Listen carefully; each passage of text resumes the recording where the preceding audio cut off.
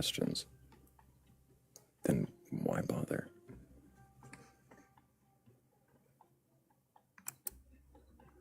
I might have questioned money as a god, but I didn't hear him even respond to my question. He just wanted to say things at me.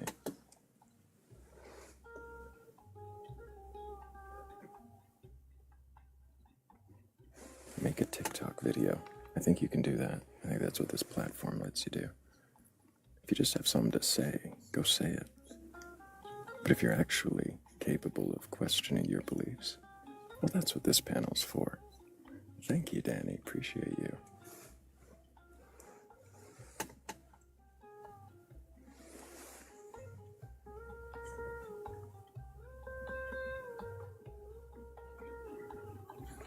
Hello, Gerbert. Can I get your age for TikTok TOS? Goodbye, Gerbert. You can fuck off too. It's gonna be that kind of day, is it? That was a whistle. Yes.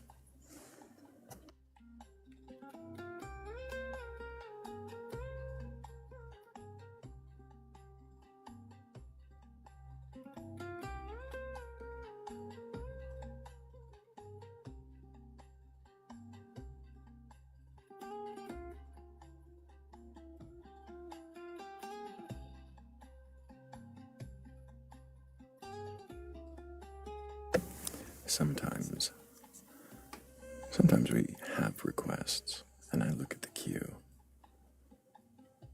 and decide we'll wait a little longer.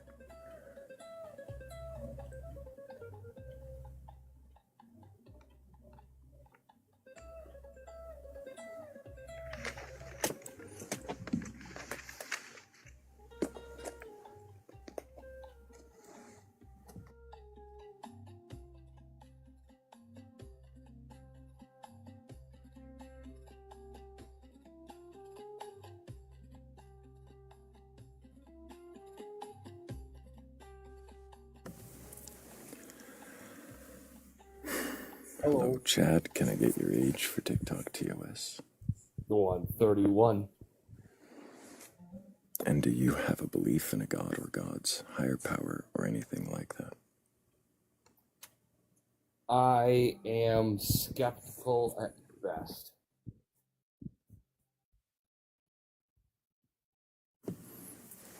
You are skeptical at best. Yeah, I was raised as a Christian. We're in your pocket or something. I can't hear you. Your phone is somewhere far away from you. Let's try again. Is it any better? A little better. Okay, a little better. We switched the left headphone to the right side. Okay, I don't think your headphones are picking up your voice. I think it's your phone. Oh, alright, I'll disconnect. Hold on. I mean, you might want to keep listening to the headphones. Now I hear myself echo back. But your phone was picking up your voice. Oh, yeah, now I can't hear you at all. Because it's all echoing back. Chad, there we go. Is it echoing again? No, it's better. Fantastic. So the question was, do you have a belief in a god or god's higher power or anything like that? You said you're skeptical at best. I'm asking, do you believe in a god or god's higher power or anything like that? I would like to. You would like to? I would like to, and I was raised Christian. Chad, when you decide that you're actually going to be able to stay near your phone and have a conversation, maybe you can request backup. But as it is, I'm not here to listen to your audio difficulties over and over and over again. It sounded like you set your phone down and started walking away as you answered. Frankly, I'm more interested in seeing if anybody does have a belief in a god or gods, higher power, or anything like that.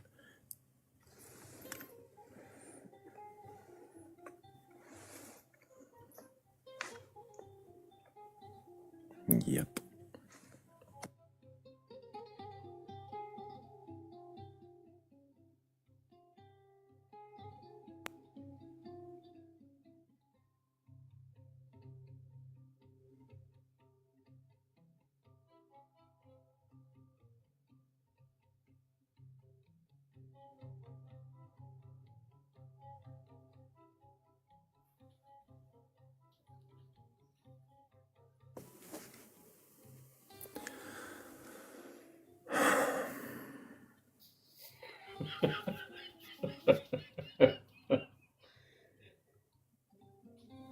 Welcome 44. back, Kevin.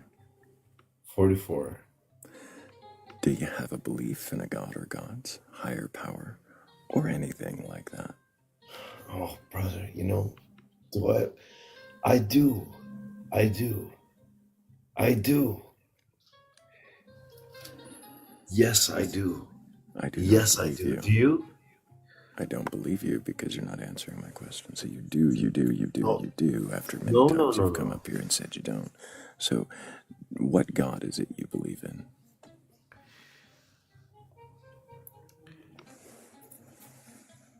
The God of gods, the Almighty. The god of gods is the Almighty. Which god? Yes. The Almighty God. The God that Which Almighty God? will the how, you're how dare you question me? The undisputed God of gods. I'm not aware of The an undis undisputed gods. Which god are you well, talking about? well there's an undisputed God of gods. It's the Almighty God. Are you sure it's undisputed? Which god is Well, undisputed? it might be disputed. We can talk about that if you want. We can talk about the dispute. But I Kevin, just think that, yes, do you really believe in a god? no. Okay, Sorry. No, so no, then no. why Well, did you hold on, come up hold to on. lie to me? Well, because it's just so, just, I'm not interested in liars. I've seen you act on other panels perfectly coherently, and then you come in here drunk, lie to me. I don't get it. Frankly, I'm not interested in having you back.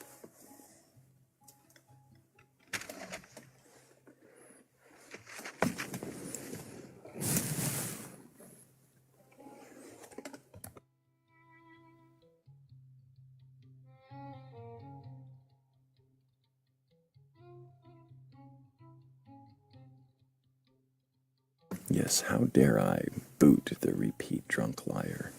How dare I?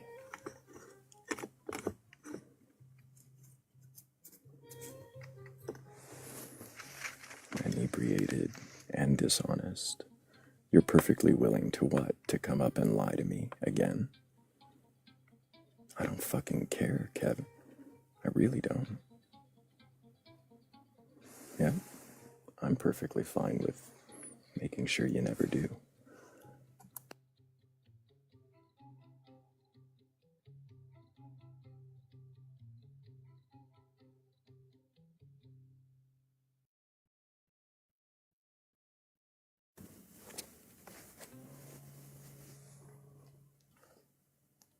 I've seen him form sentences, that's just it, Astral Dove.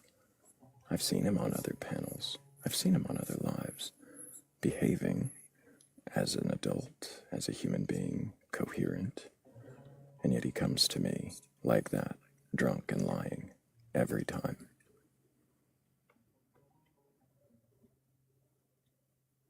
It's pathetic, is what it is.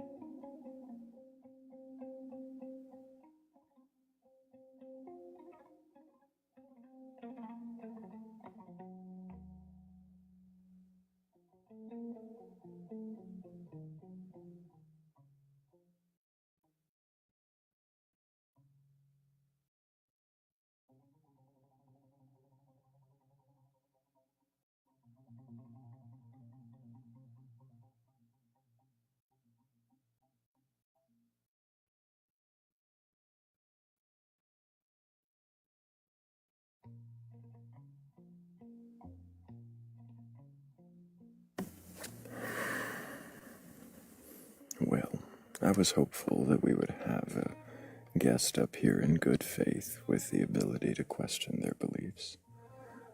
I was really hopeful we'd get to start the live that way. It'd be really cool. We did yesterday, and we did, last week a few times.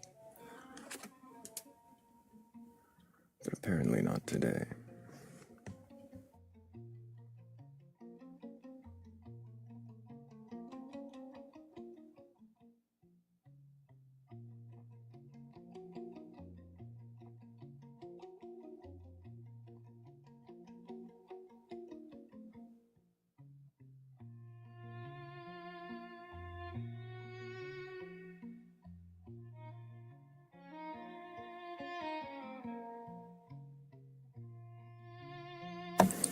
I do have, there's new songs from the community. We could spend our time listening to those while we wait to see if there's anybody with the courage or the curiosity to question their beliefs, honestly.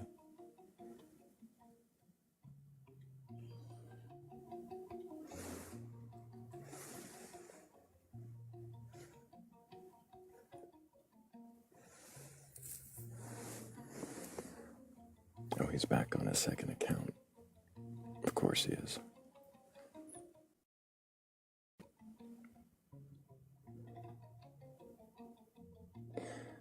Thank you, Danny Grax, Philly in Good Faith, also Kamikaze Co-Pilots, and Triceratops. Thank you guys so much for helping with that goal. Really do appreciate all of you.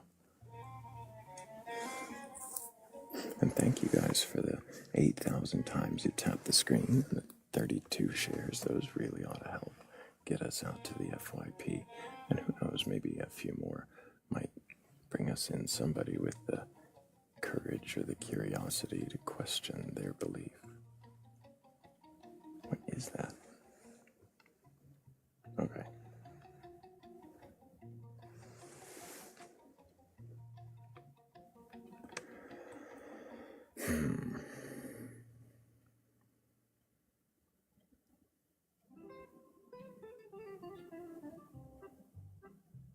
How charitable am I feeling?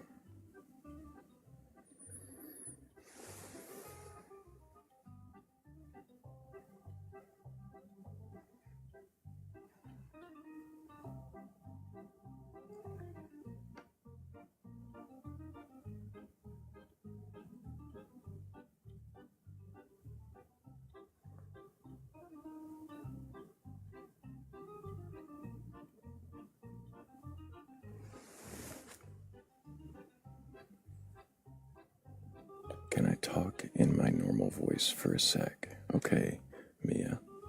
This is me talking in my normal voice. Can you, I don't know, maybe listen longer before deciding to judge people?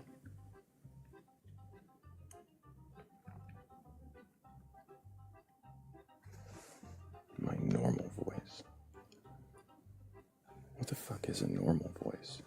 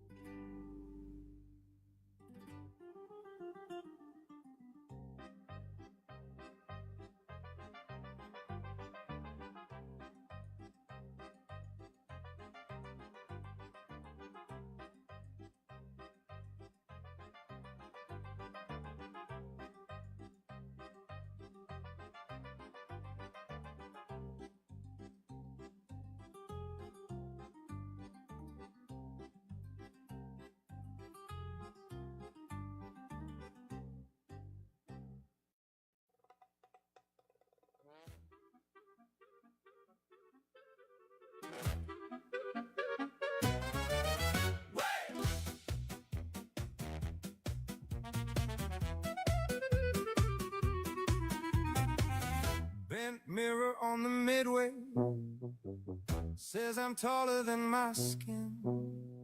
Fortune teller, folding tarot keeps on asking where I've been.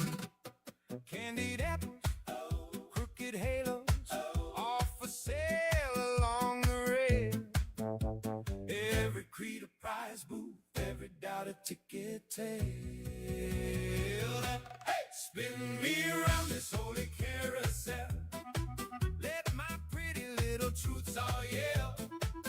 Till they wobble, till they crack, till they fall apart. I've been praying to a paper crown. Let it burn as the ride breaks down. If it doesn't fit the scar, it's leaving my heart. I'm pulling threads from the faith I wear to see what's me and what's just there.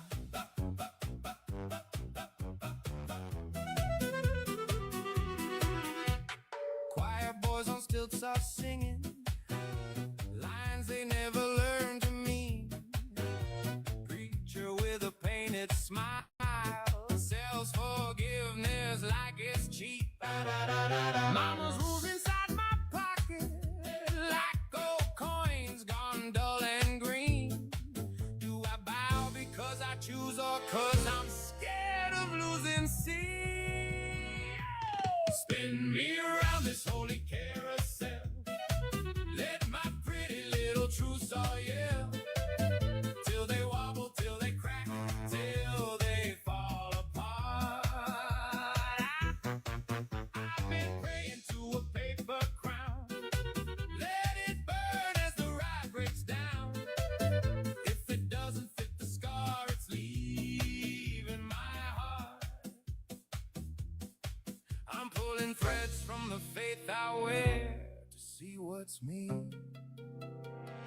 and what's just there. Who taught me what right feels like? Was it love or just old fear?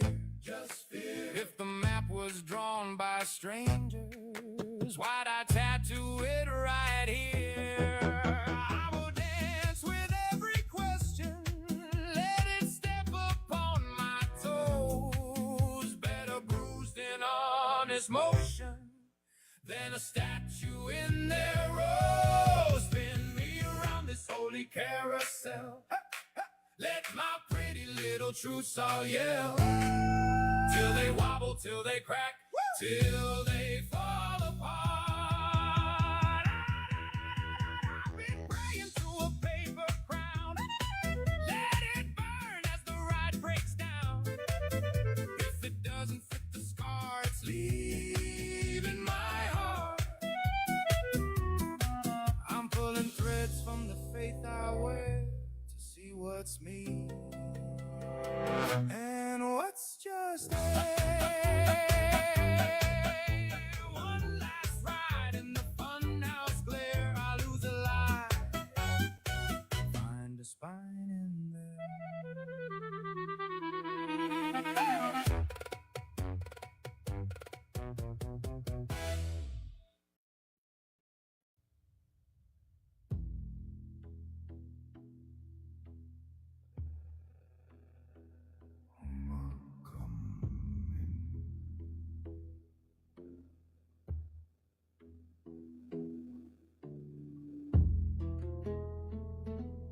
Can you question your belief?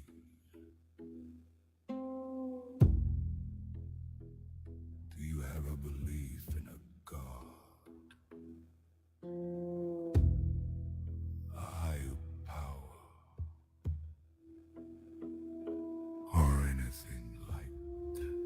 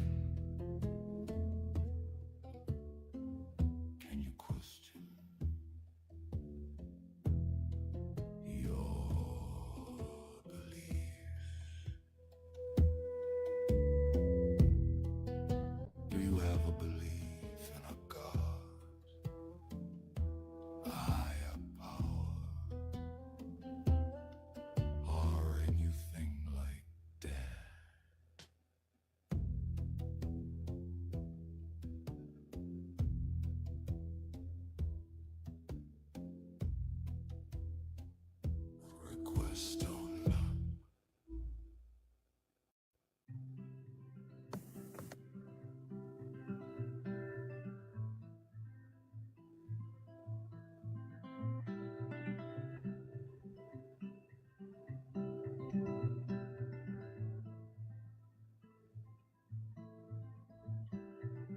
I thought about it just enough to say it never scared me.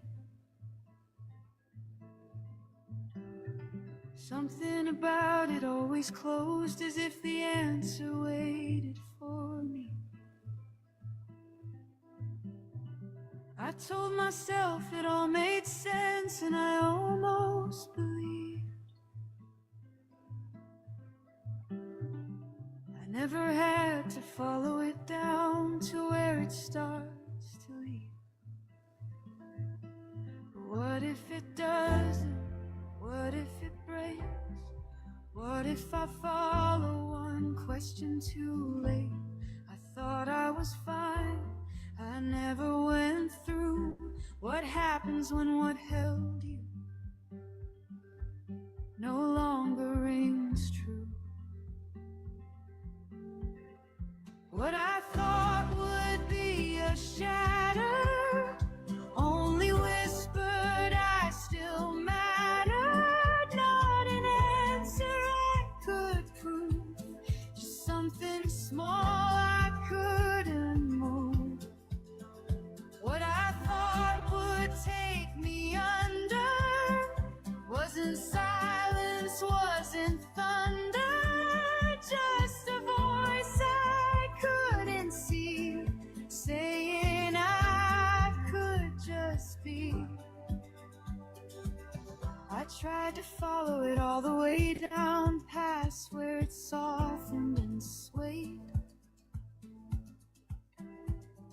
Something in me gave away there and the questioner still stayed. If it won't hold, if it slips through my hands, then where do I stand? I can't. What I thought would be a shatter only whispered I still mattered. Not because it all made sense, but because I wasn't left. What I thought would leave me nowhere found me standing and it's still here. Not an answer I could prove, just some space where I could move. No one tried to solve it for me.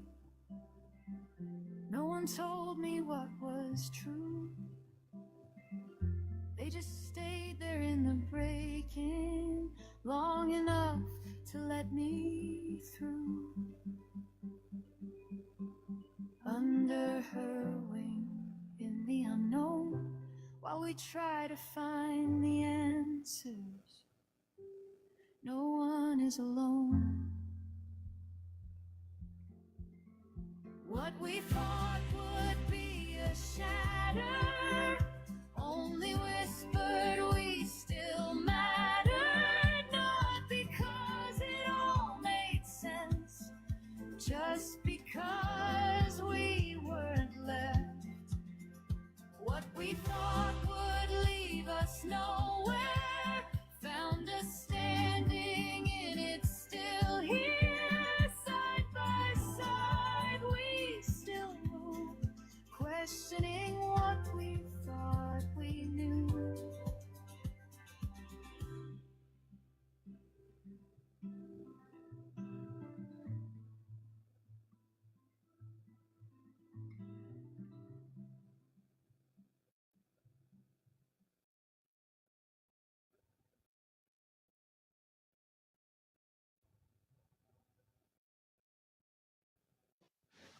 Hello, can you hear me?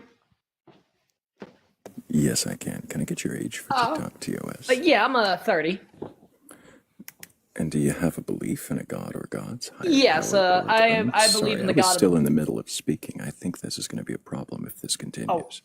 Sorry, I apologize. Yeah, you're going to let me finish my question. Do you have a belief in a god or gods, higher power, or anything like that? Yes. And which god do you believe in? I believe in the God of the Bible. And have you read the Bible from beginning to end? Yes.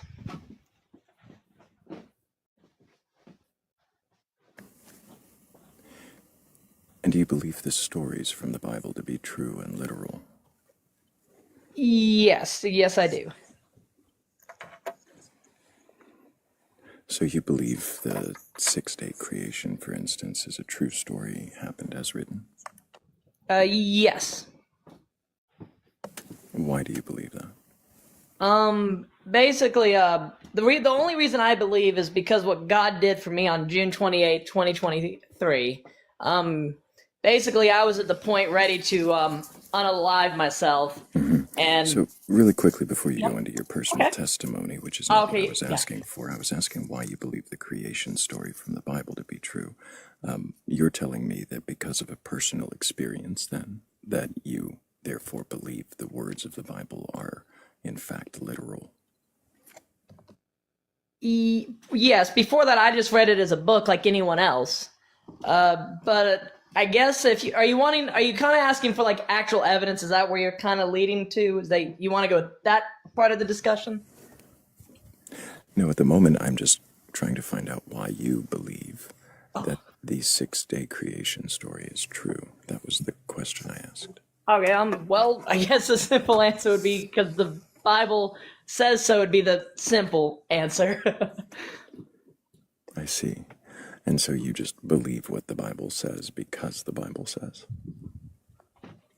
Pretty much, like I said, it's only because I'm saved is why I believe. What do you mean by saved? I've been born again by the Holy Spirit. The Holy Spirit baptized me, opened my eyes to the sinner I was. So what does that mean to be born again? So to be born again, to put it simply, is to be born from above, to have the Holy Spirit come down like in Acts What does 10. born mean? Basically, you were the first to ever ask me that specific definition. I guess the born is to come in. Off the top of my head, because I'm kind of tired, the definition is not coming to me at the moment. But basically, I don't want to say come into existence because that doesn't sound right. Basically, to be born is, like I said, you're the first to ask me that, and it's not coming to me at the moment. I appreciate the good question so far. So you're saying that you feel, I'm sorry, you can't define what born means, but you are born again. So pretty much the way I would describe what I am is I was born a sinner, so I was born of flesh. I came out of like everyone else, out of my mother. So that's the normal definition of being born, is to come out of life. Coming from life would be a simple definition. So basically, similar to that birth, I was born of the Holy Spirit indwelling in me. What does that mean? Stop. So you said born of the Holy Spirit. You said born was coming into existence, being born from life, right? Being life coming from life is being born. So when you say you're born from the Holy Spirit, what does that mean?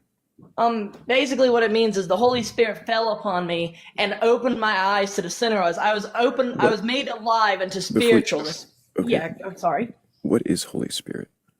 Holy Spirit is God. The Holy Spirit is the third person to the Holy Trinity. What is spirit? Goodness, wow, you are very good at asking questions. Let's see. What is a spirit? And a lot of times you could have a spirit like a ghost, but in terms of the spirit is like a. Let me think how to describe the Holy Spirit. Basically, the spirit is like I said, I'm trying to think, because basically he's God the Holy Spirit. He's a person, basically. How I would describe the person.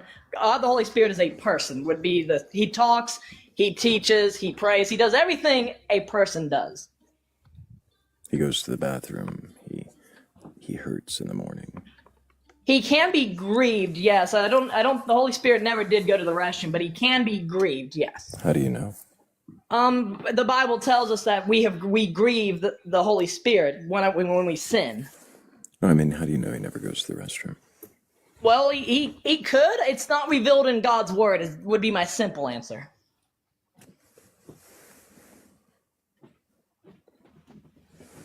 So you're saying that he is a person, and that's what I'm not sure how we got there from spirit. What was a spirit again? So like spirit has. You would agree you can use spirit to define different things, right? I'm not here to agree or disagree. Oh, What okay. is spirit? Well, normally a spirit, like I said, you've asked me questions I have never been asked for it, so I applaud you in that regard. I've never had to actually think the exact definition of spirit, so I apologize. So let's see. While you look into that, good evening, Philly. How are you doing? Hey, Thrayle, I'm doing great. That's good to hear. I like the lighting. It's bold. Is it bold?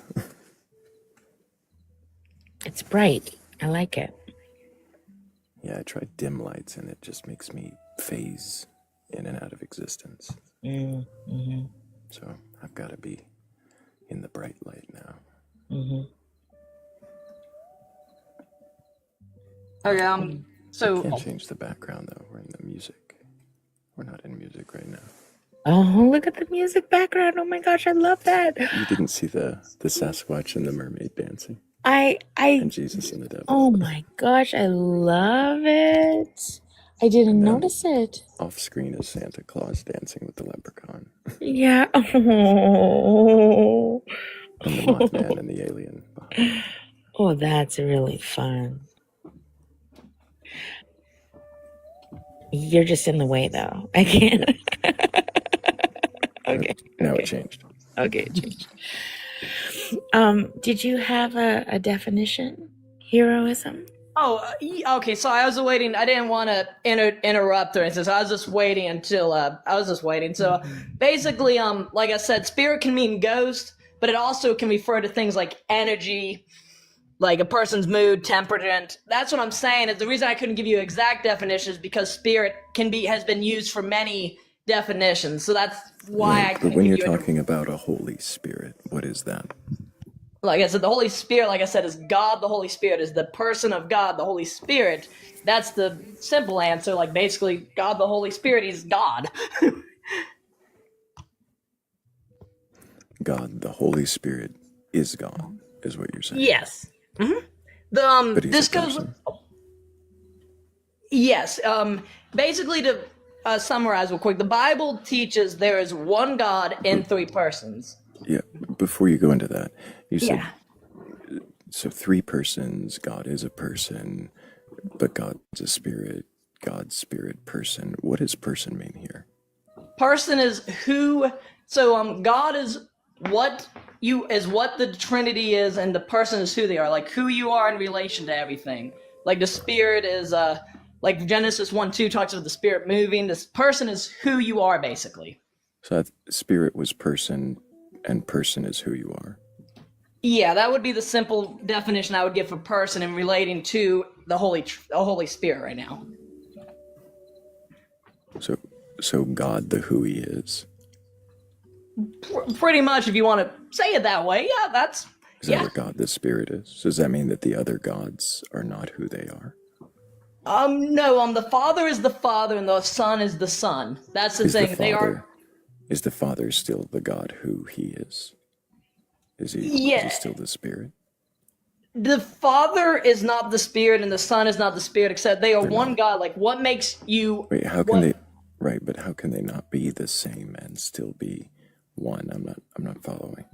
So basically, with the Trinity, God is what you are. So if the Bible describes them as God, that's what they are, and the person is who they are. Like the Son is always So they are, submitted. but are they the same thing? Like if they're all God, right? If the Father is God, the Son is God, and the Spirit is God, you're saying that they're all God, but that they're Yeah, not the same. Like the Spirit isn't the Son, and the Son isn't the Father. Exactly. Yes. The divine essence is a simple way we usually use to describe it. Like basically, Divine essence, what's that? basically what makes God God. For example, in the Bible, are you described as creator, eternal, and salvator? That's three tests that I use in the Bible to prove is this person described as the God of the Bible. The God of the Bible is you're saying eternal, salvator, and creator. So if another God claims to be those things, then are they, I guess I'm not following, are they that God then? Or are they just a different God lying? They can claim it, but have they proven it throughout like history and everything in your word? Because What do you throughout mean the proven Bible, it? How has your God proven that he is a creator? well, when you look at history and everything, we have a complete timeline from Genesis to Revelation and everything. Like we can amass going by the Bible from up to about 100 AD of time, pretty much. When I'm you sorry. So just to clarify, you're saying that the Bible is a timeline, that it's accurate history from Genesis up to Jesus? yes, do you know the name James Can you, Usher? before, I'm not here to answer your questions. So you're saying that it's an accurate history. So you're saying that everything in it must absolutely be true. Yes. If there was Is there one, any possibility for flaws or contradictions within the text? if there were flaws and contradictions, then God would not be God. So no. Fascinating. Why do you assume that?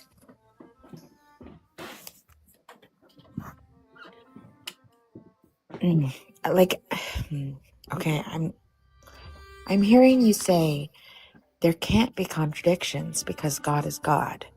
But why can't it be the other way around? There are contradictions, so there is no God, or this does not describe God. So God is not the author of confusion is one of the answers I'd give. Can you give me one of the contradictions you believe is in the Bible? Well, I know Thrayle is interested in the creation narratives. You said that you've read the whole Bible from beginning to end. Yes, ma'am. Have you ever looked at the contradictions between the first two narratives in the Bible in Genesis? Oh. So Genesis 1 is an overall creation. Genesis 2 is beginning the creation of like man's history, is what that's entailing. Why do you assume that? When you compare Genesis 1 with Genesis 2, a lot of the creation is left out when you go into Genesis 2. Genesis 1 gives us the complete. Genesis 2 just continues on into the history of man, because I can read a verse that even tells us what Genesis 2 is about if you guys would like. What verse is that? Yeah, okay. Yeah, sweet. And No, what verse is she asked what verse is it, not to read it to us. oh, okay, What yeah, is the absolutely. verse? I won't read it. I'll tell you the verse. I really appreciate you guys' respectfulness. I'm enjoying this. So Genesis 2:4 is the verse that would tell you what is going on there. And what does your translation say there? So do you want me to read the verse? In 2:4, yes. What does Okay, your okay. translation say? These are the generations of the heavens and of the earth when they were created in the day that the Lord God made the earth and the heavens. I'm sorry, these are the generations of the heavens and the earth in the day the Lord God made the heavens. That's a complete sentence. Yeah, basically that So verse just to is saying. clarify, Oh, sorry. which translation are you reading? The King James. And do you think that that is an accurate translation? When you look at the history, absolutely, the King James did very authentically do a bunch that would prove their translation is very accurate. Yes. Fascinating. Do you read or speak Hebrew? I look into it. I am nowhere as fluent in Hebrew. I do try to go to the original language and check the original because the one thing I will say, I'm not one of the people that goes It was around. just a yes or no question. Oh, sorry. So you don't read or speak Hebrew. I read it, but I can't speak it or anything. So you can read Hebrew. What do you mean Not by that? too sorry. I look up and click on like the word, look up the definition and such. I Okay, can't. Yeah. you can cross-reference words that you've looked up, but you Yes. don't Okay. There speak you go. it. No. Sorry. So That's if yes. there Thank were a you. translation error here in 2:4 in the King James Bible, if there were some translation error for perhaps generations or any of those words happen to be mistranslated, you wouldn't know. So I would say that with the King James, they were very articulate, and they don't Can you have. answer my question? Would you know if they made a mistake? When I do my cross reference, I can do the research enough to know if it is a mistranslation. I would say.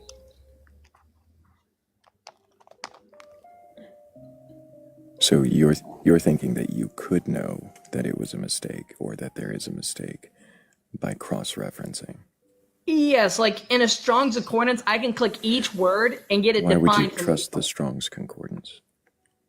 Because Strong's Concordance was a very studied man that knew Hebrew and Greek and such. Is it possible that he made any mistakes? I would say it's definitely possible, 100%. He could definitely have made mistakes. Could there not be better, more up-to-date concordances? It's very possible. I would say absolutely. Like there's certain things that do Would you get know better. about them if they existed? I haven't seen one. I haven't looked into too many because Strong's Concordance is really good. So I don't. How do you know it's like, really good? You keep saying that as though you have some basis of comparison. But what does that even mean? when I go to the verse, I click click the word, and I've asked my pastor and others, and that's the thing. Strong's Concordance, he did very good with it, is what I would. He did very good. You're praising him. He's not here to receive your adulation. So can you answer my question? How would you know that it's a good one or a bad one? Well, like I said, I consulted with people like my pastor who has studied Hebrew and such, and he even testifies and such. I've talked to people, and that's the He thing. The general, testifies. yeah.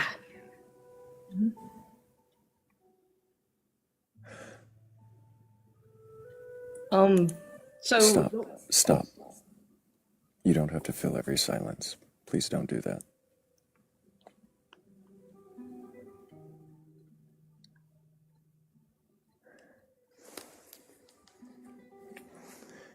So, you believe that the Bible is inerrant, that nothing is wrong in it, that your King James is an accurate translation, and that verse 2:4 says something about generations of the heavens and the earth, and that somehow explains why there are contradictions in the following chapter. well, what I'm saying is that verse points that this verse is talking about the history. This, the verse literally means this is the history, basically, is what that verse is saying. How does that explain away any contradictions that would follow? Because basically the contradictions that is brought up with Genesis 1 and Genesis 2 is saying it gives two different creation accounts. What I'm saying is the Genesis 1 and Genesis 2 is telling two different accounts. You're saying it is two different accounts. Yes, So because then just to clarify, when Adam is made in Genesis 2, he's not the man from the end of Genesis 1. he is, but the only So thing then we it get, is the same account. what I'm saying, when you read Genesis 1, you just see man being created, but Genesis 2 goes into God showing the man what to do. He created the garden. Right. And That's not what I'm asking. You're answering questions that I'm not asking. I'm simply asking, is Adam the man from Genesis 1? he is, but I'm saying it's a different telling of the accounts. A different telling. What do you mean? Like, okay, so Genesis 1 is the overall creation. Genesis 2 is God forming him from the dust and then putting him in the garden, telling the history of man. So then Genesis 2 begins on day 6. Let's see, Genesis 2 beginning on day 6. Let's see. So Genesis 2:4, it doesn't exactly give us the exact day when God commanded them to Okay. do it and such. So then, well, the reason I'm asking is because if it, from Genesis 2:4, you'd have 2:5 next, right? And there it says that it's before the plants. So we're talking about day 2, right? I was gonna say, let's see, so 2-5. Let me see real quick. Day 2 would have been before the plants. Or day 3, maybe, before he started work on day 3. But day 3 is the plants. Yeah, I was gonna say, basically 2-5 is just letting you know the plants were there and it hadn't rained yet. So there's no plants yet. And then he makes a man before he makes plants. So the question is, how does saying it's generations, and these are two different tellings of the same story, clear up the contradiction of man before plants versus plants before man? 1 second. I'm pretty, I guess, let's see.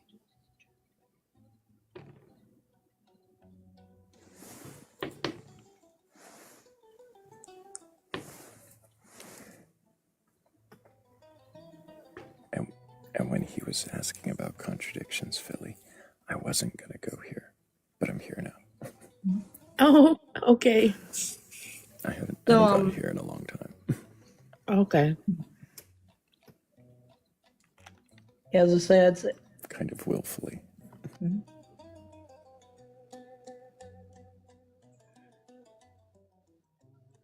so it's talking about like I said, it's talking about different parts of the vegetation and everything.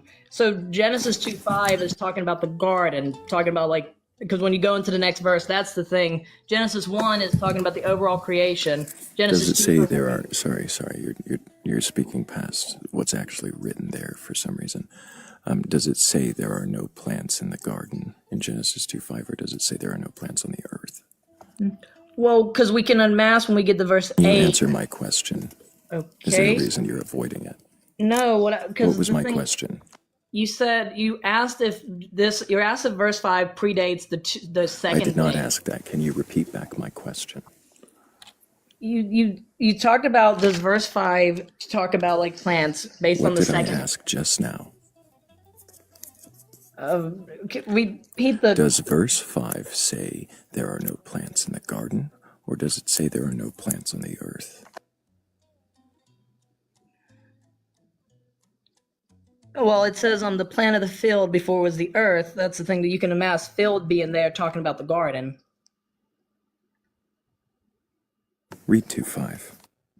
And every plant of the field before it was in the earth, and every herb of the field before it grew, for the Lord had not caused it rain upon the earth, and So there was they're no not man. in the earth. There's not in the earth, the earth, the earth. So what do you mean the garden?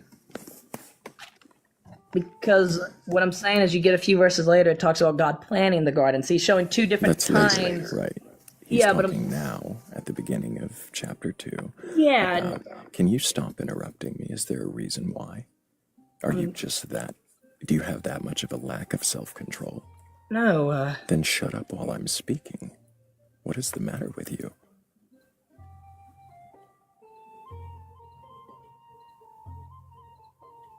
That's really strange. So as I was saying, it says there are no plants on the earth, not in the garden. And then he goes on to make a man and a mist. And then he makes your garden. So I don't know what you're saying about this is all about the garden.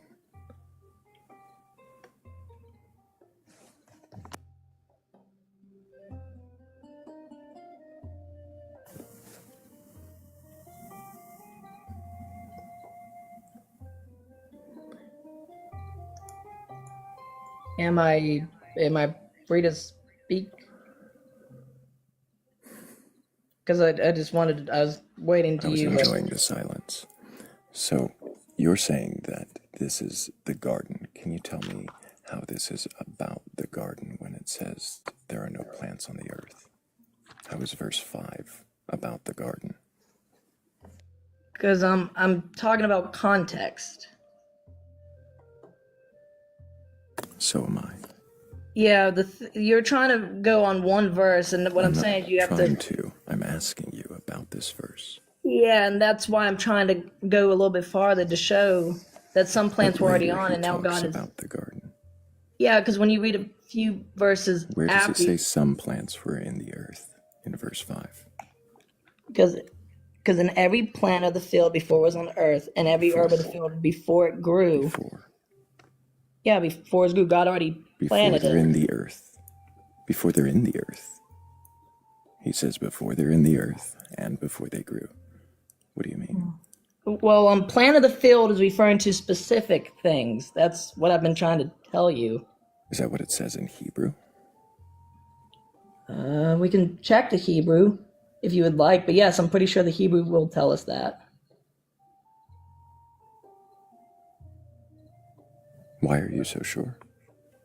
Because the Hebrew phasing suggests cultivated agriculture vegetation, shrub or herb of the field rather than all vegetation, according to the Hebrew. According to who? Well, You said according to the Hebrew. What do you yeah, mean the Hebrew, the original text. According to whom? Whose translation are you reading that from? We can go to the original manuscripts and see that it's not my thing. It's the original written word of God. The original, I'm sorry, I'm asking, how are you translating this Hebrew word? With a Strong's Concordance for one. How are you so certain that that is accurate? Well, the thing is, Strong's Concordance was a very studied man who I'm pretty sure wouldn't mess up Okay, this simple. so it's clear you didn't come up here in good faith. You're not capable of questioning your beliefs. You're just repeating your same tired lines over and over, glazing somebody who's not here to receive the glaze, and I'm not interested anymore. I don't hear you actually questioning anything. All I hear you doing is arguing. You're not stopping to even think about the questions. I misunderstood your text because I thought I it think was. you've misunderstood this entire live. I don't think you understand where you are or what this No, is. But I'm going to ask you to shut the fuck up while I'm speaking because you have some sort of self-control issue that you really need to get under control. It's fucking disgusting. How old are you? Why does How that? old are you? I'm like How 30. fucking old are you? So you're 30 years old and you can't control yourself. You really can't control yourself at 30 fucking years old. What the fuck's the matter with you? I was Stop interrupting people.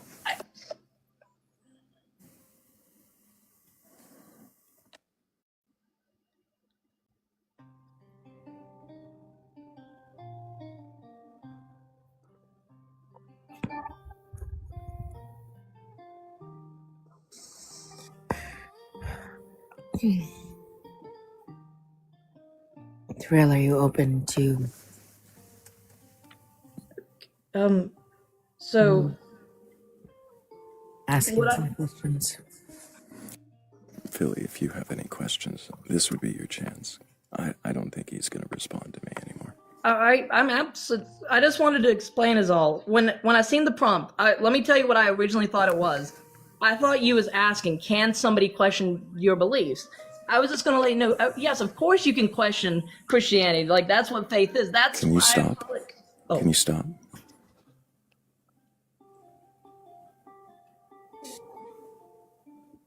Can you Heroism. question your own beliefs? Is the question on the screen. It's what it says. I don't know why you're massaging texts, even ones right here in front of you, to mean what you want them to mean. But I'm going to let Philly ask some questions now.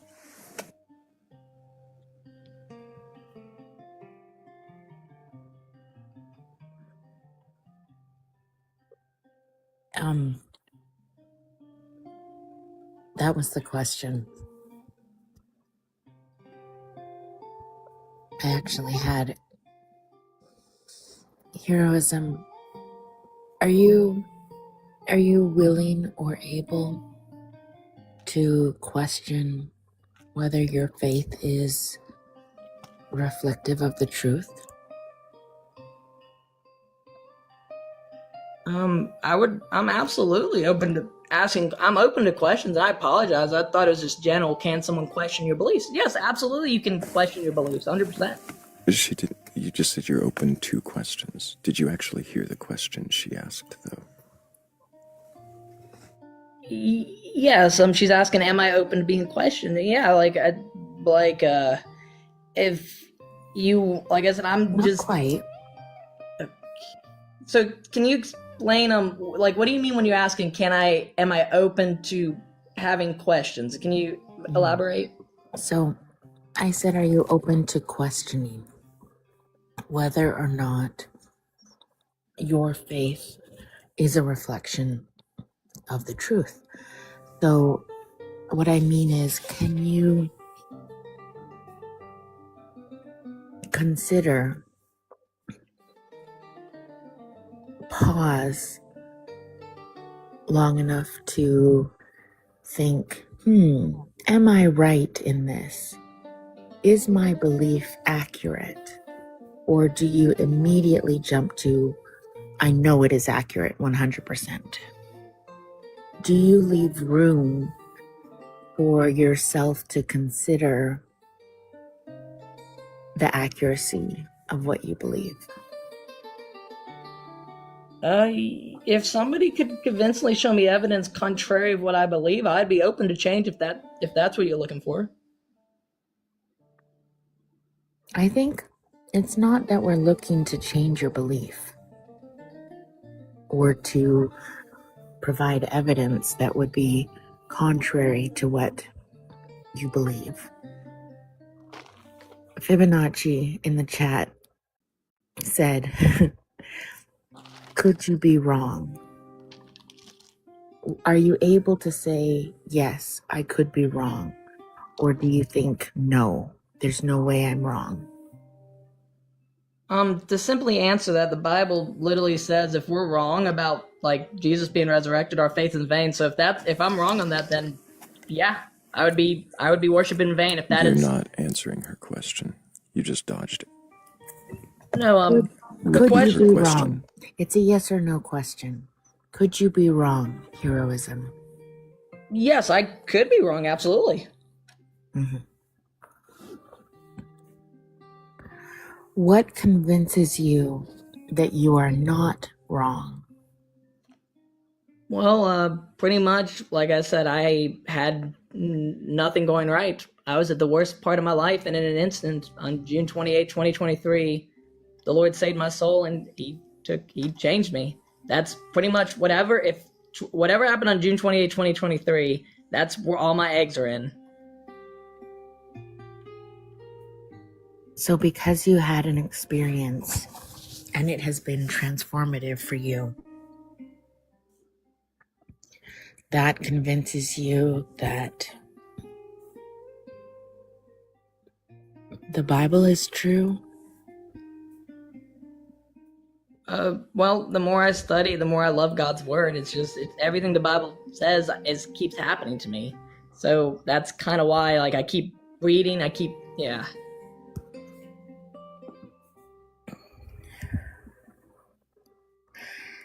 If you love something, does that mean that it's true? No, absolutely not.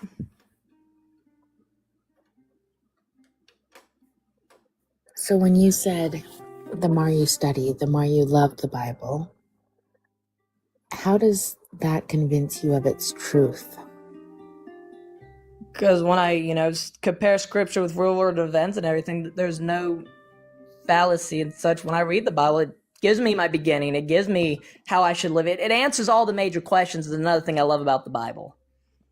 Do you not ask questions that the Bible is unable to answer? I like asking questions. I can't. There are certain questions you could ask, but the Bible does tell us to avoid foolish and vain questions.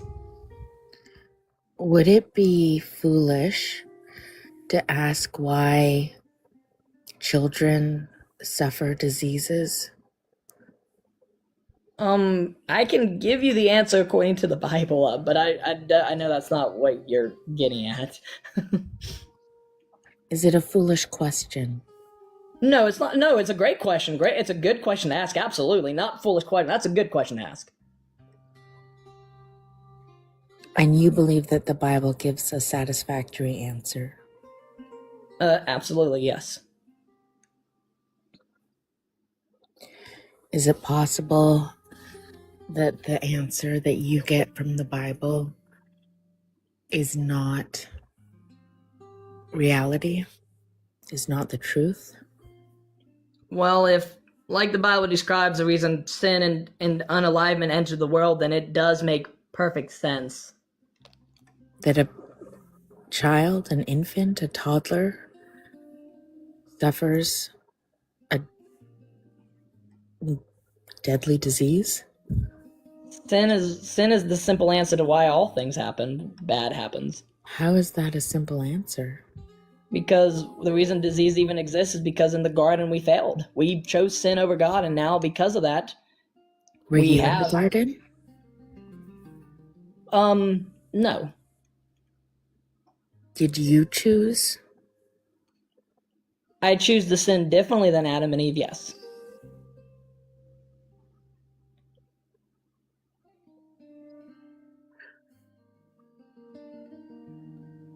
I like that. That is a question, Flux.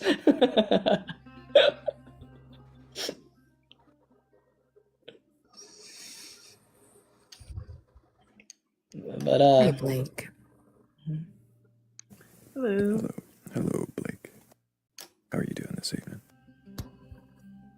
Good, just working on YouTube videos.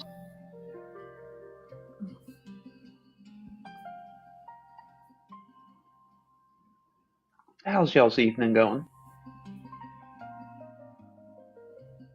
Doing pretty good.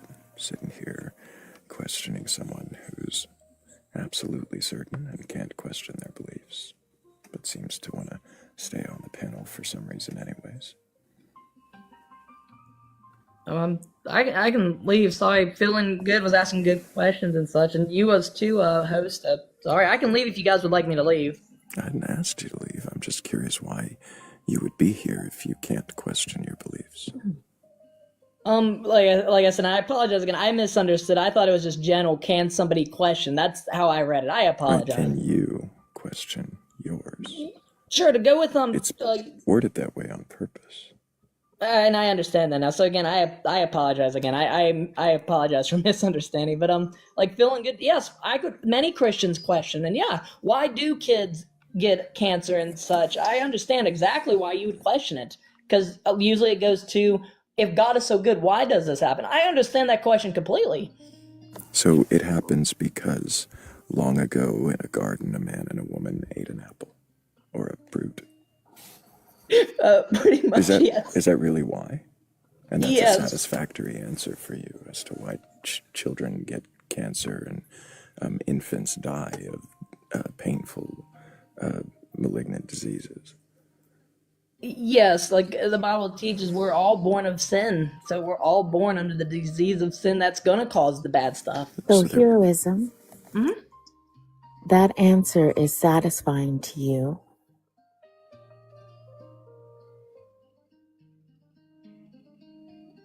Personally, that's satisfying to you?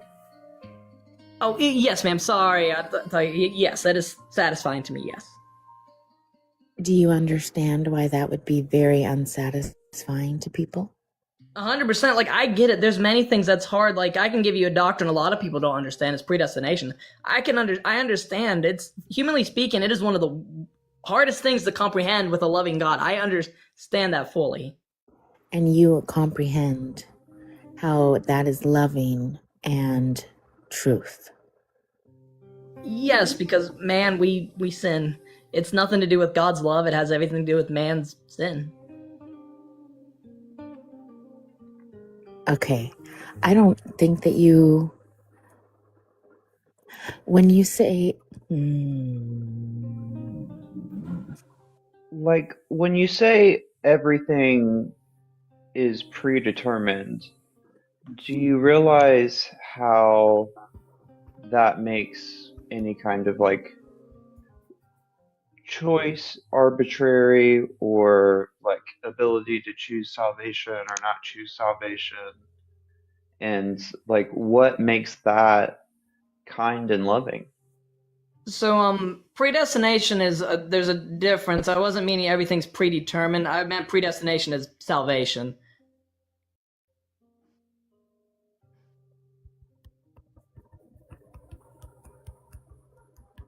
What do you mean by, what do you mean? So predestination and salvation. So basically, for example, like when Judas chose to betray the Lord, it was a prophecy fulfilled, but he purposely chose to betray the Lord. It had nothing to do with it being a divine prophecy that he was going to be the betrayer. Judas chose to betray the Lord without any forcement. So somebody was going to be to betray. Like the plan, no matter what, was that somebody was going to betray him and there would be a sacrifice. Yes, certain people are fulfilling prophecy. Not everybody. That's the thing you have to be careful with. Is not everybody is like this divinely appointed timeline, if I can put it that way.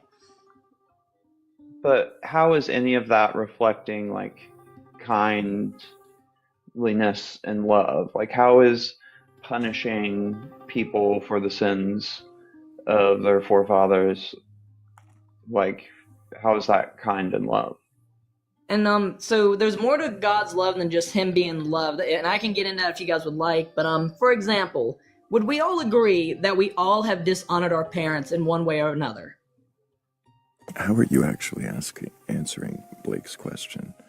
Why did you just start to do a whole bit after Blake asked a question? Yeah, can you repeat the question back to me, because you kind of sidestepped? Yeah. Okay, you asked how can basically. Do you want a substance right now? Are you like no? Wow. Okay. I have ADHD, so it's sometimes I lose subjects and such. I do apologize. But you asked basically how is it loving if bad happens, basically, and God doesn't love everyone. That's my answer to your question, is that God doesn't love everyone.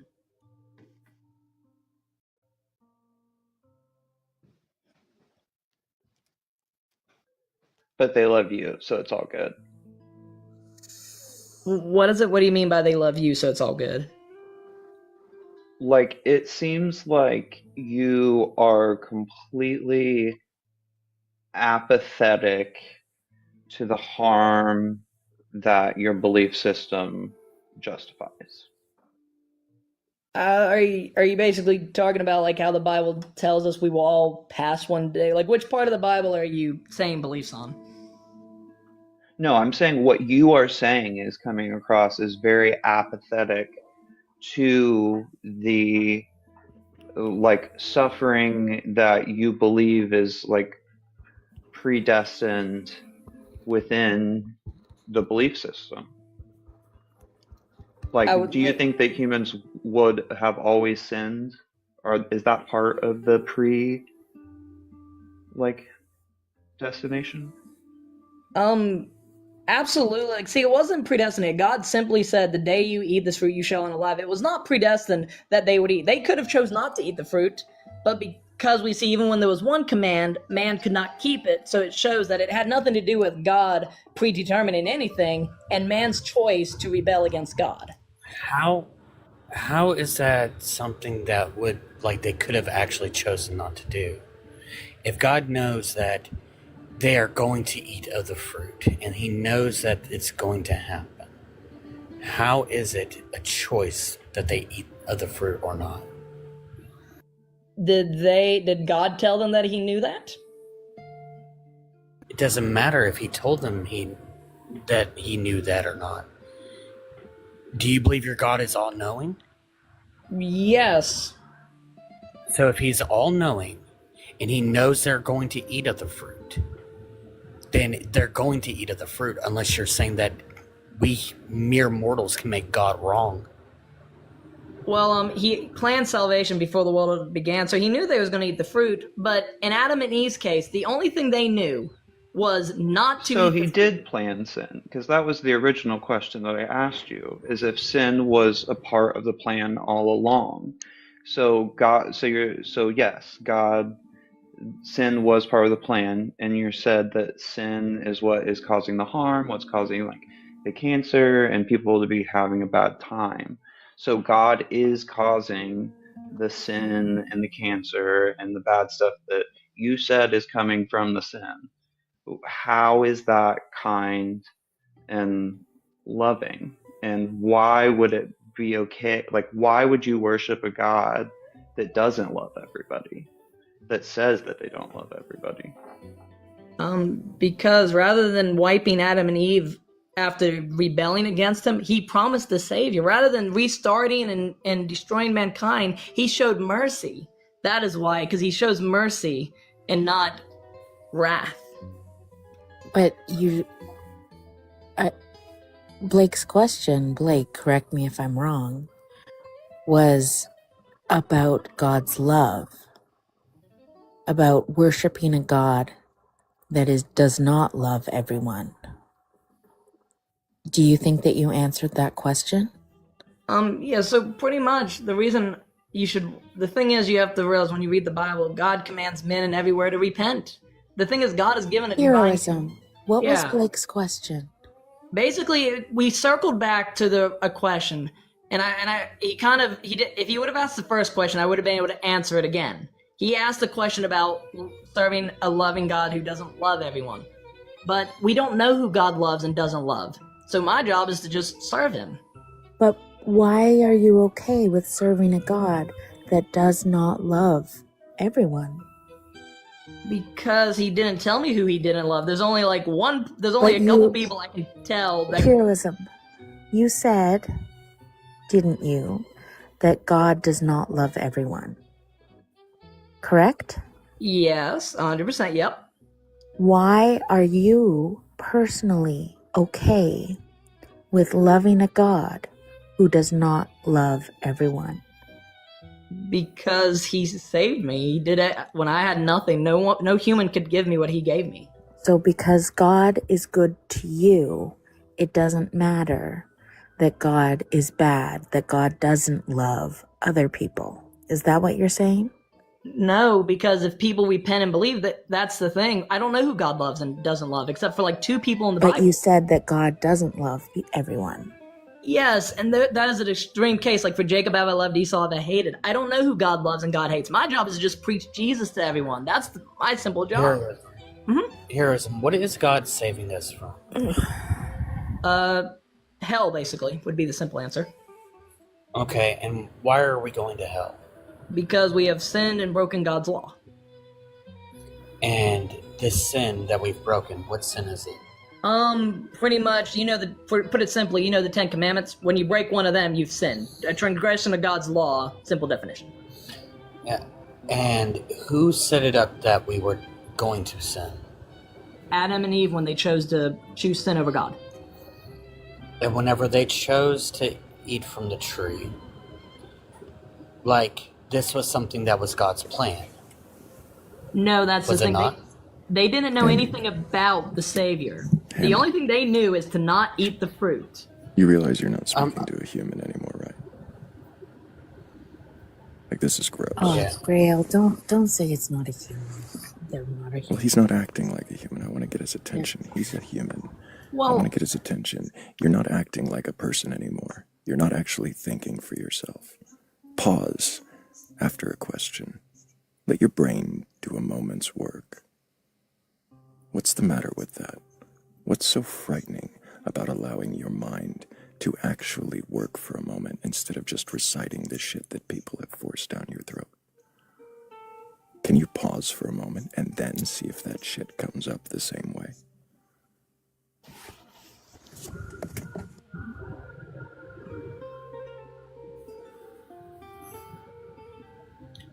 So, here's the question I'm going to pose to you, and I want you to actually think about it. If it's always been God's plan to introduce sin, to then save people from said sin, then how is it that Adam and Eve have a choice? How is it that any of us have a choice at all in what we do?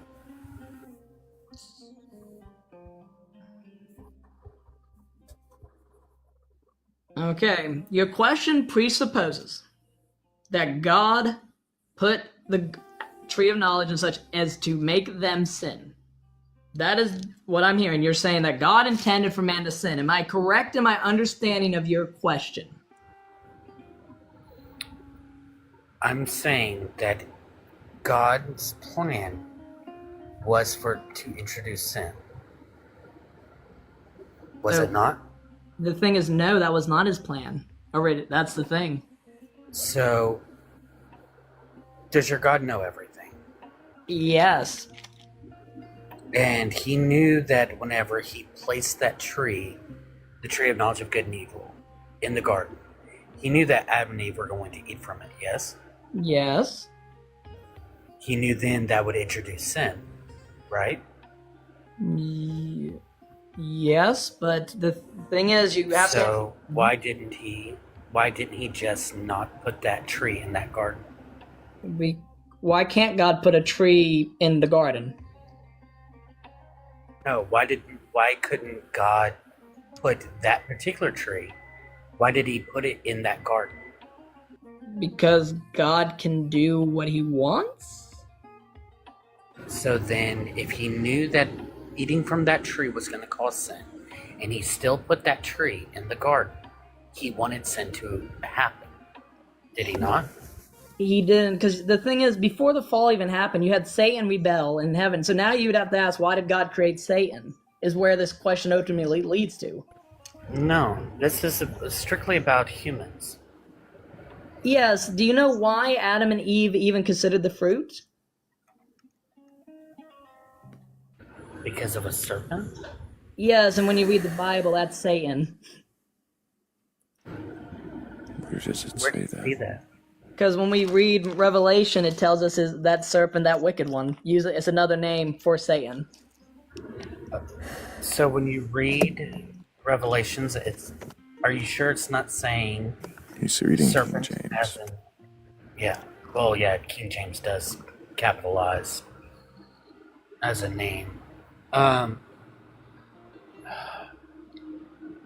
I'll ask you this, and then He I'm going thinks to it's leave. inerrant because of the Strong's Concordance. And no, Oh. we're not gonna go to a final preaching outro here. I appreciate that you actually, I don't know, showed up and tried to be in some way. I guess you think you were being respectful. I don't think you were. I don't think you understood this, and I don't think you actually questioned your belief in any way. I don't think you paused for a moment to consider any of the questions asked. I think you came up here to preach. That's all you came up here to do. And to disrespect and interrupt. I appreciate that you have stopped that since.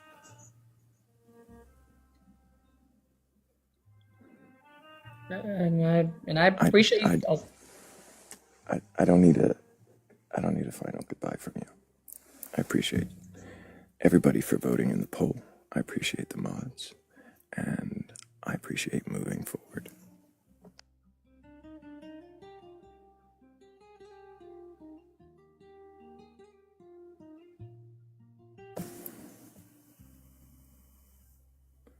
I don't think that guest came up here in good faith. I think he came up here simply to force his beliefs upon. I do need to address what I said. And it was wrong. Even though I was trying just to rattle him, to get him to question, I pushed too far, and I shouldn't say that.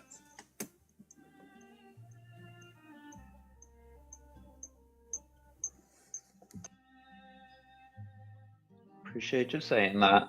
Yeah, I do feel like the fuse has been a little short over the last couple nights, but that's understandable. You're here every night. We get to choose when we get to come and go.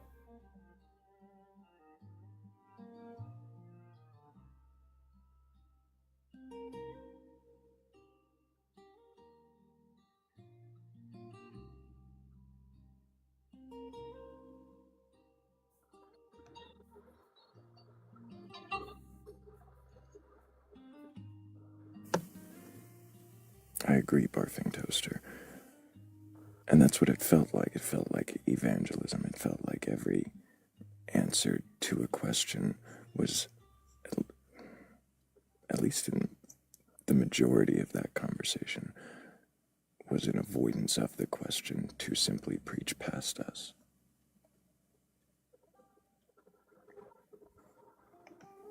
questions about your faith is different than questioning.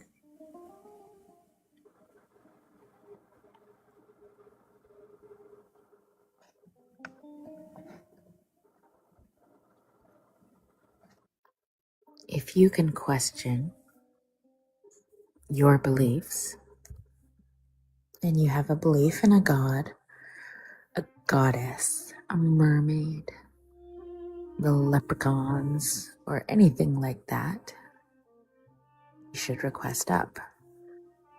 And definitely we will find out why Hammy is always wrong. Just kidding.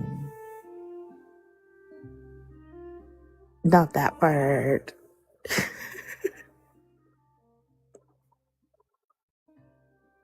Santa. That's right, Michael. It's today. What was that, Hammy? I said, what day is today? Oh, it's Easter Sunday. Ask wild questions, then I go ham. If it sound wrong, then it might be right. I'm the big ham, barking all night. It is Sunday, so I am wrong because it's Sunday. Oh, yes. It's a Sunday.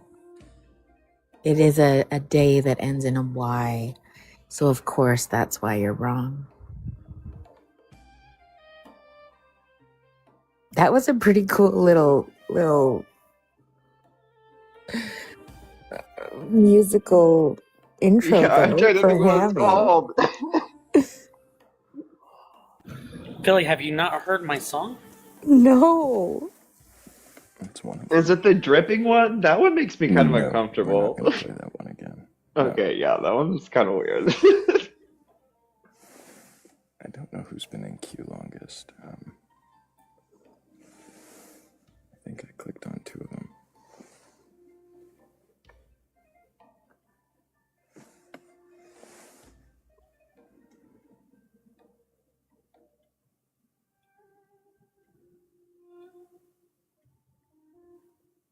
I also appreciate that, Hammy, you're willing to be the butt of the joke.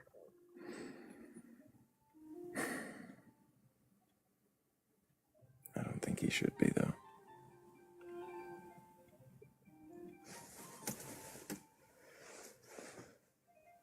I don't think you always gotta be the butt of the joke. Absolutely not.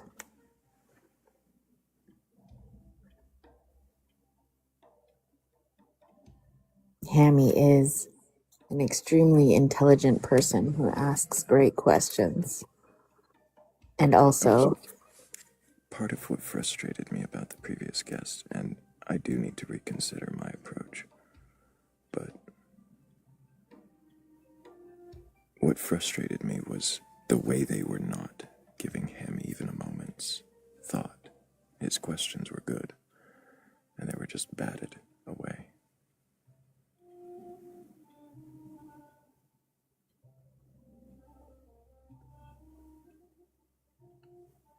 So I should reconsider why I let that get to me.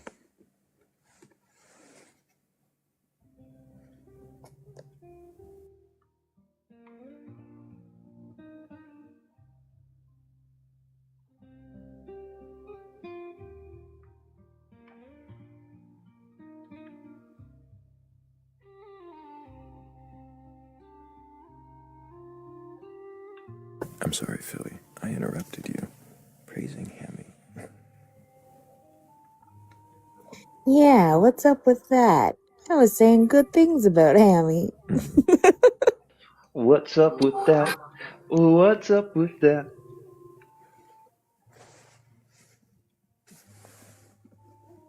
Last couple of nights, while I've been listening in, I've also been reading this big book, and I keep putting it like at the back of my mind, which is a reason why I'm glad I got these bookmarks, because I can fill out which books I've read. It might help me to to remember to read more.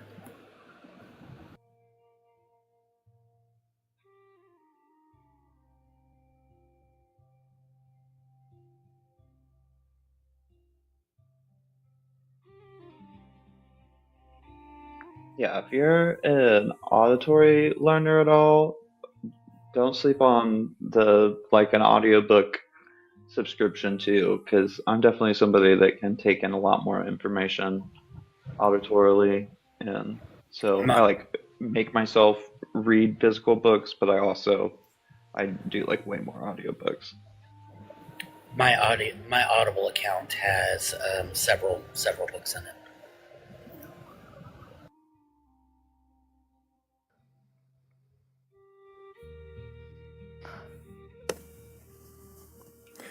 Hello, Yay Rocks. Can I get your age for TikTok TOS?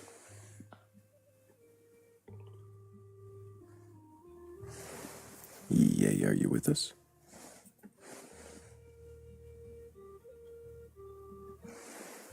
Well, okay.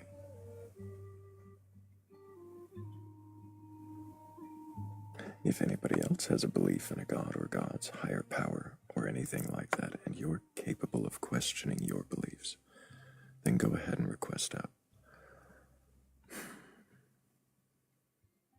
I'm not here to debate you or argue or get frustrated that you won't answer the questions.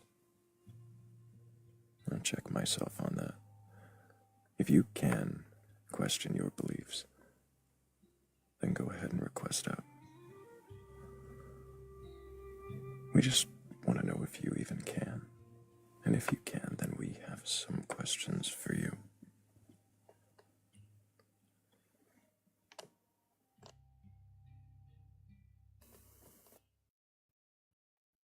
Keep tapping that screen and reposting.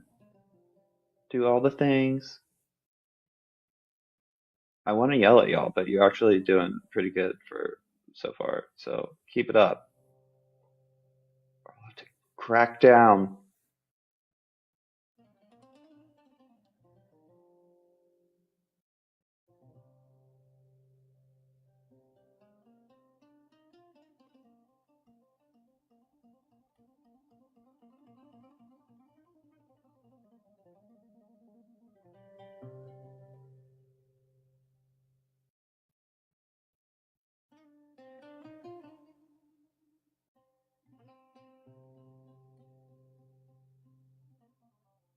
What's the line from Bob's Burgers? I love you all, but I need to tell you that you're terrible at your jobs. And if I had a choice,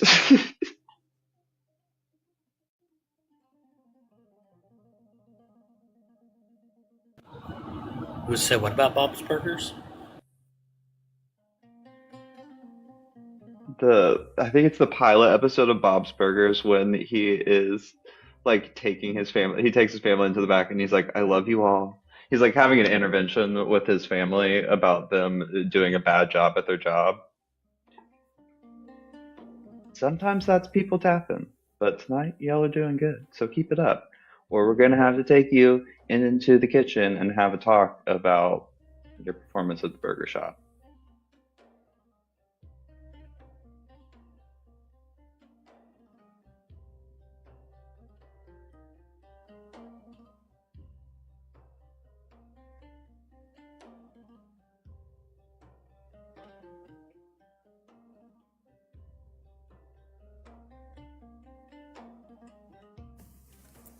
We have one request. I think I know where this will go, but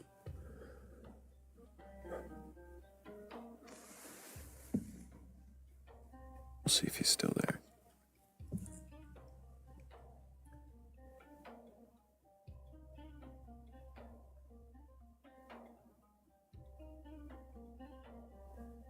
Nope. I'm guessing not. It's probably for the best.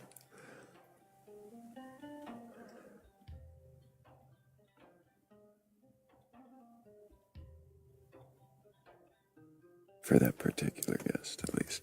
I'm glad to see him, but he never comes lucid.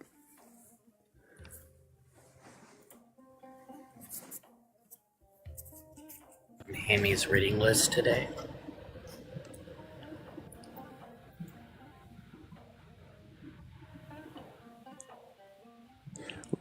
What about Hemi's reading list? Oh, so do we want to know what book's on Hammy's reading list right now? What is that? Oh yeah. It's called The Slave Trade. The story of the Atlantic slave trade from 1440 to 1870 by Hugh Thomas. Does it talk about the shift in shark migration patterns? Shark migration? I don't think so, because it's about slaves. So light reading. Absolutely. It's so incredibly light. Would you mind me going on camera to Don't show you play how with that light bit. this reading is? Yeah. Okay, here, I will go on camera for a split second to show you how light this reading is.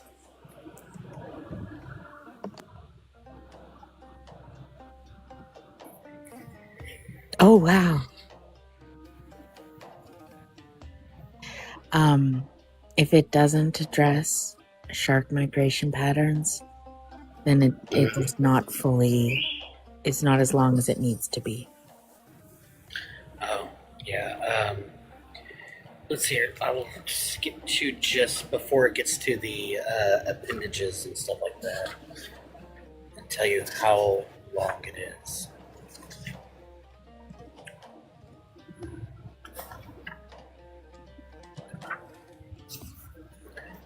So, just the book itself is 798 pages, and then the appendages go until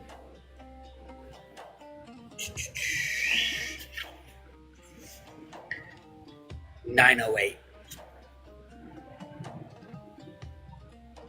That's all the notes and the resources that he pulled from, and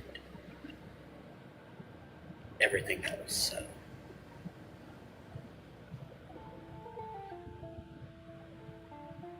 it's 100 and a few pages of just appendixes, and where he pulled his resources from to write this book.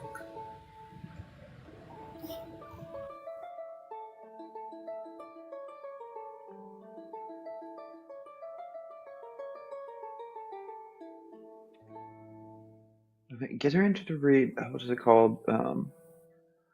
Post traumatic slave syndrome. It's about the race, about it's about a lot of different things, about medical racism, all of these different things. But then also I want to read techno feudalism, and it's about how tech is used around the world for imperialism, but goes back into even how it was used in slavery and stuff. Sounds super interesting. Hello, JT. Hi, how's it going? Can I get your age for TikTok TOS? Yeah, 35. And do you have a belief in a god or gods, higher power, or anything like that? I do have a belief of a higher power. And what does that mean to you? It means to me that every perspective that I've ever learnt in my lifetime, being 35 years old, which is not meaning anything, is that I recognise that perspective, circumstance, situation, or understanding may potentially hold validation towards that. But to conclude, I would say that the reason why I believe in a deity anyway is that despite all those things that I mentioned before, and I recognise perspective so much more than most people could comprehend, is that it boils down to the word hope, I suppose. Hope being that what would we base our entire existence upon other than hope? Because if we didn't base our existence upon that, whether we knew one perspective or another, then we could just unalive ourselves right now, knowing Okay, that we stop. could dictate. Sorry, but I would say we could Stop. dictate our end game. Sorry. Stop. Just stop. So the question was, do you believe in a God or God's higher power or anything like that? You're saying that you believe in a higher power, and your higher power is hope. Well, if you want to pick out that one thing from what I said, then yeah, I suppose that would be fair to say. Is that what you're saying? Is there more? Yeah, I suppose hope is the reason behind why I believe in a higher power. What is the higher power? I suppose it'll be based around the fact that I say hope this higher power is inherently good, maybe, hopefully.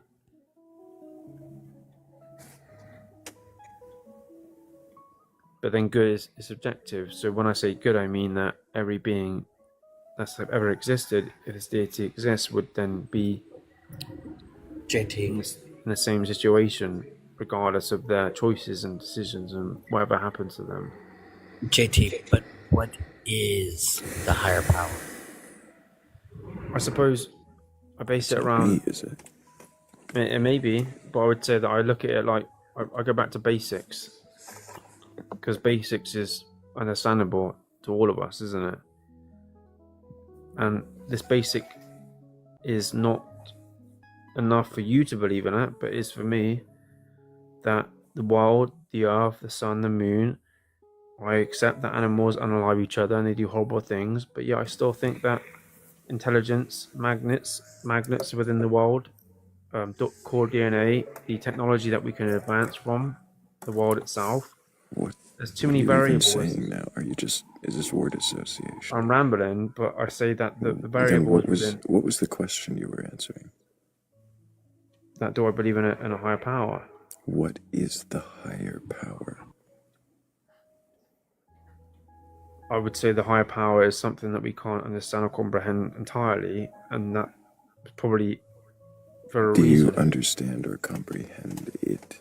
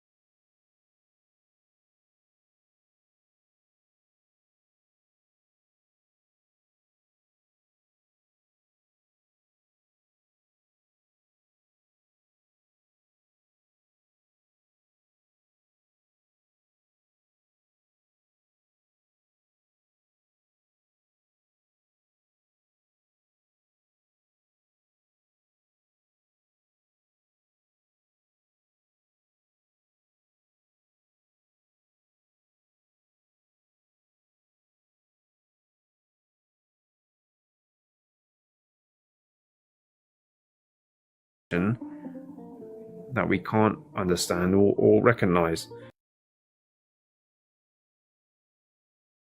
Even talking about that, because the answer will be no, but yes at the same time, because why would I be here discussing this with you? It seems that the chat can only hear you, JT. I suppose. They should hear us all again. Can you hear all of us now, chat? Panel is back now. Okay.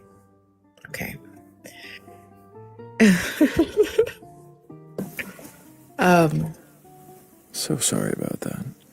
I'm glad that Running again Batcolyte's for the back. moment. Yeah.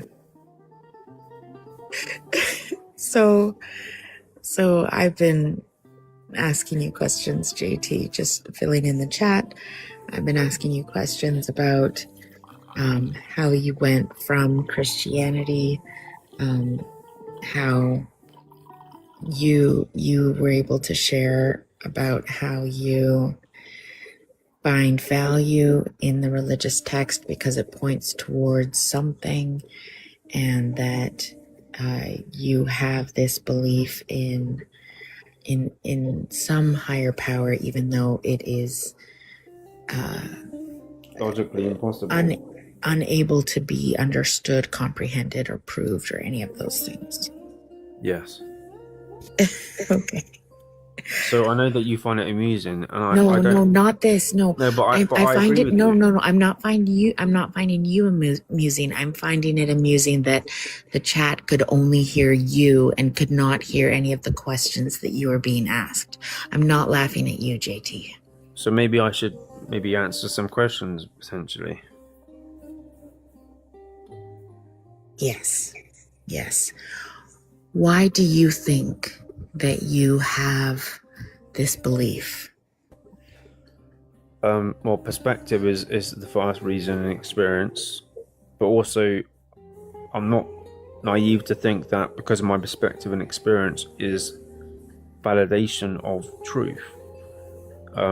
So therefore I can only lead with one conclusion, that is there is either nothing or there's something, and somebody's perspective may hold validation compared to mine, and I'm here to learn, listen, and educate myself further from anything that opposes to what I currently hold value in. I say hold value, not believe, hold value in, because I think if I was to hold value in something, Sure. it would be hope, because if there was no hope in something beyond ourselves, then I would then choose to determine my end, wouldn't I? Why? Because I could choose to live for as long as I possibly can, in the hope that I could then choose that outcome eventually, or my end would be painless or not unexpected, maybe. So therefore, that's just me personally speaking, selfishly. But I suppose in the end, with my experience and my time that I've lived here, I have hope that there is something that's worthwhile living for, I suppose. Not because I want to live forever. Is today worth living for? Sorry? Is today worth living for? It is, but then that only is valid to those who have health and those who have the ability to recognize that. So there'll be a time where you could ask me the same question maybe 20 years from now, and I may say a different answer.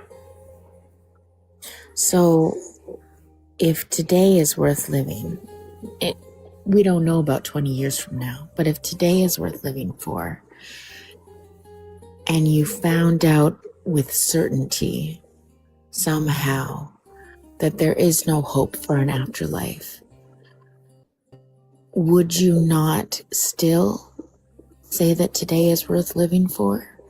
I would say that within my nature as a human being, that I would want to live because it's in my nature. But yet, my logical brain tells me that if there's nothing beyond our existence, then it doesn't matter when my time comes to be in its end, because I could dictate how that would be because in the end, our last memory and experience will be the end, whether we want it to happen or not, right? I don't understand why it would be.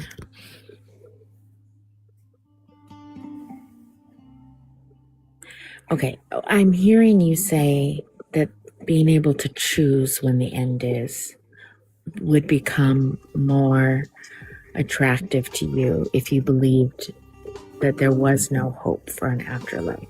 Is that correct? I suppose more so not afterlife, but more so a motivation for what I could contribute whilst I'm here.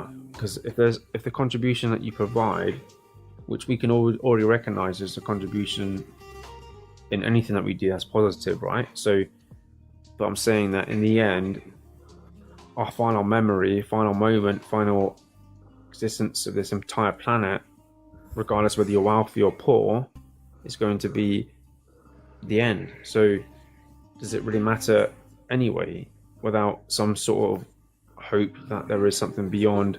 Now, I don't want to live forever, by the way. I do, but I don't, because I love this song, by the way. It's a good tune. Thanks for answering my questions, JT. Thrayle, I think I'm done with questioning. But have you understood though? So I think that if there was something that I was hoping for, is that you would understand my perspective, Why? whether you care or not. Why do you want somebody to understand your perspective?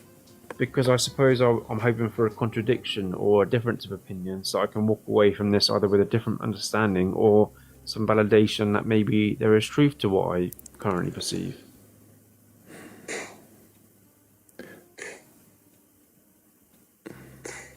Before I ask a question, I do need to say thank you to May, to Danny Grax, also to Everlasting Godstopper, to Tide of Silence, to Tricera Bear, also Philly, well, not Hammy, but also thank you, Hammy, for being here, the Dancing in Duality, and Shell. Thank you guys so much for helping with the goal. I appreciate all of you.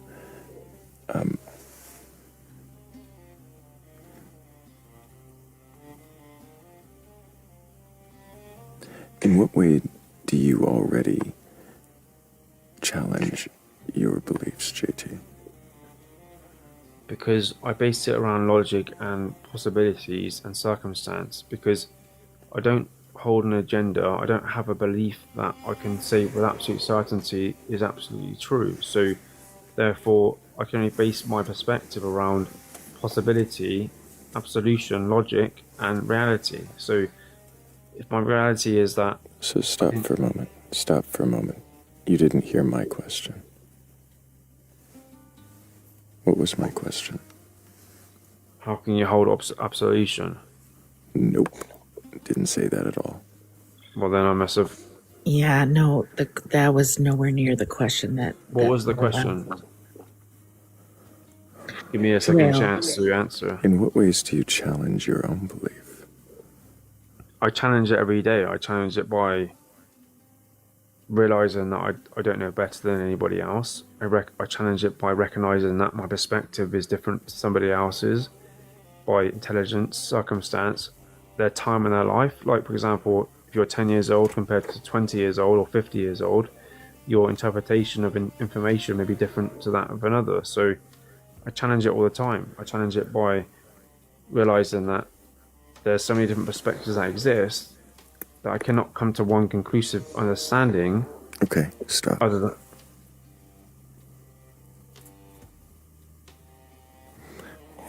Hammy and Blake, are either of you with us? I have like an error on my screen showing both of you loading in. Yes, I'm here still. Okay. Can you hear me? Yep. You were both Okay. just in a state of limbo. It was strange. I see them both. I see them now, as soon as they spoke, as soon as they came off mute.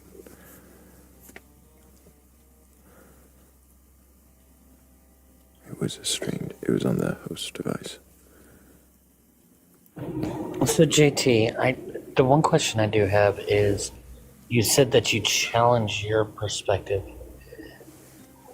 but was the things you list, are those challenges or were those acceptance of other positions? It's not, I suppose it is acceptance more than challenges, but yeah, I do challenge them because I know that if there was a deity that existed, that I suppose I'd assume they would expect that based upon those who differ from my opinion or my circumstances. So challenge and acceptance probably is in conjunction with each other, because they both, you can't accept and challenge without recognizing both perspectives or alternative perspectives. So I accept them, but I also challenge them, but I still feel in limbo, I suppose, with the same understanding, because, and then you could argue, what's the point in me even challenging or trying to accept either of those things, because what's the point? So I still think there's a point to it, because why would I be here questioning it? And then you could say, well, you might be selfish or self-indulgent or narcissistic or whatever. Is that you exploring within your belief, though, or is that questioning your belief? It's not questioning my belief, because I recognize the genesis of my belief system. I recognize what led me to question things in the first place, right? I can't disregard that, because it was the genesis of what led me to be here and led me to question things entirely. But the reason why I left my faith was because there was questions I didn't understand or didn't accept. And even if I understood their perspective, I couldn't accept it, if that makes sense. So therefore, I don't believe in one faith more than the other now. I accept. I've spoken to atheists, I've spoken to different believers. So I'm now stuck in this position where each position holds validation that I can't assume that one is right compared to the other because of what I know.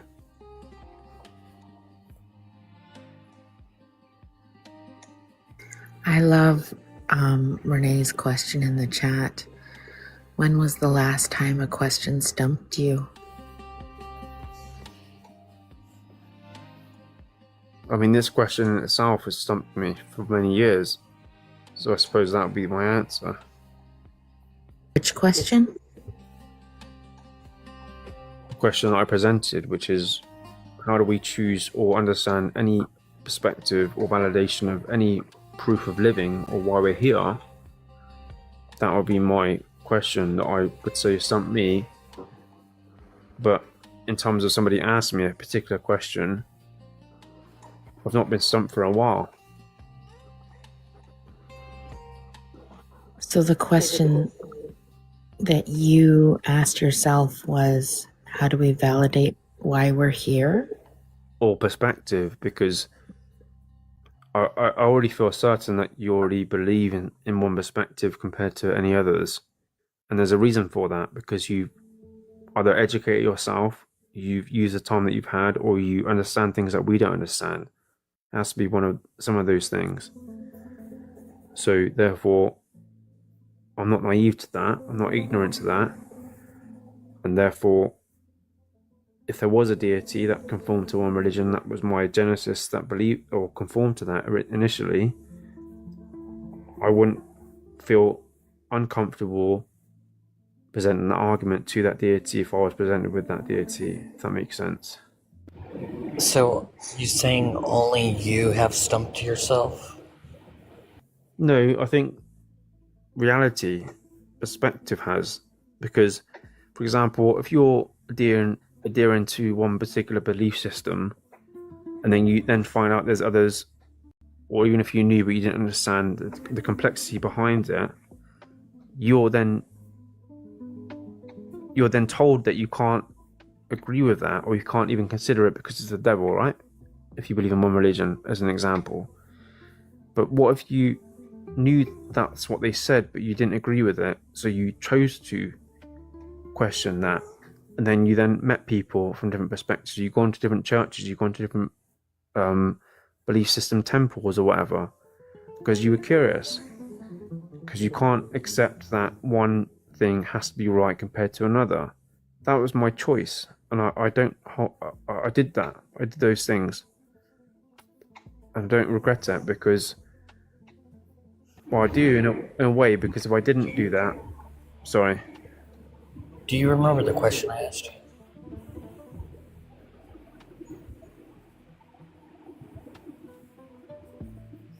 I don't have a good memory.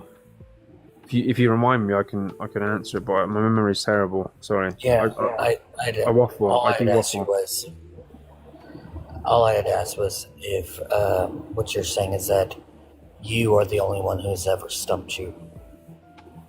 No, other people have. I would say that it's unfair for me to say that it's just me, but I would say the origin of what led me to accept other people that have stumped me is by choice, I suppose. I chose to deviate from the consensus of understanding that I was drawn to initially, and therefore their perspective has stumped me. So I would say that it was me to start with, and by me I mean curiosity, if that even is me, but other people's perspective is what stumped me. So I suppose it's not just me then. Yeah, why are you trying to? It's so hard to take credit for them stumping you. So they can take credit for it.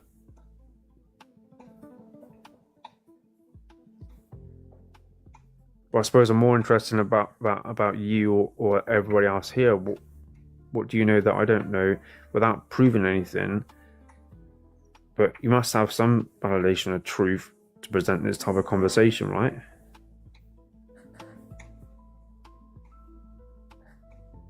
Or perspective or understanding. I don't think my perspective on things really matters whenever we're trying to figure out what it is that other people believe. Is that a cop out to the possibility that you presenting your truth may you fear a consequence or not? Trust me, it is not a cop out. Thrayle of all people will tell you that I love to try to give my perspective to people, but I don't find that it's conducive of this particular platform for that. So you Whenever think we're just trying to figure out what people believe. So do you think that I'm unable to comprehend what you would believe in or perceive to be the truth then? It has nothing to do with your comprehension skill. I think that everybody on this panel has heard me say what my positions are, and all of them can grasp it. It's just that's not what this panel's for. This panel is to see if other people can question their beliefs. But then surely within the same context, wouldn't it be worthwhile with those who maybe conform even in for 1% of what you currently, or what led you to believe in or perceive what you believe in, to share that knowledge? Because maybe it may help me to recognize a thing that I want to understand, and therefore I don't need proof. I'm just saying that it's worthwhile sharing, isn't it, or not? We're not here to tell you what to believe or give you other beliefs. We're here to see if you can question yours.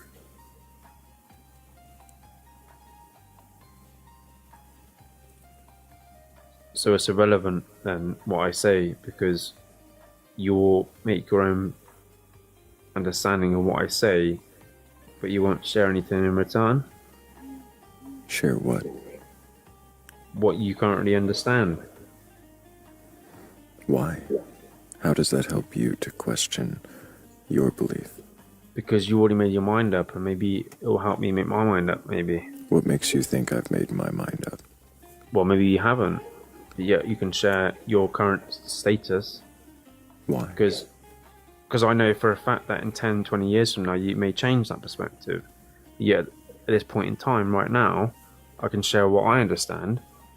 It's not about sharing what we understand. I don't think you understand, JT. What do I not understand? We're not here just to share our beliefs. We're here to see if you can question your beliefs. I told you that I can.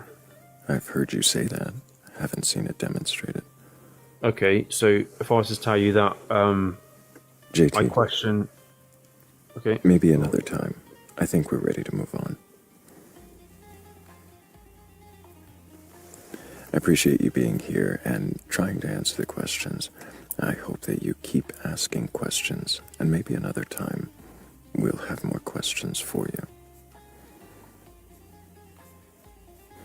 Hello, Dancing in Duality. Hello, good morning, good evening. Good morning. Can you remind me your age for TikTok TOS? I'm 35 years old. And do you have a belief in a god or gods, higher power, or anything like that? I do. And which god is that? It's the god of Sikh or Sikhism, that perception of God. Does that god have a name? There's multiple names, but Waheguru would be the more commonly one used nowadays. It means the grand enlightener.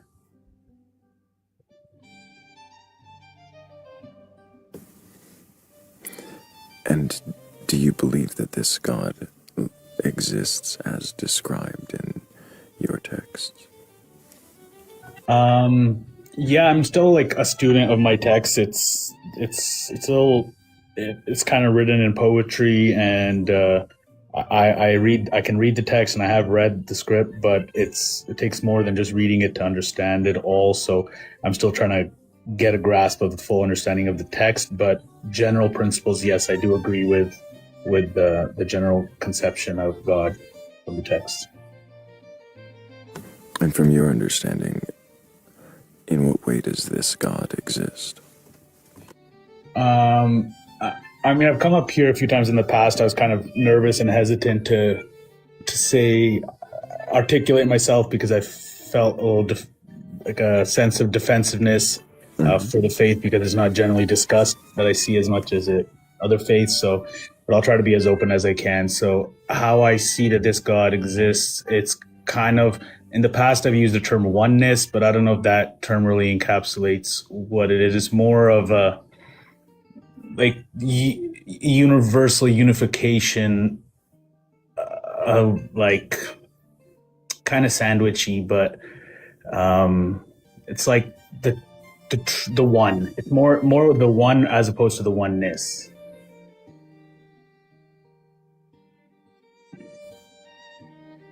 It's like an underlying, not really a substrate of reality, but the underlying unifying force of all that is, that everything kind of manifests from. The unifying force that everything manifests from. It's a little tricky terminology, that sentence, but something like that.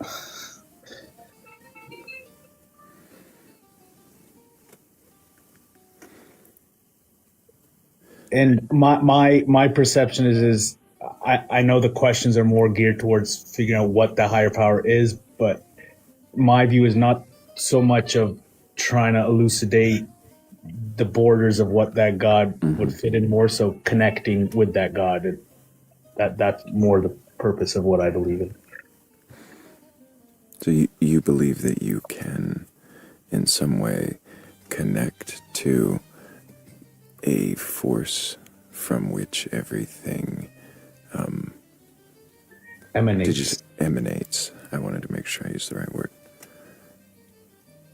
I didn't use that word earlier, but that's a better I thought word. you said manifest earlier. Yeah, I don't like the word manifest, though. You knew I was going to question that.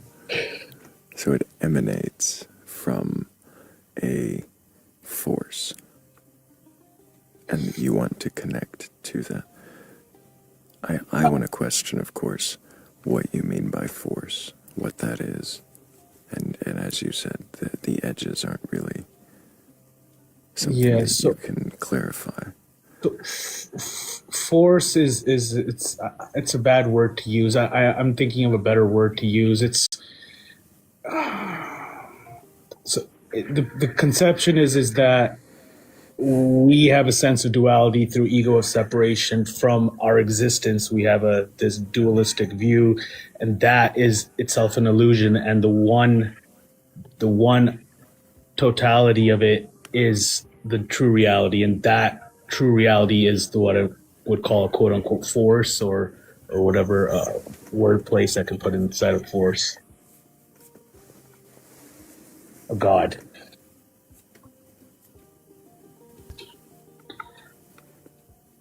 Go ahead, Philly. To be honest, I haven't been as attentive as I could be. Are you saying, Dancing, that you believe in non-duality? In a sense, yeah, it's a little tricky to describe because I don't believe in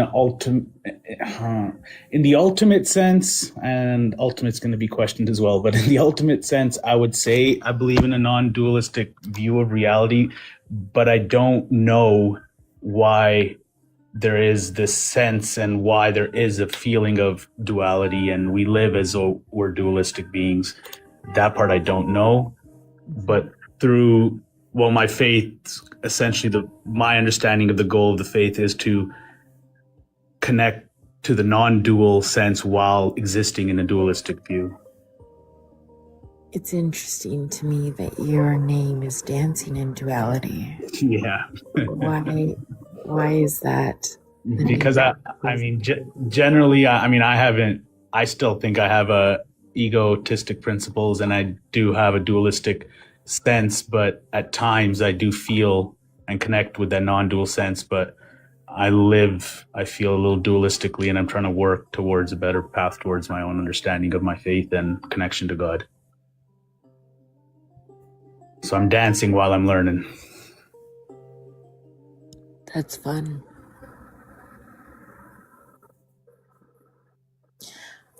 What value do you find in this worldview?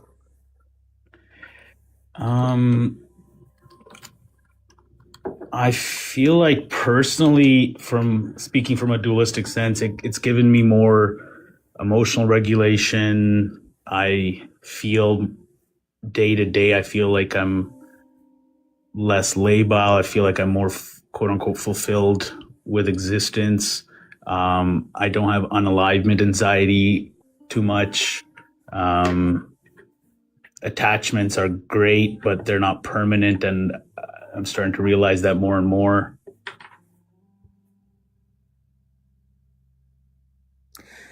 How would you define dualistic for the benefit of the chat? I feel like as humans, we can't ultimately reach a sense of non-dual because we have limitations. But duality would be stemming from I, like to start any thought or sentence with I am or I implies the other, and that alone would create a conceptualization of a duality internally. So non-dualistic would be oneness, being part of everything. There is no separation between the you and everything else in nature, in existence. But dualistic is a belief in or a perspective of you as a self and the others as not the self. Is that a fair explanation? Yes. Okay. Thank you.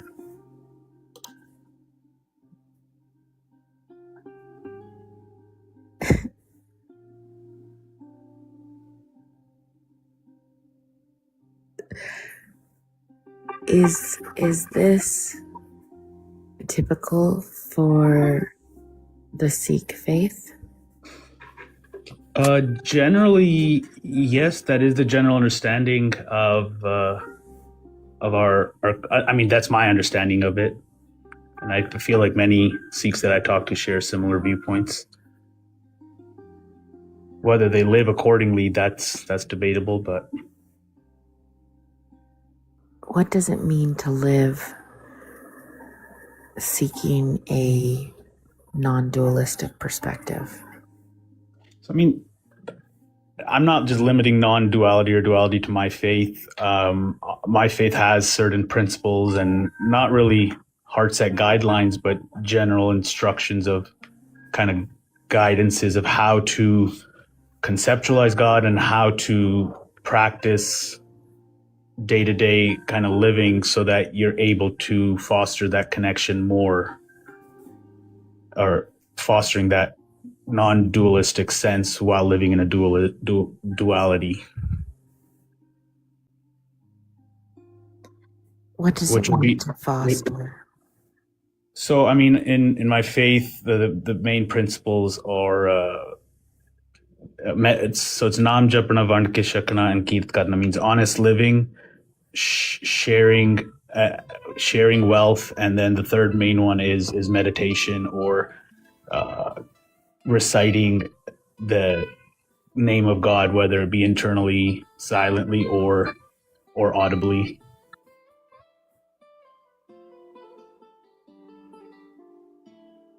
And then obviously, sorry to interrupt. The other big part of that is we call the five thieves. The five thieves are lust, anger, greed, attachment, and the main one is ego.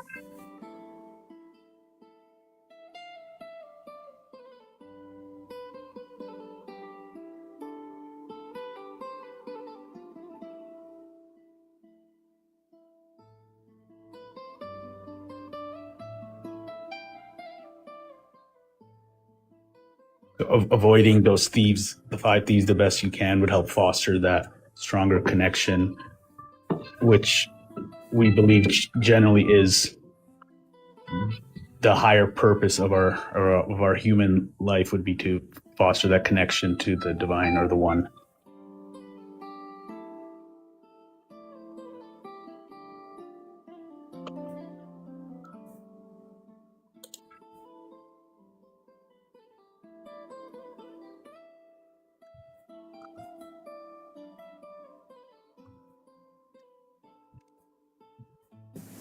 So your question, in your belief, the way you question is in the ability to foster any connection. The way I personally question it, or I guess what I'm asking is I'm asking two things. Let me ask it this way. What does it mean to connect to the one, the again, the force of from which everything emanates?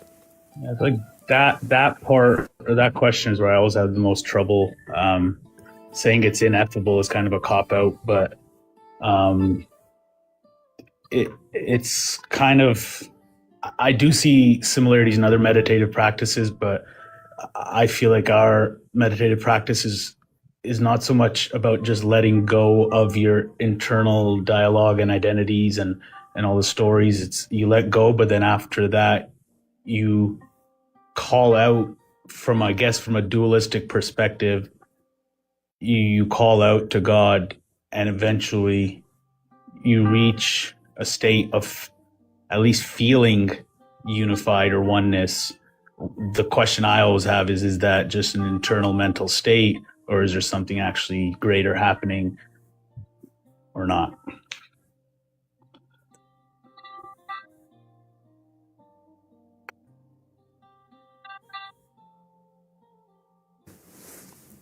Why would it be anything more than an internal mental state? Because then that itself puts it back into the dualistic view of I'm me, this is my brain, this is my mind, I'm having this experience. Whereas from a non-dualistic perspective, it's just the experience happening, and having that feeling of non-duality, it doesn't take away the experience or what that was. Whether or not we base it in this ontological reality or not, I don't know what we would classify as base reality.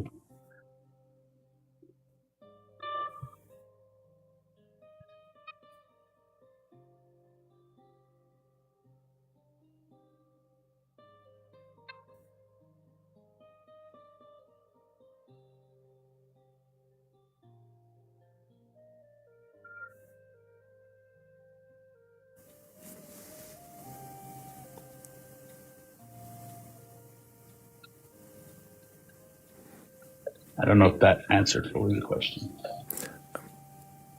I'm not sure.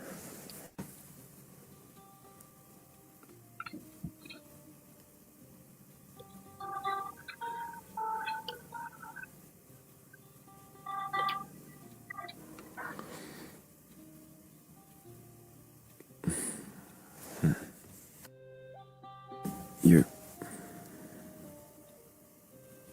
You don't have to be nice to me if you have any questions. You can go ahead.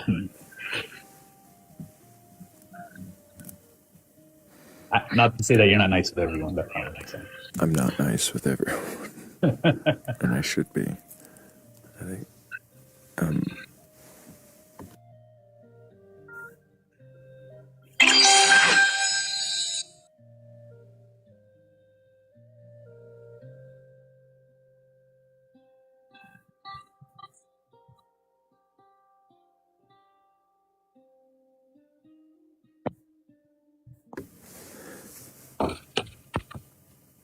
Danny keeps asking, how does it make you feel?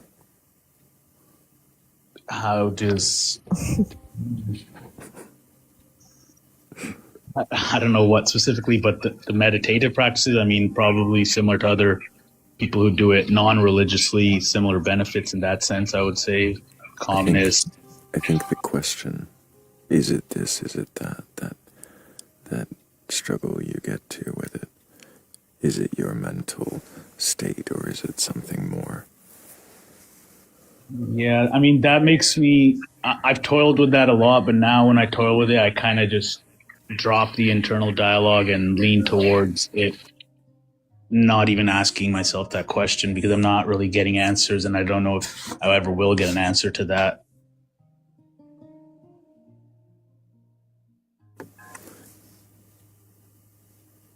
Does that mean that it is a perpetual task that you'll never see the end of? Possibly. Trying to connect to the Possibly. unconnectable. I'm optimistic it won't be perpetual, but for now it has been. But that might just be now, just these last few months. I mean, I felt like I was better, in a better state maybe 3 years ago, connecting better. But How will you know when you have achieved this connection to oneness?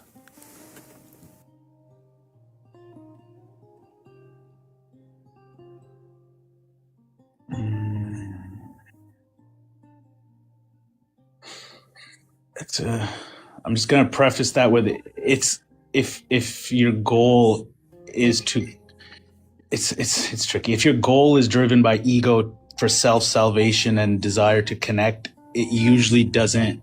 That usually trips you up on the path to making that connection. So, how would I know? I mean, I don't know. At times I feel it. At times I don't. And when I do feel it, I feel at full ease. I feel kind of I don't know if the word is wu. It's kind of going with the flow of things, not kind of default mode network, even in stressful situations, like really stressful situations. You're kind of still just cerebral default mode network and able to function without having this awestruck feeling.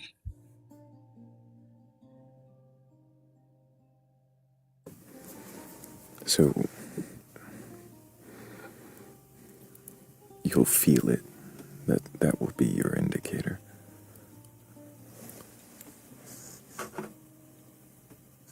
I, yeah, I don't know if there's any this. I don't think there's any way to quantify it. I guess it would be but at the end of the day, even that, as I'm saying it's not really adding up to a non-dualistic sense. It's still going to be a feeling of duality when you are conscious of your own feelings and, oh, I feel good today. Am I connected? Like that. That's already stemming from a dualistic view. Right. If you are aware that you had a feeling, an emotional response, then you felt that. Correct. And that Sense of awe was your sense of awe. there was a sense of awe and I experienced it, whether or not it's mine or I guess not, it's just semantics, but Well, I should have phrased that as a question. Was it your sense of awe?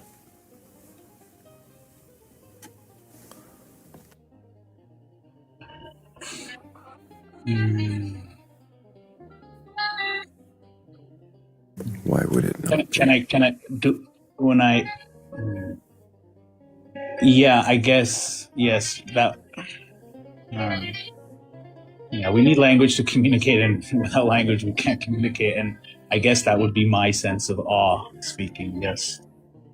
In other words to explain it, there would be a sense of awe experienced, and you can put it if you recorded it, is it the camera sense of awe sending it to me?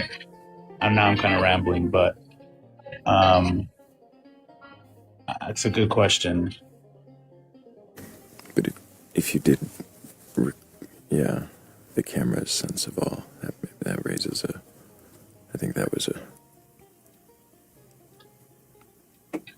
how does a camera have a sense of awe? Yeah.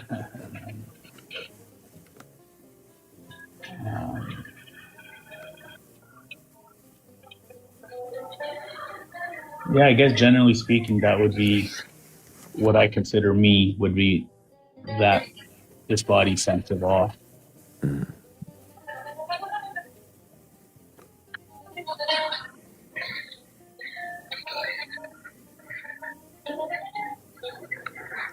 What is the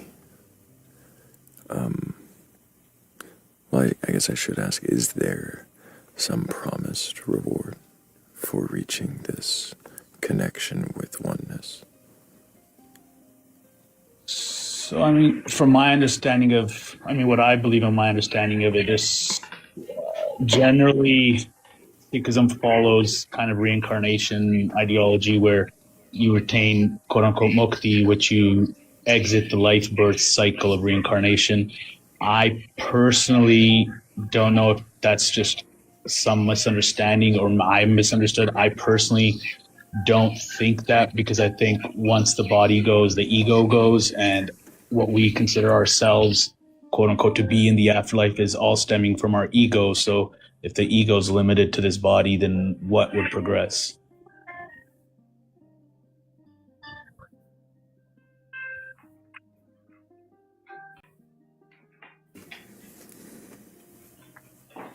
You were saying earlier that, well, correct me if I'm wrong, because I'm not that familiar with this belief system. So I'm processing a lot of the information you've given us.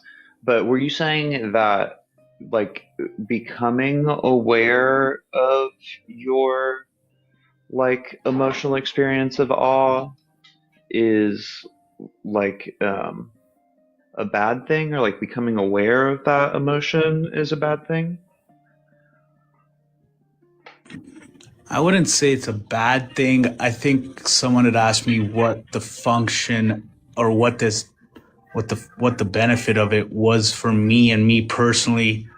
I've had a lot of stressful situations. I work a stressful job and I feel like I'm not really masking it, but I've reached a sense of, maybe it's just repeated stressful situations, but I've reached kind of a sense of not being awestruck by certain situations that may have awestruck me in the past, such as unalivement or what have you.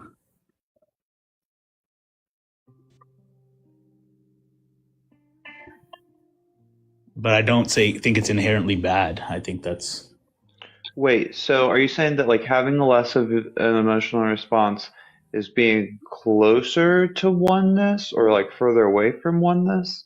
I don't understand how that's connected to like the the oneness the as well.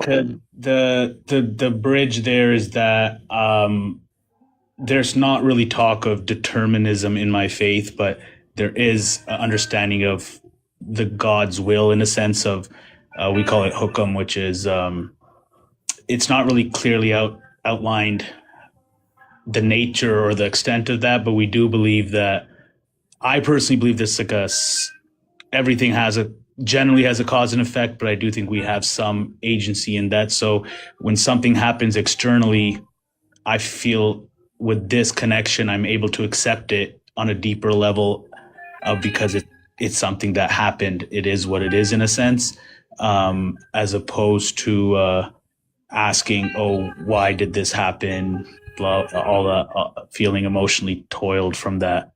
Which I'm not saying emotions are bad, obviously, but this gives me a different understanding of how to process that in a sense.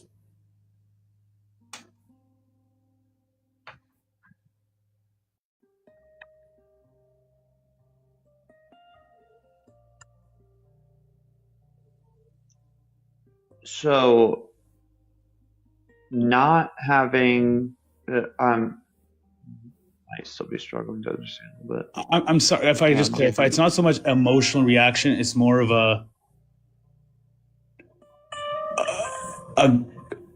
wanting to know or a wanting for a different outcome, trying to change what is, more accepting what is. Emotional response was the wrong words. I meant more of like understanding. so being closer to this oneness gives you understanding? Yes, I feel it does.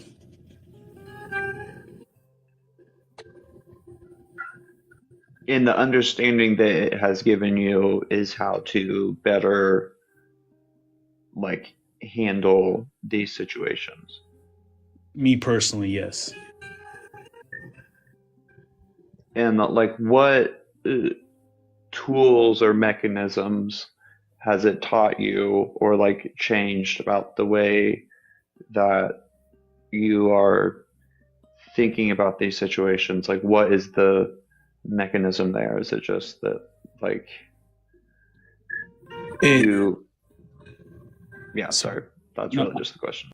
Yeah, I mean the mechanisms I guess come from not just a connection to God, it's the understanding that there is God's will, similar to cause and effect.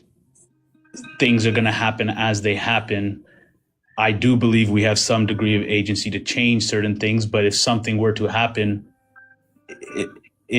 it's reality. It's happened, and we can be emotional over it, but to question or to feel as if reality should be different, that's stemming from the ego, which is I think this should be different. So if is it oneness meaning like it is all God's plan or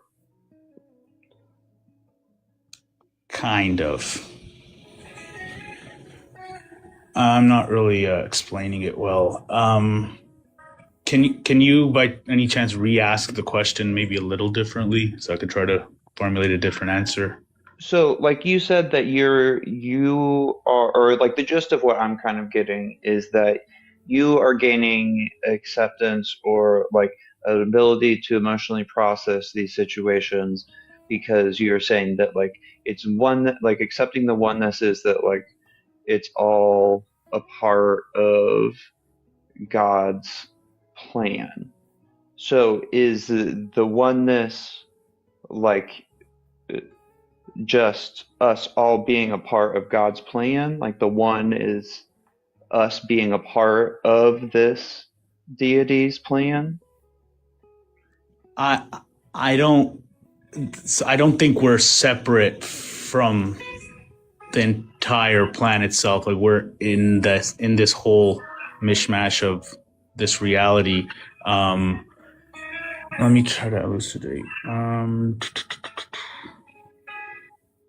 Generally, what you said, I kind of agree with, but I don't want that to foster a thing where I think bad things or evil things are okay and not just dismiss them. But I do think they're part of reality, and how you handle them is one thing societally, but the reality of it is it's just a part of reality, and that's how I see it. So is like the God all powerful and all knowing? Like, do you believe God is all powerful and all knowing? Thank you, Shell. I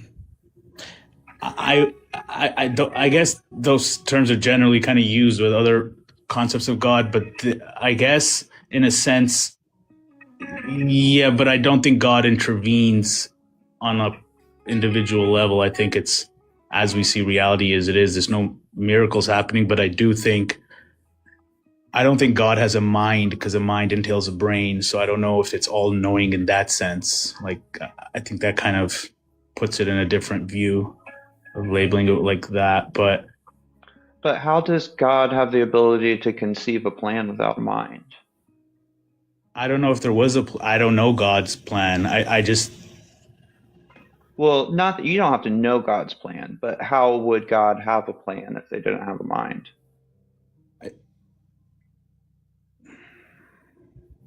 I don't know. I don't necessarily think it's a plan. That would entail knowing the nature of reality, that it has a destination and it has a storyline and all that. I don't know. I don't know any of that. I just think that everything is set in motion,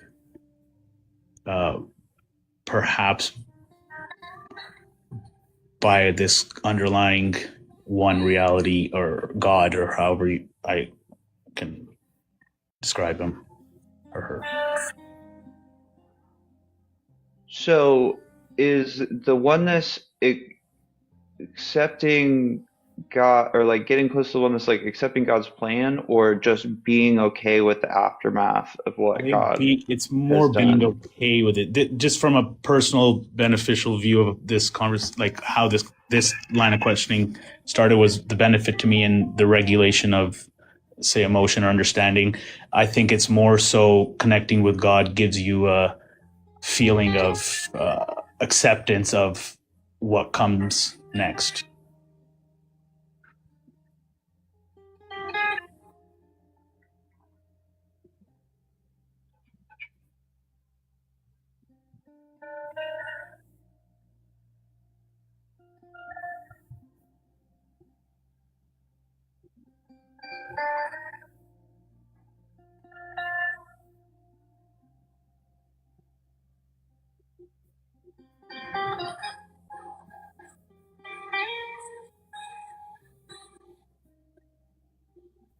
I'm sorry if I'm not articulating well. It's just a lot of the terminology and descriptors are in different language, and I'm not great at translating a lot of the concepts and ideologies, but I'm trying.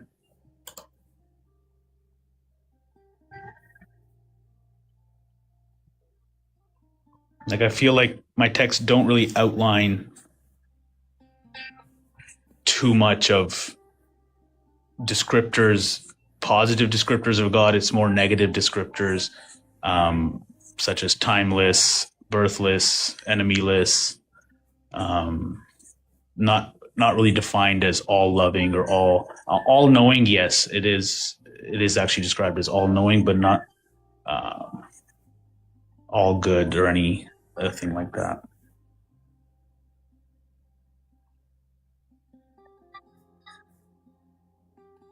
why try to gain oneness with a God that's not all good?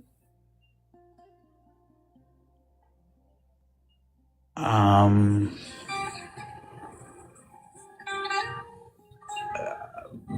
the real answer is that I don't believe God is all good, and I do believe this is the nature of God. So I would go with what I believe the nature of God is, because I do see evil in the world, and I don't think the reality or is all good. But why like why accept the plan of a God that's not all good? Hypothetically, if my God was true, would we have a choice? I don't know. Would we? I don't know. I feel like we do, but back to your question of why would we accept the will of a God that's not all good? I mean, you don't have to. No, but why do you? Because I mean, in my faith, we think there's going to be a constant struggle with what we label as good and evil. I don't think good and evil are ultimate things in reality. It's just kind of how we perceive events or actions. But I think the conception I have of God is kind of beyond good and evil. It's more about existence itself.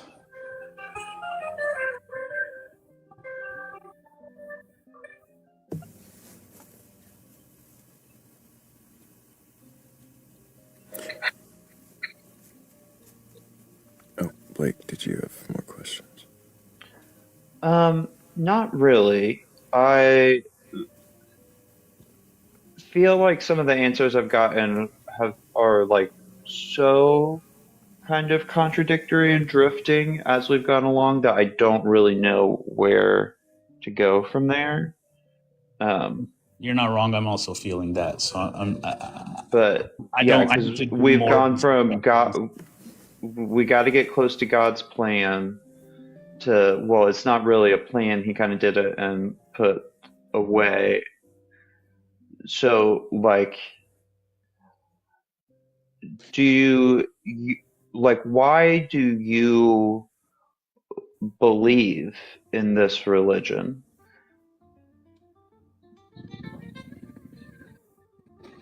There's multiple reasons.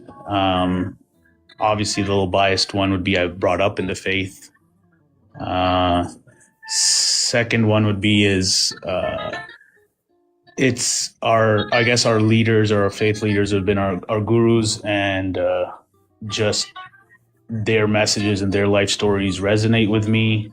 I feel like I haven't found many errors or anything like that from a skeptical view of the text themselves, as much what I know from it thus far. But the main reason, the bottom line reason, is the message they conveyed, and me following it more and more. I do feel living a more fulfilled life, and that's generally it. And the more I live my day to day and I don't focus on that, I feel as if the priorities I set are not as high as the priority of connecting to God, which I internally do believe is my real biggest priority, but I don't prioritize as much as I should.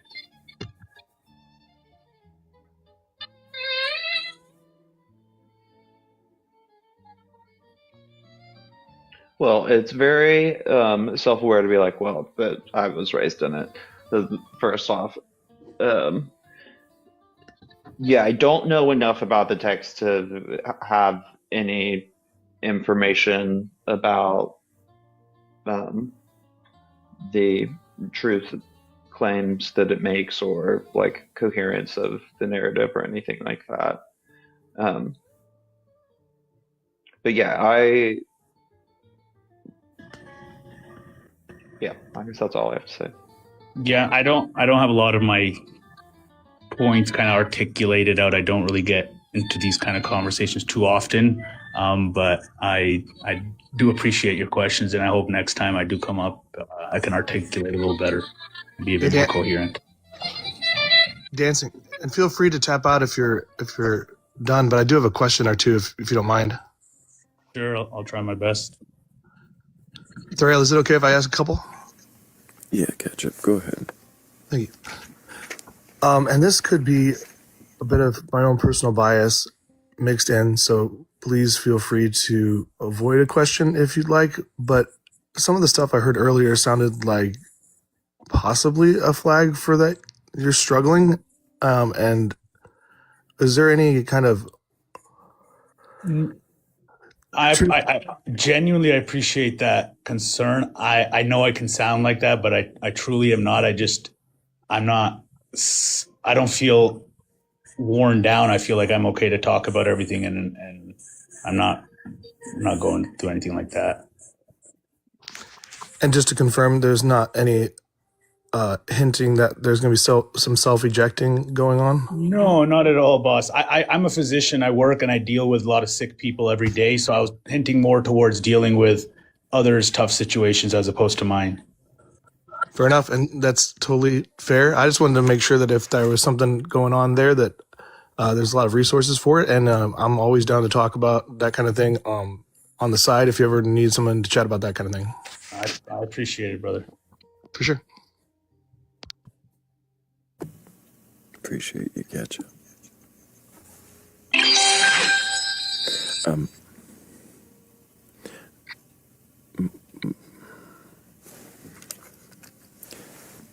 have to ask because it's one of the questions I like to ask, and I think it applies. If you found there was no reason to believe this oneness was a force from which all emanates and that you could connect with it, would that change your belief in the religion, in the practices and the traditions?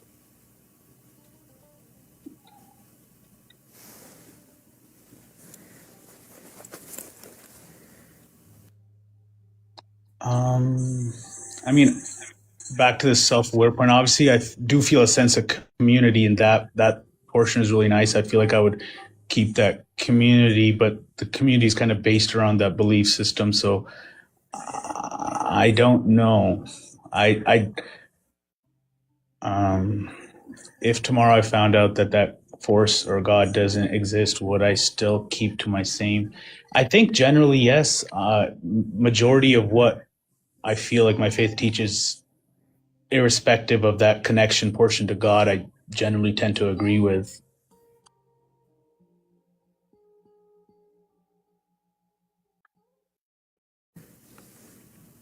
Would that include the meditation practices? That's the one that I might. I mean, from a non-faith speaking sense, I would have. I don't have statistics on me, but I do know that there's reported physical benefits of meditation and psychological benefits. Whether or not I'd be as inclined to do those sessions and take out time in my day, I may prioritize it less. But yeah, I probably would prioritize it much less. But I'm not sure.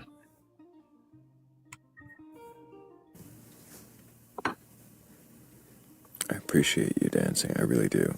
You've been open with your answers, and when you found yourself in question and contradiction, you're open and honest about that. I appreciate I hope that you keep asking questions. I really do. I appreciate what you do, Thrayle. I mean, this is amazing live. I don't know if you know how much benefit you're doing, but it's a lot to everyone. So thank you for what you do. Thank you. I really Thanks for appreciate letting me that. pick your brain. Thank you, Blake, for the questions, and thank you, Ketchup, as well. Y'all take care. I'll be listening from the gallery. Hell yeah. For sure. Big W's for dancing.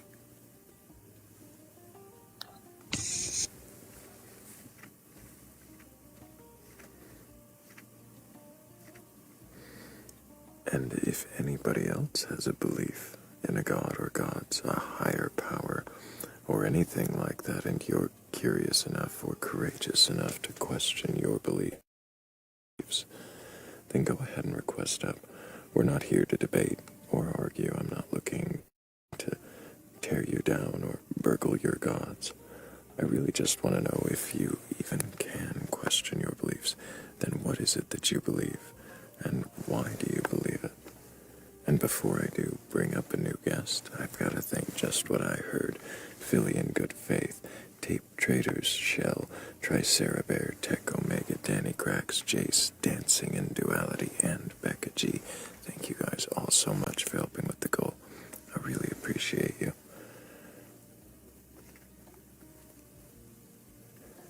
Ketchup, did you want to stick around and keep questioning?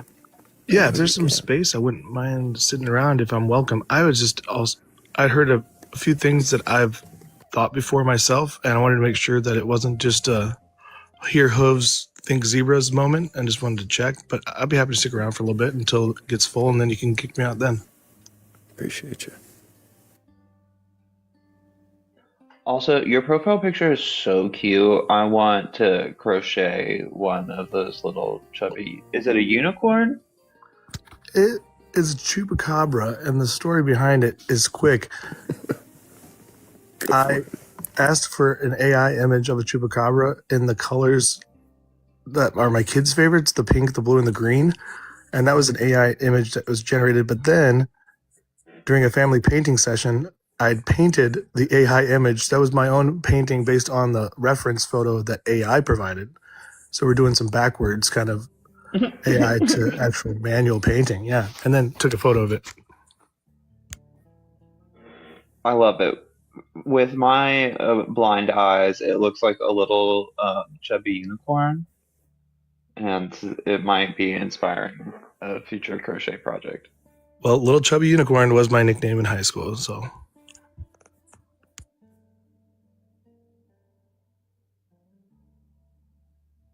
Sorry, no, it's a chupacabra. Or it's a capybara. Capybara. Capybara makes more sense. Yeah. Oh, okay, yeah, that makes a lot more sense. Did I say chupacabra? Yes. Yeah. Words at 3 a.m. with ketchup.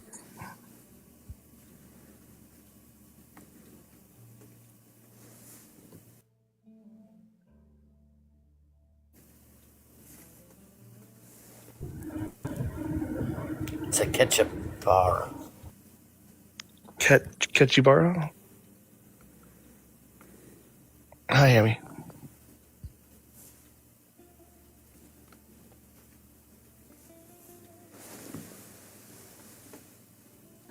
If you know the difference between a capybara and a ketchibara and a chupacabra and have a belief, feel free to request on up. I definitely used to believe in chupacabras.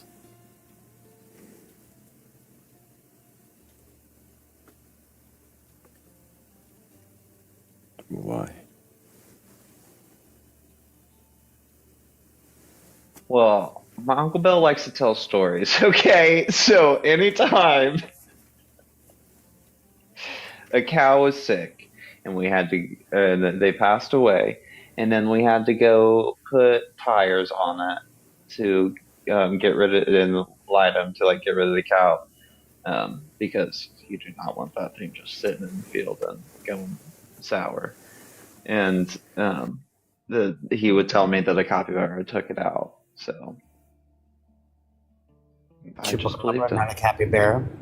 Wait, did I say capybara? You did say capybara. I sure did.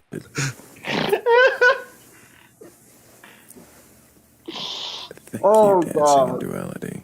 Appreciate you. We got a duality going on up here that we can't escape. Thank you, Blake, for making me feel less silly.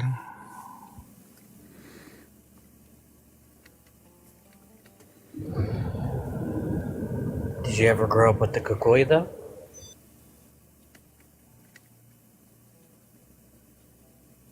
What's that? The Kukui. You know, the Kukui is it's basically the Mexican boogeyman.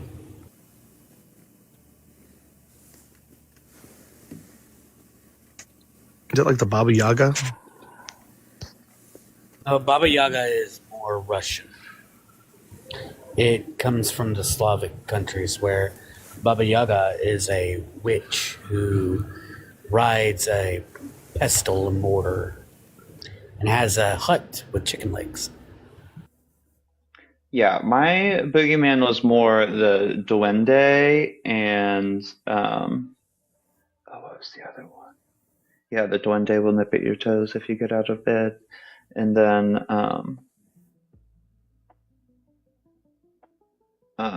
ragaroos. Rugaru, yeah. Yeah, Rougarou, Ragaroo. There was so many different spellings and pronunciations of that one. I thought that was pasta sauce. A ragu? Two things can be true.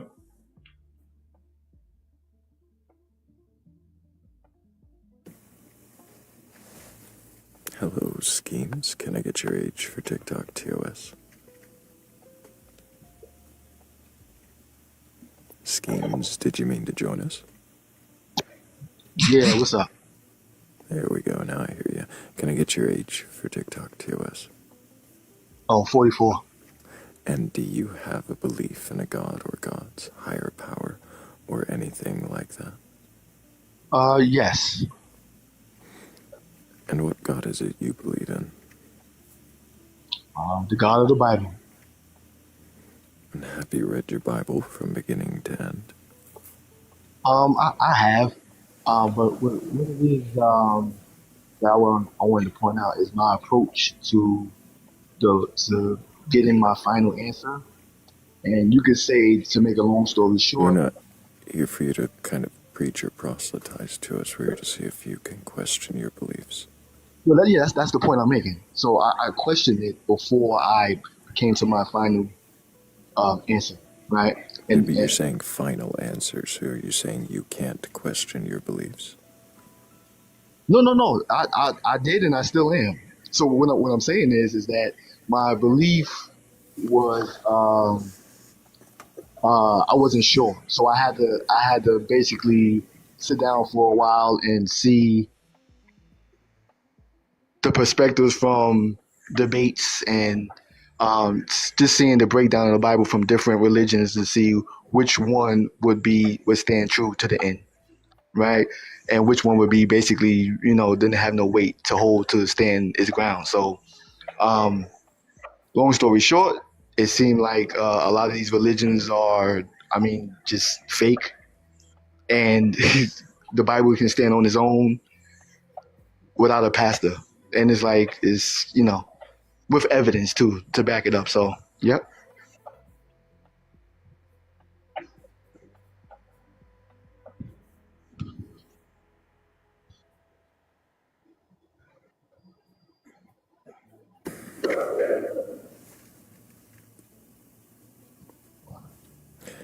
What was the question that I asked you?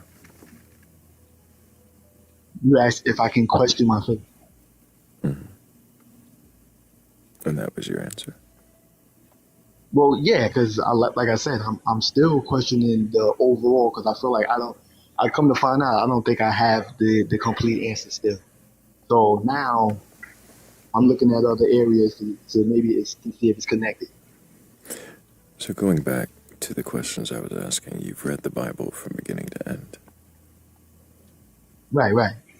And you believe it all to be true and literal? Yeah, I would say 98%. It's about 2%. 98. Yeah. Is the 2% not true? 2%. Well, yeah. Yeah. Like for instance, witchcraft being evil. So you're saying witchcraft is not evil as the Bible says it is? Right. Not is all the way like that. No, it's not like What's another part of the 2%? that. Uh uh uh. Damn, I can't think of the other one. But that one's for sure I can think of the top of my head right away. It's another one I just can't call it right now. So other than witchcraft and another thing, the rest of the Bible is 98% true. Yeah.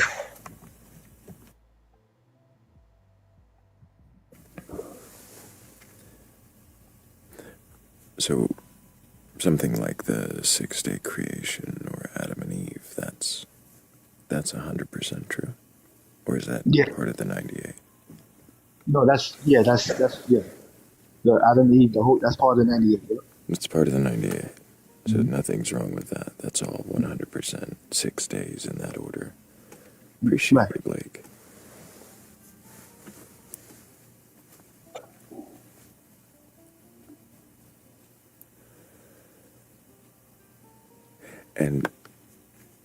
And you've read that part of the Bible. You believe it, the 6 days. Do you remember that order? Yeah, right. The whole beginning of everything. Yeah. Yeah, I don't see there's no other way I can do it. I mean, I heard people talking about the Big Bang and all kind of stuff like that, but I don't. I mean, it don't hold no weight.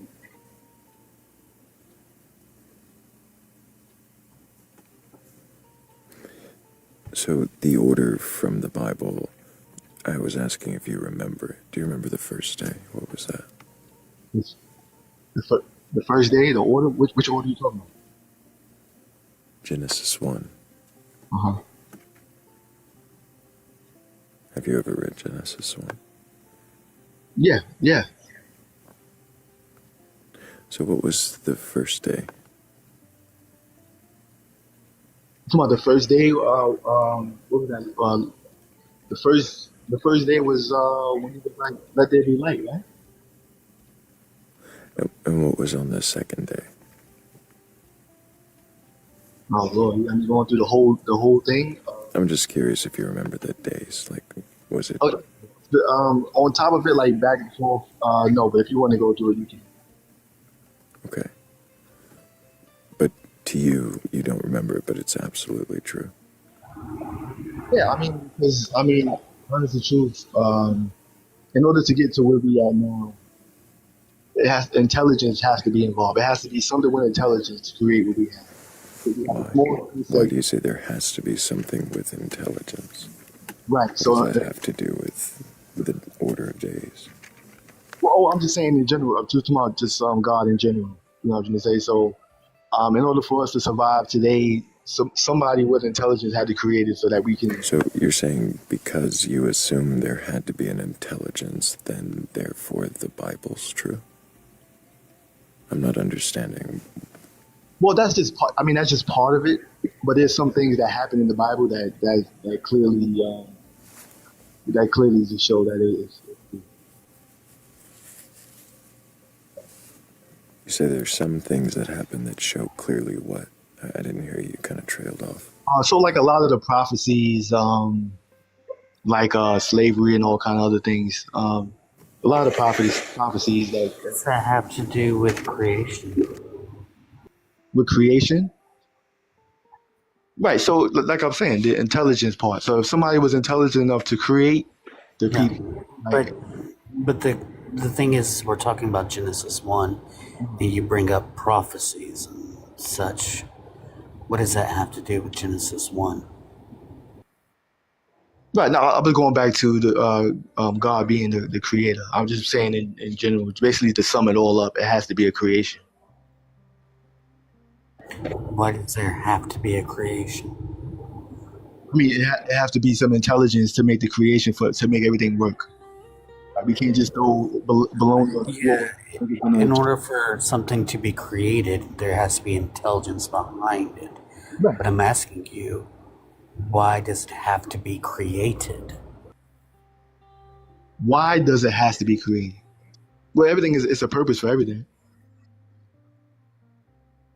It's a That purpose. does the question of why is it created as opposed to just existing.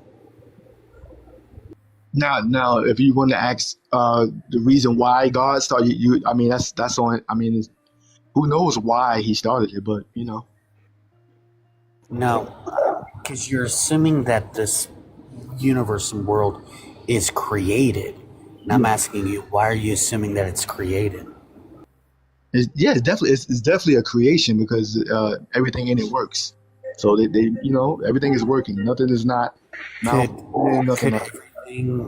could everything work without it being a creation? No. Like I can't throw my hands on the floor and think the food gonna get made by itself. Like it got to have some intelligence behind it.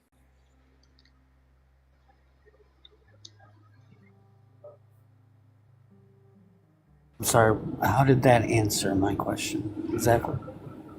Like you said, how does it create? That's what you said, right? How did it get created? No, I didn't ask you how it got created. I asked you, why are we assuming that it's created? And you said, because everything within it works. I then said, is that how you know is that the only way you know something is created? Is that everything within it works? Yeah, definitely. And how did you come to that conclusion? Like I said, intelligence. It had to be something with intelligence to create something to make it work, right? Because I mean, you can throw stuff around all day long. You're not gonna get what you want out of it unless you put it together. Why did you decide that? There has to be something with intelligence to create something to make something work. Like, what does that even mean? Right. So in order for us to survive on this earth, we need the oxygen and all kind of things. Not only us, but How did you determine that there had to be something intelligent to make anything work? well, usually the end result of what the creation is, it won't function right if it's not put together the right way. So you're saying something stupid couldn't create us? Not at all. How does that indicate that something intelligent had to? I mean, like I say, the end result proves the intelligence of the creator. How does it prove intelligence? And the idea turned into a What product. idea? Work. What idea? The idea of creating the earth and man and the animals and the insects and all of that, it had to work. When did you decide that there was this idea? When did I decide? Like I said, the finished product will show you. It will talk for itself. The finished product. If anything. Right? Why do you refer to existence as a finished product? I would say it's a finished product. I mean, what's going to come after us? Are you familiar with Thomas Edison? Yes. Do you know how long it took him to create the light bulb that we use today? I forgot the number, but I know it was It was about 100 times, right? It took him 100 chances to make a light bulb. And then when asked about the failures, about how long it took, he said that he didn't fail. He found 100 ways not to make a light bulb. So it was a trial and error, wouldn't you say? That he went from his first attempt to his final working product? right. So you're saying that intelligence is involved and that there's no way that something unintelligent could do it. Could that unintelligence have actually done it through a bunch of trial and error?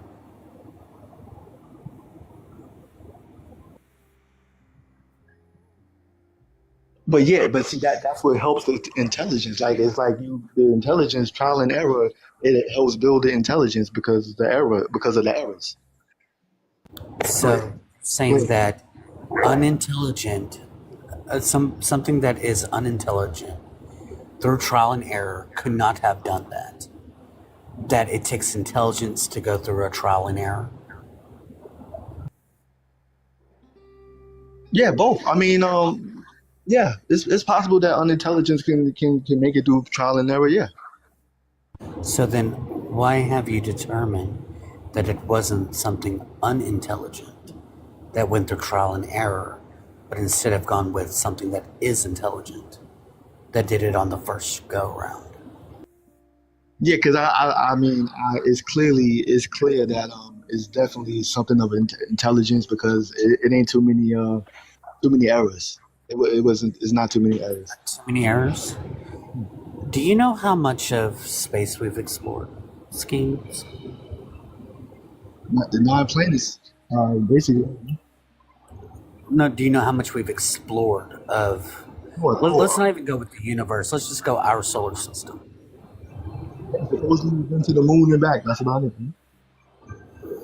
Yeah, well, I'll even grant you the lunar rover, or the rover on Mars, right? So, What about the Voyager? Give the Voyager some credit. The Voyager gets credit. The Voyager gets credit too, right? You know what? I'll even go as far as to the satellite that we sent out into space that has just passed, I think, Jupiter. I'll even The Voyager's out of our solar system. Oh, the Voyager's out of our solar system now? Oh, Yeah. wow.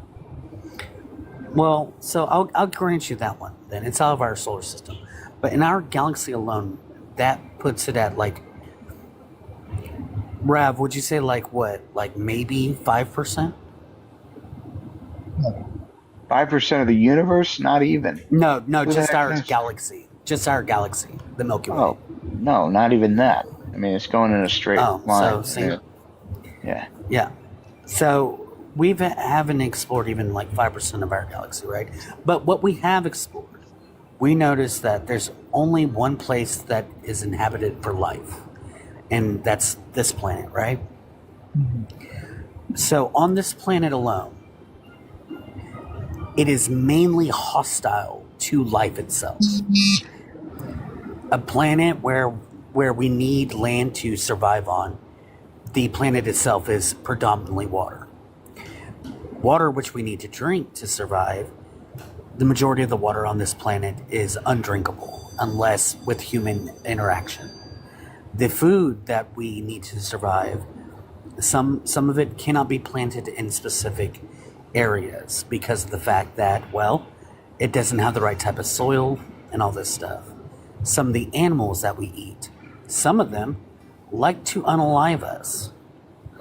And so we have all these different things that can go wrong with life. That if this was intelligent, wouldn't you think that it would be more conducive to us as people?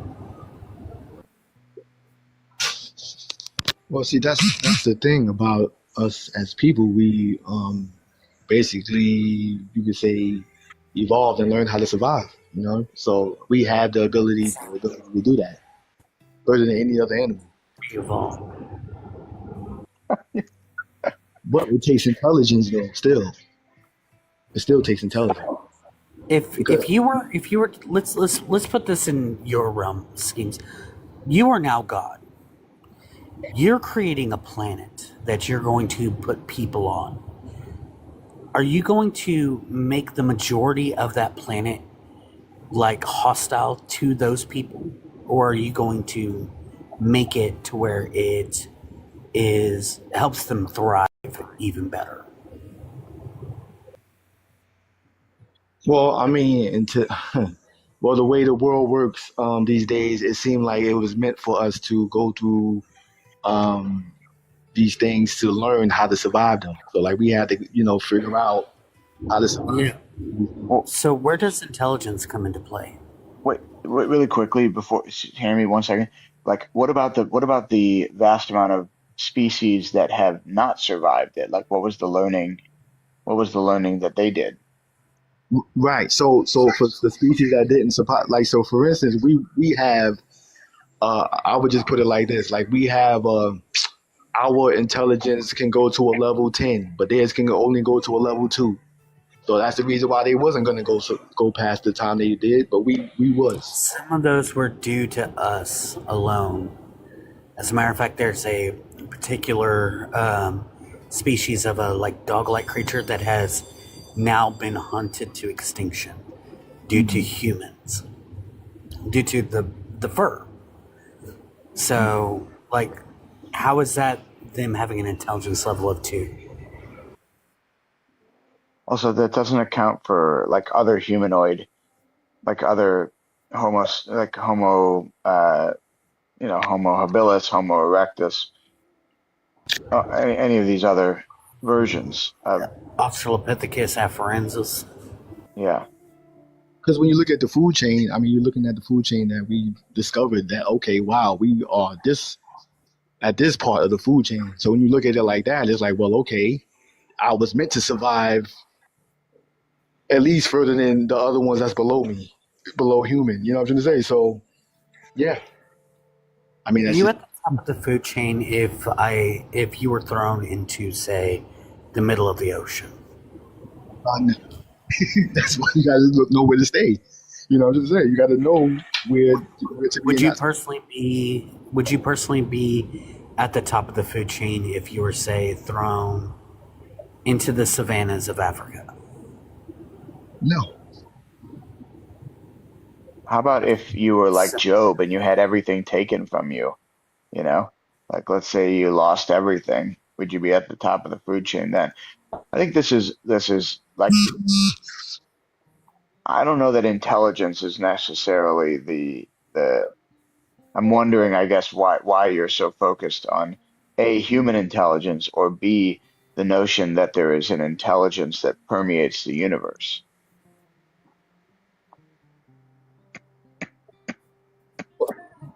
Well, basically, I mean, to me, it's like we basically learn from trial and error, like you were saying earlier. Um, but see, the way the whole world is connected and the galaxy and all of that from the sun to the earth, I mean, for all of that to work in perfect harmony, it has to be an intelligence. For the smallest insect to survive through that, it has to be some kind of intelligence involved to put that together like that. But they don't survive. That's the point. Eventually, humans will be gone. I mean, it's possible. We can, you know what I'm saying, figure out how to survive in the whatever drastic change that may happen in the future. Um, that's not really addressing, I guess, the question that I'm asking is, okay, let me ask it a different way. Um, if I were to design something, would I design it with um, the most efficient design I could think of, or would I design it with intentionally with mistakes and uh, superfluous details? Oh yeah, whatever you can think of at the time, your best plan that you put together, the best Right. idea. I'm gonna give it my best shot. I'm gonna make sure that I am thinking about how efficient it can be, how elegant it can be, Hmm. how minimalistic it can be. I'm not gonna add like if I'm building an engine, I'm not gonna add, you know, things that don't need to be on the engine, right? Right. Right. So why do we have an appendix? Why do I have tonsils? Why do I have wisdom teeth? Um, you know, like why do we have cancer? Why do we have genetic mutations that, you know, whatever? To me, if I can imagine a design that is better, if I can imagine a design that is better, and in fact, as a human, I can actually, not me personally, but there are smart enough humans that can actually facilitate better designs for humans. How then is the uh, universe designed?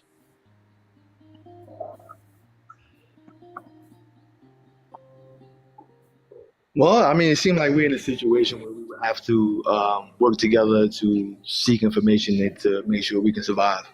That's what it seemed like. That's wait. That's not what I'm asking. What I'm saying is there are plenty of mistakes that exist within biology alone, right? Cancer, genetic mutations, vestigial elements of our evolution that don't need to exist, things in our bodies that don't need to exist, or remnants of previous stages of evolution that shouldn't be or could be more efficient. Um, and we as humans are figuring out ways such as gene therapy, medicine, so on and so forth, to sort of undermine these biological imperfections. But you're saying it's designed. Why would we need to design? Why would we need to figure out ways to rebuild this engine that was so elegantly and perfectly designed if it's not so perfectly designed? Okay. Okay. Well, yeah. I mean, I get what you're saying. I just feel like a lot of these things that you're saying is like the formalities and sicknesses and stuff like that. If the solution was absent altogether, then it'll be a problem. But we have these things all around us. We just don't know exactly where to find them yet. So we're still in the searching and trying to figure out how to solve this problem and that problem. But the solutions are there. We just have to find them. Why would we need solutions if it was elegantly and efficiently designed? Look, isn't it more likely that it is a process that's unfolding?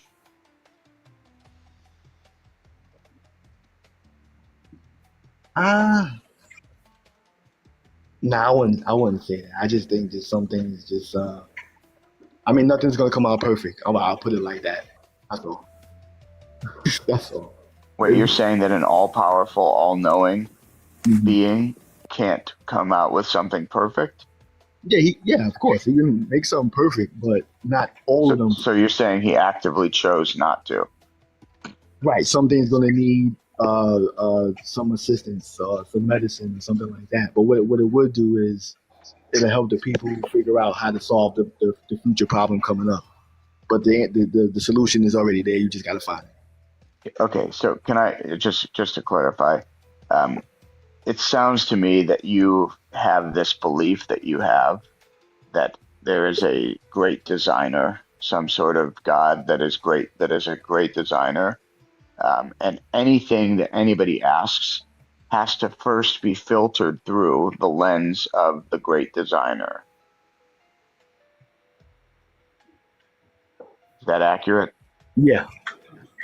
Great. So it sounds to me that you're not actually questioning the belief in the great designer, but rather you are taking in anything anybody asks and says to you and apologizing for it through your fundamental belief.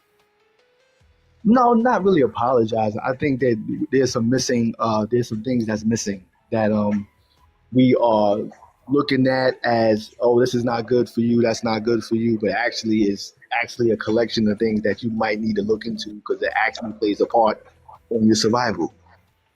So that's why I was saying that, like, wait a minute, I thought I had the answer for what God was and this and that, but I'm seeing other things that I was told to stay away from that actually could help me. So that now I'm like, well, okay, I thought I had the right answer and that was it. That was all. But now when I look at this over here, this actually helps me out a bunch. If I look over here, this also helps me out a bunch. But they told me to stay away from it. So I'm like, there's still more things to figure out that what goes together with this whole creation and God thing. That's all I'm saying. But as far Thank as you, this, Steve. I'm going to say goodnight. Thrayle, you want to kick me out of here? It was good to be up even for a few minutes. Appreciate you, Raph. W's for Raph in the chat. That was very sudden, but really appreciate you.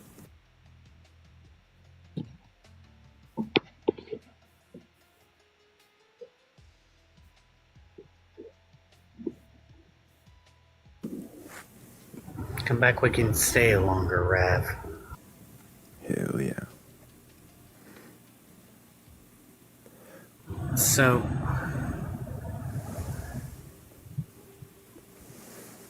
do you question whether or not this God exists, James? No, I'm sure that God exists. Yeah. And that is unquestionable? Yes, it's like clear as day. It's clear as day.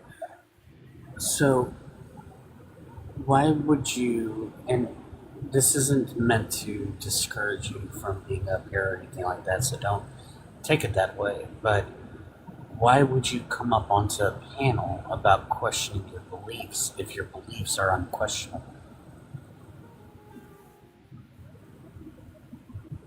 Well, right. So the point I was bringing up was the whole thing about questioning your belief. When you think you're pointing at one belief and you say, okay, either this don't exist or it does exist. You figure out, oh, it does exist, and this is it. This is all. But there's a whole bunch of other beliefs across the world, and they tell you you're wrong, and it's you come to find out what you're told to stay away from, and the same belief that you believe in, it actually seems like it goes hand in hand with the belief that you're looking at. And it's like, well, wait a minute. I thought I was done, and I'm not done. So that means there's more to this belief than I thought it was. So you don't question whether or not this God exists. That's unquestionable, but you question other Right. things about the belief structure. Right. It's clear that he exists, but it seems like there's more to it. How is it More to clear? How is it clear he exists? So he basically said what his plan was and how he was going to execute it, and that's been done already. Right? I don't see how that informs me on how he exists. So if somebody tell you that, hey, I'm going to create a car and it's going to fly, and then you actually see the car Did flying. God tell you he was going to create a universe? He said he was the creator of everything. When did he say that? Yes, he says, I'm the creator of all things. When did he say that? It's in the book. It's fine. So a book says he said that? Yeah. Why do you believe the book? Right, because so that's what I mean. If the guy said he's going to create a car, and then the car is going Why do you believe the book? Because I see everything that whatever he said he's going to do is actually in play right now. Are there not other books that say that a God would create things and created things? Yes. Yeah, yes. But different gods.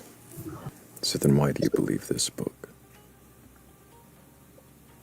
So this one eliminates the others. How does it eliminate the others? How does this book eliminate the Eddas of the Norse gods? Because the other books, how do you put it? It would be like the bootlegger. So there's things bootlegging. How is it bootlegging? The bootlegger try to copy it. You know what I mean? Aren't there books older than this one? Yeah. What makes them not true? Couldn't your book be said to be bootlegging them? Right. So for instance, that's like saying, okay, Elon Musk created TikTok, right?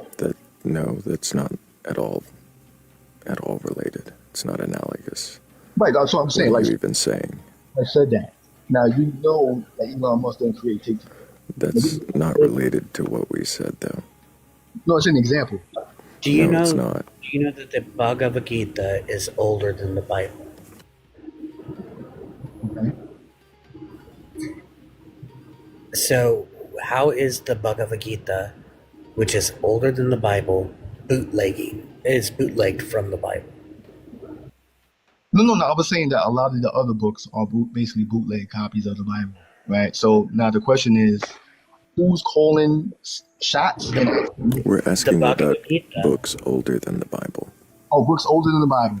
Okay, so the books that's older than the Bible, do they got any prophecies that I can see right now today?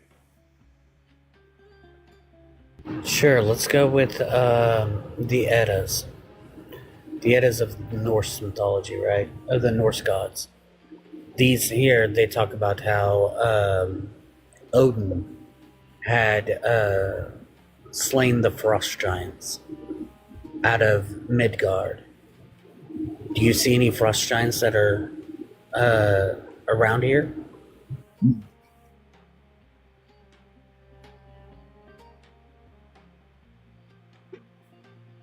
No, I do not. So that means Odin slayed the frost giants, right? Right. So where is this today? Like, where can I see this at today? You can see this in the Eddas. The Eddas? Eddas. Eddas. Where's that at? This is the Norse gods' text. Okay. Well, I mean, where can I see this? Is it in action right now? Is it on the news? What's going on? Is it? You can look up the Eddas, and you can find a PDF of the Eddas, and you can read them, where it talks about the gods, and it talks about Odin, and how he slain the giant Ymir with his brothers, and created the earth. Okay.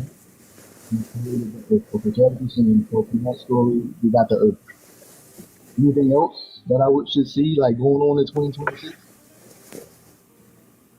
Do what? In 2026, anything that I can see from that book that's going on today? What part of the Bible talks about today? Right. See that's what I mean. There's things that's going on today that is in the book. Are you talking about like wars and rumors of wars, which have happened since, even before the creation of the book? That's some of them. Yeah, that's some. So if every century and every like decade there is a war or a rumor of a war, is that a novel prediction to make? No, I mean. So then, how is that applicable to saying that this here is proof that the Bible is true? Right. So the Bible explains after certain events. Such as? In fact, it explains how the wars would affect the earth. It explains that. Yeah. Wars. Like, there's many wars, but isn't that just? But doesn't war always have an effect on the earth?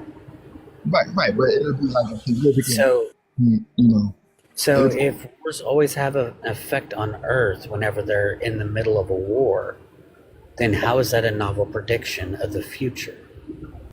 Well, it'll be an effect that'll actually change the whole. It'll change everything. Yeah, wars change everything because, like, for instance, if, say, ancient Egypt went to war with ancient Rome and Egypt won, Rome would become Egyptianized, right? That would change the world, according to them, would it not? Right. So, saying that war changes the world, that's like saying, in other news, water is wet, grass grows. So I'm asking you, what is a novel prediction that the Bible makes that is relevant to today? Okay, then I'll let's see. Basically, there's a group of people that live in a whole different area of the earth that they never been to before.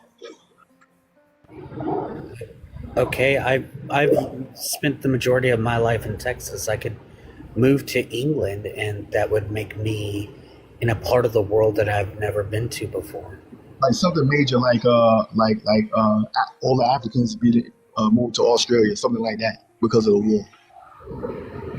Yeah, that's because people do tend to move, and even in that time frame, people were moving all over the place. During that time frame, Right. there was actually a slave trade between Egypt and Rome. So, like, yeah, we know that people moved to places that they've never been to before. No, I'm That talking was entire continent. common then and common today. Right, the entire continent at the same time. Do you know how much when Rome was at its heyday? Do you know how many slaves were there? Um, 1 million. That was way more than any other area of the time frame. So yeah, to people, that would seem like the entire place is moving, right? mhm. Right, but I'm just saying, like it'll be something drastic like that. Like the Bible, the war that they explain is going to be something drastic. Where basically, So that an entire continent is going to move, or all the people within that continent. all the people in the continent are going to be gone. So, is there any continent on this planet where nobody lives in who they used to live there before? All at once? Yeah. Is that happening today? Not all at once, no. So then, why would you bring this up? That's what I'm trying to tell you. What in the Bible, there's the story of the war where that's going to happen, and the things leading up to that is actually in play right now. Has it happened before? What up to that point is happening right now. How is it happening right now? This war is different than any other war we had before. What war? The war right now. The war with Iran? Yeah. What continent is moving away from there? Moving away from Iran? Yeah. No. It'll be America that'll be basically scattered all over the place. So there's nobody left in America? Most likely it won't be. Oh. What? I'm just telling you, like, I'm just telling you. What? I'm sorry. What calculations and what? Okay. Where are you getting that? Yeah, you know what? Yeah. We did Go a ahead. poll. Sorry. There was a poll. The audience voted. And we're going to go ahead and move on because it's clear you can't question your beliefs. You didn't come here to question your beliefs. Not sure why you requested them. So we're going to move on to someone who can question their beliefs. Maybe that's you if you have a belief in a god or gods, higher power or something like that, and you're curious enough or courageous enough to question that belief, then go ahead and request up. We're not here to debate. We're not here to argue. I'm not here to tear you down or tell you that you're wrong. I really do just want to know if you can question your beliefs. Then what is it you believe and why do you believe it? And I'm sure we'll have a few more questions for you. All Americans are going to leave America through. Just okay. Hello, Bailey. Can I get your age for TikTok TOS? 44. And do you have a belief in a god or gods, higher power, or anything like that? Well, it's not a belief. It's more that I know there's a God.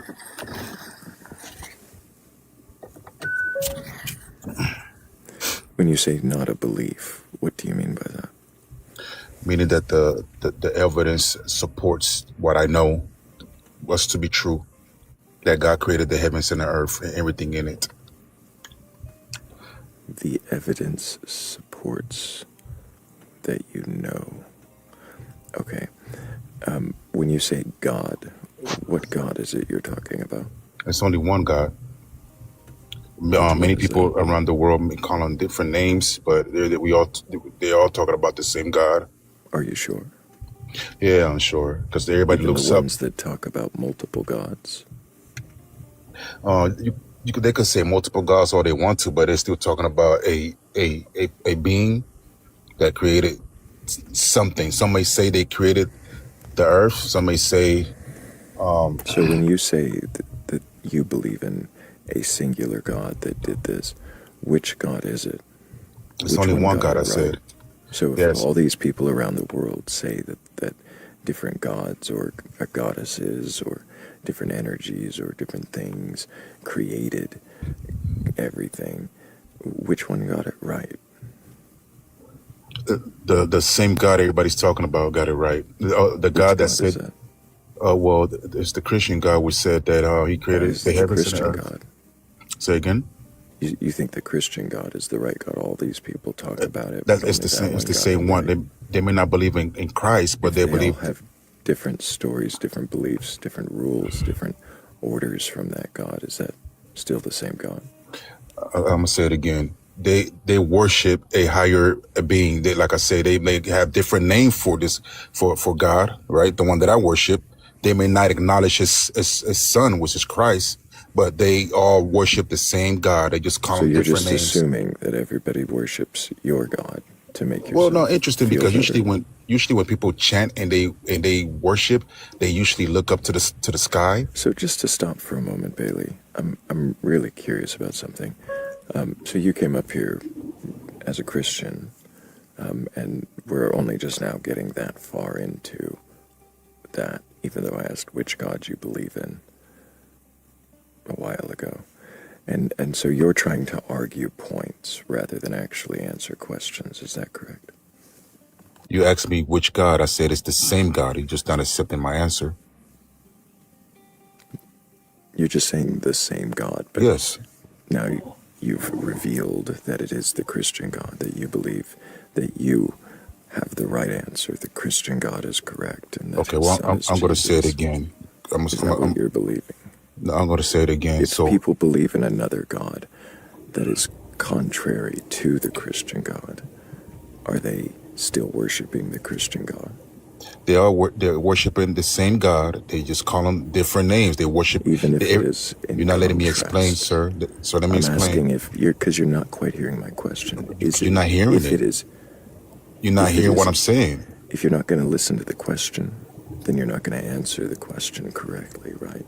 You're not even going to answer it in a honest way Go because ahead. you're Go just ahead going with to the be question. Go ahead, see man. how I'm speaking and you keep needing to speak over me.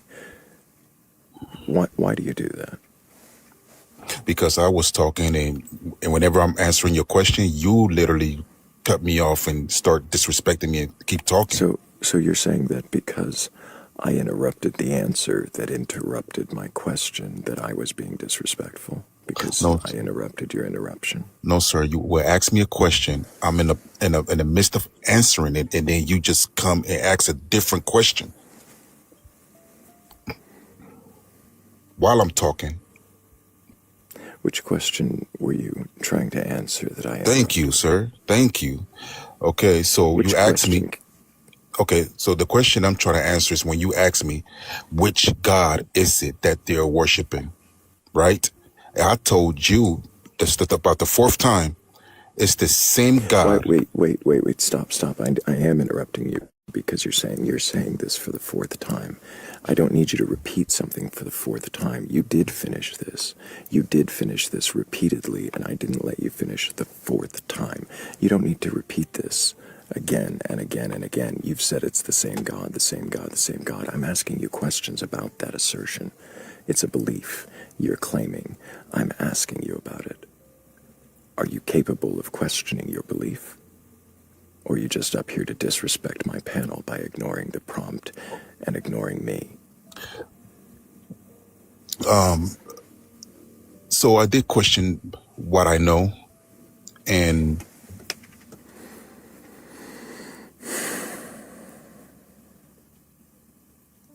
So you ignored my question. Of course he did. He had said earlier in the chat that somebody had a weak argument, and I told him, I'm like, there He was can't no read. argument because we're not debating. Did he not read where it says not a debate? It's not a debate. No. Bailey. If you can't behave, now you're calling me a coward. I'm not interested in a debate. I'm not interested in you condescending or acting like an ass on my panel. I'm not interested in it. I don't want it. That's not cowardice. I control this space, just this. And I'd like to have a civilized discussion with someone who's capable of questioning their belief. It doesn't seem that that's you today. Maybe catch your breath, check your ego, and try again another time. Catch your breath. I'm always curious when people say that it's not a belief, it's a knowing. I'm always curious, can they know something to be true without also believing it to be true?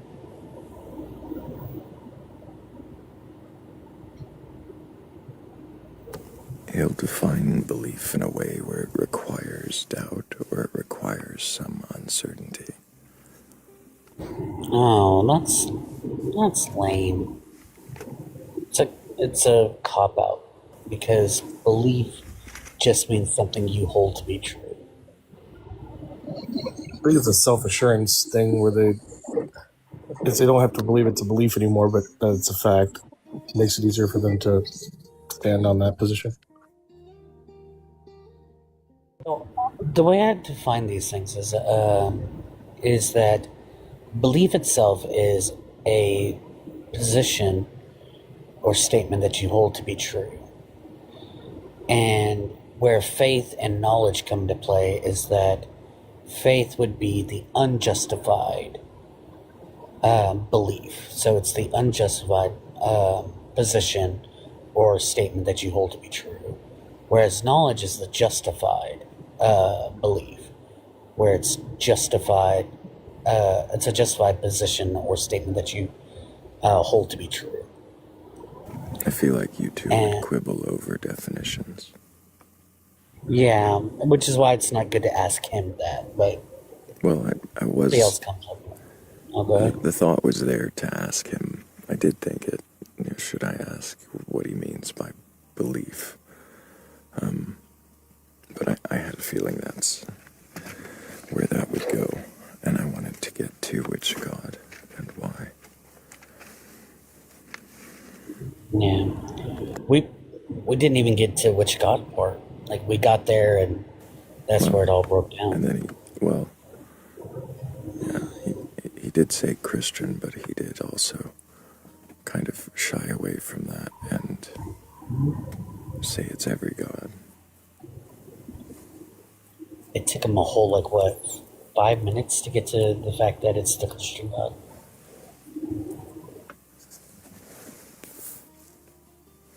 I wonder why that is. But let's not dwell. Somebody else might have a belief in a God or gods, higher power, or something like that, and be curious enough or courageous enough to question.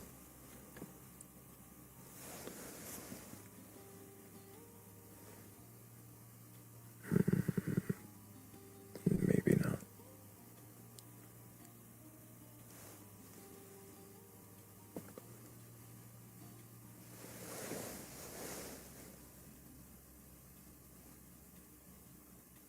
That's two phantoms of the queue, and the music cut out on me, didn't it?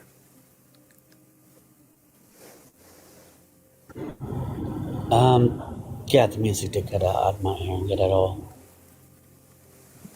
I'm hearing very faint music, but yeah, I hear it now. Kat said the music's always playing. She told me that it never cuts out. For her.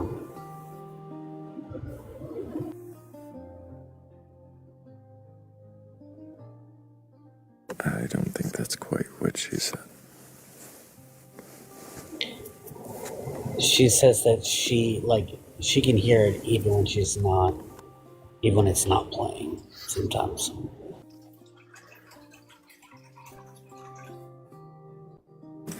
Hello, Truth. Can I get your age for TikTok TOS?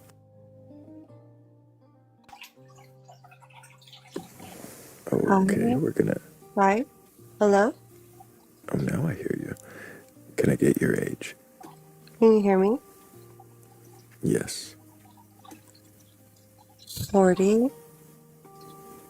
Republican. I didn't ask your political affiliation. Do you have a belief in a god or gods, higher power, or anything like that? Alien.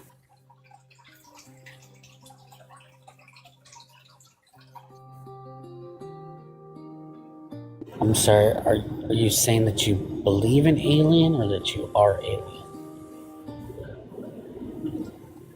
I do believe that I am alien, and I Oh, believe in a higher power as alien.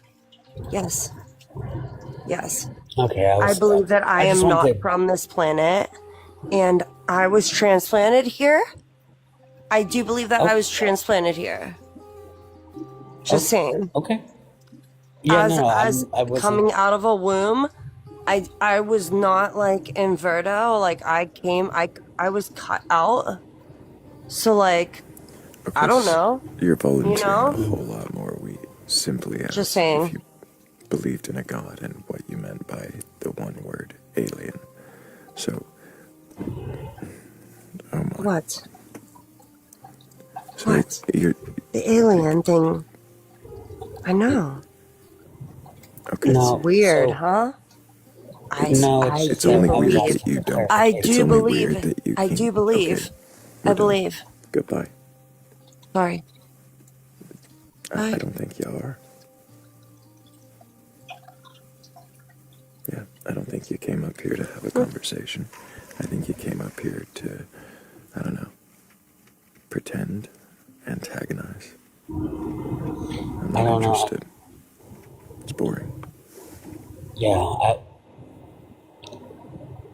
the weirdest thing all I was asking was for clarification.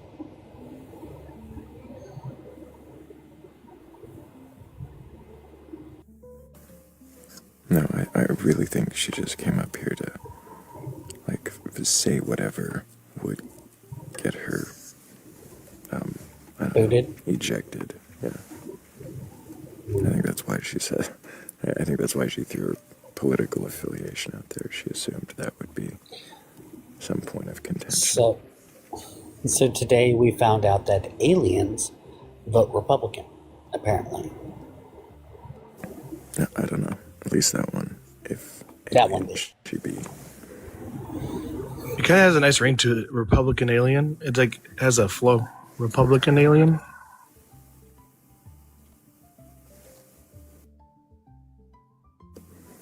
But I'm a Democratic alien ketchup. Mm-hmm. Do we have a guest that can come up here that I can ask some questions to? That'd be great. I got some questions. I mean, we could try again with a previous guest, but that's only if they actually still exist in the queue. They might be a ghost. Oh, wait, there are a couple more on this queue. Let's see. Oh, this guy, if he's even awake.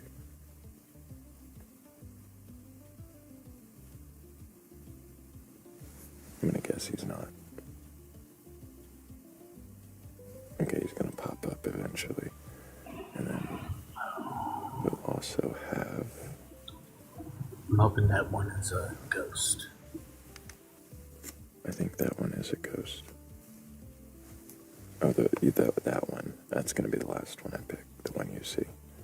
The rest of them are only on private accounts.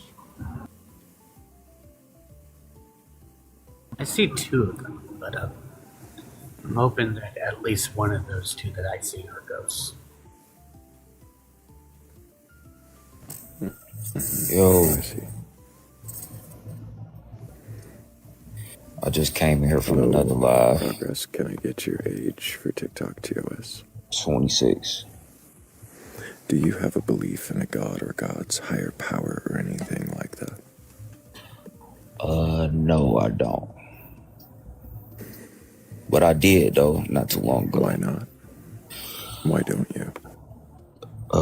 Because I with me having an open mind and truth seeking, I landed into learning law and studying law and etymology. And I'm still learning it, but it's making a lot of sense about religions. And what I have came across is basically that all of the religions have like similar things because they were adopted by other people who were colonizing the group that was before them. I wasn't. Okay. And Jimmy, I just want to make sure that I'm clear on this. You're saying that you studied etymology, which is the study of how words originate, right? Right. Okay. And you're saying that studying etymology has helped you come to the conclusion that there are no gods? No, I'm not saying. I'm saying that studying etymology and law and history all together, it is helping me understand what the words really mean. Like, God doesn't mean what it is perceived as today. Like, at the time the word God was created, it meant the supreme law of the land at the time that it was created. So it's like a lot of the words that we say, we use modern terms for it, and they have different meanings for different time frames. Would that in not history. help fall in line with some of the Christian teachings of with there being a law, there's a lawgiver? There was a lawgiver in their time. It was. Yeah, and if God is the term for the ultimate law of the land, then wouldn't there be an ultimate lawgiver? The lawgiver. This is me making a educated guess now. The lawgiver was the people who, like the colonizers, those were the people who were giving them the laws, like, which is the religion to follow. So like when it comes to like all the religions, like especially Christianity, like those teachings and things that Christianity gave, they gave those to people who they came to crusade and colonize. So they took the term God used before then, though? Before the Crusades? You said, was the term used before Crusades? Yeah, the term God, wasn't it in use way before the Crusades? I don't think so. But I can look it up real quick though, if y'all don't mind. Like ancient Egypt, didn't they use the term God? Ancient Egyptians were slaves. Well, ancient Egyptians were pharaohs too. Yeah, they still all became any group of people that had religion were slaves. If you look over religion was given to slaves to govern them. Yeah, that may have been true once slaves became a thing, but I see what the you're idea saying. of God I see predates what you're even saying. slavery. Yeah. Yeah. Okay. So look, this is one thing that kind of blew my mind too. So have you ever heard of the term all timelines exist at the same time? That's the B theory of time, I guess. So Yeah, so like sure. the information that I got, I'm starting to understand what that really means.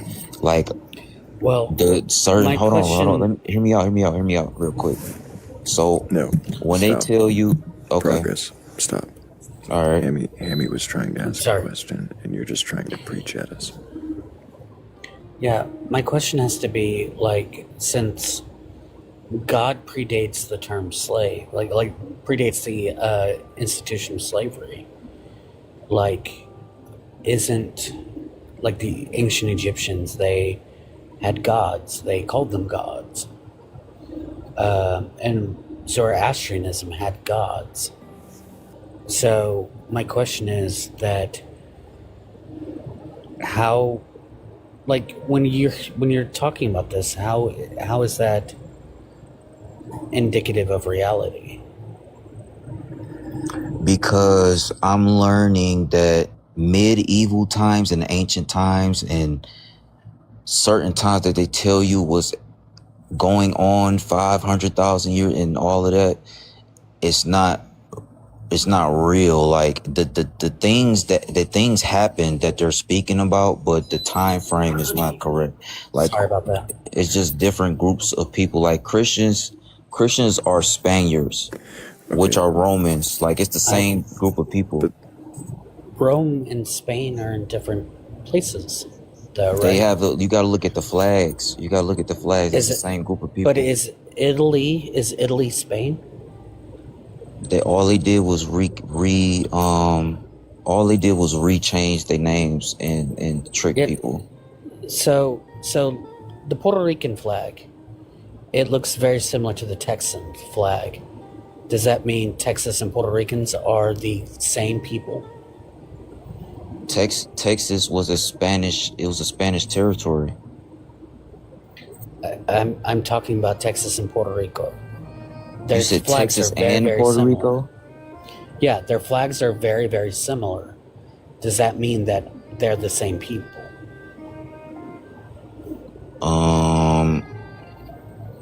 The Italian flag and the Mexican flag are very similar.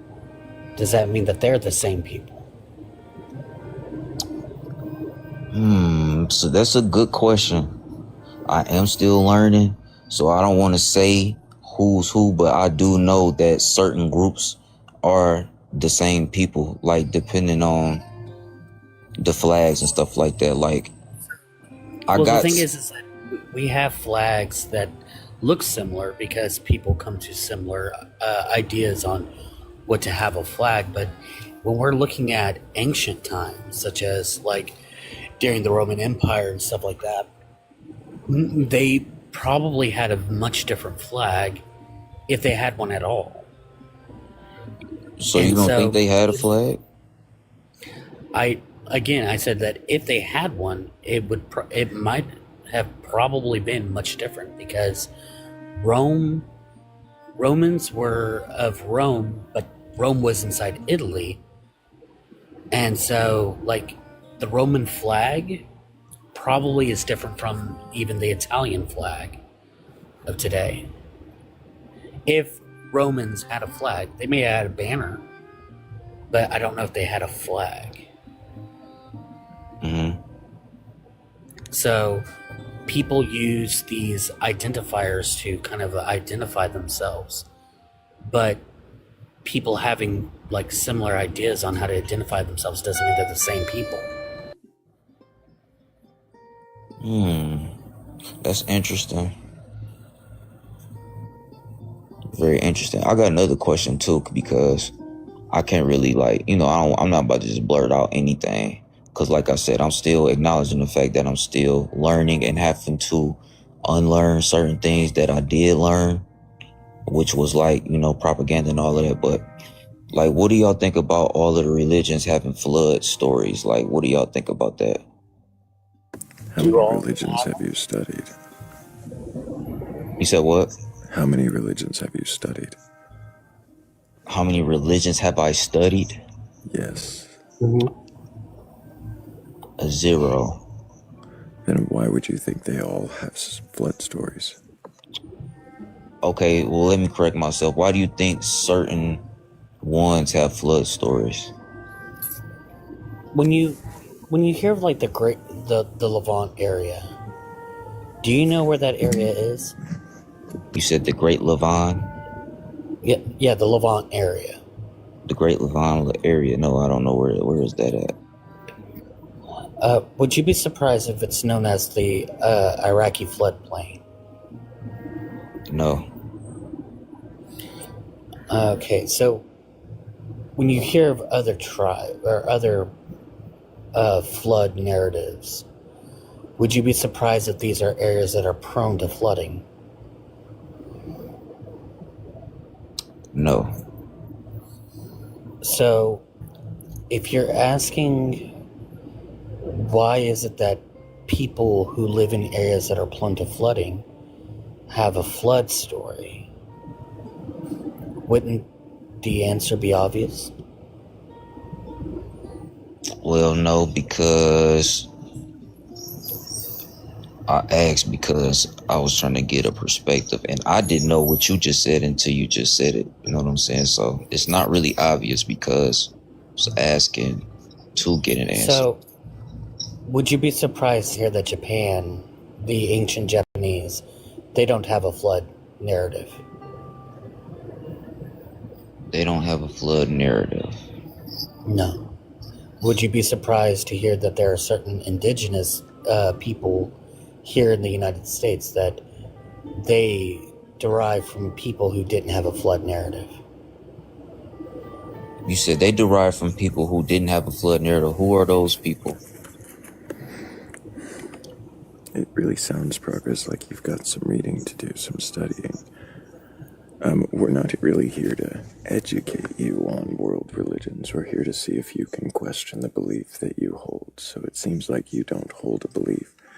And not that you should, but I think you should always keep questioning. Oh, he left. I didn't do that. Appreciate you being here, though.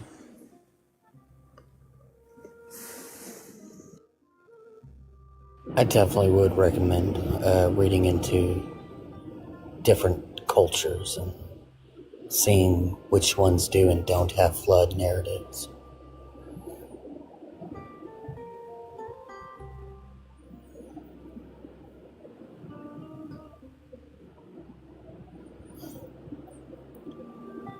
You know what I like to do, Thrayle? What's that?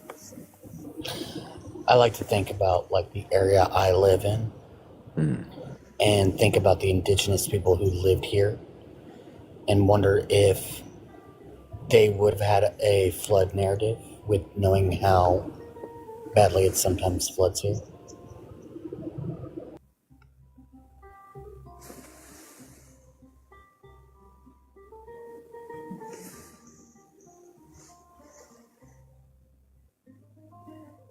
It leads me to ask questions such as, did this area always flood?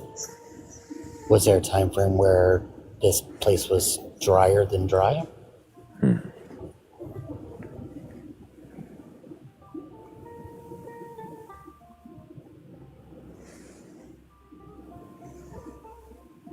And just leads me to ask more questions of myself.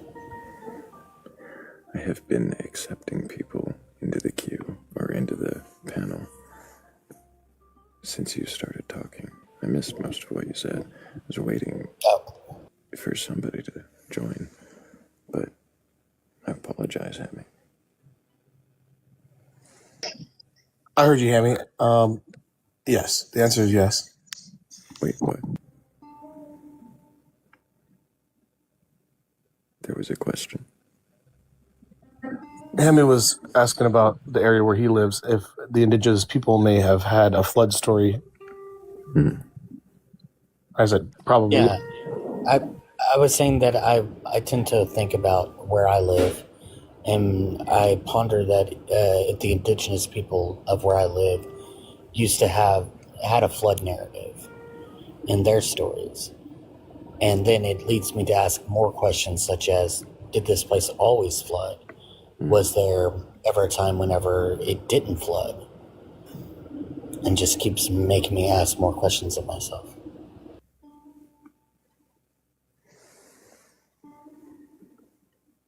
I don't think that person's still in queue. I don't think any of these are. Even the one that I was hoping was a phantom? Pretty sure they're all phantoms of the queue. There's like 5 of them.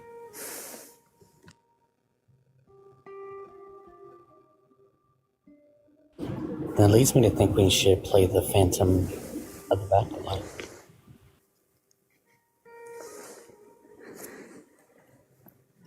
The phantom of the Batcolyte is, I guess nowhere.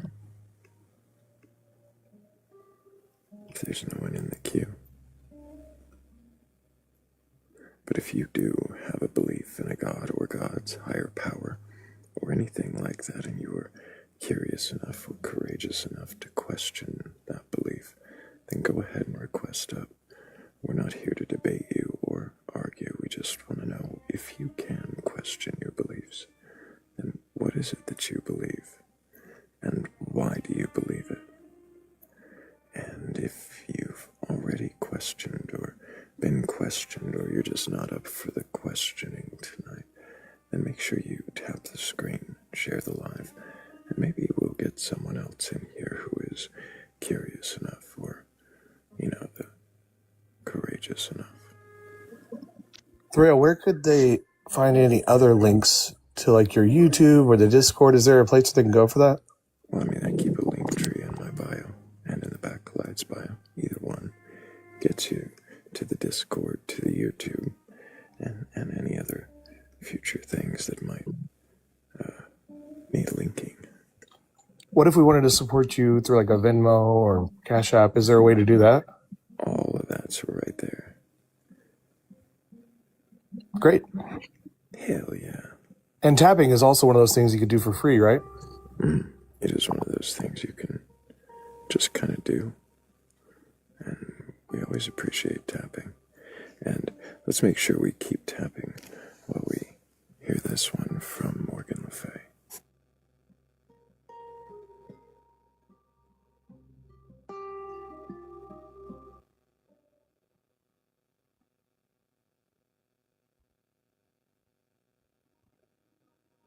Can you hear us? Are you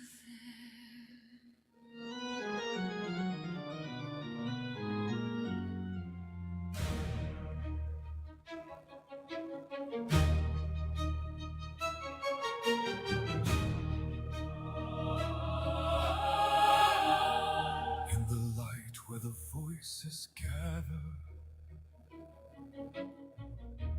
where each word is meant to be known, there is one we cannot follow, one who stands and stands alone. A name appears, a place is opened, a space is held within the line, but something lingers just beyond us, a voice that never crosses time. I feel them there within the silence, not absent, no, but out of reach. A presence caught between the moments, with something still they meant to speak. just beyond, Just unseen, in the space in between. The phantom of the Batcolyte is here. The voice we wait for never clear. Called to the light, to join the right. yet held beyond the Batcolyte. We remain, We do not turn. for every voice deserves return. No fault, no failing, no forsaking, no judgment in the quiet air. Only the weight of something waiting, and all of us still standing there. We speak their name into the silence. We leave the space where they should be. As if the sound might find its pathway and bring them back to what we see. Almost here, Almost near, like a breath. we could hear. The phantom of the Batcolyte draws near. A fragile sound we almost hear. Between the dark and offered light. They linger just beyond our sight. We hold the place. We keep the flame. We do not close upon their name. You are called. You are still called. The space remains until you arrive. The phantom of the Batcolyte remains unbroken by these silent chains. And if the veil should ever lift, their voice will be the waiting gift. We will hear, we will know the moment they are able to show. We are here, waiting for you. We are here, waiting for you.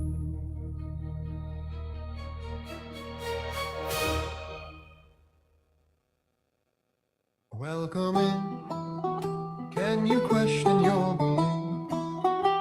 Do you have a belief in a God, a higher power, or anything like that? Request on up.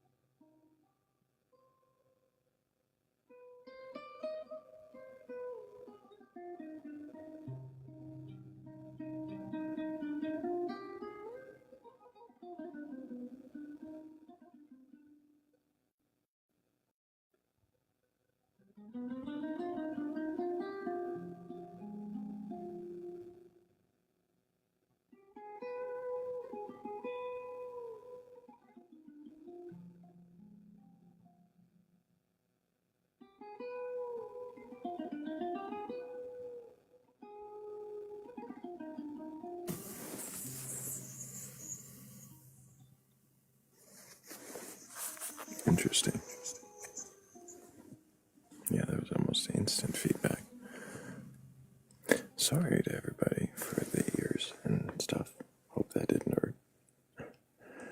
But if anybody does have a belief in a god or gods, higher power, or anything like that, and you're curious enough or courageous enough to question your beliefs, then go ahead and request up.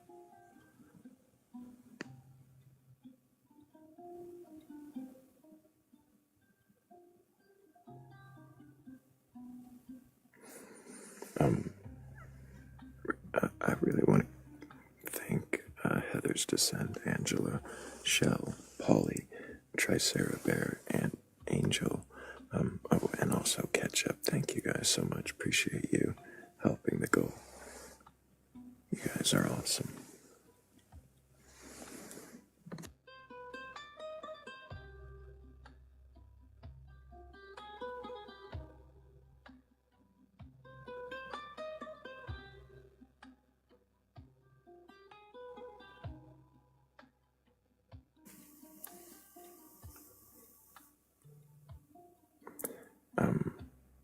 Why are you screaming in caps down there, dude? That's unnecessary. We're not here for that. We just want to know if people can question their beliefs and do it without, yelling and screaming. That's not a good demonstration.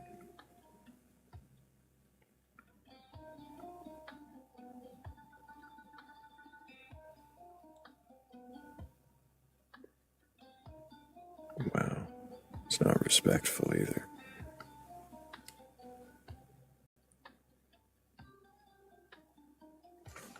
I'm gonna guess that was.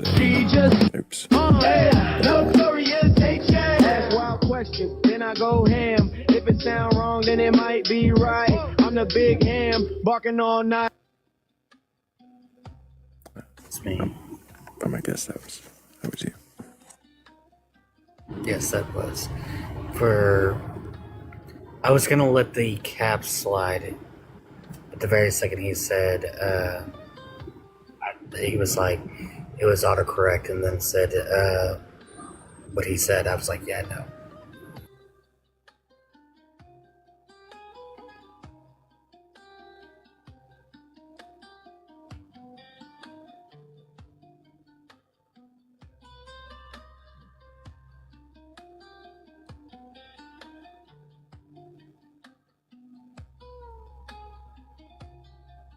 Oh, Ketchup, he wasn't that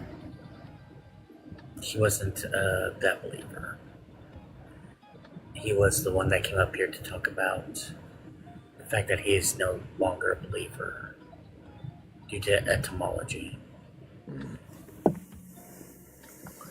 Now, was he looking up the epistology of the epistemology? There's a lot of those coming around lately. The etymology of epistemology, is that what Yeah. Mm-hmm.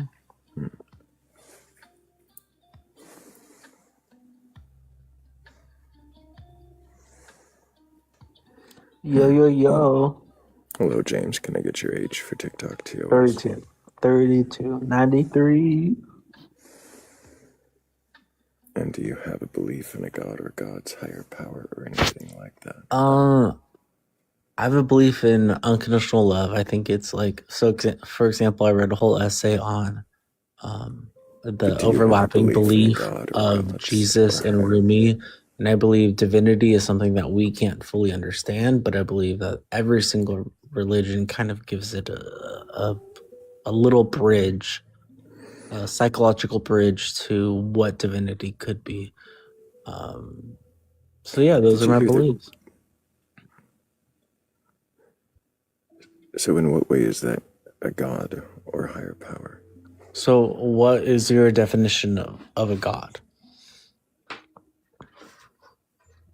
My definition won't make a difference to the Okay, so like for example, the Iranian philosopher Avicenna, James, he spoke about the necessary being, that there could not be a universe, a reality that we live in without a necessary. James, I cannot speak. No, I need you to stop for a moment. I'm asking Okay, you to buddy. stop.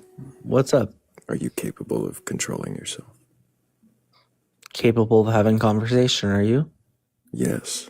Okay. Are you capable of questioning your beliefs? 100%. Give me a capable question. I see. Why did you request up here? For intellect. Not grandstanding. I see. Seems to be all you've done so far, is grandstand. Interesting. You asked me a question, I was simply...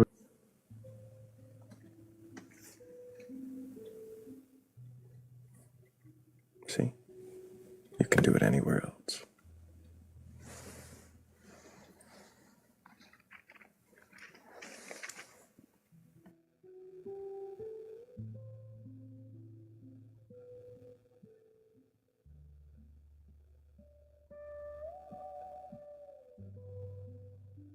Thrayle.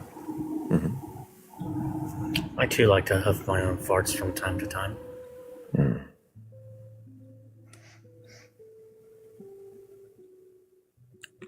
A whiff of the drippings. Is that what they call it, Hammy? Indeed. That sound. Thrayle's like.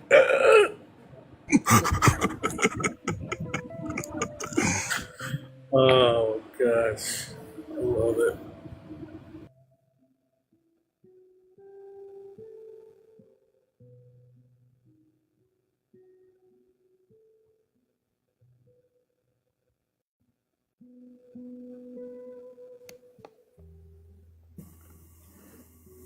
Hello. Hello, Good night. Alejandro. Can I get your age for TikTok TOS? Yes.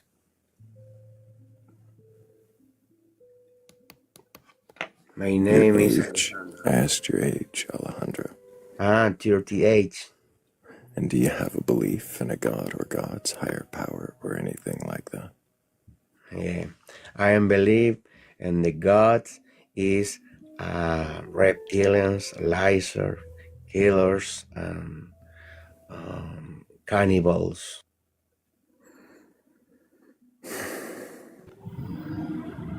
Alejandro, in the chat you can answer, but hablo español?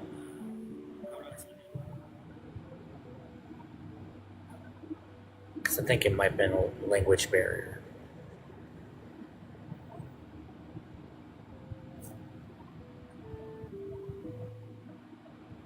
Did you hear what he said? No, I did not. What did he say? A bunch of things I think he thought would be exciting and inflammatory, but yeah, there you go, dancing in duality. Oh, okay, he was, gotcha, Spanish, but he was also trolling. Okay, got it.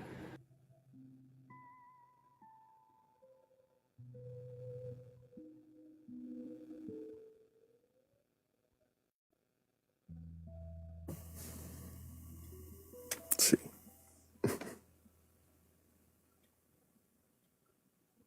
Not here for an actual conversation. You can go ahead and play the theme music because that was me again. Oh, was that you again? Ask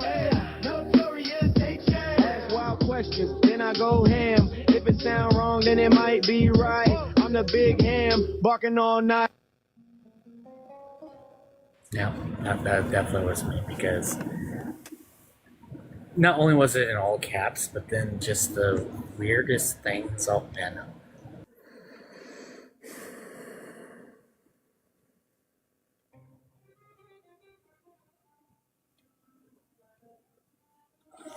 I'm supposed to not tell you that Bats is talking about energy again.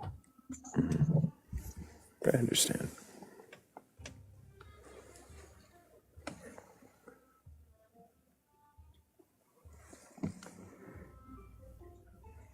Not telling Thrayle about Bats' energy belief. Okay. You don't understand me. I understand. I am believe.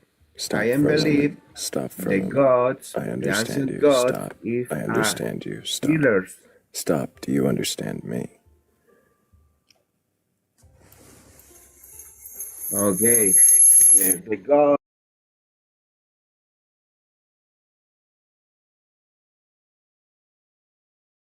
The state see No. sacrifice human human flesh, Alejandro, human. cállate. I'm sorry. That is That's literally the all he wanted to do. He had no idea how to communicate with people. He just wanted to preach at us his weird stuff. I thought we'd give him a chance to see if he could respond, but he was incapable. And while you were dealing with the host device, I was like, no, I had to cut him out. I like the TikTok shop. TikTok shop is great. I've never once had to. I have muted people several times on this panel because I got tired. Like Thrayle was having to talk over them way too much. That's the first time I've ever, and probably will ever, actually disconnect somebody without, like, being asked to do it by somebody else. Because no. Yeah, I saw him go teacup, and that was the timing of it. I was like, Hammy's got this. I thought Thrayle was going to try to get him, like I was going to keep hitting mute while Thrayle asked him whatever. But when that was going down, I was like, yeah, no, we're disconnected. He just wanted to scream his thing at us. Not capable of questioning at all.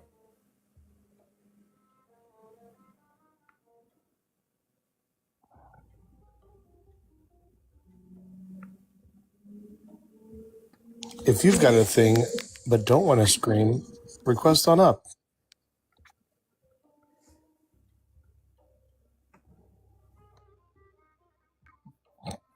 Thrayle, I just like. I'm not gonna lie. When Dancing in Duality came up here to speak, I'm not gonna lie. I kind of zoned out a little bit, but I would still much rather Dancing be up here. Dancing has been the only like calm believer that's come up here.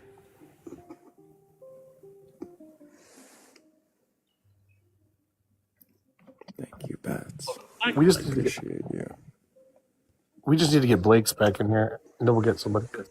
Now we got Blake, and look, then we got somebody. Hello, Josh. Can I get your age for TikTok TOS? 30. And do you have a belief in a god or gods, higher power, or anything like that? I don't really know. In between beliefs right now. What do you mean by in between beliefs? So I might believe in like a higher being. I don't really know what it would be. I just question everything, so I don't have a full like pure belief in something. I'm open to anything pretty much. I don't have a like firm belief in something. Religion wise. But you believe there's something there. I mean, yeah. For everything to just happen. I'd say that's as crazy as believing in a higher power, so.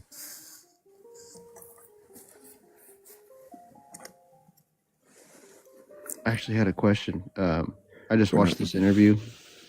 We're not really here to answer questions. We're here to see if you can question your beliefs. You don't seem to have belief, except that there is something there. Some higher power that you can't describe or question. I mean, I guess, yeah.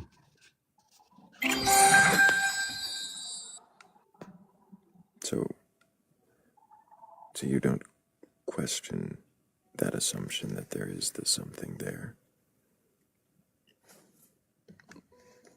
I mean, I do question it. I don't firmly believe it. I look into a lot of different stuff.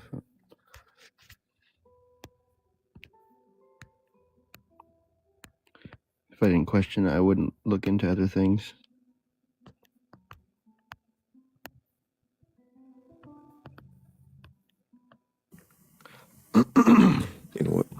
In what way do you question it?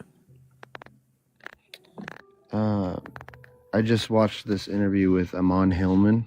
I don't know if you guys know who that is. He's a classicist for like ancient Greek texts and everything. And it got me questioning a lot of information about Christianity and the Bible and all that kind of stuff, and other mythologies, theologies, and stuff. It was wild, the stuff he was saying. So you just came up here to tell us that? I was going to ask if you guys had seen it and get your take. That's not what we're doing. We're here to see if you can question your beliefs. If you don't have a belief, or you can't question your lack of belief, or your assumption of a higher power that you choose to call not a belief, whatever it is, then that's not what we're here for. We're not here for your interview notes or our take on a thing that you saw on YouTube or TikTok.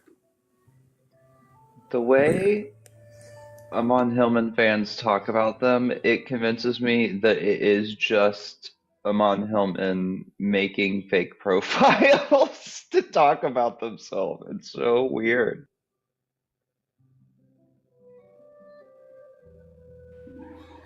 Yes, I constantly make fake profiles to talk about me.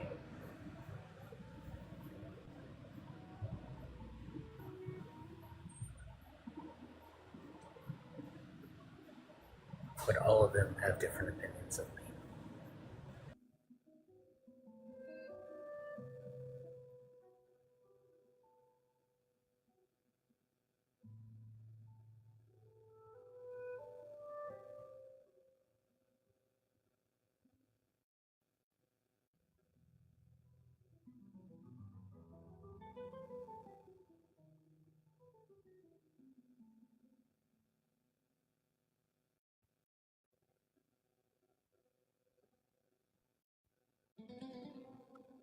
I heard one time that the pink and blue guy down there could be used to usher you or something.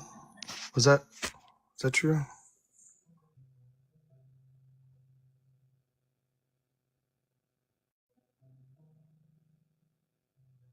I've heard that. I've heard that if you click on the pink and the blue people down there next to the chat box, that somehow lets us know that you want to join the panel and question your beliefs. As, of course, if you even can question your beliefs.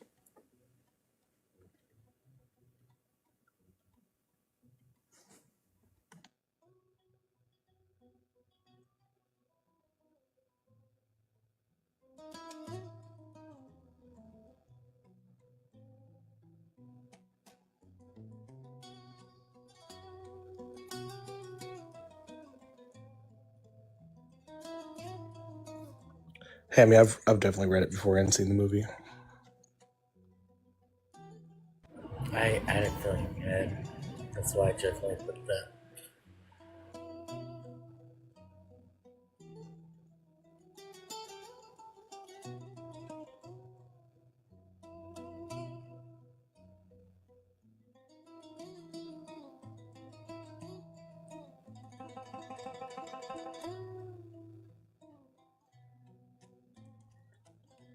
Are you saying that the never-ending story is not serious? Are you kidding? It's traumatizing. I guess you can't really have spoilers for a book that has never ended. Who knows how it's going to end? All I know is it ended for that horse in the swamp. Or did it? Did it make? I can't remember if it actually did or not, but that was traumatizing. Yeah. It did. I have It not stuck in trusted a swamp since then. Now, I love me a swamp, but maybe that's why the British left all of the Cajuns' horses on that island before they exiled us to Louisiana.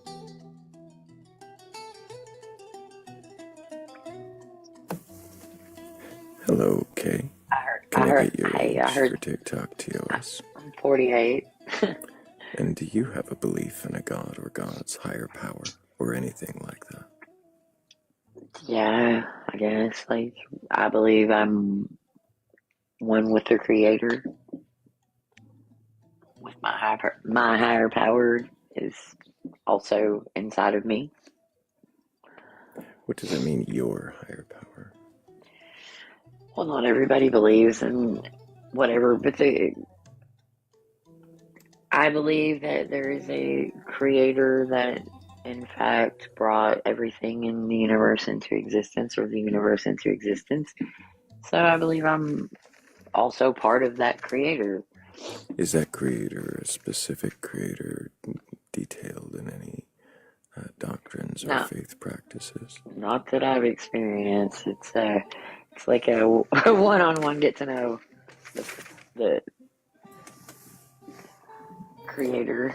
And when you call it a creator, why do you assume that there is such a thing, a creator? Because that's my personal belief. Now, Why? well, can you question it? I guess should be a better question. Of course, I question myself all the time. So why do you believe there is a creator? Because I believe that as we're one with, that of creation, that we can also create. So if I'm not sure that, well, I'm not sure I understand that. But you're saying that as we are one with creation, we can also create.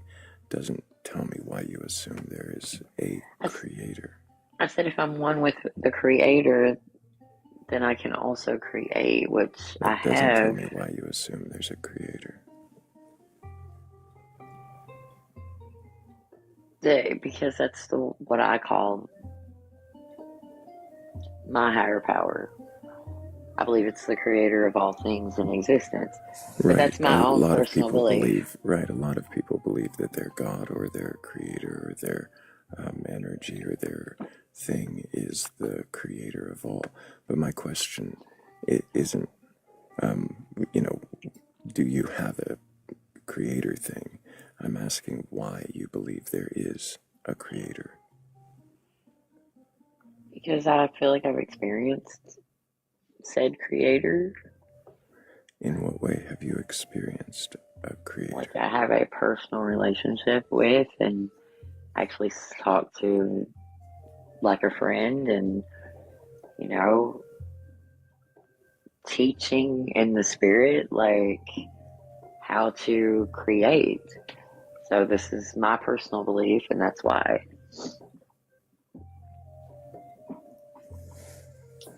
Not asking anybody to follow it. I'm just saying that's my belief. I'm not understanding the why there, though. You're not understanding why? I mean, I didn't hear the last part. The why you believe there is a creator.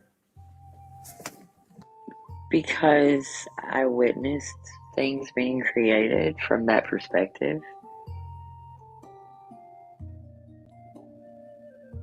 I'm sorry, from what perspective? From the perspective of the creator. I witnessed things coming into the world through that creator. How did you witness that? In the spirit, which What do you mean absolutely I spirit? cannot prove it. I mean, I saw it in the spirit. What is spirit? Like, I saw it, I have visions, so I saw it happening as if I were there, watching it happen and As take if place. you were there. Yes. So, did you see this in your head, or was it while you were awake? It was while I was awake. It was a vision. A vision. What does that mean? Okay, well, I have a couple different kinds of visions. There's visions where you go there and you're there like almost like you astral project there. I don't know how else to describe it. Your spirit or the part of yourself that can astral project goes to that space and time and witnesses it almost like firsthand. That's what I call seeing in the spirit. So I'm not asking anyone to follow it because I can't prove that, obviously. Right, but you're not. But really that's why I believe it. Clear. You're seeing in the spirit means that you saw something in your mind. No, that means I left my body and actually went to the place where things were being created and witnessed it. How do you know you left your body? Well, because I wasn't sitting here in the room I'm sitting in now. I wasn't sitting in a chair. How do you say you weren't sitting there? No, I was in the spirit. Like, okay. I don't think you know what astral projection is, correct?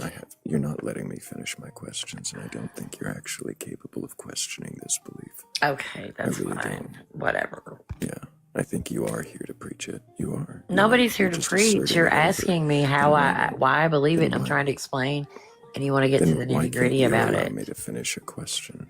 Are you afraid of the questions? No, I'm definitely not. I've been trying to answer your questions, but you're asking me other questions. You're trying to answer them before I finish asking. Why? You've asked me the same question, and I don't know how else to answer it because that's the only word I have for it, is what I'm trying to say. The only word you have for it is witnessing it in the spirit, which means in the spirit, which to yes, you know which means I wasn't seeing it from where I am now. It's like my spirit person went to the event and watched it take place. Your spirit person. Yes. How do you know that this spirit person isn't just your imagination? Well, I mean, I guess that it's possible, but because it's not the only time I've ever experienced it. I don't understand how that indicates that it's not your imagination. Can you? Because I astral project and I can remote view, which are. You don't seem to like letting me finish the questions. I thought you were finished. I'm so sorry. Of having an adult conversation. Okay. Does anybody else have a question for this guest?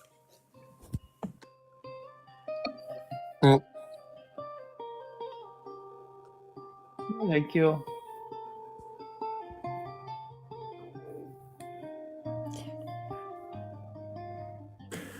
I hope that you learn to slow down.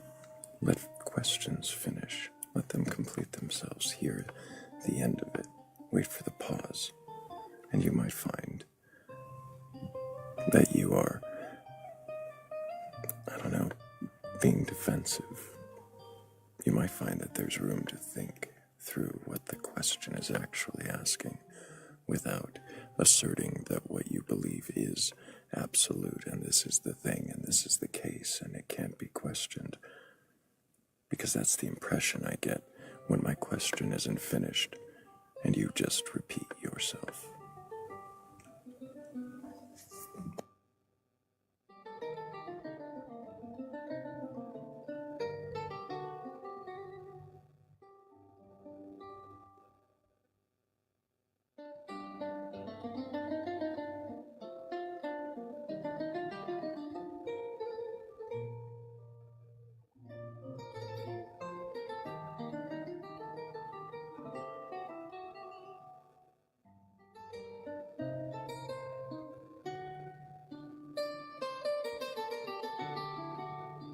I didn't think I was talking creepy.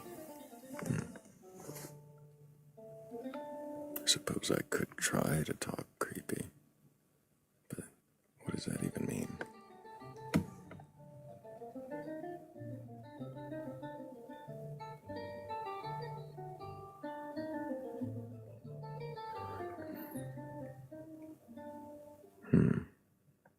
Someone in the queue, I'm not sure they meant to be there. If you do have a belief in a god or gods, higher power, or anything like that, and you're curious enough or courageous enough to question your beliefs, go ahead and request up. And if you're already in the requests and you're waiting to question your beliefs, then go ahead and throw one in the chat so I know who's really there.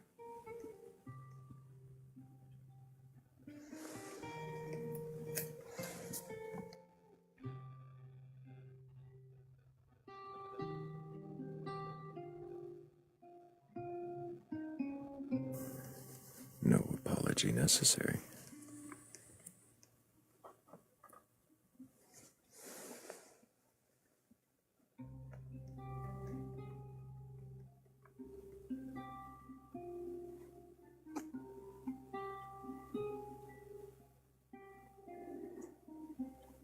I didn't see any ones. I'm gonna assume that these are ghosts, but I guess we'll see. Hello, is it Rachie? Hello, yes. Can I get your age for TikTok TOS? I am 39. And do you have a belief in a god or gods, higher power, or anything like that? I'm struggling with that. I always have. So I grew up in Utah, so religion has been pressured upon me my entire life. Is it the Utah specific religion that has been pressured upon you? Well, I guess the Church of Latter-day Saints, or Mormonism, I guess. Mm-hmm. What do you believe in? Well, what I believe doesn't really matter to the exercise. We're really just seeing if you can question your beliefs. So, if you're saying belief is something you've struggled with, does that mean that you currently don't believe in a God? That's correct. And I guess it kind of started when I started going to church. We used to go to these classes after church, and they would teach us about God and what we were supposed to believe in. And they said that the Mormon God was the one and only true God, and I just could never buy that. So I was like, I think I'm out.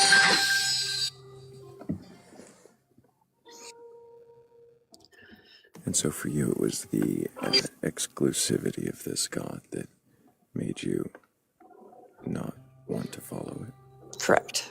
Yes. Have you since found other reasons not to believe? I don't think so. I think that like God should be all inclusive if there was one, and I think most religions are very inclusive, that theirs is the true one, and I don't know why it's so difficult to just believe in a higher power, I guess.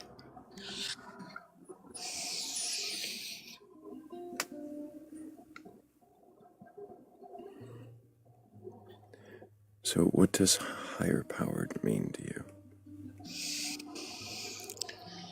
That's a good question. I don't really know. I'm working on it myself, to be honest.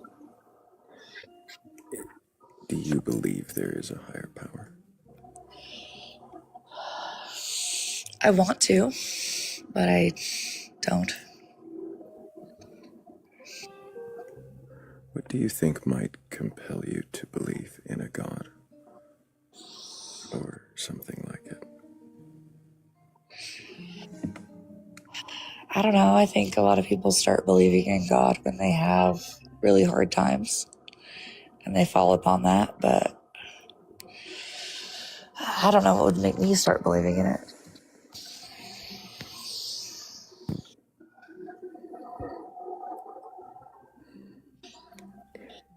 If something did compel you to believe in a God, do you know what might make you want to worship or venerate? I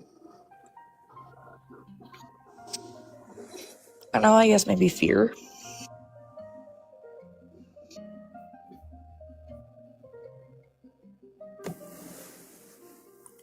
So if a God existed, then fear might make you worship it. Maybe. If I was in a place where I was afraid and I needed something, maybe.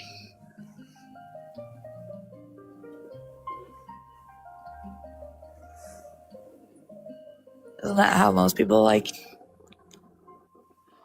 think about God? Is when they need something or when they're afraid. Gives them like solace. I don't know. Is that what God means to you? The thing people reach for when they're afraid? I don't know. I'm the wrong person to be asking about this probably. Because I don't really believe. So I'm struggling with it myself.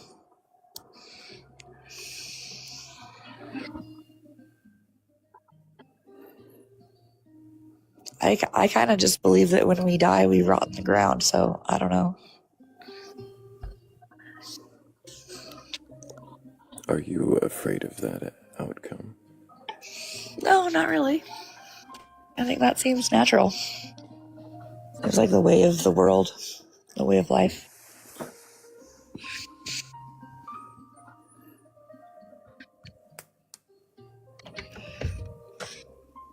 I think it's cool that other people believe more.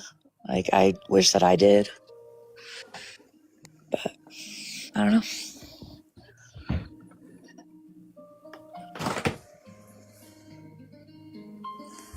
I don't know that I have any more questions for you, Rachie. Blake, That's okay. Yeah. Cammy, or Ketchup, do any of you have any questions?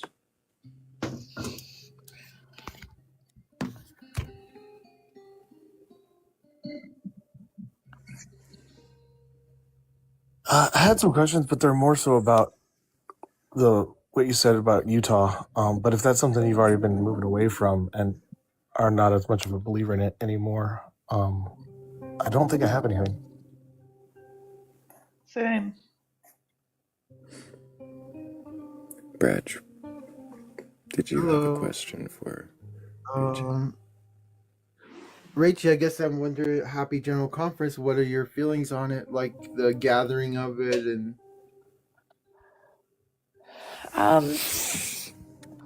I think it seems kind of crazy that everything shuts down for a general conference for just a bunch of old dudes to discuss normal everyday things. I don't think they really talk about anything significant.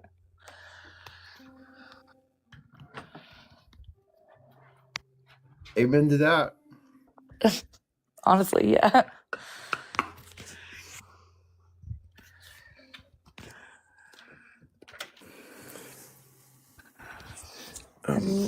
Rachie, I appreciate you coming up and answering the questions that you did. Sure. I hope that you keep asking questions. And, of course, if you do find any answers, you're welcome to come back, and I definitely have questions for you then. Brad had also recommended that you come check out our Discord. I'm not sure that you'll find any answers there, but there are a whole lot of people there asking questions. So I hope that you do keep asking, and I hope we see you again.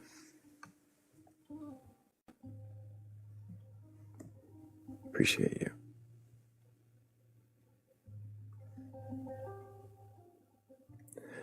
Can I get some W's in the chat for Rachie? Great guest. Answered questions directly, openly,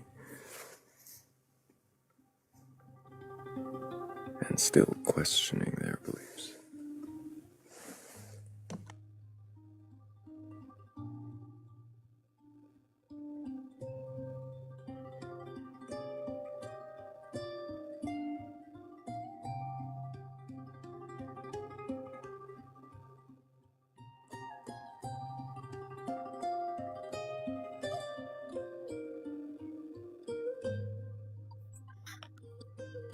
Hey, Thrayle, I know we've got a lot of friendlies. I'm happy to bow out for a bit and put myself back in the chat.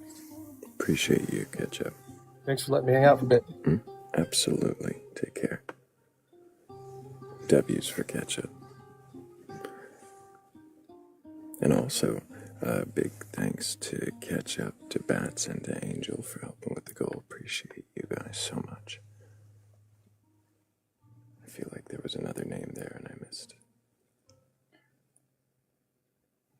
W Ketchup, W Chupacabras. Chupacabra, capybaras.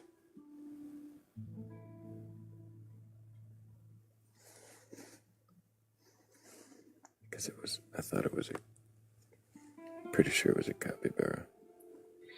Yeah, it was a capybara. They said chupacabra. Then I said capybara when I meant chupacabra.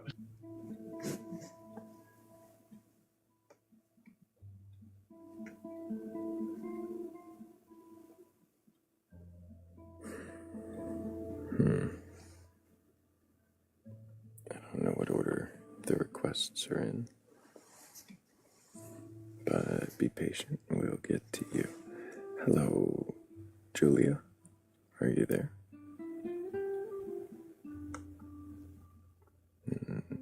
Maybe not connecting.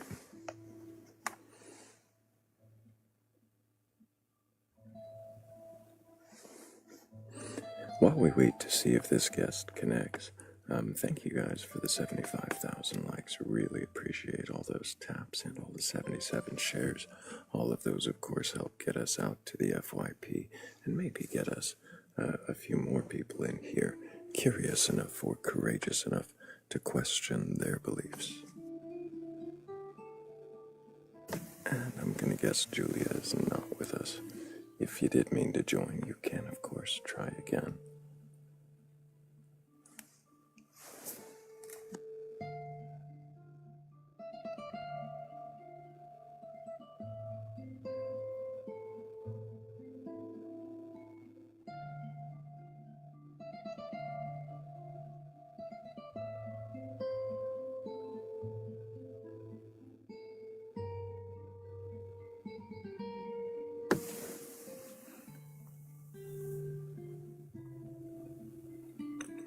Hello, Ace Arona. Can I get your age for TikTok TOS? I'm 19. What year were you born? 2006. And do you have a belief in a god or gods, higher power, or anything like that? I do. Which god do you believe in? Christian God. Do you follow a particular denomination? Catholicism. And have you read your Bible from beginning to end? Not from beginning to end, but I plan to. Do you believe the stories within the Bible to be true and literal? I guess for me it depends on the story. I guess let's start at the beginning then. Do you believe the six-day creation to be true and literal? True, but not literal. What do you mean by that? I mean that I don't believe it took 6 days for how we call days. Why not? Well, science doesn't really coincide with that. So because science doesn't coincide, then the Bible would not be true there? I guess so. Are there other parts of the Bible that are not true? That I think are not true? Hmm. I wouldn't know off the top of my head.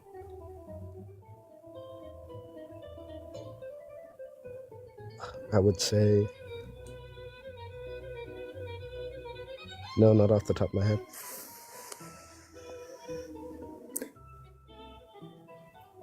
So, do you think there are any conflicts or errors within the Bible? Yes. I think... Are you aware of any of those? Well, in the Bible, technically it says there is no God. Where does it say that? I couldn't provide the verse, but I'm pretty sure it's in Romans.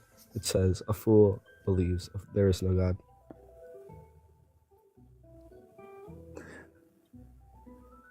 That doesn't sound like a contradiction, does it? Why are you saying that's a contradiction? Well, the Bible also, I'm pretty sure, says a fool is, not in verbatim, but a fool is wise.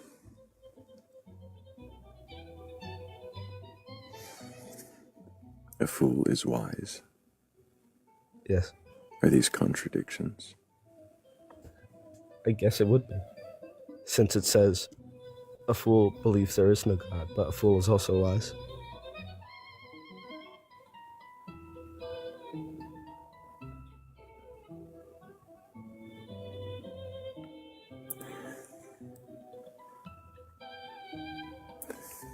And these to you are what you consider contradictions within the text? Yes. In what way are they contradictory? Well, in a book that's supposed to follow or make the followers believe in a God, why would they say that a fool is wise, but a fool only believes there is no God. Are you sure you're quoting the book correctly? I'm 75% sure.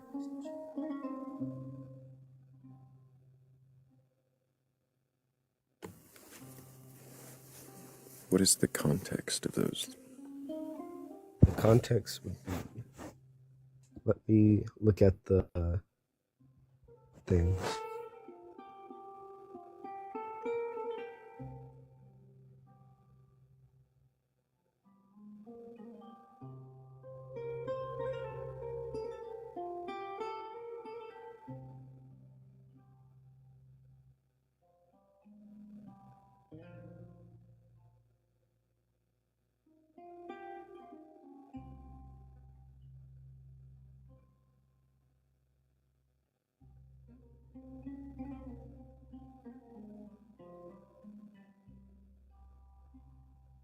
I'm guessing he's Googling something.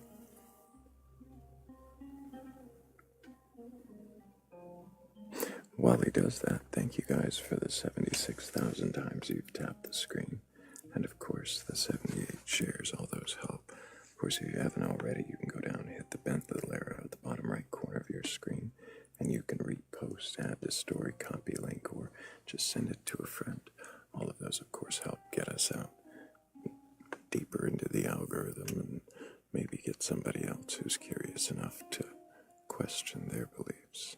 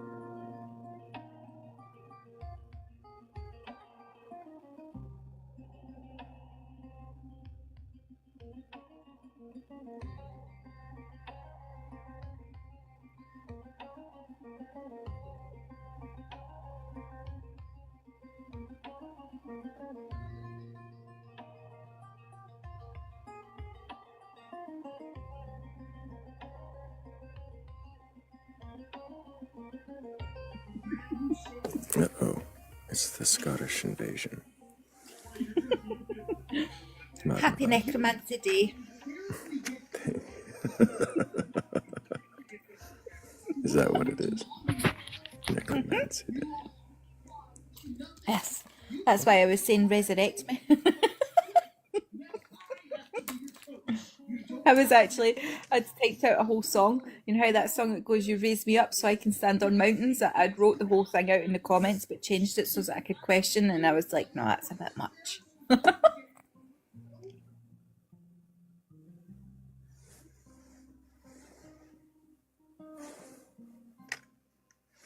Have you all been eating your chocolate stones today? Chocolate stones?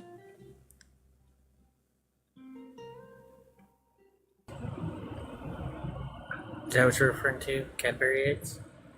Is that what those are? Chocolate stones? Well, I went for a salted caramel Tony's chocolate stone. I do like salted caramel and chocolate. Mm-hmm. I don't have any like holiday themed candy, but I do have something with salted caramel and chocolate.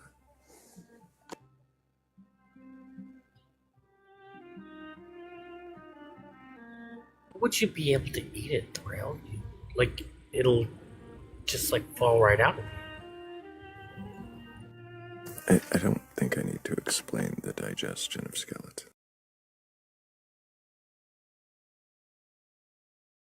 again, but Oh, is this one of those things you just don't ask the skeleton person?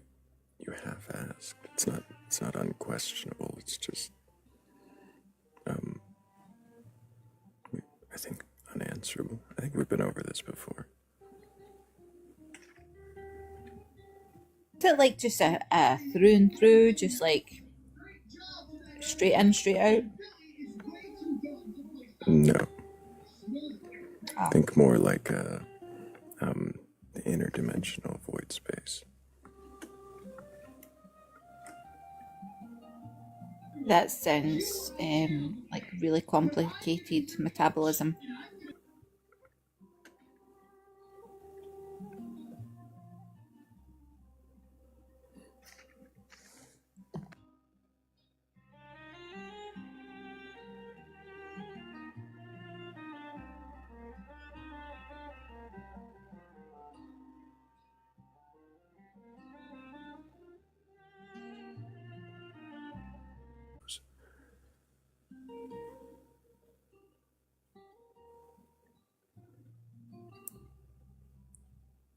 Thank you, Bats.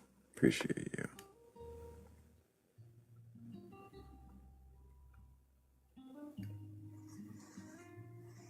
I wonder if we're getting to that spot where we need to play more music, but we just got crows up here, and, well, I've always got questions for crows.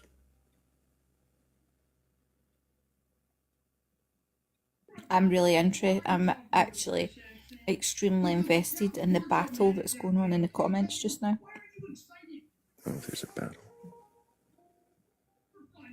Yeah, and it's interesting.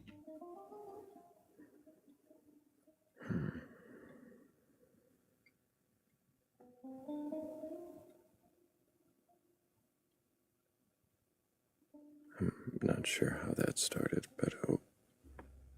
Apparently, it started because I'm a Christian, because I don't believe that all Christians are delusional. And I was telling somebody to not prescribe delusions on people when you had very limited interaction with them.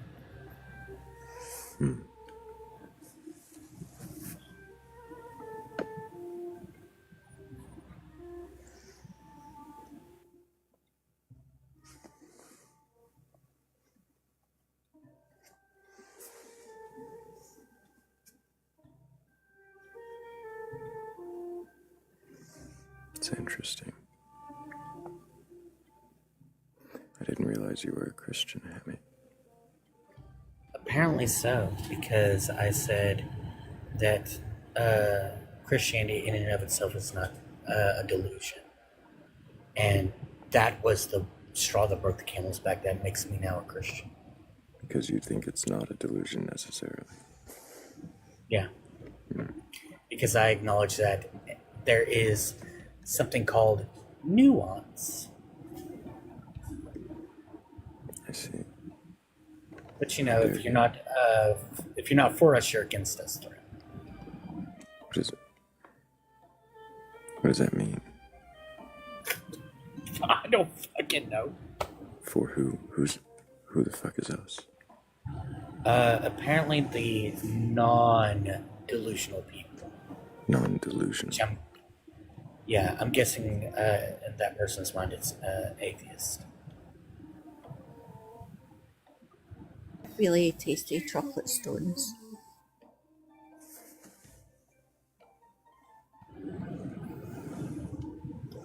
I've been letting the disrespectful talk go on a little bit to see if I could get them to question anything they've been saying.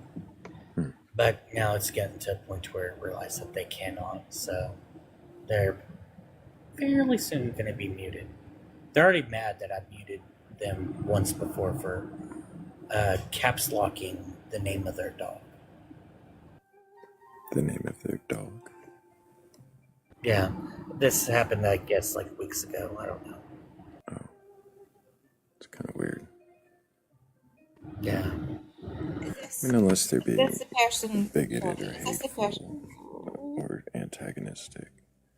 Are they being antagonistic?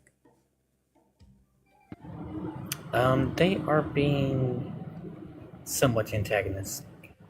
Yeah. Interesting.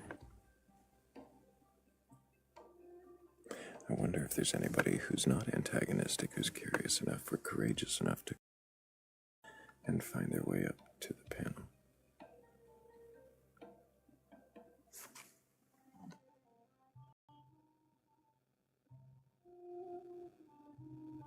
I'll just say it since you guys won't. Get a grip of yourself. Chocolate Right. Stone Day. Get a grip. Chocolate Stone Day. I need more coffee. Agreed. Also, mutton chops, Crows. Mutton chops, Hammy.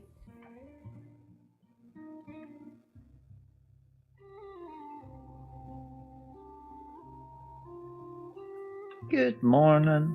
I really am intrigued by this chocolate stone idea and would love to sample some.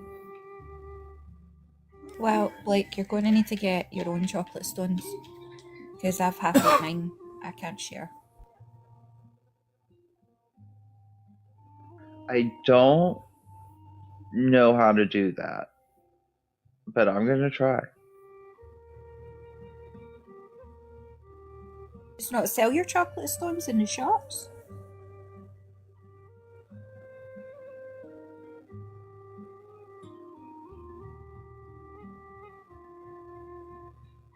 No, we got hay piles. Does that mean?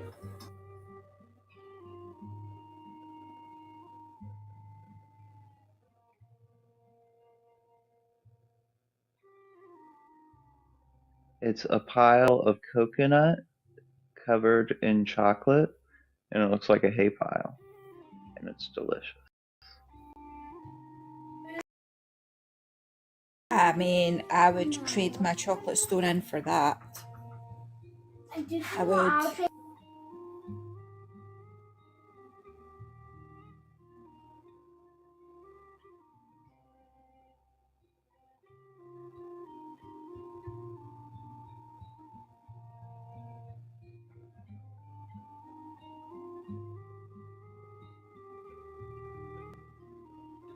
Did you see who's down there in the comments?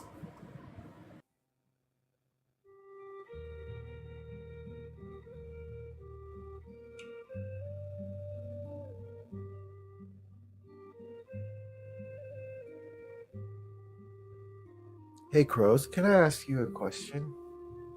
Yeah, but I don't know if you'll get much sense out of me. No, that's okay. The Septuagint versus the Geneva translation. I'm just wondering, like, your perspective on the difference, or just the importance of the Geneva translation. I don't know. I have no idea what the fuck you're talking about. Are you talking about Geneva as in, like, war Geneva? He's talking about the Geneva Bible. Again, I have no idea. I am not that way inclined. I don't follow any Abrahamics. I've never studied any Abrahamics. Is it even Abrahamic? Oh, we've got snow. Yes, the Geneva Bible is Abrahamic in nature. It's a version of the Christian Bible. Right. Well, I've not even read the James Bible, the King James Bible. So, yeah. No, thanks, Crow. Sorry, I'm always asking you the dumbest questions. Not something that I've ever aligned myself with. So, yeah.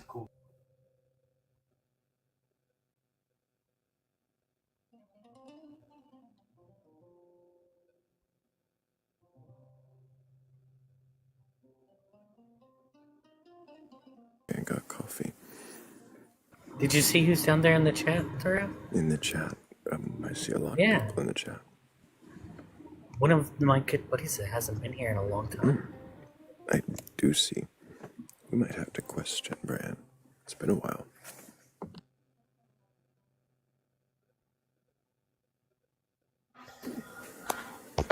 Hey guys, happy Lich Day. Lich Day. Thank you, Bran. Skull, Bran. Hey buddy, Skull, how you doing? Oh, I'm doing alright just here at work like I normally am. Dude, I'm glad. I'm really, really glad.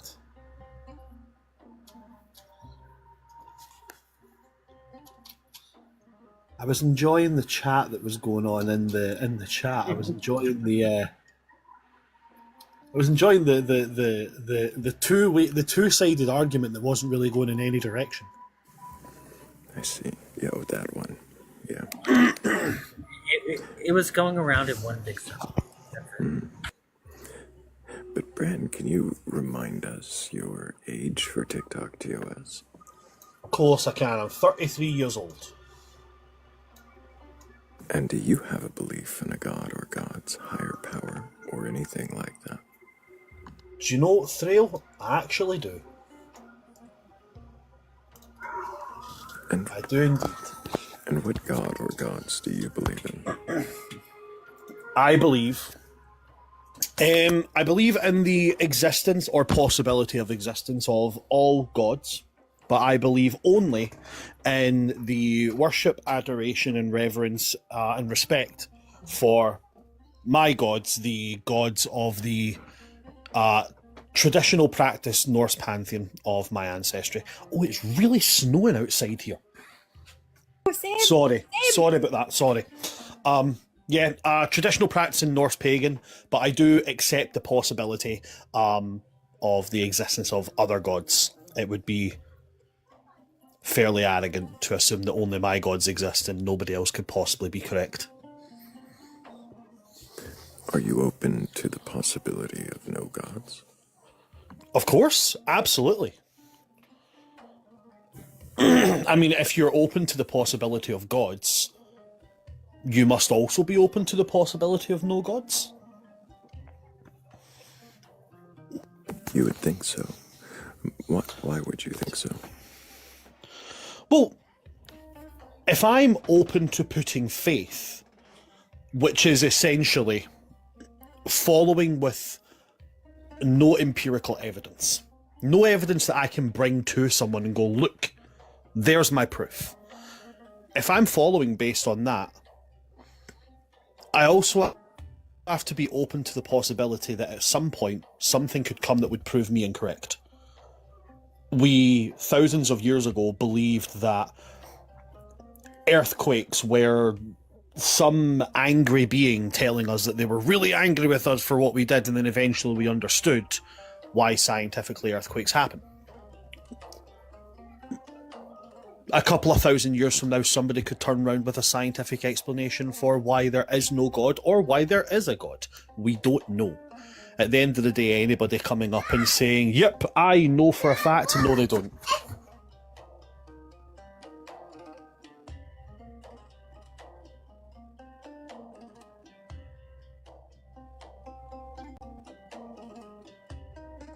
Sorry, I had an invading 4-year-old there. So, if you're just as open to either possibility or all three possibilities, all gods, just your gods, or no gods, then what is it that inclines you in any way to believe in your gods? Because I've been on the point of believing in only one particular god, I've been in the point of believing in no gods, and I've been in the point of believing in my gods with the openness to accept the idea that other gods also exist. When I was a Christian, I was miserable. I was absolutely depressed about it.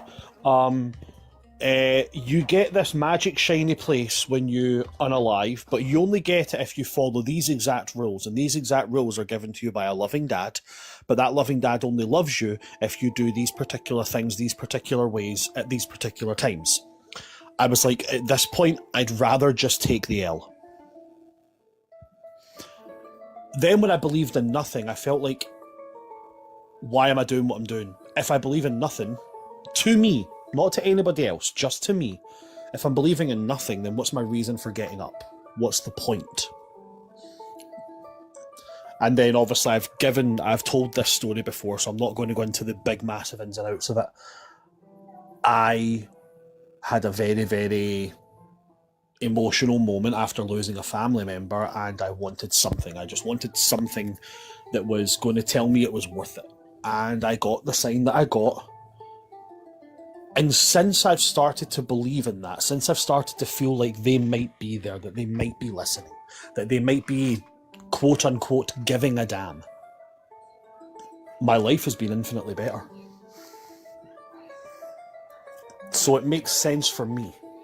But I'm not saying it has to make sense for anybody else. You're saying your life has been infinitely better. Is that a bit of a hyperbolic statement?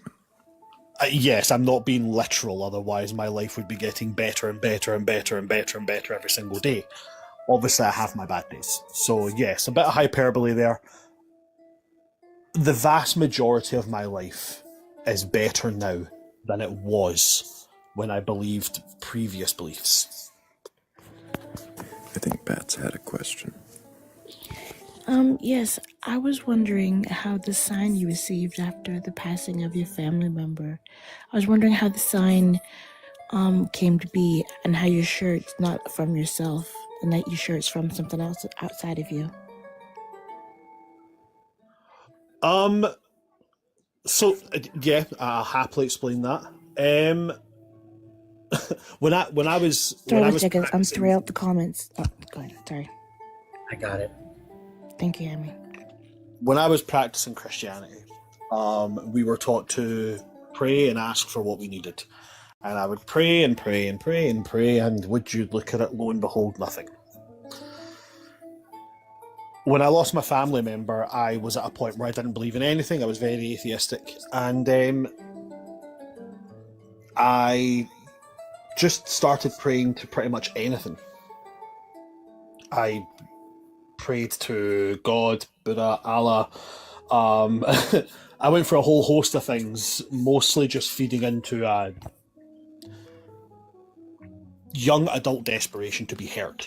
And then my father's Norwegian. My father comes from a place in the far north of Norway called Kjerringøy. They have quite a kind of solid tradition there of practicing older pagan traditions. And I kind of grew up with my dad telling me those stories, and then I decided to just pray to them. And I got a very, very physical interaction. No, wait, hold on. No, not interaction. I'm not going to use that word, because that's the wrong word to use. Because I don't know if it was an interaction. It could have been a random coincidental moment. But at the point I started praying to praying to those gods, a storm rolled through. Now, to be clear, this is Scotland, and this was in August, which is quite common for us to get storms at that time. But it made me feel like something hurt. It made me feel like maybe, just maybe, there's something that gave a damn. And it was the first time that a storm of that kind of feel had felt comforting. And I'm not saying that other times storms had terrified me and now suddenly I'm over my fear. It wasn't that. I mostly approached storms with like apathy. Some people are scared of thunder. I didn't really care about it either way. I treated a thunderstorm like I treated, finding out I had no crisps in the cupboard anymore. Oh, okay, that sucks. Oh, okay, that's a thing. But this one felt comforting. I felt like something listened.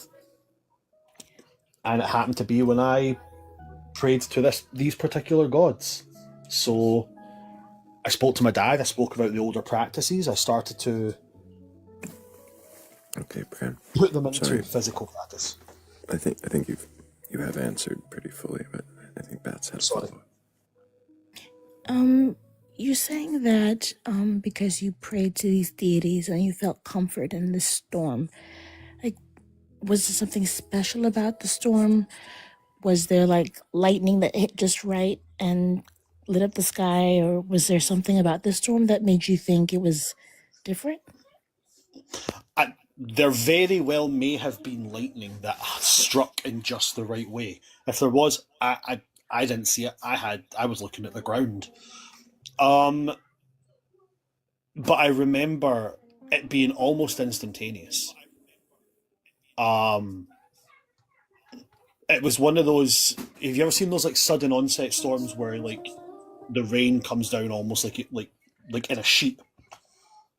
Yeah, I don't know how it is out there, but up here in the Northwest, we get Mother Nature gets kind of crazy like that. Yeah. Well, yeah. I say that I live in Scotland right now. It's verging into April, and we've just had snow.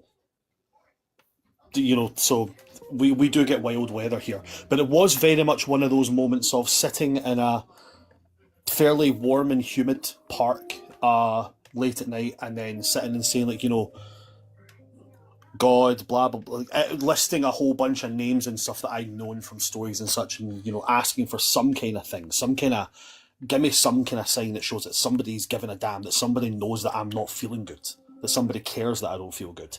And then I mentioned, and it would be very, very characteristic to say that I prayed to Thor and got a big thunderclap. It wasn't. I'm pretty sure the one that I remembered was Uller. And I always kind of liked him. And so I said, like, Uller, if you or any of your kin are there or watching, I could use some help.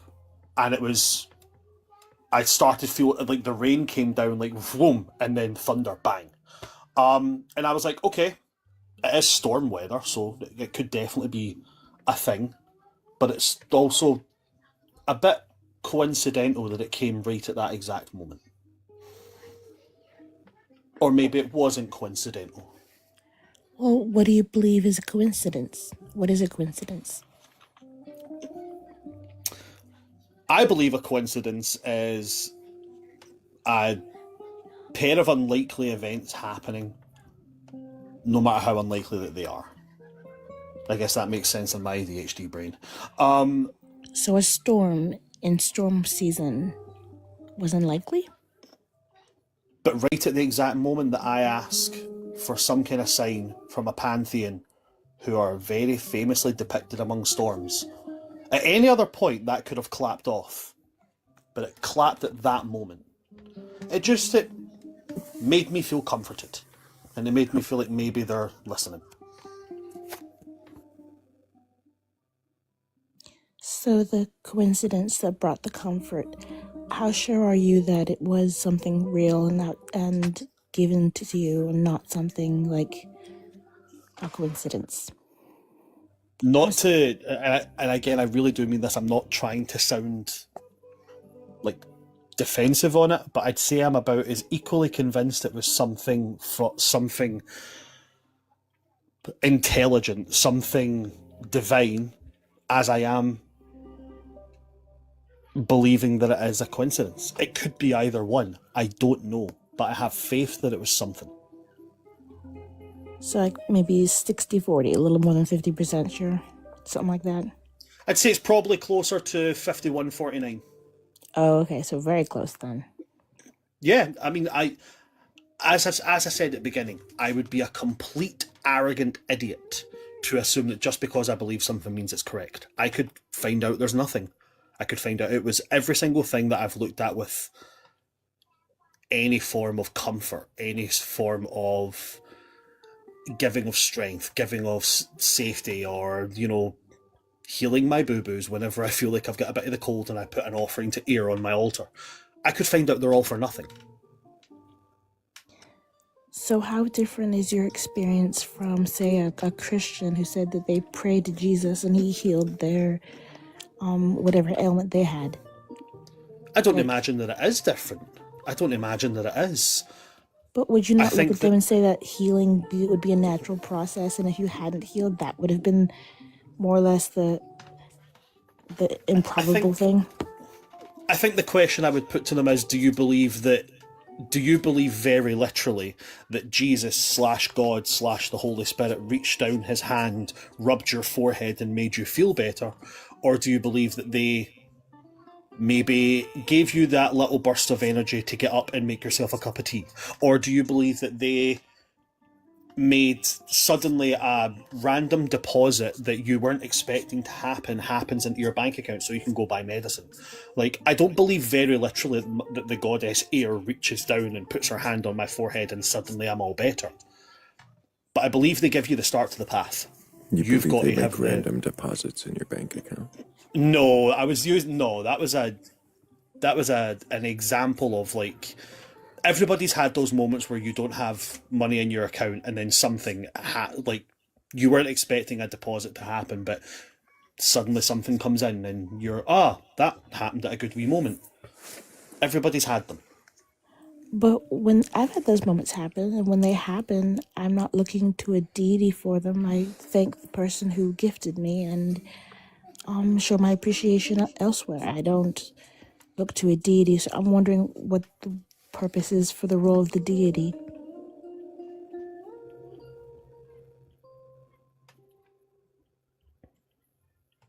That's a fair point.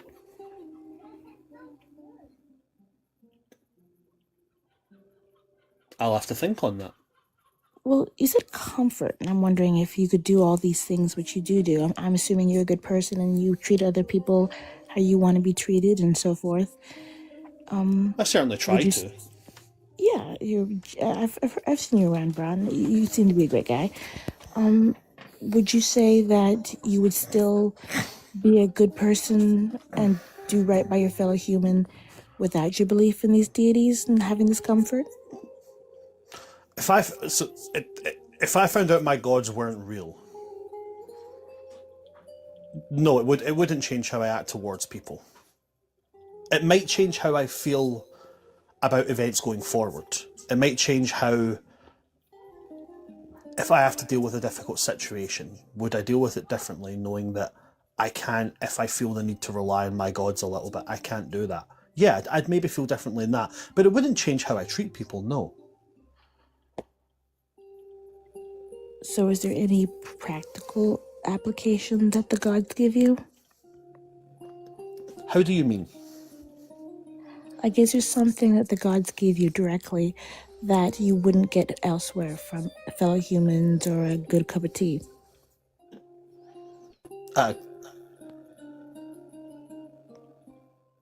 Not in any way that I think I can describe all that well.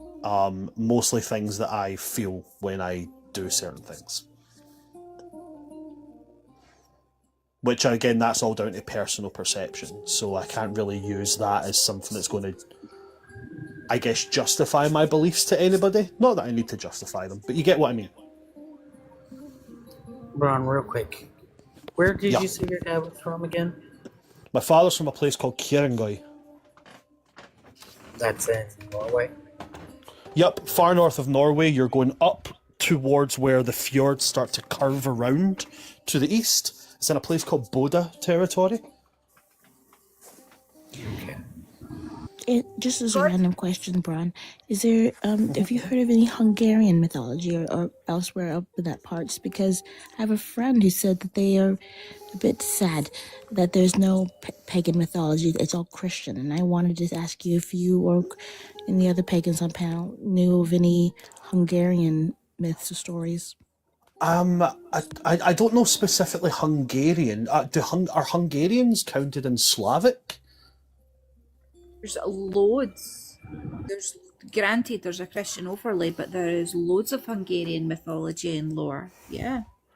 I'm not entirely familiar with any, I can't rhyme off things like you would rhyme off like Perseus and Medusa, Theseus and the Minotaur and stuff like that, but I know of Slavic mythology. I don't know if Hungary counts as Slavic region. I'm not entirely. My geography's terrible, if I'm being very honest. Nevertheless, I guess I can give him some hope that there is some mythology to seek. But I'm wondering, I guess he's trying to seek comfort in the gods, and I'm seeing that you're kind of doing the same a little bit here. What is it you're seeking comfort from?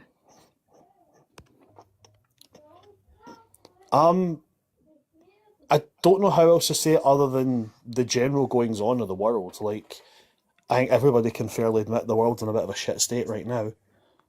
And I don't know if I'd handle it quite as well as I'm handling it if I didn't have the ability to say, I need a bit of help here, and know that maybe there's somebody there listening. It's like the point where you don't really want to put everything on anybody else because everybody else is dealing with their shit, If the gods didn't exist, right? If they didn't exist, would the lessons within their stories be any less valid moving forward?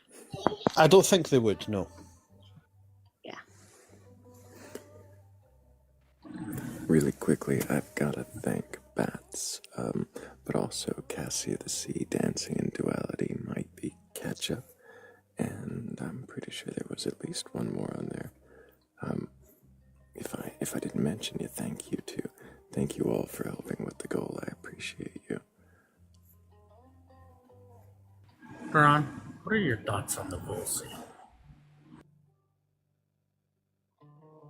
What are my thoughts on what, sorry? The Volsey.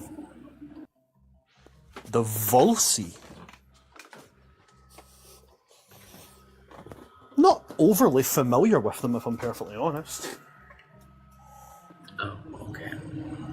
Never mind then. Do you like having your faith in things that you can't prove, or would you rather have your faith in things that you can prove?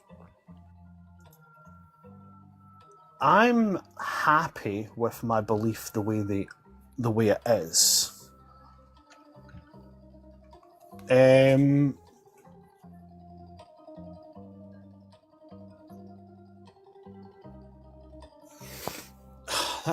is a good question, to be honest, actually. How would I feel? How would that make me feel?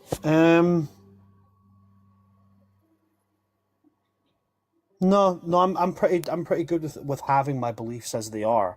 If I came across something that were, if I came across something that kind of showed me in my own, like if I didn't do it on anybody else's push, if I didn't do it with anybody else pushing something at me, if I came across it on my own, I found something that changed my mindset, I'd be equally happy with that.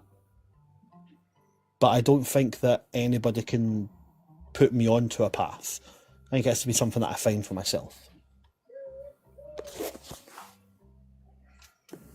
So so I guess I could say then that you'd prefer. Oh, maybe I should just ask you then. I don't want to presume. Would you prefer a piece of useful fiction or harsh reality?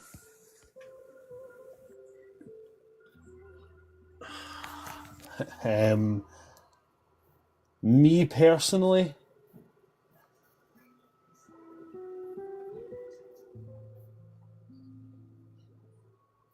I'm not really sure. I've not really been confronted with real evidence of either. Well, I do know when I've been lied to, I don't like it, and I do know that sometimes being told a harsh truth, despite it being painful, eventually you have to accept that your life would be better off knowing it. But I don't think that's something you can really put towards somebody's faith in something, because at the end of the day, you are believing something without any real evidence to it.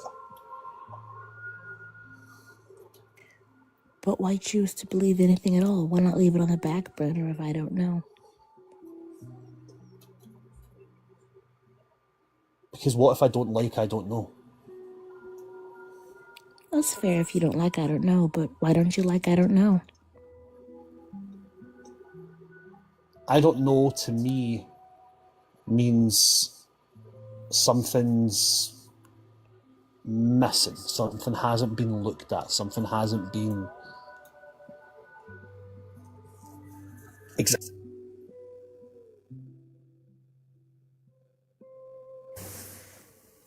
So is it maybe the lack of control of something not being there to oversee it?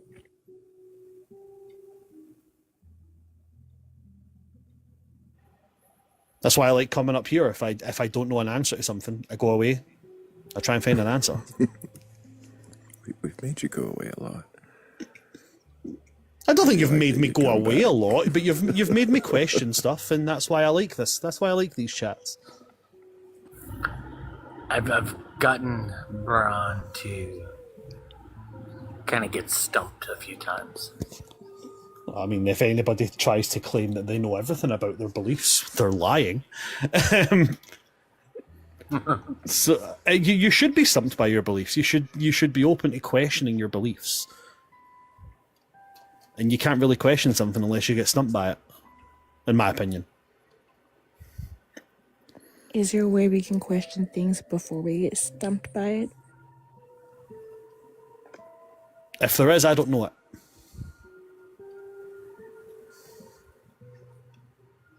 Well, I do enjoy this space because quite often I'm presented with questions that I wouldn't think of on my own. Mm-hmm.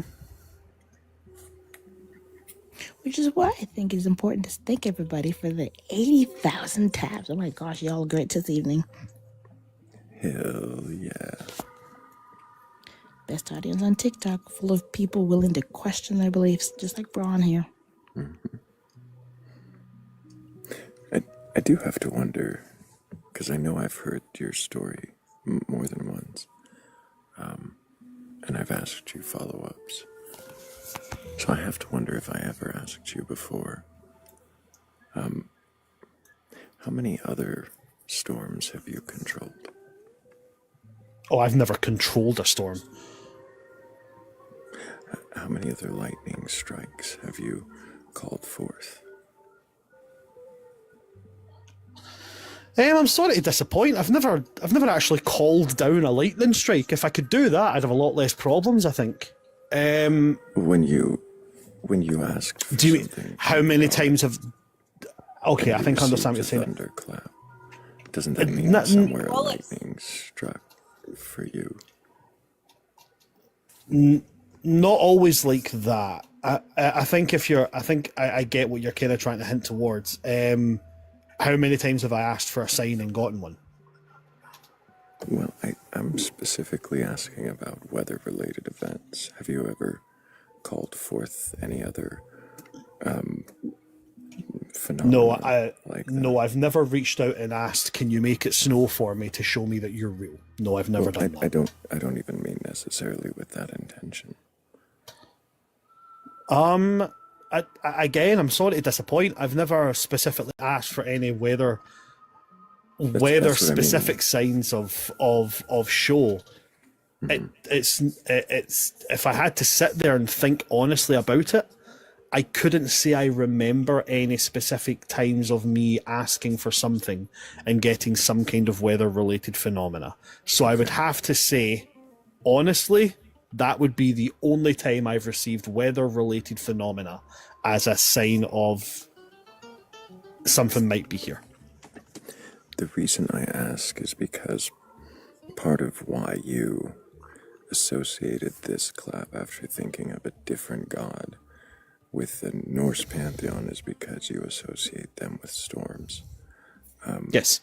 And yet, it seems as though the only time they've responded in storm is the one when you were asking of a different god, not a storm god. Well, because at the time of my perception, if somebody had asked me what do I know about the Norse gods, I would have said, oh, it's that big guy Thor with the thunder, right? Or I would have said something about Odin with an eye patch or something along those lines. But it wasn't until knowing more about it, reading more of the sagas, and being able to unpack and separate from quote-unquote mythology / comic books and understand what, as little evidence as we have to it, to be perfectly honest, what was believed and what wasn't, that I started to know more. But at the point, I associated them with storms because what I knew was big guy, big hammer, thunder, go boom.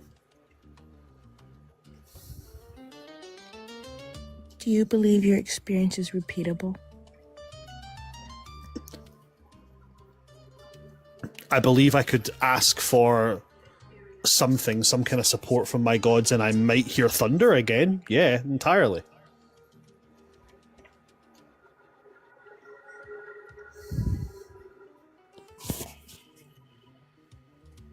Then why have you not tried to repeat the experience, or have you? No, I've never needed... I've never needed a sign. I've never needed a show. So I've never felt the need to ask for quote-unquote a sign.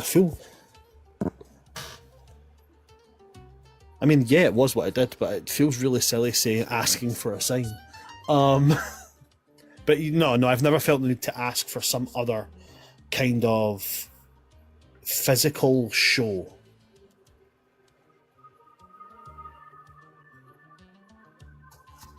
Maybe not a show, but like a clarification. Like, first one could have been a coincidence. Second one, maybe a pattern. But the third one, you really can't dismiss a third sign. Why not just seek clarification?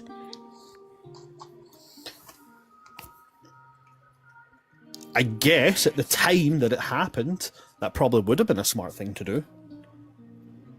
The main glaring factor of change there is that when this happened, I wasn't necessarily the smartest of peoples. Now I don't feel the need to ask for clarification because I get what I need from my belief. Also kind of rude. Sorry? I didn't hear what you said there, sorry. No, it's fine, Brand. It's also kind of rude. Well, yeah, I mean, you also have to accept, I mean, at the time I didn't know this, but as I've ventured more into the beliefs and such, we're not told that the majority of the gods really care whether we worship them or not. So what, they may feel inclined to, but I could also just have asked that and then they went, nah. It's not even that. It's if I ask you a question and you answer it, right? And then I ask you the same question and then you answer it. And then I ask you the same question and then you answer it. Like, that's rude. Do you know what I mean? What are you saying? Would it be rude? Well, in this case. Well, it would be rude. Yeah, it would be rude. So, say for instance, how would right, it? I'm sorry. going- I'm just trying to clarify. What is the rude part? Is the question? Why doesn't he ask the same question again? No. So the question was, why doesn't he ask the same question again? Right? If he'd been in that situation and he repeatedly asked the same question over and over again, like that's rude. Like, is it rude to do it more than once?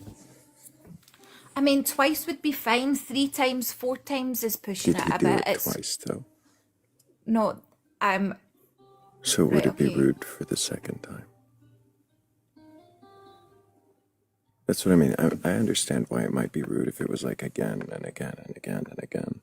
But if you ask for, a couple of demonstrations, or if you say, They're was not that performing real? monkeys, though. They're not. No. They're not out there. Right. They're not like. But they're if not, there's a moment of doubt, wouldn't they want? I'm not Wouldn't it? No, I'm not advocating the gods to put on a show for That's us. what it feels like. That's I'm what it just- feels like. And what can I I'm just trying- finish saying? Can I just finish saying what I was actually trying to say before everybody started bombarding me with many questions? Right over here, we have the Bren laws.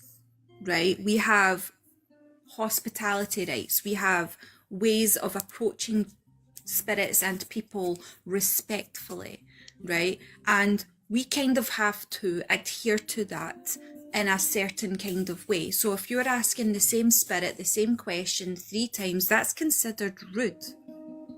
Now, can I clarify what I was trying to say? I wasn't trying to say that the gods should we should seek some sort of performative act. More that, as if when you're talking to a friend and you mishear them the first time, you ask them, "Oh, pardon me, I didn't hear you. Can you say that again, please?" Like when you're with somebody and you don't understand a question, seeking clarification and seeking maybe like, "I didn't hear that all the way. Could you please clarify? Could you please say that again?" Isn't rude. It's more or less viable communication. I stand by what I say. You ask them to repeat themselves 3 or 4 times, then it's performative and it's rude. It's fact. That's fact. Maybe not 3 or 4 times, but even a second time. Interesting. I wonder if it is necessarily rude if there is some question if the first time is coincidence, if the second is somehow a different indicator. Wouldn't that raise new questions? If anything is questionable in the second response, does that make the third instantly rude? It would be aye, because you're asking, you might be asking them in a different way, but it's the same fucking question that you're asking them. Aye, it's rude. I know this. These are things I do know.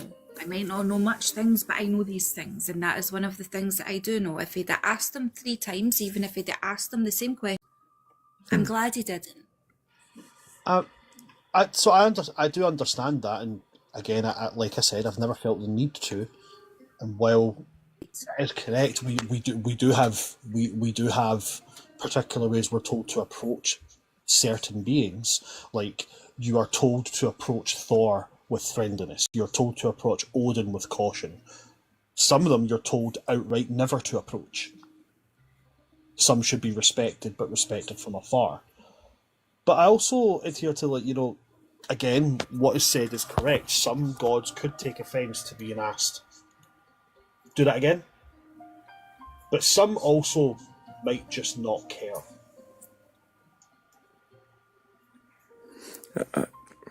I would wonder if they are gods,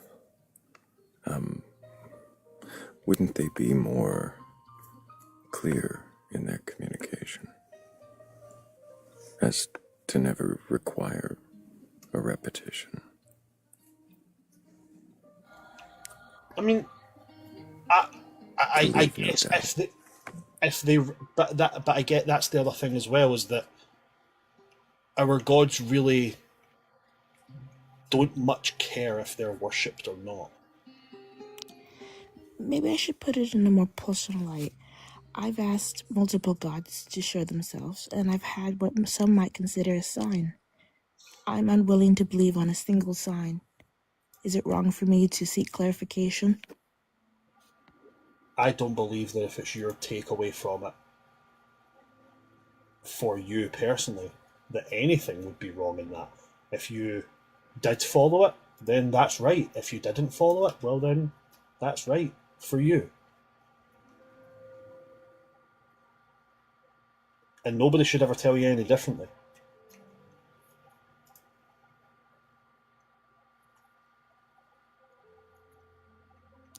Regardless if I agree or not with either of the pagans on panel, I still appreciate you all, and I appreciate your viewpoints. It gives me perspective to hear your viewpoints. Well, thank you very much for that. I appreciate the questions.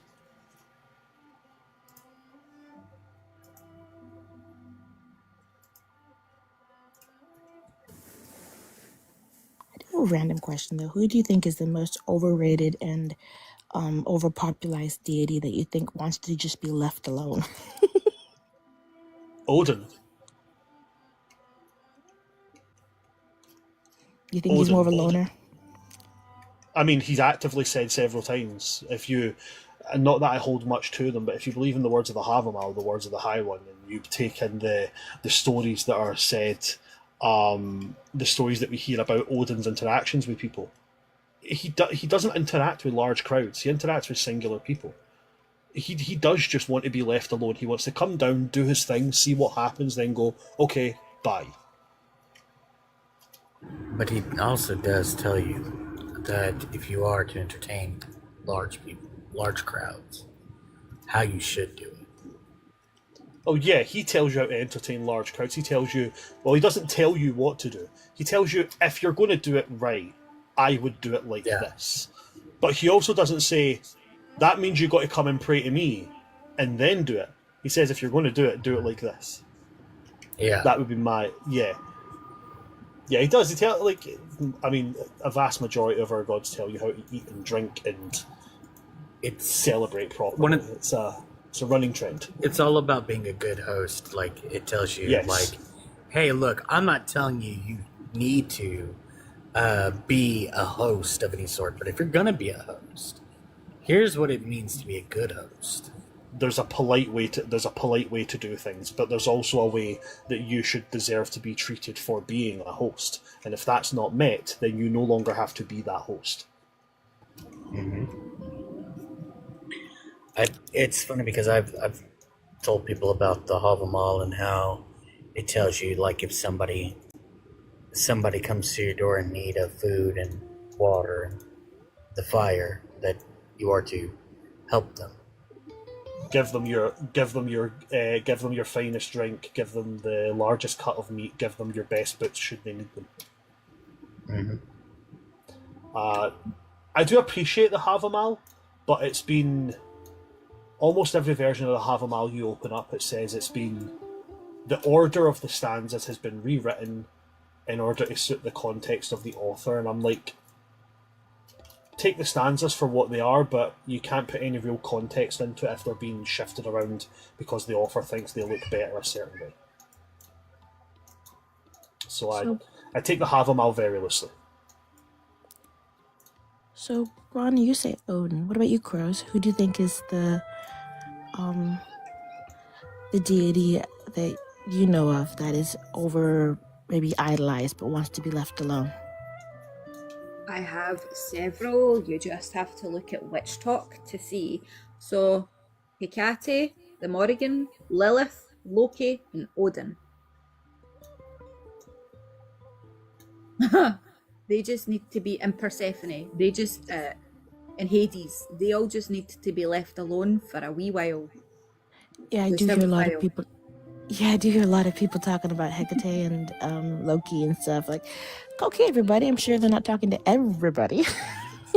Half of the people that claim to be working with Lilith are not. You can see it. They have not got a fucking clue what they're doing. They are all sticking to stereotypical stuff. They don't understand her, and half of them are in really, really bad romantic situations. And yeah, that's not a Lilithian. I'm so glad because I feel the exact same way anytime I see anybody that says, "Oh, I have a really easy time since I started working with Loki," and I'm like, "What?" I tell you what, right? They're literally the crown. They're literally the crown of deceit. Like, you might feel like you're having a good time, but behind the scenes, it's not going to be a good time.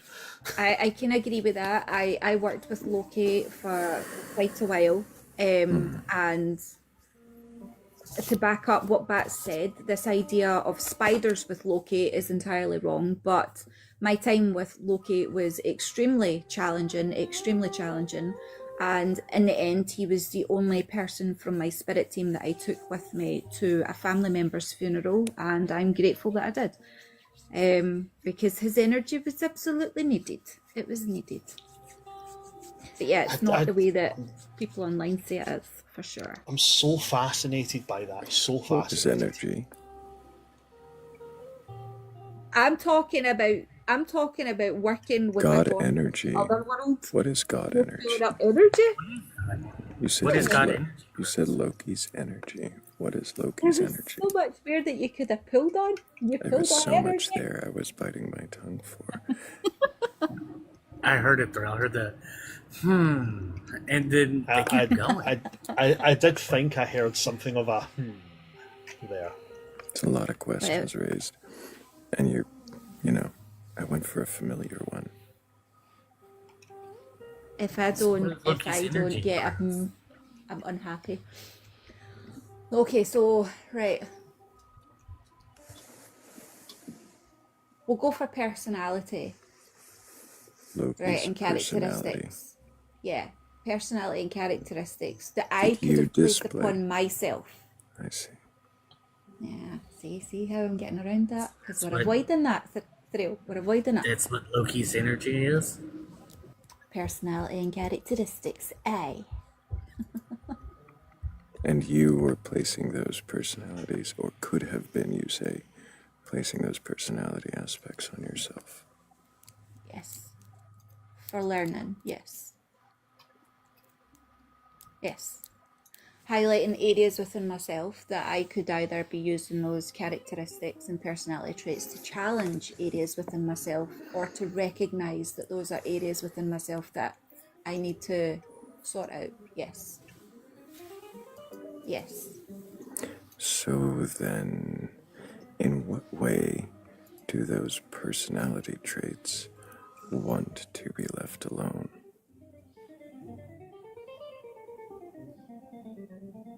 I don't understand what you're saying. It was the Are you talking about context of within which me or within Loki him? was brought up.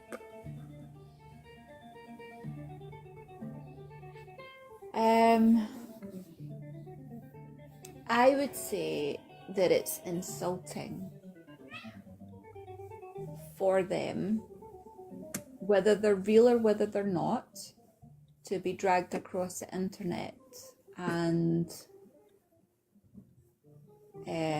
turned into some sort of performing character in people's delusions. Aye, I'm going to stick with that. That sounds right. Could that not have been what they originally were? I don't think so, no. I don't think so. Why not? Well, I'm not the author of their stories, right? But the authors of their stories are very, very convinced that these were very, very real instances that happened. How do you know? How do you know the authors of their stories are? Oh, let me think. Snorlison. He was an asshole. I can't really pull He probably him out. didn't believe it. No, he was like 400 years later as well. And the people So he it's was like, asking were telling their stories from other people yeah. who told stories. Snore was also Christian. Yeah. I love a good Christian lens. Right, okay, fuck that. I'll relay it to myself then.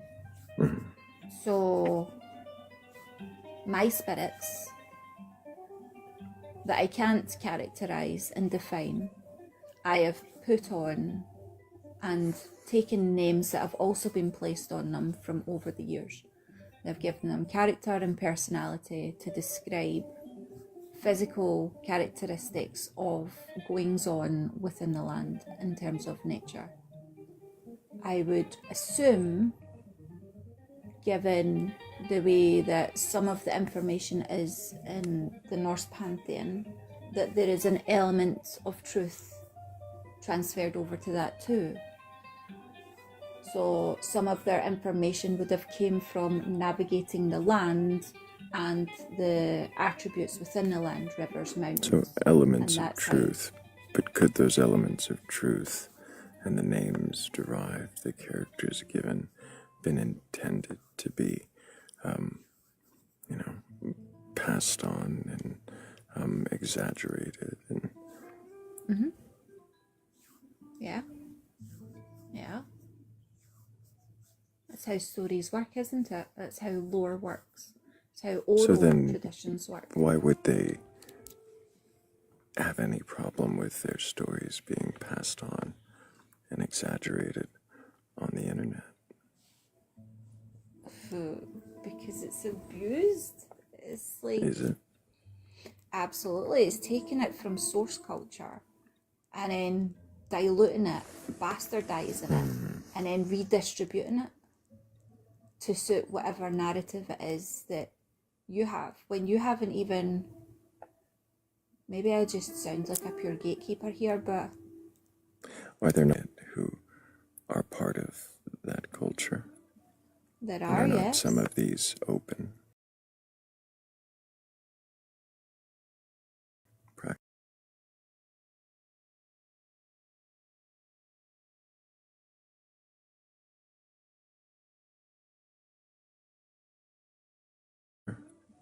There And are, not yes. some of these open?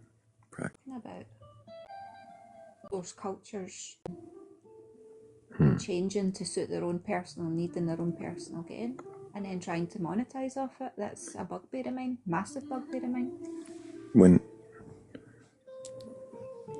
have belief systems not been used for personal gain? Never.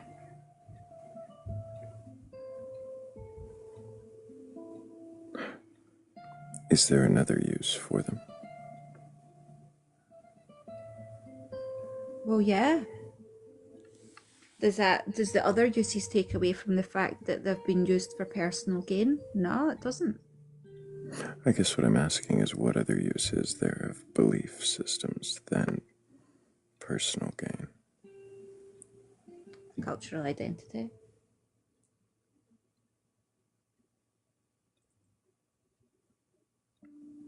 So are you suggesting everybody just seek their own cultural heritage and express it through beliefs? So that's a loaded question. I see what you're trying to do there, but and no, that's not what No, I'm I'm not saying. trying to do anything. I'm just curious if that's what you believe. No, that's not what I'm saying. What I am saying is that if you are connected to a culture and you are displaced from that, then you absolutely should be learning about that culture. But you also need to remember that with that, there is ways of navigating it. That's what I'm saying. And diluting the source culture is not the way to do that. What does diluting mean? Cherry picking and then adding your own bits in and then leaving information out. What belief system isn't practiced in that way? I don't know, I've never been in every belief system. Do you hold to every part of your belief system and its past practices? I can't. I'm legally not allowed. Not that I would anyway, but I can't. Legally, I'm not allowed. But would you? No, I wouldn't, no.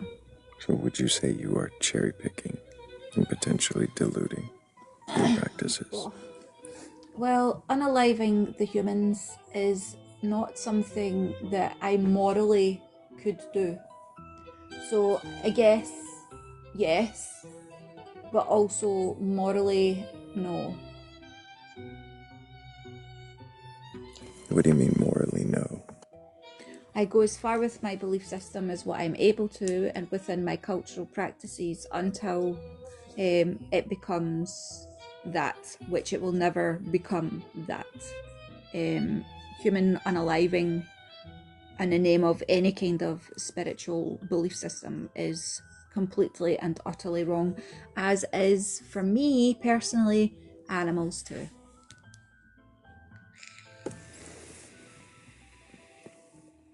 So, would you say you've diluted from source?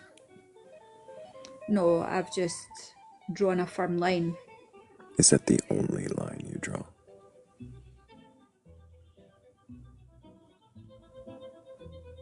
Are there other cherries that you pick?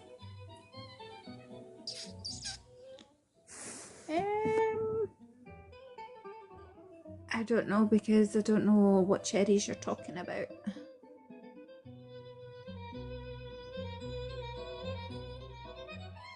I would need an example of other cherries there, Thrayle.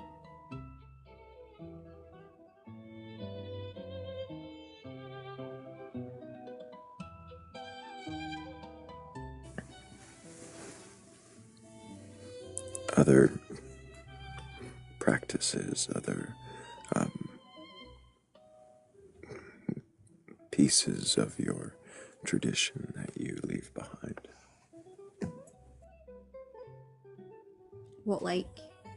We've covered the harm on humans and we've covered the harm on animals. That's the two big ones. So do you have another example? I'm just asking if there are other things in your practices, if there are specific traditions. I don't have one in mind. I'm just asking. Right. Well, a harm on humans, a harm on animals. Humans encompass all ages of human. So those are big no-nos for me. And until I have an example, I don't really know how to answer that question. I could be a yes or I could be a no, I don't know. I go quite deep within my culture though, within my cultural traditions. Is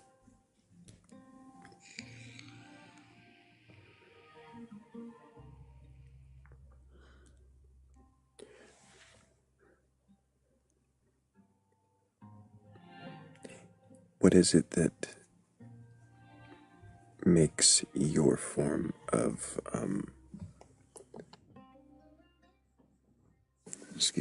your form of cherry picking any different than the ones you were saying shouldn't occur? The things that I'm saying shouldn't occur is the way that people treat deities and spirits and cultural traditions online.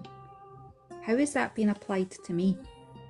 I don't disrespect or disregard any of my spirits like that. I don't drag them across the internet like that.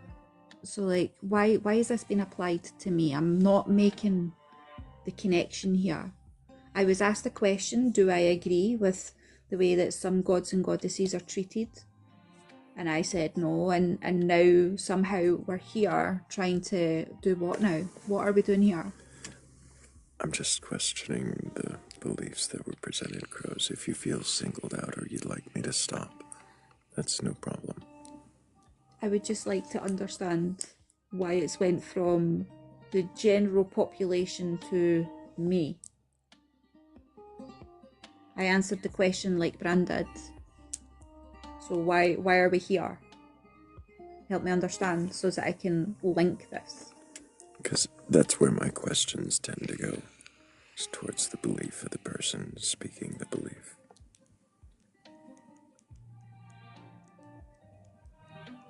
It's not anything I'm trying to disrespect you in any way. Okay. Right, well, to take it back to the earlier question, no, I don't agree with the way that deities and spirits are treated online. Yes, they are being abused. Yes, it is diluting practices. And no, I'm not willing to go any further with any line of questioning in regards to this. I see. So it's Yes. it's kind of a declaration that you...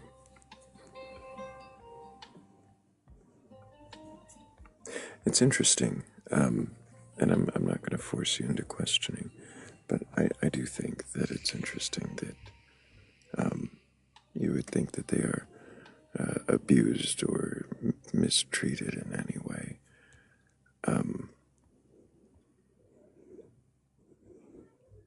I'm not sure how that's even possible. I've told you. But for whatever reason, it's not resonating with you. I've told you. The way that people online treat deities, their lore from source cultures is diabolical. They dilute it, they bastardize it, they take bits and bobs that they want to take, they change it to suit themselves, and then they reproduce it as if it's fact. And that dilutes the source culture's actual information. You're saying by from the reproducing source it culture. as fact. I see. They do. Yes, they do. You do see it a lot with kind of neo-pagan practices nowadays, kind of like new resurrections, pagan cultures. You do see it quite a lot. It's one of the things I do find fascinating is how they can claim certain things and deviate so far away from, as Crow said, source knowledge and stories and sagas.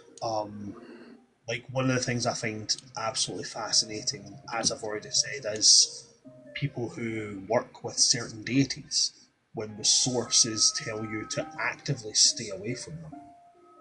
It would be like a Christian turning around and saying, the way it reads to me in my beliefs, and the source of my beliefs, it would be like a Christian turning around and praying to Satan. But people You're do told that. to avoid some things. Yeah, no, I understand that. But if somebody said to me, "Oh, I'm a devout Christian, I prayed to Satan," I would go. I'd maybe question the first part of that.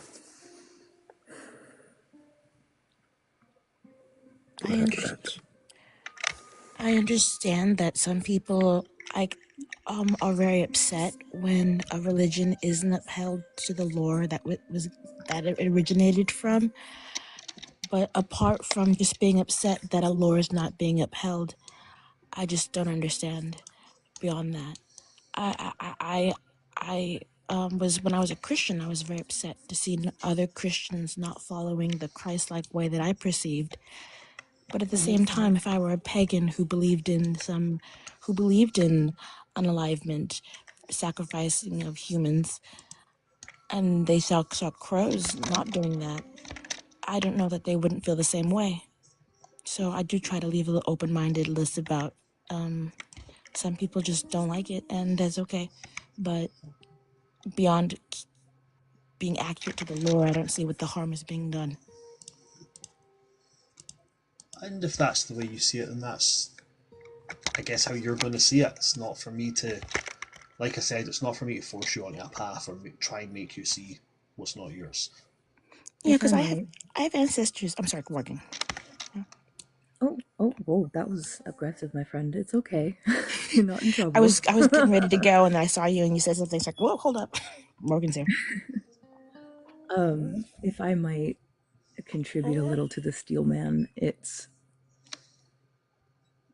the issue is changing the lore from the original culture, the original source culture, erases the experience of the people that wrote it, the people that told it, the people that experienced it. Now, there are a lot of practices that occurred that are no longer acceptable in society today because we've learned more. But if that could maybe give you a little bit better lens to look through bats, I'm not sure. Yeah, there's even in my ancestry, there's practices and rituals that I would never do, that my ancestors did. Like in South America, you can guess into the amount of human unalivement that took place. But I try to seek information about my ancestry and preserve the history, but I don't see a need to practice it or a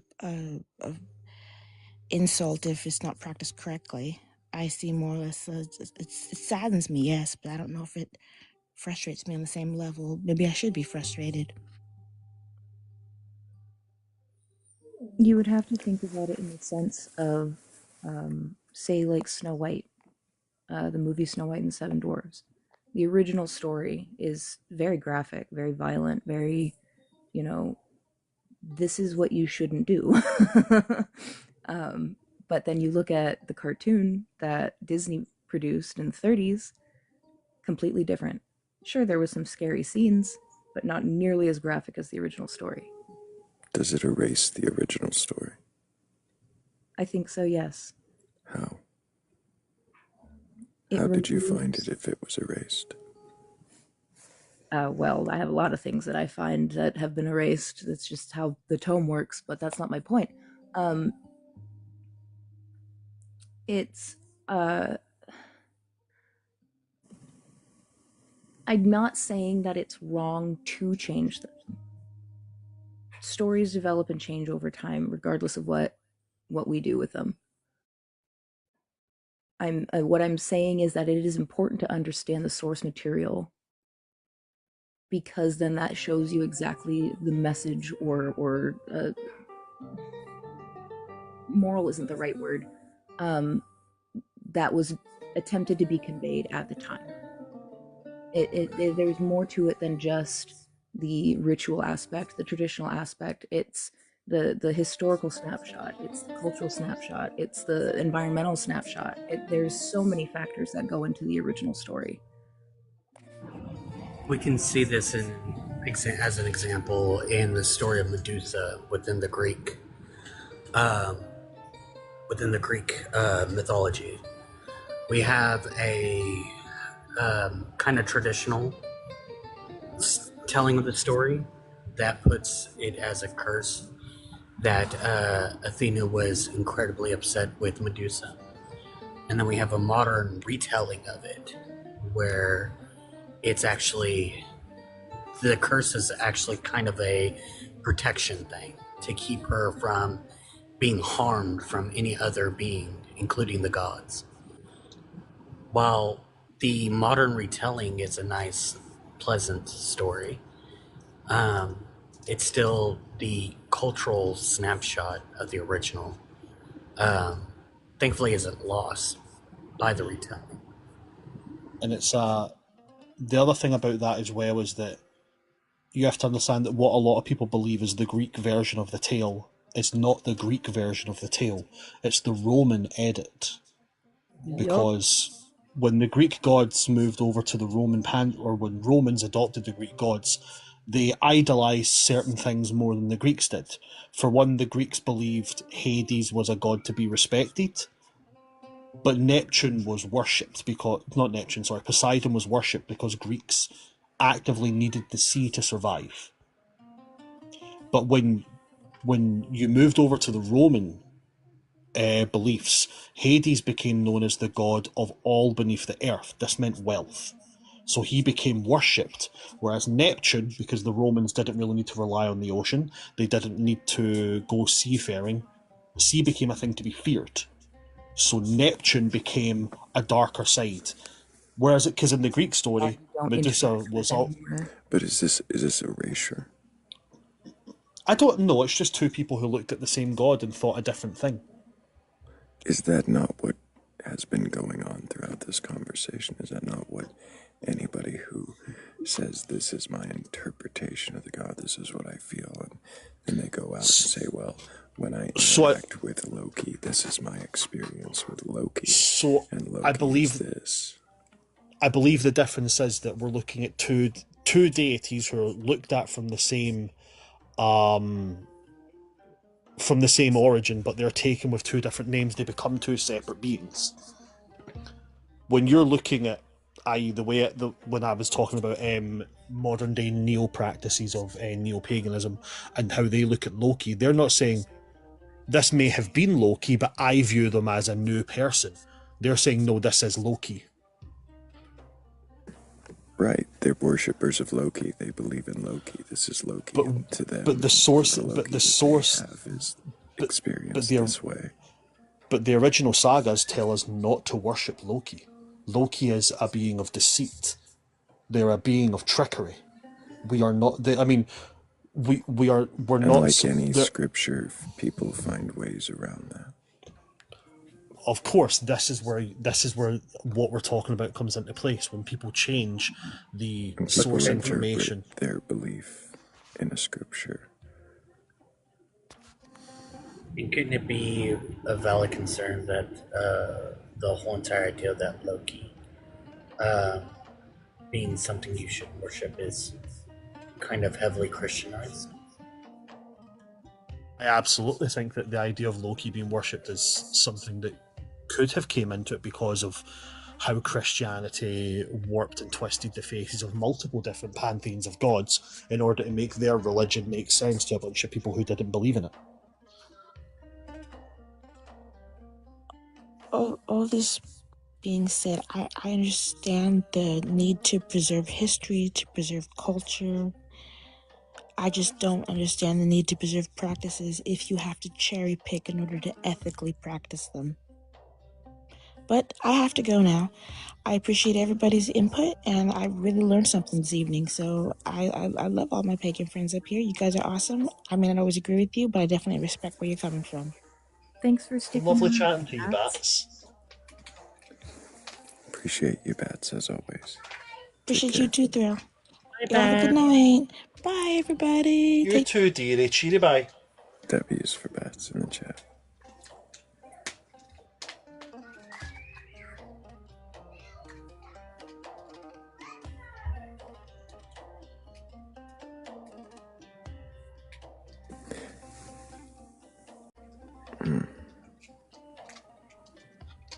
Going to entertain that conversation with Bats again. I adore Bats, and this is becoming an issue for me, so I'm not doing it anymore with her. You're not doing it with them. Sorry, and sorry. Doing what? Yeah, I'm not doing it with them. I value my friendship with Bats a wee bit more than the conversation that now recently has caused conflict here between me and them. I'm just not doing it anymore. So Interesting. Sounds.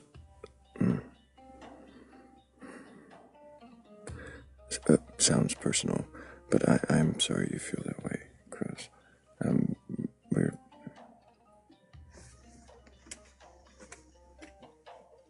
I mean, we're here to question beliefs. That's what we do. Question the beliefs presented. It's And also a hard I believe position. there are questions here. It's also a hard position to express to someone who doesn't necessarily hold the same beliefs. Aren't all. Yeah. I feel like I'm constantly defending the reasons why people from cultures that have been oppressed and suppressed so deeply. I mean, I feel like I'm done defending that stance with them. Could If you? they don't, if they don't, Sorry. it's fine. Go ahead. If they don't understand why people from marginalized cultures that are still under colonization, right, want to defend and protect and preserve without being put like I can't have the conversation with them anymore. I can't do it. That's twice now. I can't explain it. I can't verbalize it. I'm sorry. I'm gonna shut up. I think there's some interesting blinders on right now. I'm wondering why, but I don't feel like poking right now is the right idea. If anybody watching has a belief in a god or gods, higher power, or anything like that, and is capable of questioning that belief, that is what we're doing here. We're not here to debate or argue. I'm not here to burgle your gods or destroy your faith. I really am here to see if you can question your beliefs. And if you can, I have some questions for you.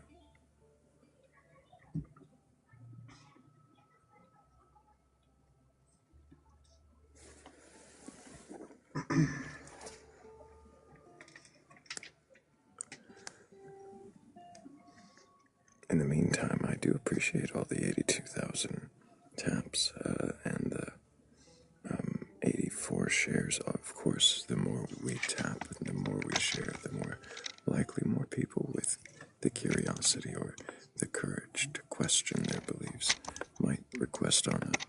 Brad, I'm hearing you flip pages. I'm not sure if you meant to be unmuted. Oh, sorry, I did not realise I was unmuted. I do apologise.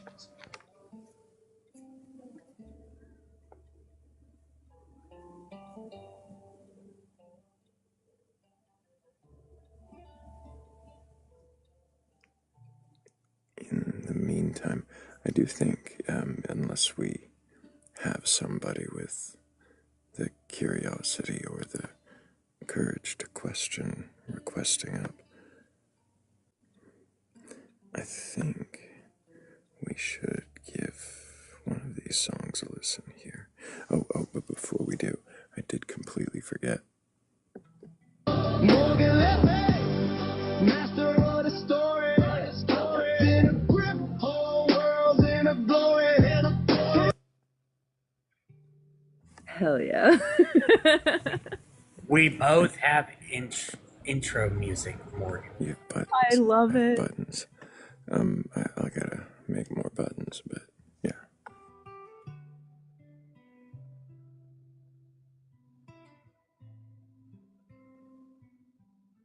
I love it so much.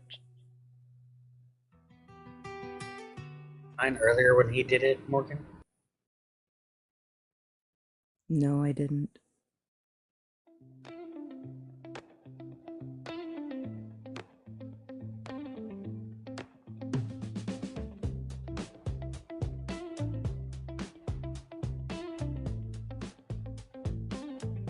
Once in the moonlight, his bone shone bright. kiss me softly beneath the quiet night. What do you believe in? What makes you whole? His hollow voice echo drifting through my soul. In the shadows he swayed, challenging my heart's parade. Skeleton man, whispering doubts. Under the starlight we danced about. In the stillness, truth takes flight. It shows me clarity wrapped in the night.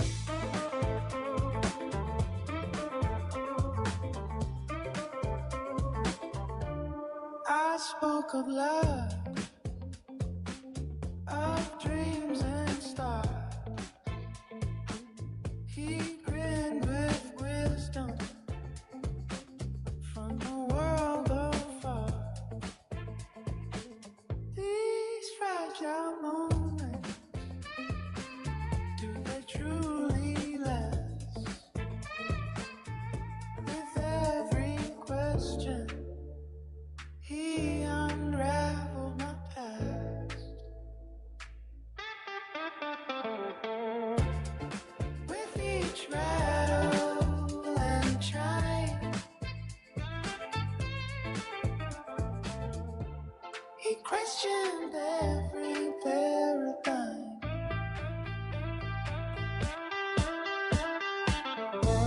The skeleton man, whispering doubts. Under the starlight we danced about. In this stillness, truth takes flight. He shows me clarity wrapped in the night. In his prison, fears sustained. I found my truth with the skeleton man.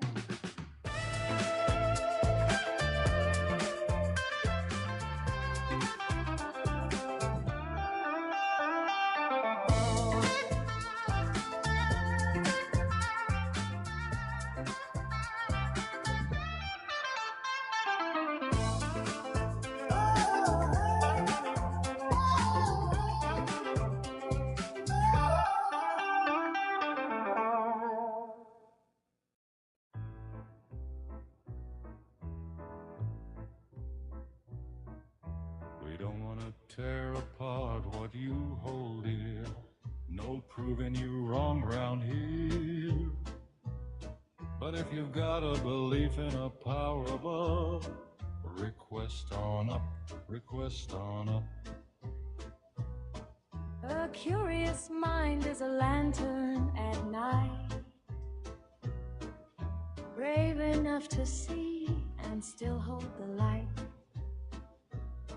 A belief may be sturdy, ancient, and tough, but bravery asks softly, is that quite enough? Some people defend what they already know. Brave people ask where the knowing might go. The boldest question is gentle and small. What if this answer isn't the answer at all? Bravery isn't tearing a belief apart. It's knocking politely and asking to start. So if you do have a belief in a God or a higher power or something like that, and you can question that belief, request on up. Request on up. Request on up.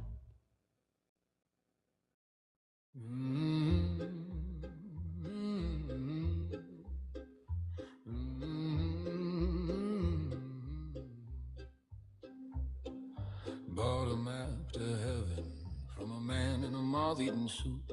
Said just follow these arrows and ignore that hole in the roof. I asked him for directions to the nearest honest word. He laughed so hard his halo slipped and spooked the passing birds. Oh my. Welcome to the carnival of doubt. Step right up, let your questions out. Win a prize if your faith falls through. Cotton candy if it might be true. Round and round on the carousel of wire, we'll poke at the truth till it rolls its eyes. If you're certain, you're probably lost, my friend, at the carnival of doubt. We doubt again.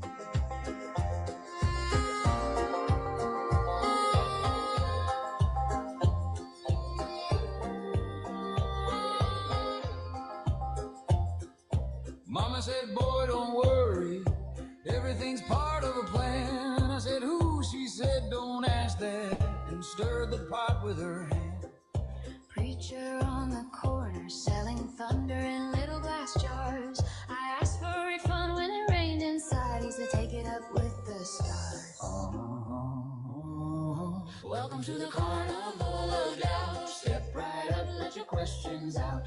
Win a prize if your faith falls through. Cotton candy, but it might be true. Spin the wheel, mark, maybe never then. Trade your halo for a leaky pen. If you're certain, you're probably lost, my friend, at the carnival of doubt. We doubt again. Do you bless your little eyes before you go to sleep? Do you bargain with the dark like it's yours to keep? If the devil showed receipts, would you still be sure? If the devil showed receipts, would you still be sure? If the saints forgot your name, would you knock on one more door? One more door. Welcome to the carnival of doubt. Step right up, let your questions out. Win a prize if your faith falls through. Cotton candy, it might be true. Take a ticket, let your certainties bend. Hold my hand till the questions end. When they don't, well, we'll laugh here anyway. At the carnival of doubt, we'll doubt our doubts away. Yeah.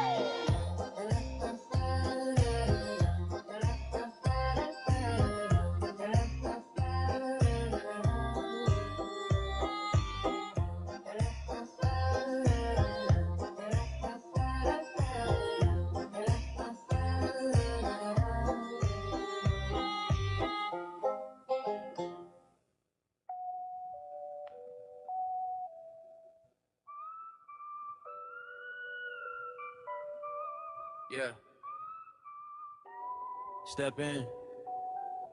Close the door behind you. Leave your shoes at the questions.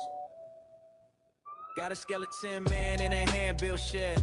Chalk on the walls, old thoughts all shed. Skull grin wide, no shame, no dread. Says hang up your halo, hat your cred.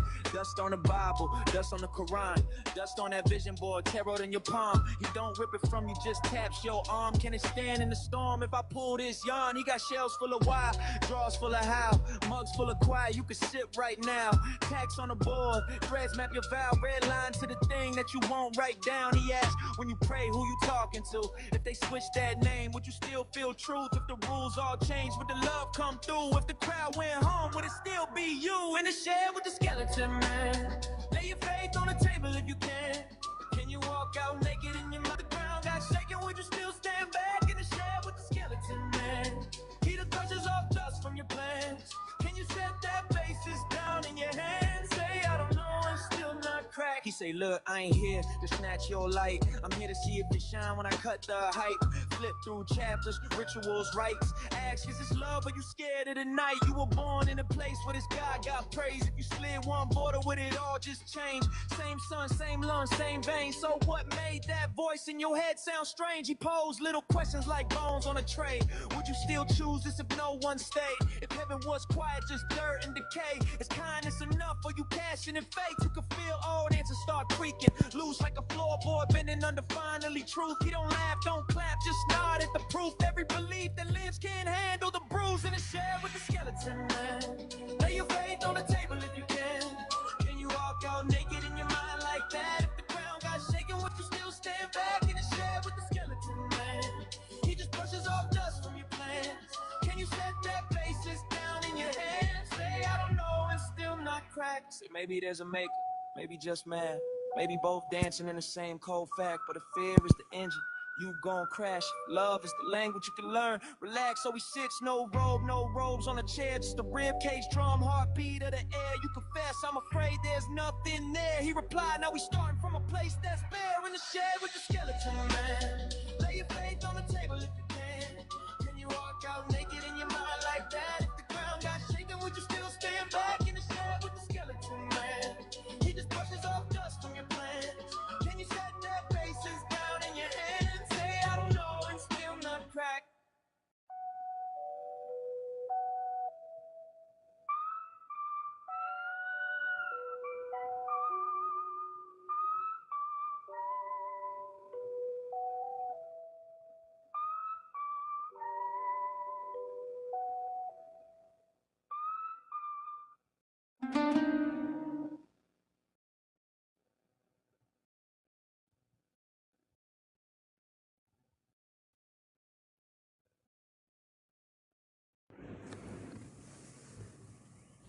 Well, this sucks. Can I get your age for TikTok TOS?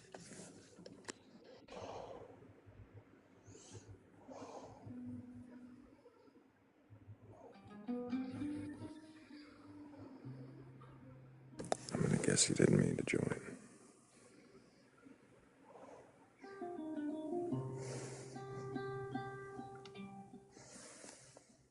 Say, well, this sucks. I thought that it was about the music.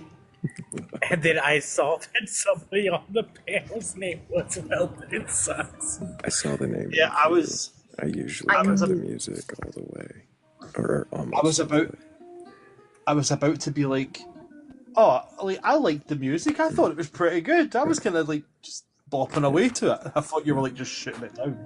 No, I usually cut the music like nearly all the way, just like to 10%, like kind of now.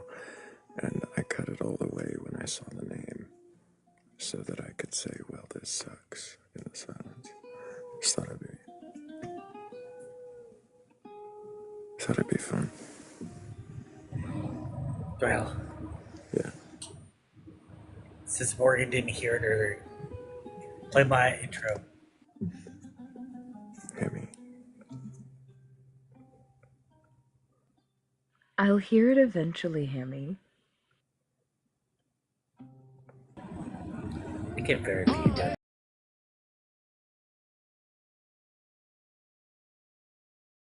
Ask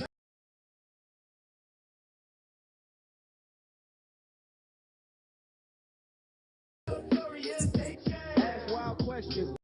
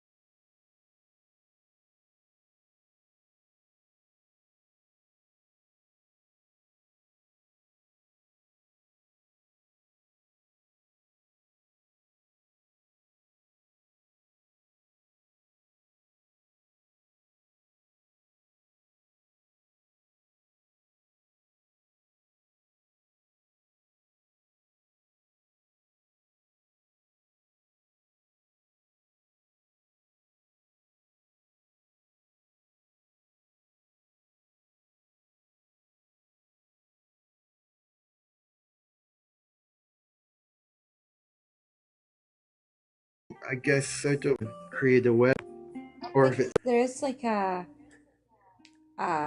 idea out there that the network of mushrooms under the ground, right, is represented in other places in nature. So within spider webs, within the root systems of the trees, within the root systems of the plants, right?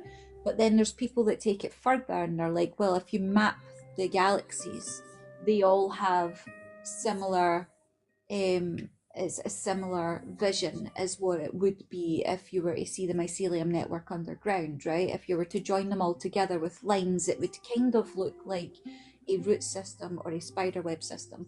And then there's people that even go to like the way that DNA is made up, the way that the human body is made up, their cell system and all that kind of stuff. So I think I understand what it is that you're saying there. Is that what you're saying? Yeah, it just life reflects life. Even our brains, I think, are built the same way. The roots of trees, serpents, schemas, game trails with the deer, I think, is the most fun. But And if everything's nature, right, if it all follows that same pattern, where does God or gods fit into that? for me, God is the tension between chaos and order. Right, pretend you're talking to somebody that's stupid, Okay. which you are. What does that mean? Chaos and order, yin yang. It's the dance. It doesn't have to be personified or conscious even. It just is the flow.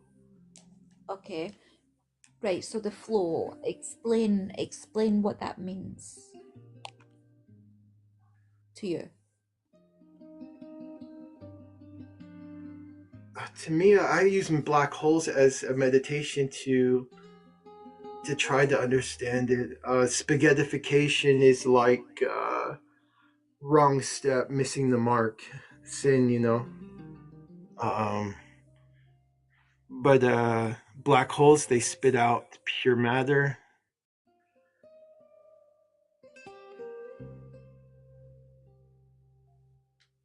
Black holes suck things in. They do, but they transmute it and they just pure particles of necessary creation material, I think. So wouldn't that be a white hole? They're one of like the Newton geysers, or I don't know what they're called, but they're like a geyser. Yeah. So basically, one of the theories is that on the other side of a black hole is what is the polar opposite, which they call it a white hole. That it's the one that spews out the necessary stuff to create things. Does it not do it in the same area in space? It doesn't. No, black holes, they literally the only thing they do is just pull things inward. They don't spew things out in the same spot of, like, right where they're at. Otherwise, there wouldn't be a black hole there. I have always wondered how the matter escaped Event Horizon, but that makes more sense actually. Thank you.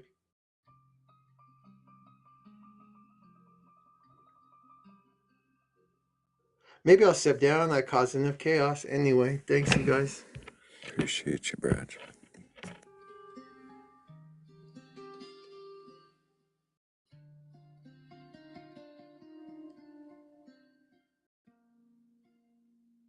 An interesting concept, the idea that everything's connected through like web type structures. It's something that I've looked into as well, just out of curiosity. And the thing is, right, is you can't really deny the fact that the patterns kind of, although might not be identical, do kind of display themselves like across everything.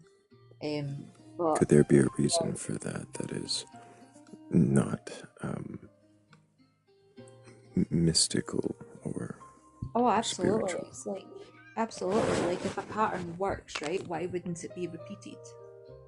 Do you know what I mean? Like I don't know the science terminology for it, but I can see why it would be repeated. Do you know what I mean?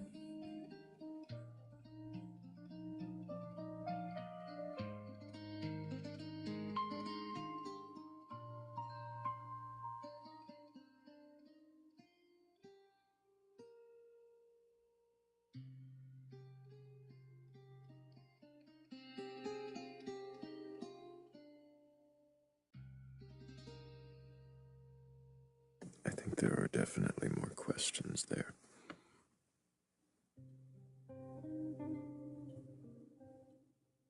Don't know enough about it. I just briefly skimmed it, so I did. It's just I was like, oh, that's quite interesting. Oh, I could see how that's potential, and then moved on to something better.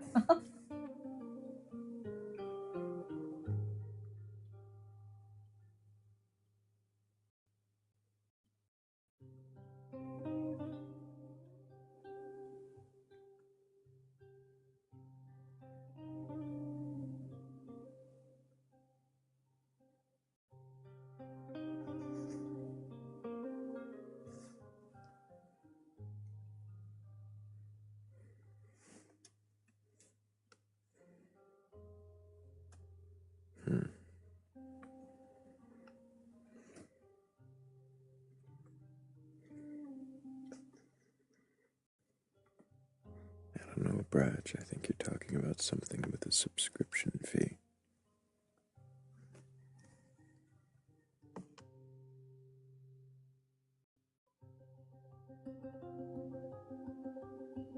Are all subscription fee things bad, Thrayle? No. But it deserves questioning, doesn't it? It does, indeed.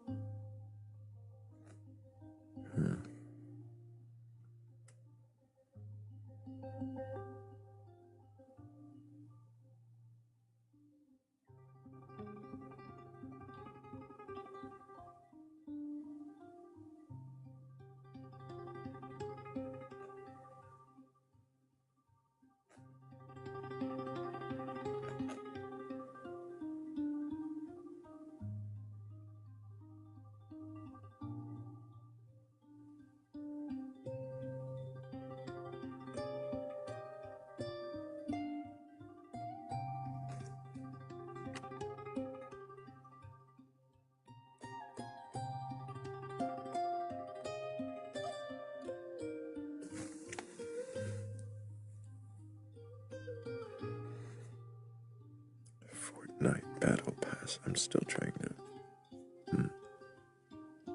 What exactly is the metaphor? Metaphoring.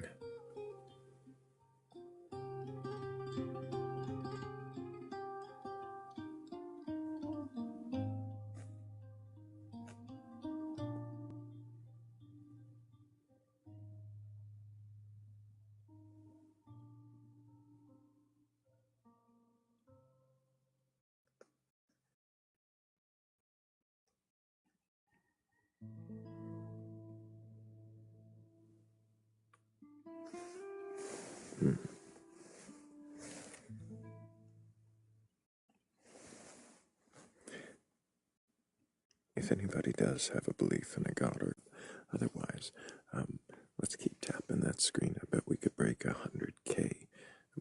Well, probably before the next half hour, if we really wanted to.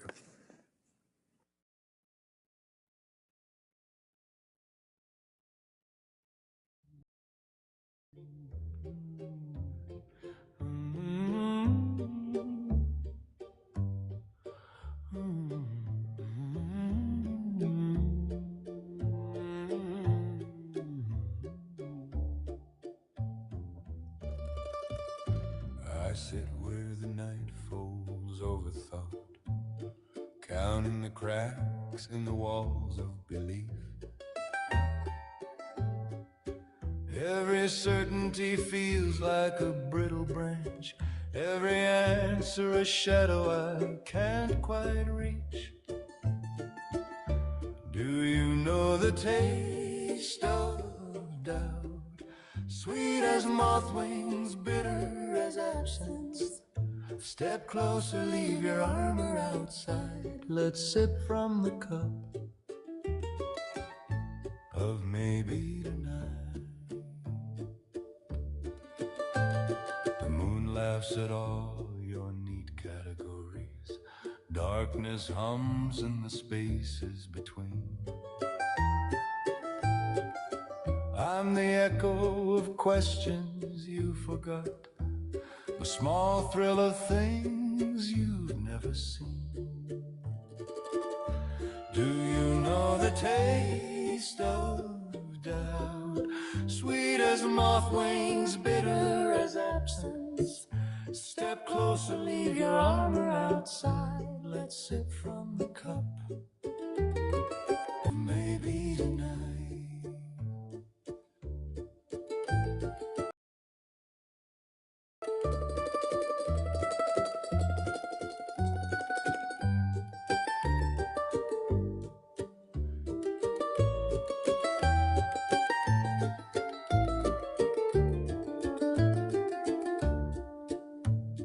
Nothing is final, nothing is true, just shadows and whispers, me and you. We dance in the quiet, under the stars. As the world sleeps, we heal our scars. Do you know the taste of doubt? Sweet as moth wings, bitter as absence. Step closer, leave your armor outside. Let's sip from the cup of maybe tonight. Maybe tonight. Oh, maybe tonight.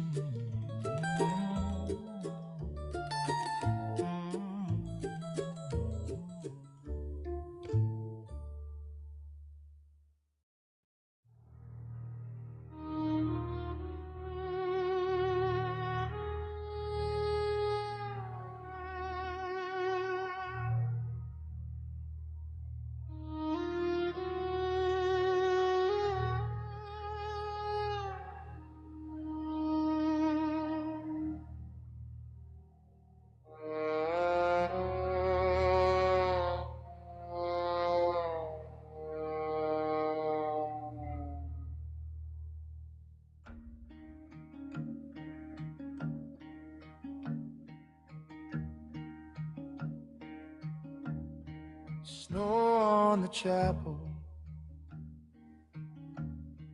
wax on the floor, stockings all heavy, keys in the door, hush in the hallway, frost on the glass.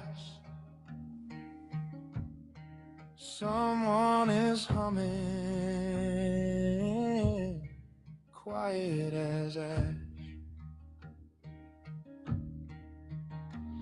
The skeleton man with the long black hair walks into town like a midnight prayer, asking what you worship, what you're living for. If you're not careful when he comes to your door, he'll burgle your gods from the place where they're stored. Drag them to his shed, there's room for one more. There's always room for one more. He smiles at the manger, counts every crown, weighs all your angels, writes your names down. sips from your chalice, dust on his tongue, says, tell me your gospel, where did you get that from? The skeleton man with the long black hair walks into town like a midnight prayer, asking what you cling to, who you're kneeling for. If you're not careful when he comes to your door, he'll burgle your gods from the place where they're stored. Drag them to his shed, there's room for one more. There's always room for one more. Out past the graveyard, down where the pines bend low, lanterns like yellow eyes, watching the candles go. Shelves lined with saints and charms, idols from every shore. Every year he clears a space.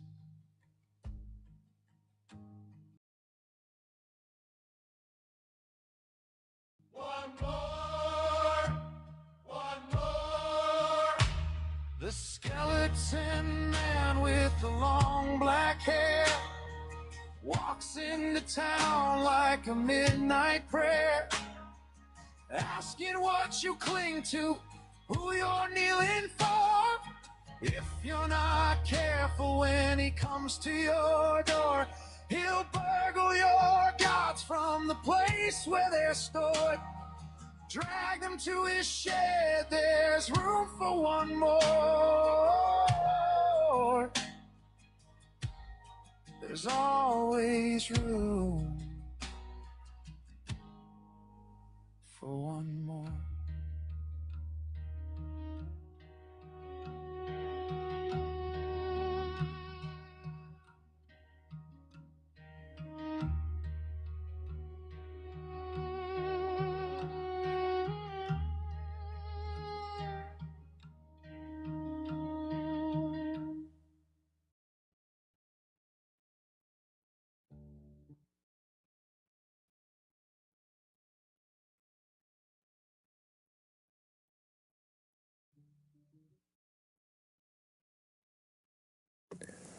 Oh, we lost the crows. Appreciate you, crows. I did notice the song said he'll burgle your gods. I mean, because you will. What? I said because you will. But I mean, will. I don't know that I will. I'm not here to do that. It might. I'm not. It's not a goal. That's why I personally think the Bring Out Your Dead song is a lot more accurate. Look, it's not a goal, but it does happen.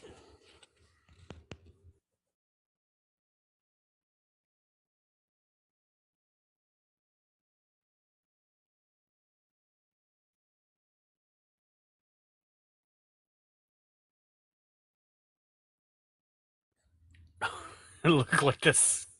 It looked like you were lost in thought there for a second, Thrayle. You're just staring off into the camera. Homie just Then all of a sudden didn't he's know moved. what that was. I mean, it happened, but that doesn't mean I'm here to do that. Absolutely not. It's like I set the sack down and leave the mouth of it open, and if the god gets in it, then it gets in it. Yeah. And it knows where I'm taking it if it's a god. Is there such a thing as voluntary burglary? I don't think that's burgling. Is it? I mean, It could be.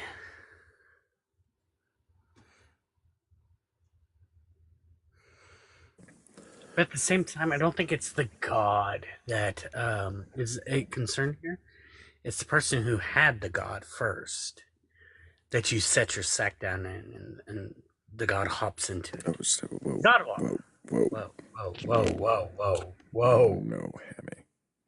No, Hammy. That's not what happens. Phrasing. You added a preposition that did not belong. Did not need to be in there, my friend. Look, phrasing. I get it. I phrased that poorly. Mm-hmm. There was an in. Mm-mm. Nope. I think I'm getting your rain now, Thrayle. I'm not sure how that happened. Don't know how that happened either. Texas to New Hampshire. You know. Oh, we had rain Magic last night, shit. so.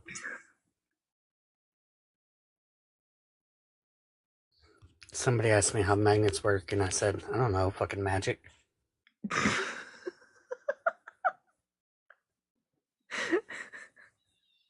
I'm sorry.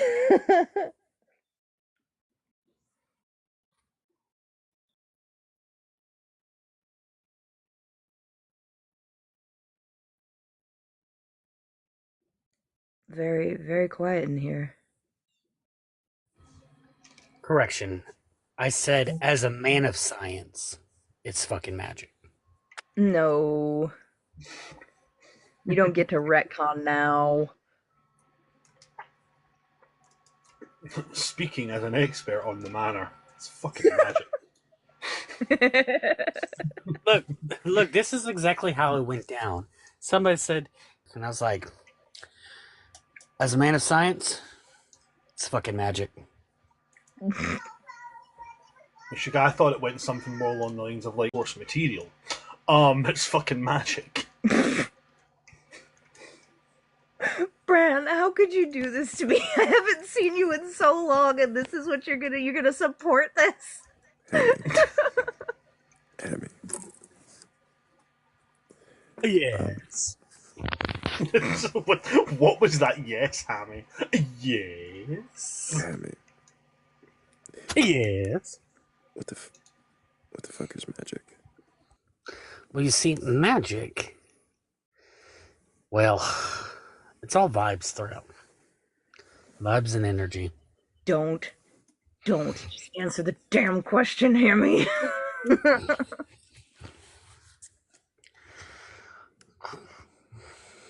I don't know what magic is, Thrayle. I ask the same question of people. But because of the guest who we were talking to, like, refused to answer anything we asked them, I just sat there and gave up and said, I don't know, it's fucking magic.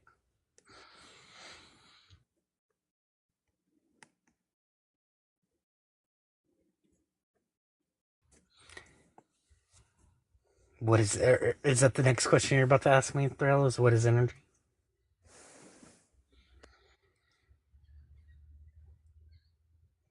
Because I've answered this one before. It's the ability to do work.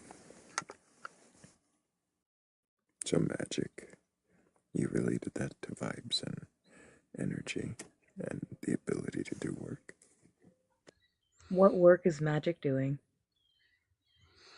It is the work magic is doing is going from something being there to something not being there. That's work. Or like a taxi driver. Yeah, like a taxi driver.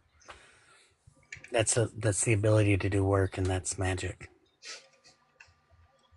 I can't wait to tell my dad that he's magic. I like how the skeleton even looked over, mouth slightly ajar at me like, what have you done, Hammy?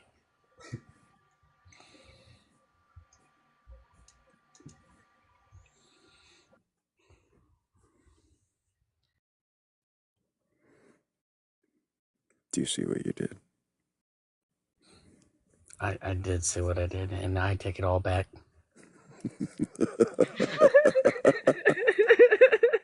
Can't put the toothpaste back in the tube, Hammy.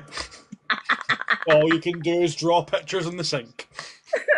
That's why we're dropping the tube altogether and walking away from it. Because there's guaranteed to be somebody in here with a belief in a God's higher power or something else like that has the bravery or perhaps foolishness to come up here and question their beliefs. Morgan, you see what he means by this, what I did, right? What happened to dropping it in the sink, Hammy? Yeah, we're dropping it in the sink. Why are you not using it to draw pictures on the sink, Hammy?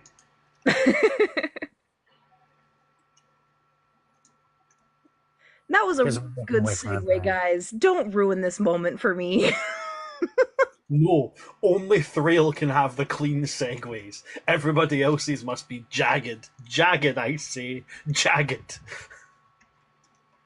I am the king of segues. I started the segues brand. Anybody here has a belief. Anybody here has a belief. Come on, Bran, finish it. Come on. No, I don't. No, I do not. Finish it. Come on. No, I don't. No, I do not want to do that. Finish it. Nope. You started.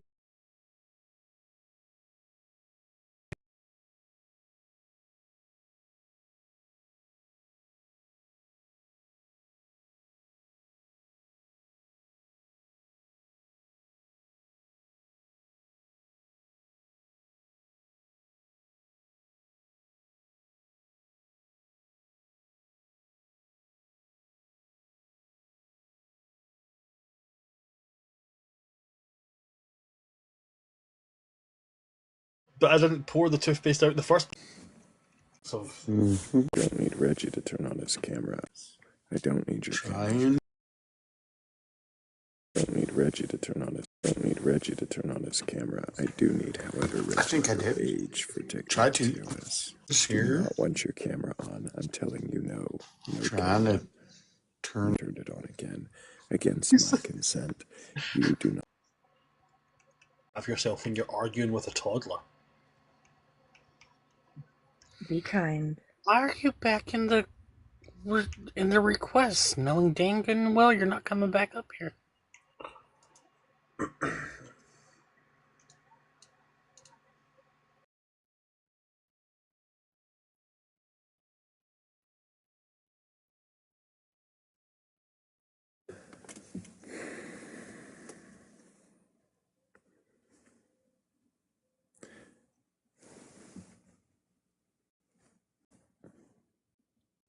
Reggie, I need your age. If you turn your camera on, my age is 50. If you turn your camera on one more time, you will. I did it. Stream. Are we Do ready? Not turn on Save. your camera. Boom. No. Nope. Turned on. Saved. Goodbye. You are blocked. You will never be back in here again. You cannot understand consent at 50 years old. You are fucking disgusting. Learn how to fucking control yourself. When people tell you no, that means no. How many other people in your fucking life have said no and you went anyways? Get the fuck out of here, you disgusting person. Fuck off.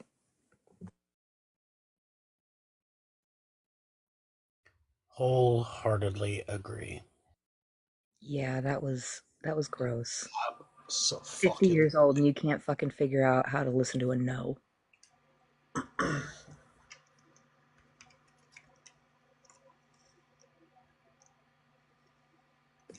That was really sad. Pathetic.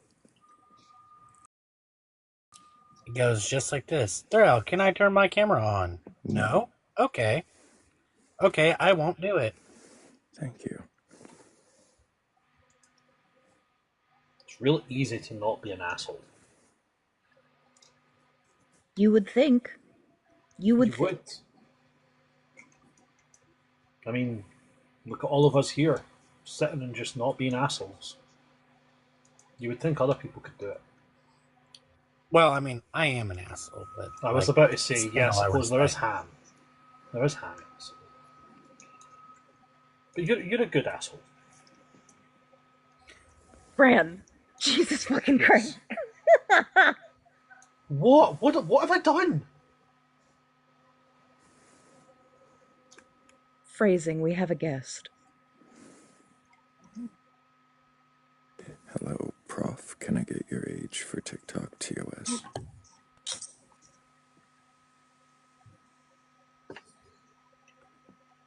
Are you there? Yes, I'm here. Good evening. Can I get your age for TikTok TOS? 21 years old. And do you have a belief in a god or gods, higher power, or anything like that? I don't have a belief over, but I believe in this higher. I'm not gonna say it's God, but it's something else which I cannot really explain. Maybe I may say energy, but I cannot explain what it is. Than what they so call God, what they so call, what they so call. It's something else to me.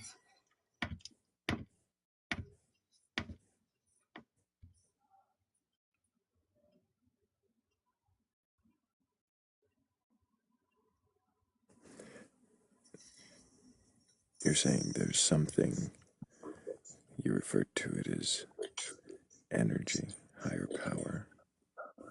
I may say, I may call it by maybe the source or infinite power, something else. Yeah, infinite power or, yeah, An infinite power. infinite. Maybe the source. Let's just call it source, maybe. What is source? I may say, I believe that there are energies which are like different, certain energies which are different, which created men. They're just there existing, but they are different in their vibration. Maybe everything flows. So You're saying there are energies that are different with different vibrations, and energy, when I asked you earlier, looped us around a source, and the source is somehow that you're really saying. okay, I'm saying I believed in like let me say I don't believe in nothing than energy. Then we created by certain vibrating flowing energies. You see, which vibrate differently or flows differently. You know, which created this, which created me, which I believe in.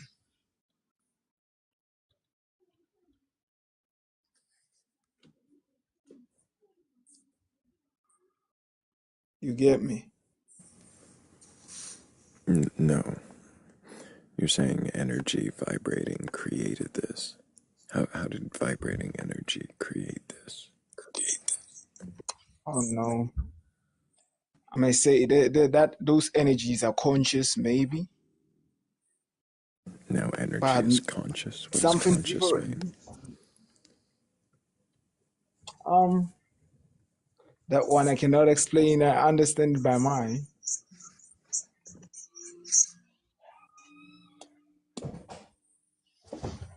How is it you were able to understand enough to say that there is conscious energy? What does that even mean? Let me say is the source. Let's just say infinite, which is unlimited, which cannot a source which is unlimited, which consists of energies which are able to create. We may say maybe they are operating. We may say gods, maybe. Let's put them like gods, maybe.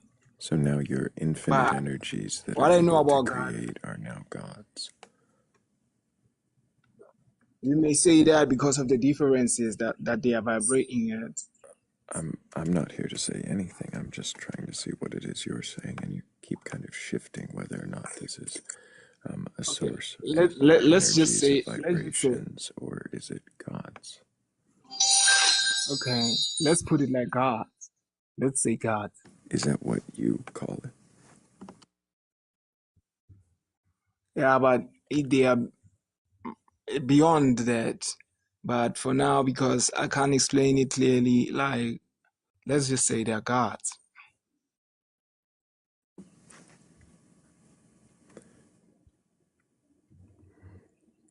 Why?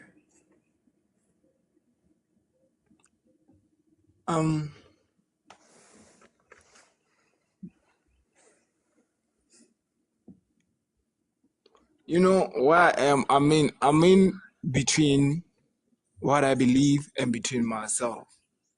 So since I believe that, Why call the energies that you think created everything gods? Why do that? because like they created everything, so they are superior What is a beings. god? What is a god? Is a superior being which So is able to create. why do you assume the energy that created things that you assume created things are beings? That's why, I did not. I just wanted you to understand that, like, the energies that I was trying Do to you want me to explain. understand it, or do you want to question it? I'm questioning it, actually.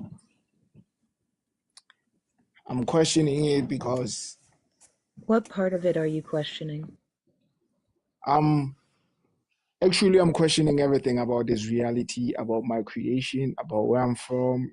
I'm questioning everything, honestly. I'm in that stage now of questioning everything. I'm questioning my beliefs since, like,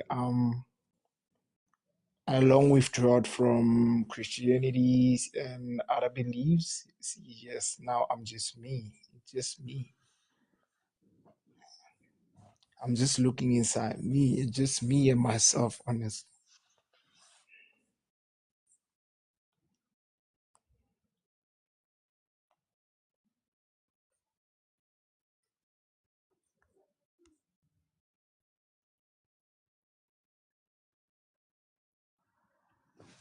Am I making any sense?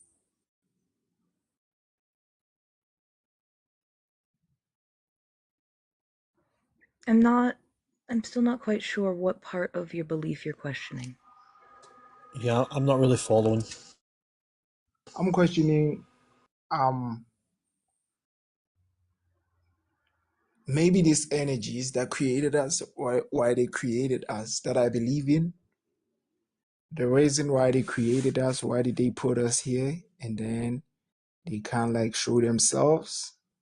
See, I'm questioning that. And the best question is that I'm asking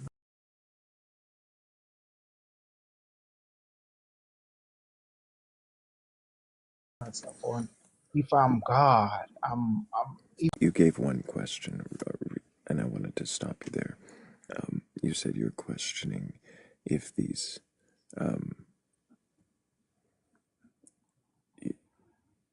energies that created us had a reason, right? Mhm.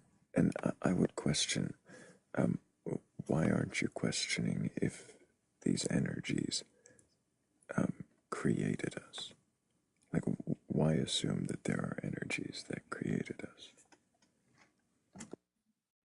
um because I feel so, because I feel like something must be created out of something. Every cause as an effect. See, But why assume that there are energies that created us? because I feel like there might be energies, since I look at everything as energy.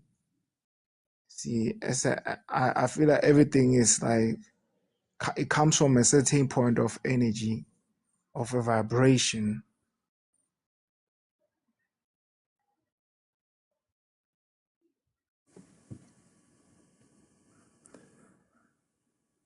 So I guess I'm not following. You're saying every, you're saying there's endpoints of vibrations I don't see how this is answering Yeah, the that created question. us. That created the mind. That created the mind because I believe the mind is what created the body. So there might be energies that came Why? together and created Why the do you mind. assume that the mind created the body? Because the mind is the most intelligent. What does it And have to do with creating a body? because of the semen itself, the way the semen looks like when it comes out of a man scientifically, and you compare it with a brain, you will see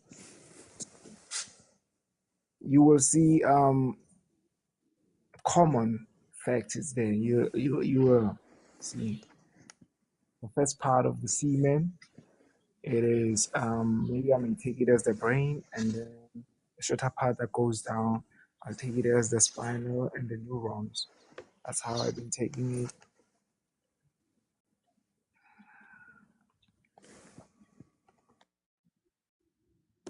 What the fuck are you talking about?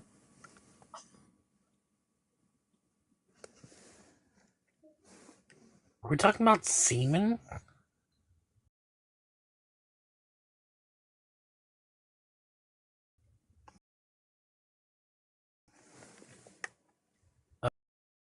Oh, he left. Well, what? Those two questions were too much. What the fuck are we talking about, and are we talking about semen or too much for him?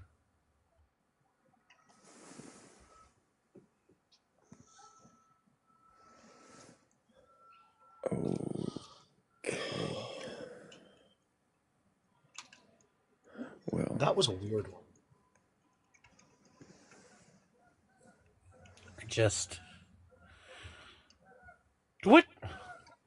What happened to the normal people? The geese. The geese is what happened to normal I love the people. geese. I like Canadian geese. I don't like the geese that we have here. You shush your mouth, Brown. The geese that we have here are horrible. The gooses are amazing, regardless of where they're from. No. okay, before you UK two get geese. your own what the fuck screen, hello, hell yeah. Can I get your age for TikTok TOS? It's 33. And do you have a belief in a god or gods, higher power, or anything like that? I don't believe in a specific religion, but what I tell people is that the closest thing I have to a belief is probably Hindu. And I'm not saying that I am Hindu. I'm just saying that if you understand the majority of Hindu beliefs, it's similar.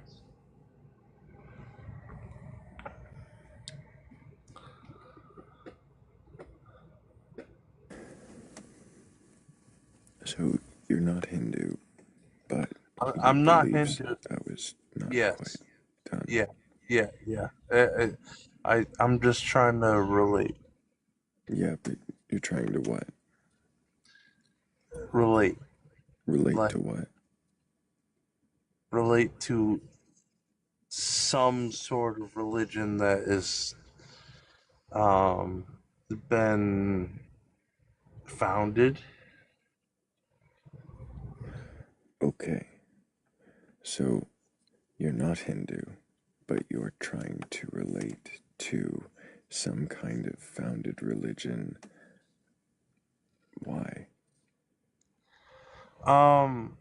Because it's hard to describe everything that I'm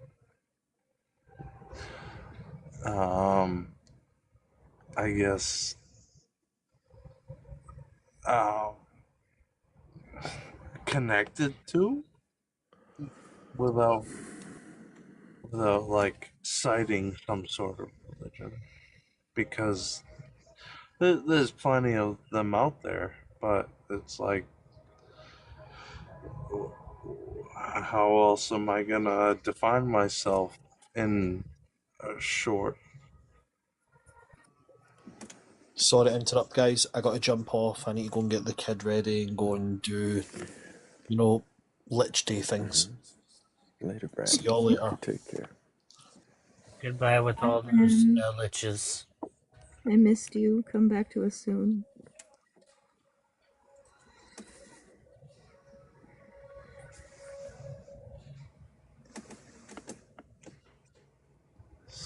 So, yeah. So let me ask you this, Ilya. Yeah. Are you drunk right now? Drunk? Mhm. No. Okay. So, you were saying that you believe in. It was an unrelated question, by the way. I meant aspersions. I just was curious. You were saying that you believe in something like Hinduism. You wanted to be able to relate what came first. Was it something like Hinduism, or you wanting to relate to a major religion? Right.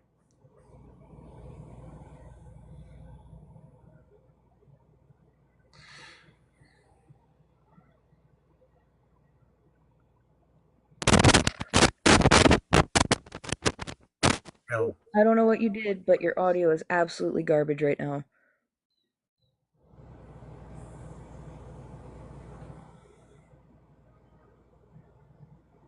I apologize. That should be better. Good. Yep, much better. Yeah.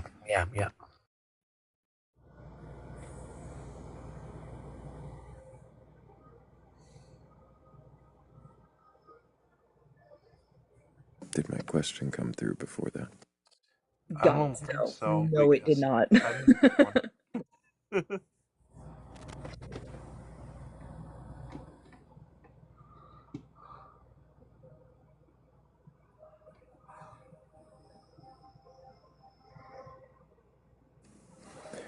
So,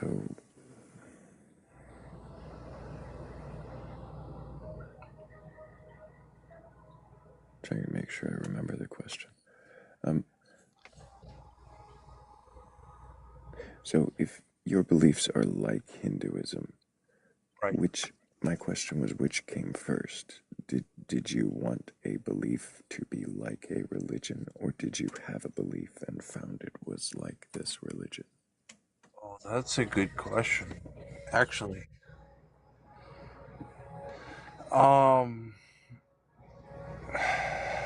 I might have to agree with you because I wanted to find something that agreed with my beliefs.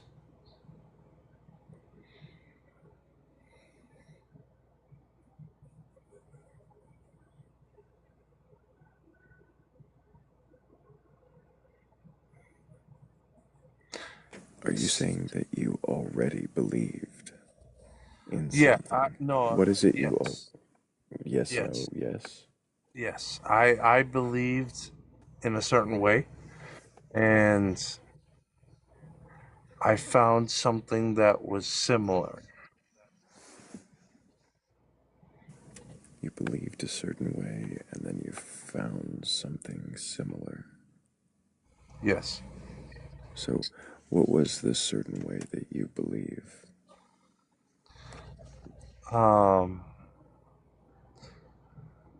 I believe that there is a central sort of command and eventually we'll all be a part of it, but you don't necessarily get there on your first try. You might live several lives and then So, just to slow down, you believe there's a central command. What does that mean? I believe there is a central consciousness. What is consciousness? The ability to understand yourself, but also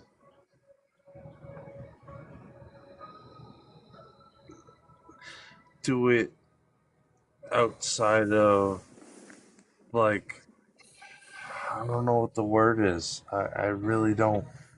Um, like, you have to not only be conscious, but you have to. I don't want to say self-aware. Self-aware is ridiculous because there's plenty of species of animals out there that are showing themselves self-aware or whatever.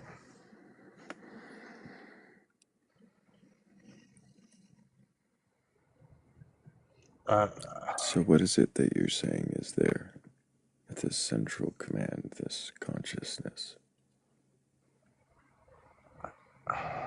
The central command, I guess what I'm trying to say is, like, it's like anything that any religion might call God.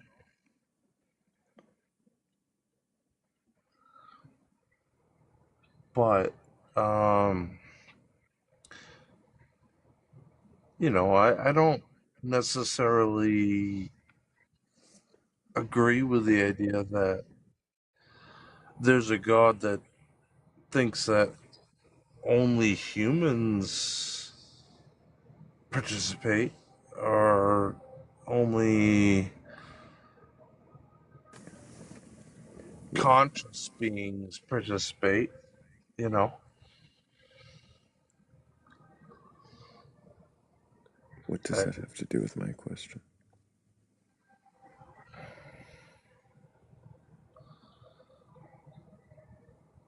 Oh, well, it has to do with your question because I do question my beliefs.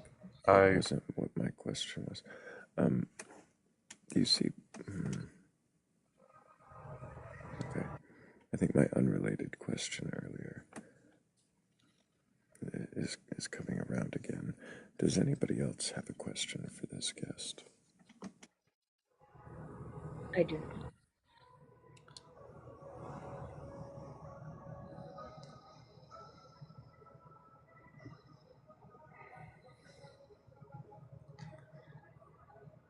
Is Hammy Oh, even awake? while there's a moment. Hang on. Nope, that's not your moment. Okay. So, I can ask some questions from Dancing in Duality, who had a few questions that looked really good. Earlier you said that you believed and that you found something that was along the same lines of what you believe. So, did you believe in Krishna and Vishnu and Brahma?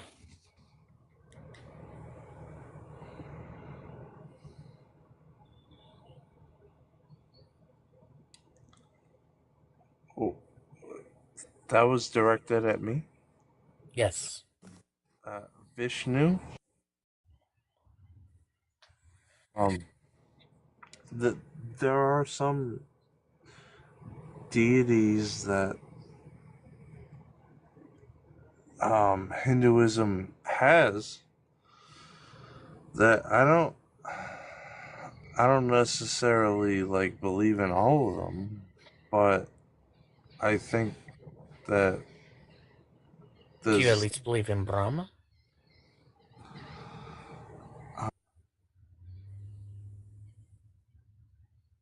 We can't hear you when you're off app. So if you're Googling something, we won't hear you speaking.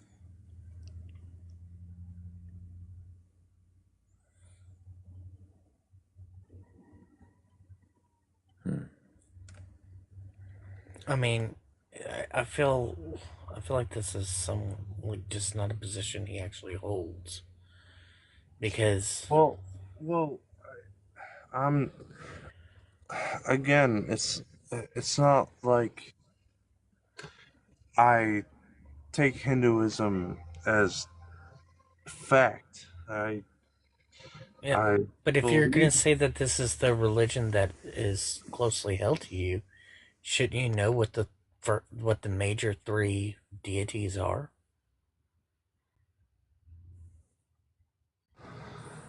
I I I guess. I mean, maybe that's a shortcoming of mine, but I I just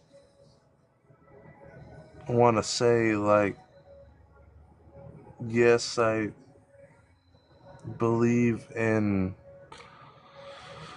spiritualism in a So, sense. so your belief has really nothing to do with Hinduism at all. It's just that Hinduism has relative What does system, that mean? like um, reincarnation. And is that And it? It well, has one relative system. Otherwise, you build your own belief and say it's like Hinduism to give it validation. Are you Googling? Or is it ChatGPT? I'm wondering what it is he does every time he leaves the app. Me too. He still hasn't figured out that we see well, it. yeah, you're right. I am trying to research these things because I don't. Why did you request up? Because I wanted to, I don't know, tell my story, I So guess. not to question your beliefs, just to Uh, proselytize or I'm testify. I'm not I'm not trying to. Hallelujah, Thrayle. Gesundheit. Thank you. In nomine Patri et Filii et Spiritus Sancti. Amen. Okay. Skull. Also, thank you, Tape Traders, Dancing in Duality, Bats, Claire, Mrs. JJ, Cat the Witch, and Branch for all helping with the goal. I really appreciate all of you. Thank you so much for helping with the goal.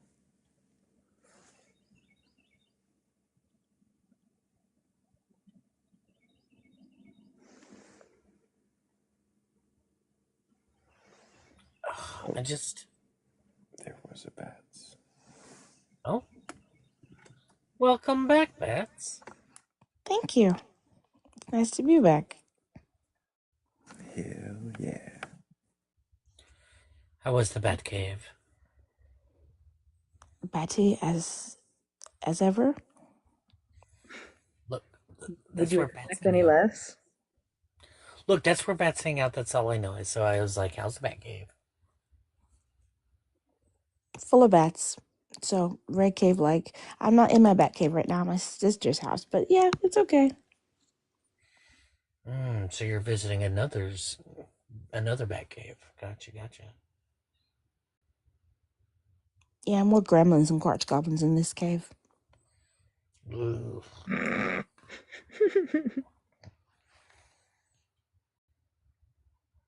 And this weird thing called family. Have you heard of it before?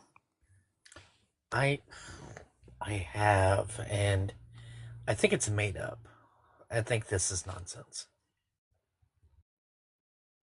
Yeah, a bunch of people talking about they know you back when you were in diapers and stuff. I just believe I need a question.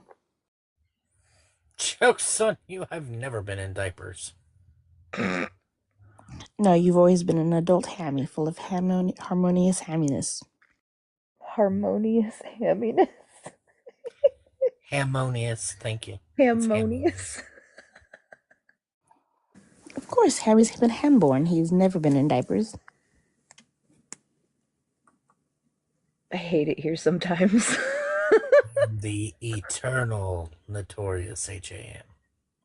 Well, there's actually, I don't know if you've heard this one. There's another one. Oh. Yeah.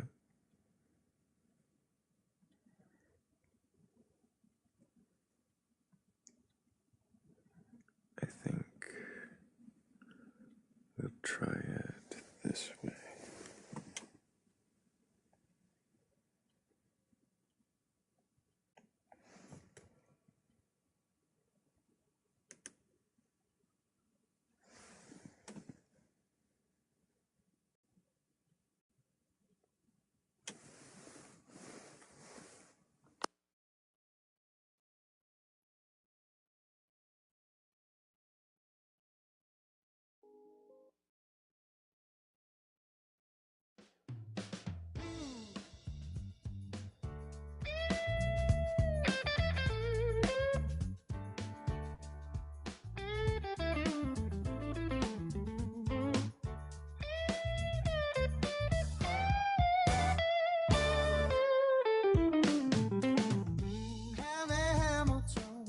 Down the street with a heart so big he can't be beat.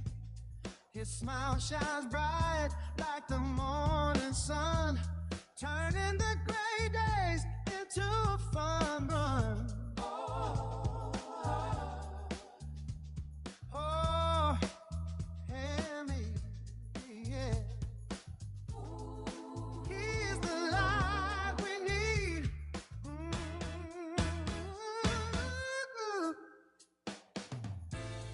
Hamilton, the friend we adore. With every smile, he opens the door. No more darkness, only rays of cheer. He brightens our lives, making it clear. In the shadow, where the troubles were, ooh, he lifts our spirits with a story to tell. Joy flows freely from his gentle hands, making the music that forever stands.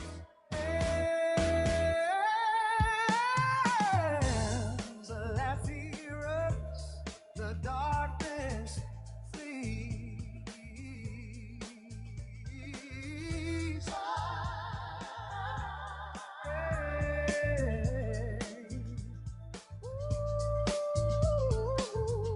Hammy Hamilton, the friend we adore. With every smile, he opens the door. No more darkness, only rays of cheer. He brightens our lives, making it clear. So is the happy, oh, guiding star, with laughter and love. He's never far.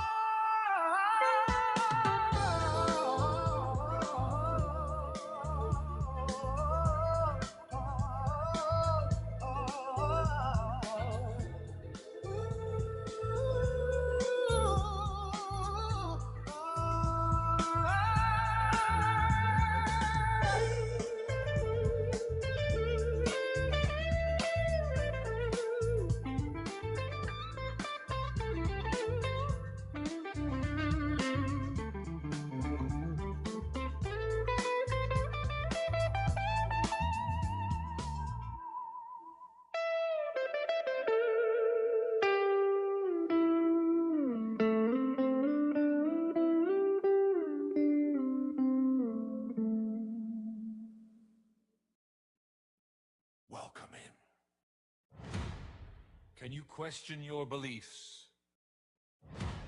Request on up. Do you have a belief in a god, goddesses, a higher power, and you can question that belief? Request on up!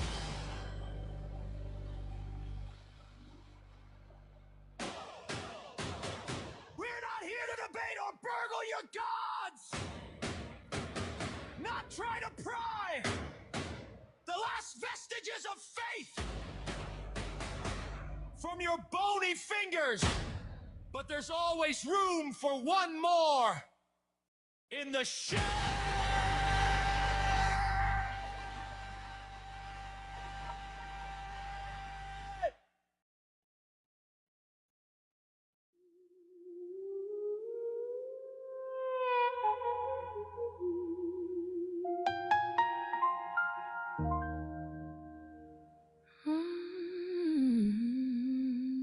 Are you sure? Do you know that knowledge is yours to know? Is the truth out there? Is it yours to own? Oh, are you sure? Do you debate yourself for reality? Are the facts in question? Are you firm in your belief? Are you certain? Are you sure? Can you question? Are you sure?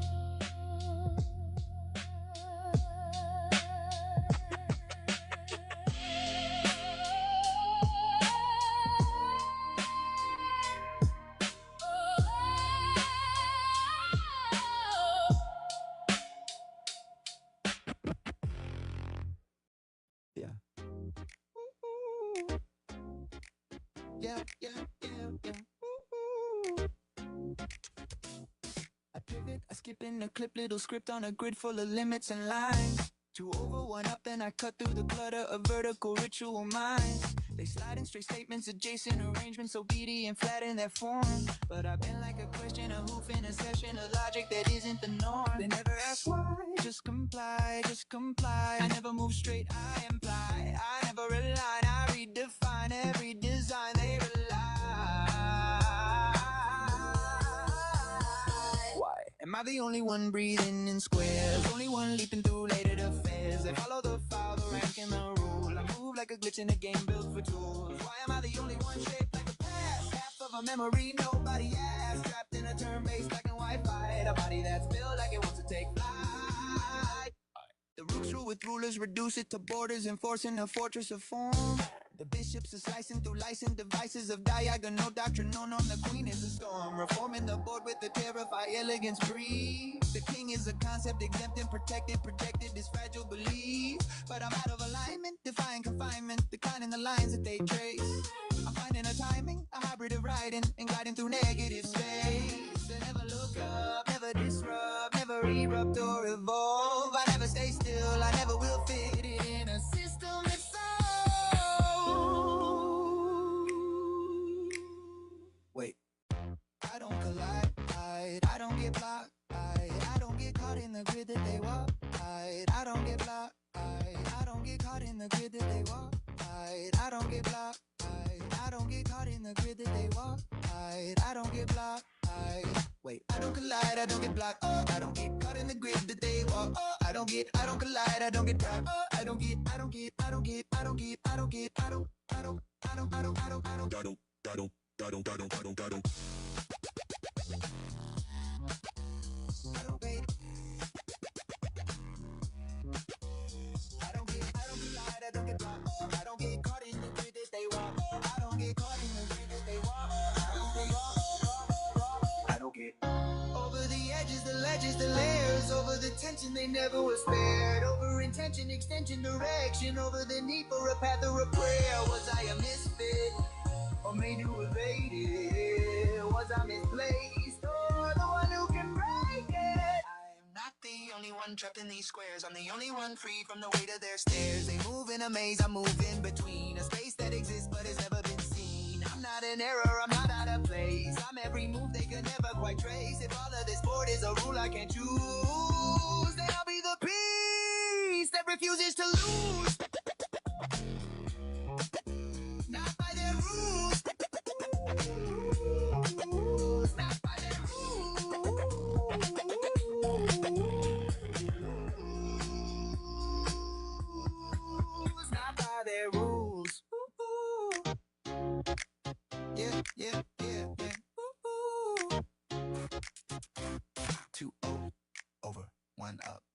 need a straight lot.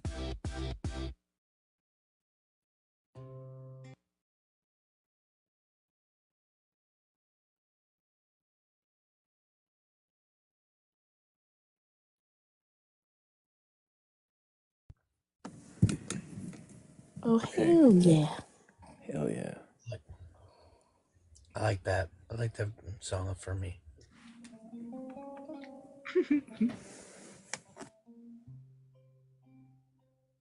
Is the truth, Hammy. I don't know how many times you getting a guest to smile has opened a door.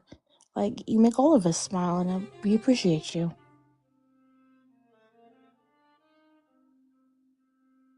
Hell yeah. Appreciate you, Amy. Also, really appreciate everyone.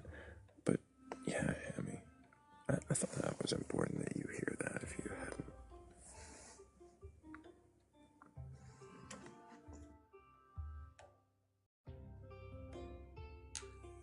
Thank you so much.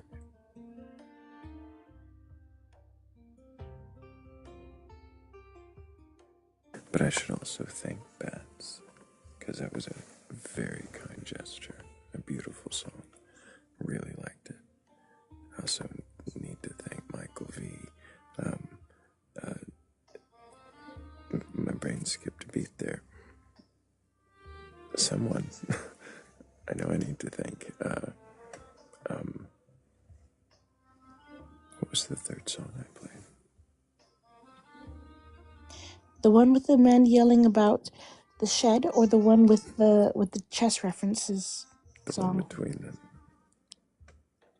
Oh dear. That's good. My brain just skipped a beat. The chess references was ketchup. That was awesome. L-shaped thoughts. Really like that.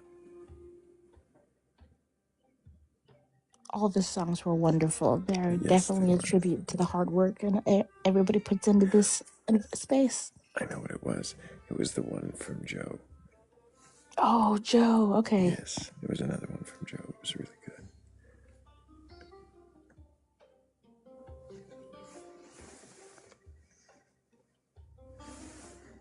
I removed it from the list after it played. That's why it completely skipped my mind. Which one it was.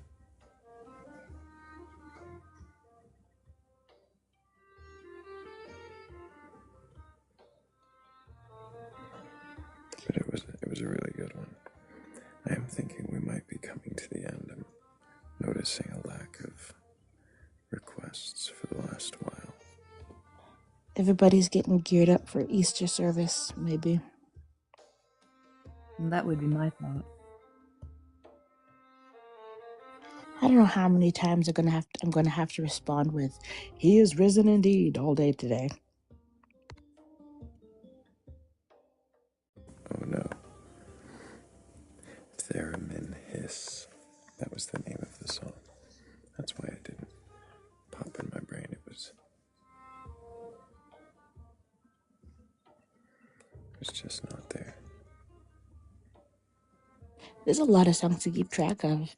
There's several of them in show tunes and in curiosities. I think it'd be very hard to keep track of all of them, especially when the community's been so generous. I noticed Joseph Paprika said a fitting name for a bat-themed acolyte could be Vesper, evoking Vesper bats, or Noctis, for a more, I don't know what their response after that was, because, as Morgan points out, Noctis is a mod, and Batitude. Forgot that Batitude's also a mod. Well, and his name is... Batitude. Oh no, there's more. Same as Vesper. That's fantastic. That's even better.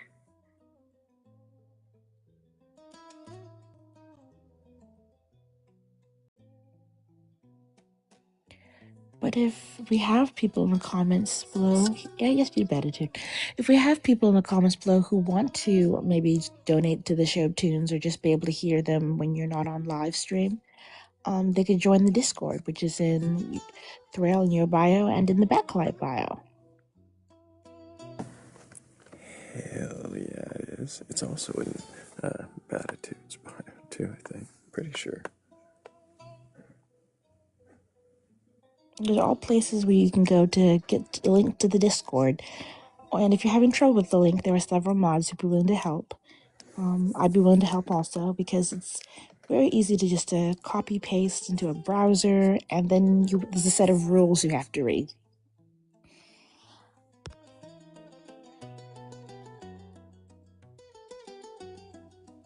But if you can agree to those rules, you find that maybe you aren't so alone in this wonderful land called Discord, where you can continue to question your beliefs over a nice game of chess, Wordle, and iced blueberry coffee. You have to provide your own coffee, though. I'm sorry, we can't provide yet. I think I finished mine. Yes, the sound of ice at the bottom of the glass. So sad. I was under the strict impression that y'all would be providing the blueberry coffee. I wish we could just join the Discord and a blueberry iced coffee appears in your hand. That'd be so nice.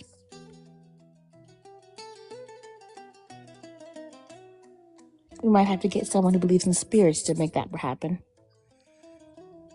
So I was bamboozled yet again. I'm your friend, Hammy, and I still haven't gotten my pound of bacon yet. What the hell's with that?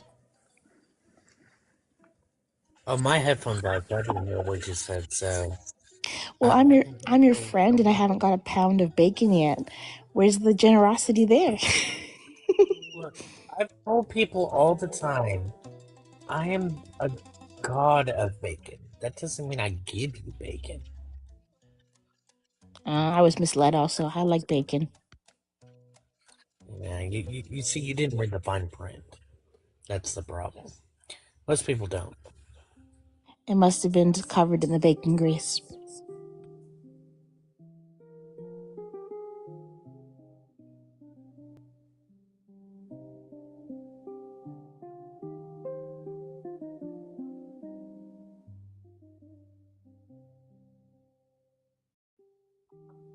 When we get into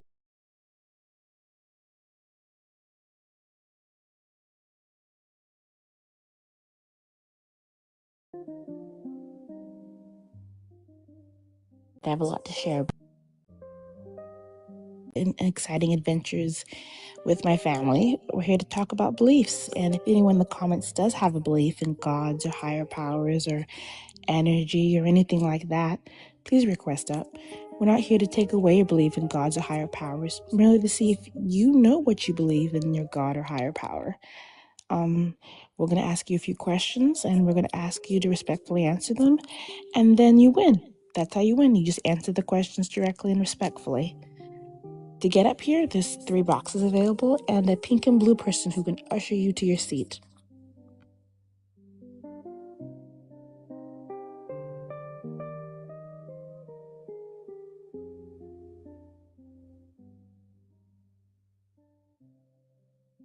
Your pockets after the ushers escort you to the seat. I swear it's all allegations. Ushers have been nothing but helpful.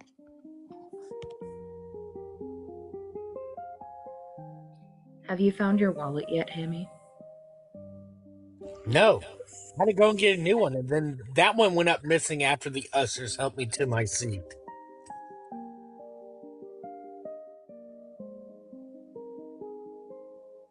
This is starting to seem like a pattern. But the ushers' uniforms have no pockets. How would they take your wallet?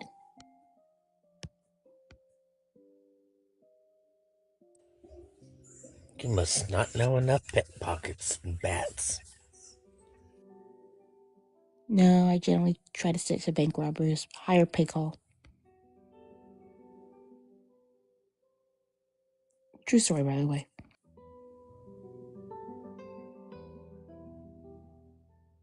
a lot of questions that will have to be asked in the Discord. Yeah, Discord time will be fun.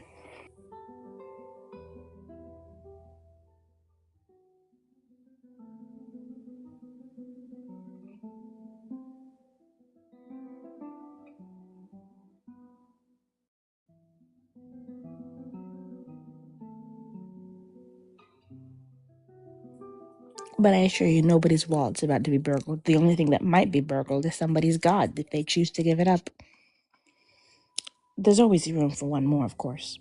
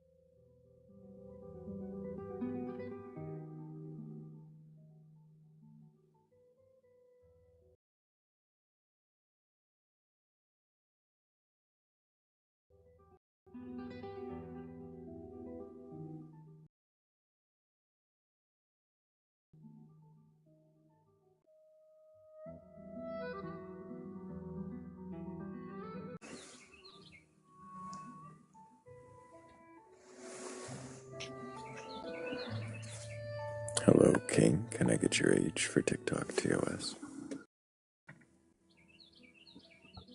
King, 28. 28. I'm a Do you have Christian. Okay. Do you have a belief in a god or gods, higher power, or anything like that? Yeah, I have more than I have like a knowing, but I have a question before like we can move forward. You said Christian. It's not a Christian question, it's a general question. Okay, there might be some misunderstanding. When you came up, I asked your age. You said your age, and then you said, I think you either said question or Christian, but I asked if you had a god. And then you're saying again, are you saying you have a question? Yes, I have a general question. Okay, I'm gonna answer your question, but I have a general question first before we can move into the conversation.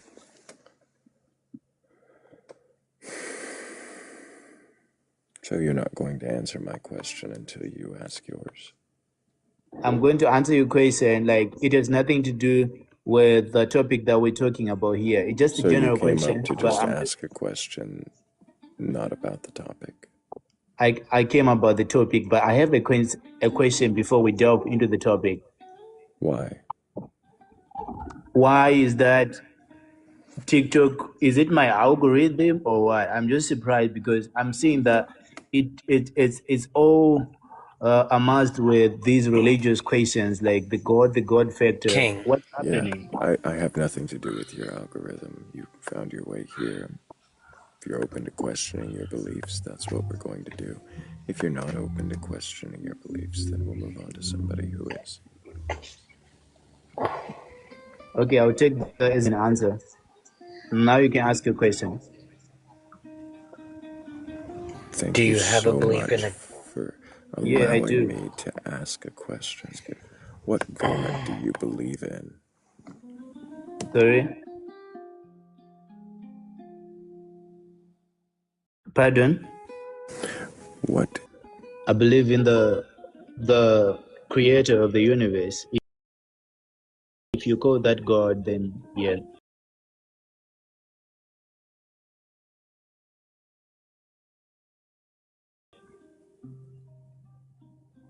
You believe in the creator of the universe.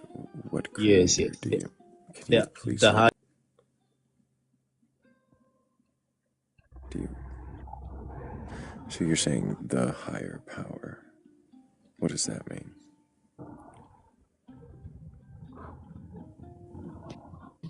the higher power that created the universe. Why do you assume a higher power created the universe? Because for the universe to exist, it needed something that is good, that is more powerful than itself, to be able to to force it into existence. You say it needed something more powerful than itself. How did you determine? How did you determine that it needed something more powerful to come into existence? I determined because the universe has got time, the universe got space, the universe has got matter. So for something to become into or to begin to exist in that state, it need a powerful being to cause it into existence. Why did you decide that? What do you mean? Why did I decide that? It seems that you have just decided that there needs to be a powerful being for these things to exist. But why? Why? That is the only explanation to the reality that we have. It's the only explanation. Yeah. There's no other explanations anywhere. No one's There's ever no offered another one, but that a god made it. nobody. Yeah. Fascinating. Exactly. So this is because you haven't looked for one, or you just... I did, and actually, it actually needs me to have more faith to actually believe those, like the one that you're referring to, that you may be referring to. What one? You just said a moment ago that nobody anywhere ever has made any other guesses or explanations. So how could you be talking about anything that I'm alluding to without having just lied to me? What do you mean? I mean that for the universe to exist, it needed a cause. That's not what I asked. That's my point.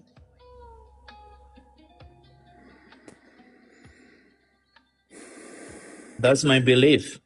Does anybody else have a question for this guest? All right. No. Oh.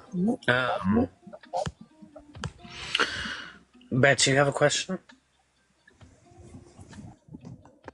I had one, but I don't think it'll be answered.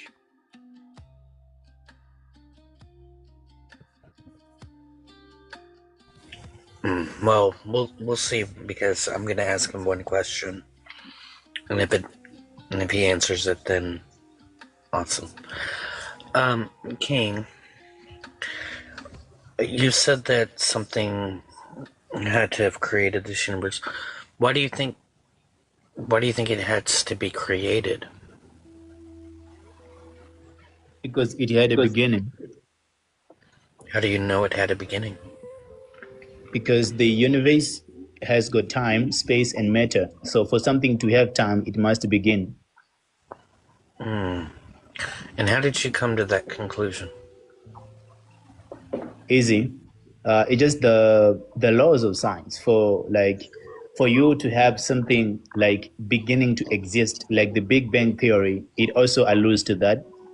So if we have something that begins to exist, it means that there Are you is familiar? Are you familiar with the consensus of cosmologists think about the Big Bang and the beginning?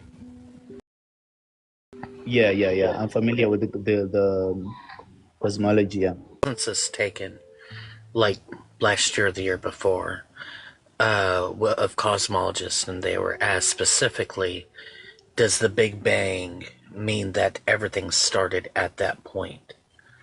And they answered in a specific way. Do you know what that way was?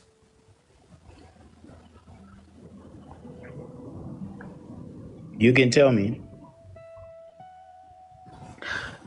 They said that the Big Bang makes no claims on whether or not that is the beginning of time, or the beginning of everything.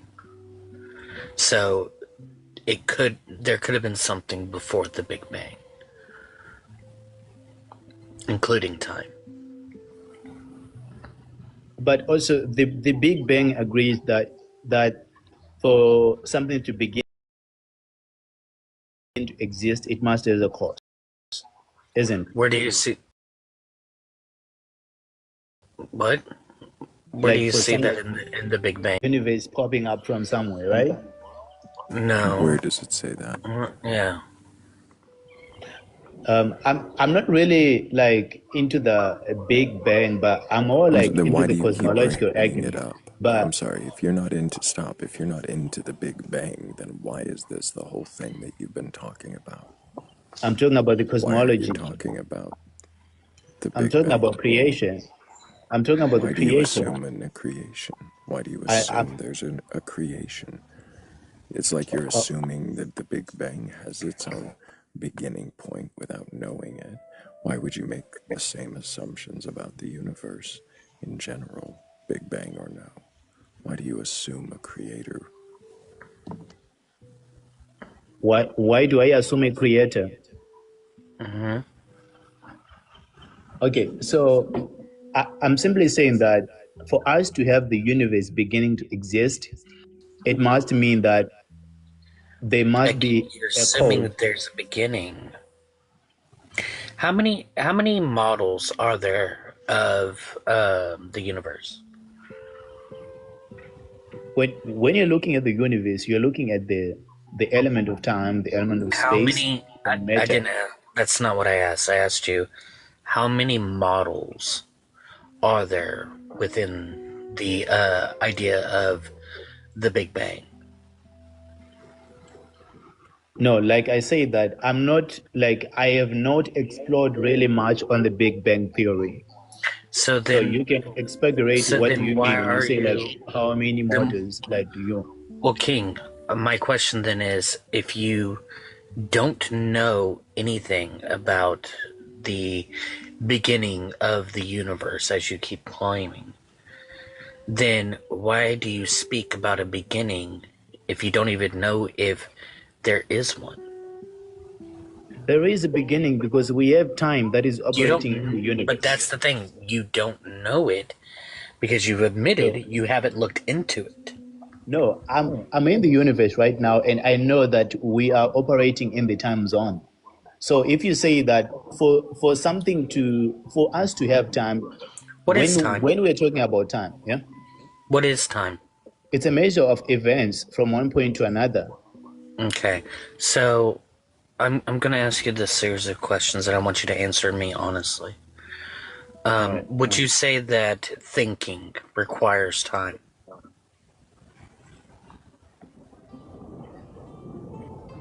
If Like you if I go from not thinking about something to thinking about something, does that require time? definitely, because if you are within the universe, then Awesome. it requires time. Awesome. Awesome. So if I go from thinking about, or if I go from not doing something to doing something, does that require time? It definitely does, Awesome. as long as you are So operating within the universe. this being, it had to go from thinking about creating to, or it had to go from not thinking about creating to thinking about creating, then go from not creating to creating, which requires time, correct? You say from not creating. From not creating to creating, that requires time, No, correct? like you cannot say like from not creating, like it already made a decision not to create, and then it made decision to create. Yes, going from that, from not creating to creating,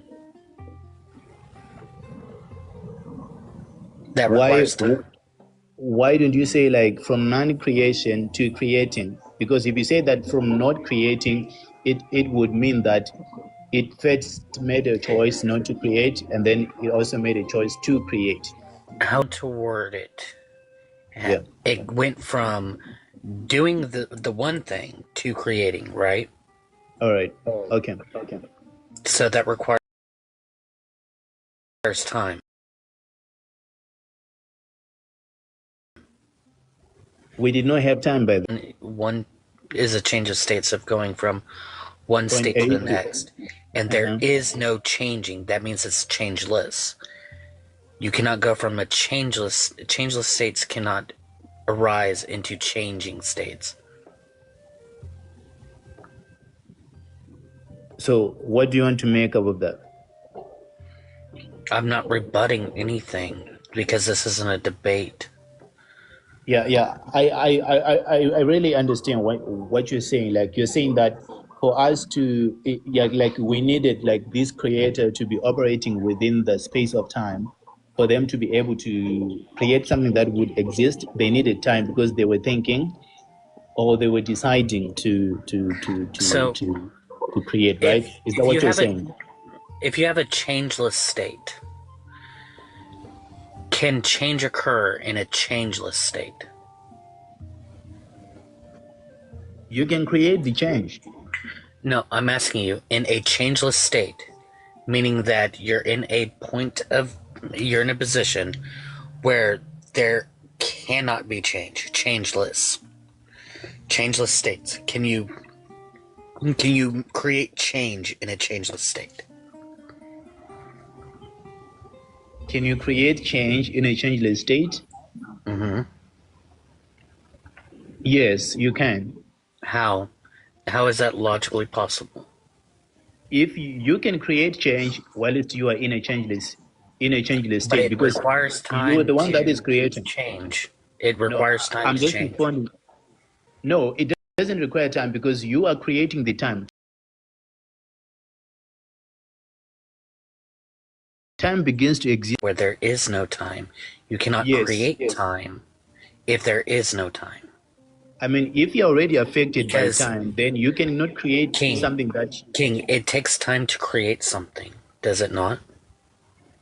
What are you creating? It depends with what you're creating.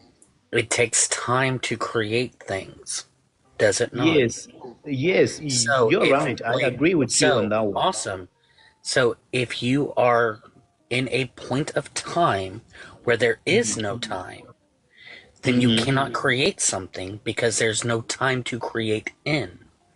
No, like because you cannot say that time is not the ultimate factor because time is part of the universe. It is not the universe, right? If time was the universe, then I would agree with your point. So But then time begins to exist. It the thing also the is universe. that you have a being that is logically impossible because of the fact logically that you impossible. can't. Yes, because you cannot have something creating whenever you've agreed that it takes time to create something.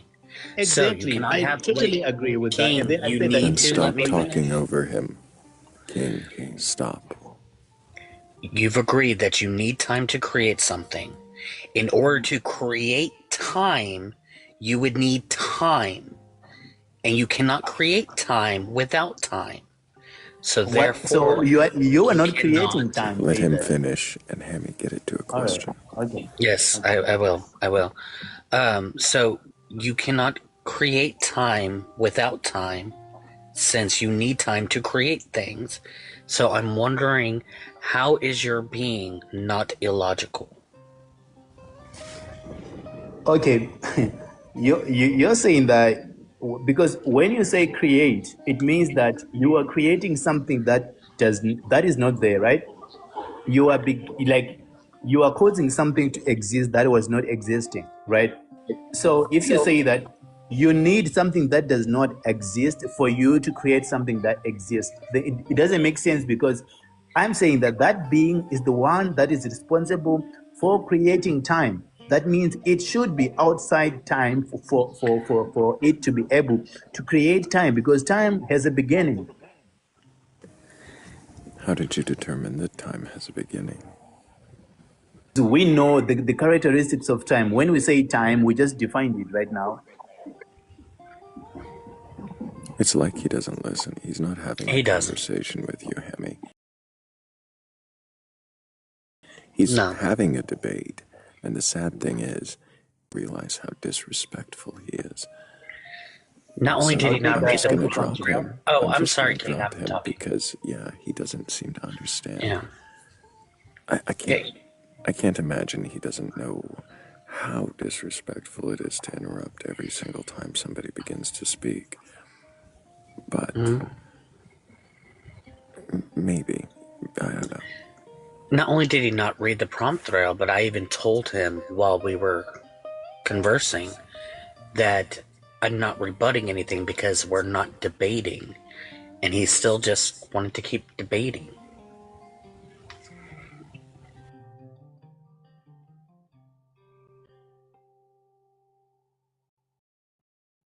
When he first came up, he said something about how he couldn't question something he knew. And that's why I didn't ask questions. He already knows. He's not here to question anything.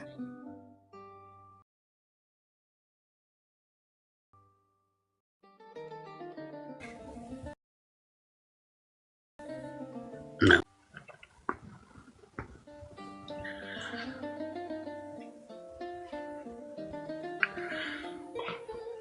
I know Thrayle knows how hard it is for me to not have turned that into a debate. You almost did. I got close. I got so close. And then I realized at the last second, I'm like, you're trying to debate, Hammy. This is not what this is for. And so then I started adding questions to it.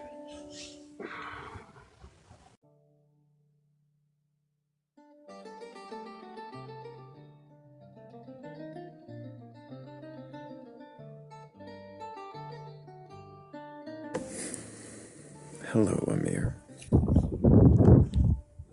Hello?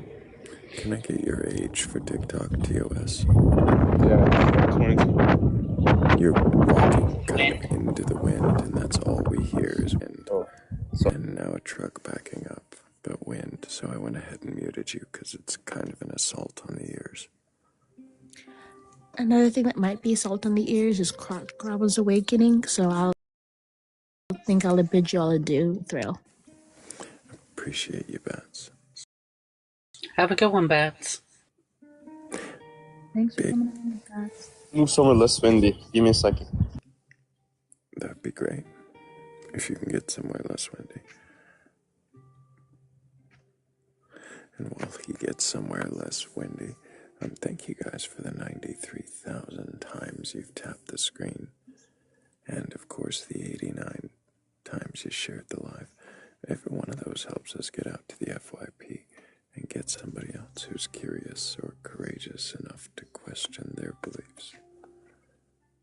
Did I say W Bats? Because big W for Bats every time. Thank you so much, Bats. Okay, can you hear me? It's still very windy, but can I get your age? Yeah, 22. And do you have a belief in a god or gods, higher power, or anything like that? Yeah, I do. And what god? Of the universe. Which creator? Well, I can't really, like, define him as you would define, like, someone that you would know, right? Of course. But Is all your I can god say... described in any... Is your creator described in any texts or faith practices? I don't believe in religion. So no. Like, it could... Like, they say... Like, in religion, they say certain attributes of what a god could have. And some of it could make sense, but some doesn't make sense. So I would Some like... could, but some don't. So yeah. You're saying that no religion describes your God, no Bible, no Torah, no Bhagavad Gita. Like I don't think God is like I don't think God punishes people, you know? I feel like God has like the very divine like energy, and like it's nothing that the religious type say. Divine mean? Sorry? What does divine mean? Like divine, in my perspective, like God's like energy is like something, if you were to have to like see the energy with our eyes, it'd be so bright that it could make us blind because of how like high and how vibrant it is of a frequency and energy. You know what I'm saying? So to me, that's like very divine. So it's like very positive, like source in a way, in a sense. Positive. Yeah. What does that mean? Like positive, like it makes you, the energy is like very attractive, very appealing. What is energy? Energy is like, how to define that?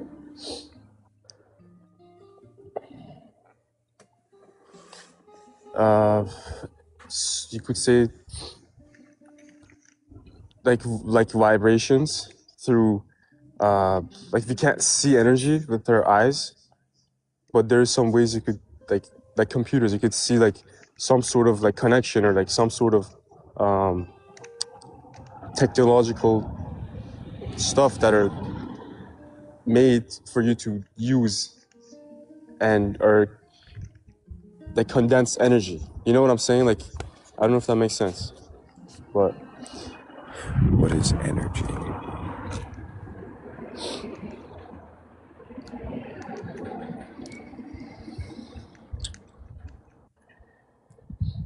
I don't know how to describe. Wait, let me think. Give me a second.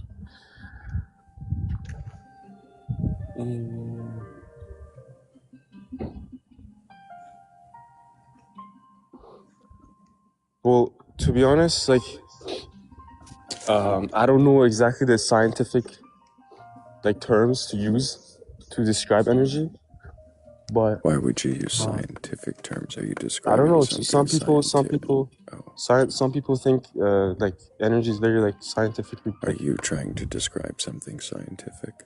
No, I'm not. Then what is it you're describing? Because you can't define God by science. Like you can, but you can't at the same time. You can, but you can't at the same time. What do you mean? Because okay, if you're people walking like into the wind again. Sorry.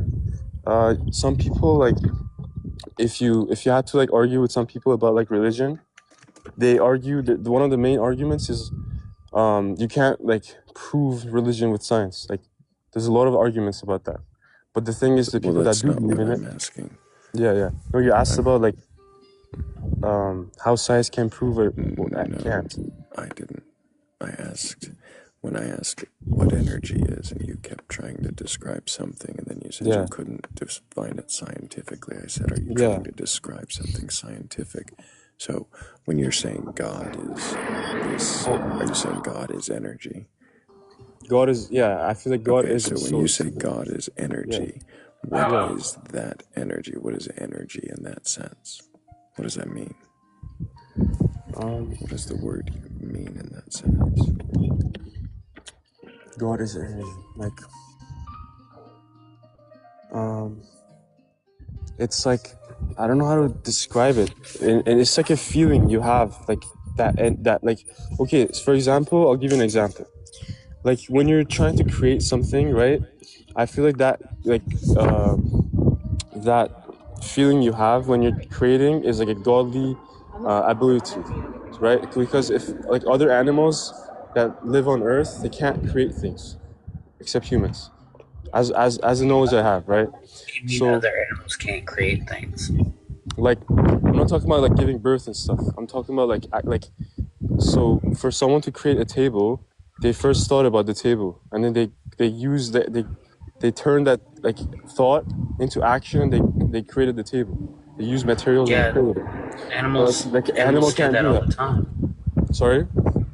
Animals do that as well all the time. Like you can't, the animal cannot create like a car, like a building, like so No, many they things. can't. They don't create that specific thing, but they do create. Sure, they can create like a bird can create a nest, sure, but same thing, yeah. It's not just nests though. Like for instance, an elephant. Elephants paint. Sorry? There's been elephants that paint. Okay, I'm muting you for just a moment here, Amir, because my brain needs just a break from the wind and the constant blowing in my ear. Hammy, if you have a question, formulate that into a question. That'd be awesome. So, Sorry, it's very windy here. I'm sorry. I'm just trying to escape the wind. We have animals creating things all the time. Why do you like specifically point out human creations?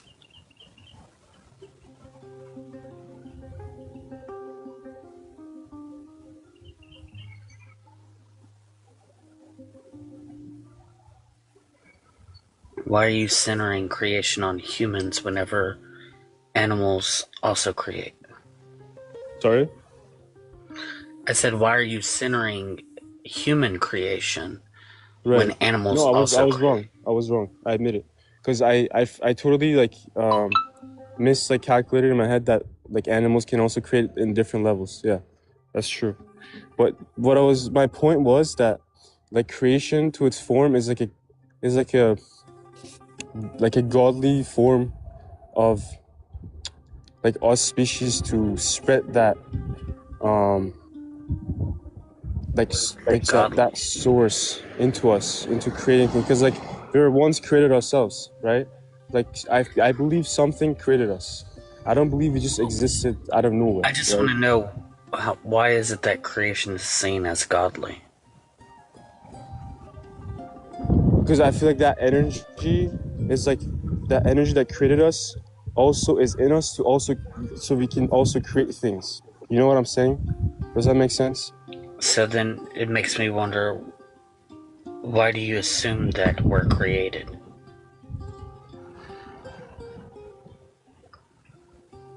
Because there's no I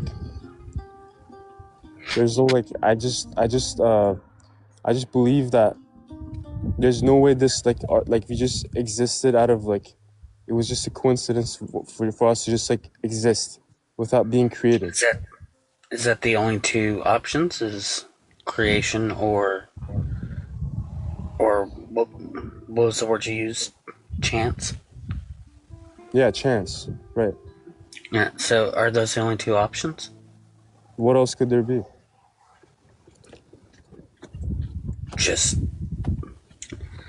I don't know. I'm just asking if you think that those are the only two options there are.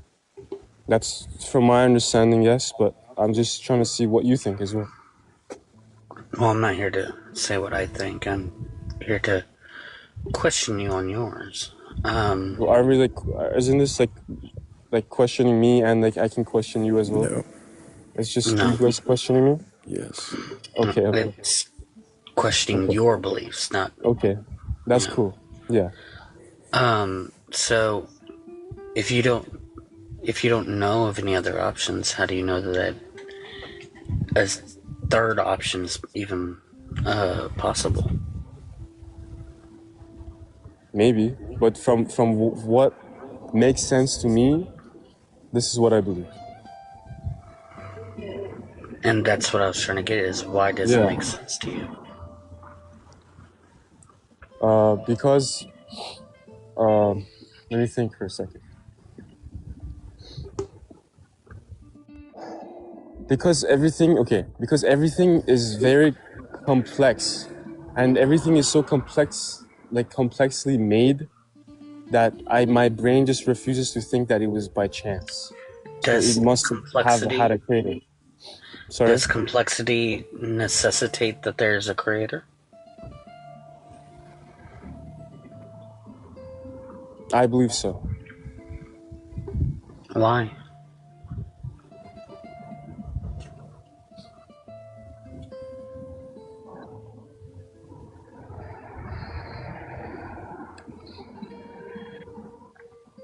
Why do you... Oh, there you go. Sorry? Oh, no, I was just going to repeat the why. Why? Can you repeat your question again? Sorry, my brain just you said that that complexity, that you believe that complexity necessitates a creator. Yeah. I'm asking why.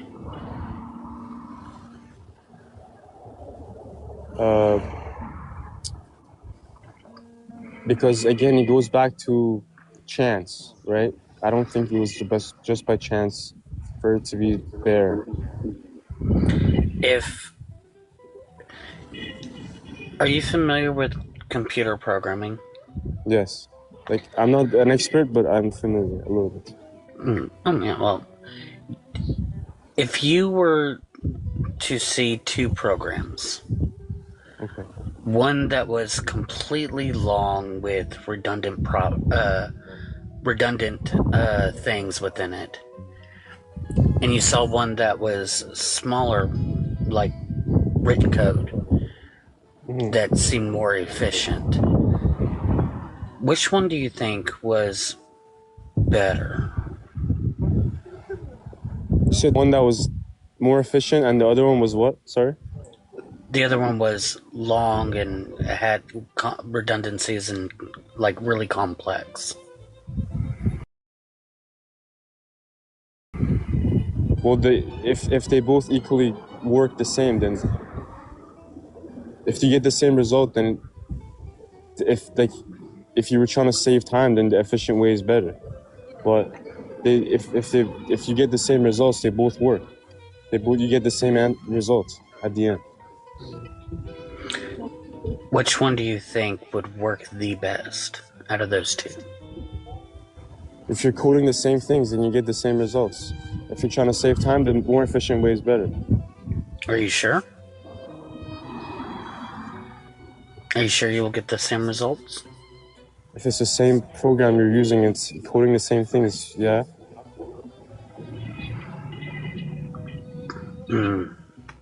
It's I same would information. look into that because I don't. Okay.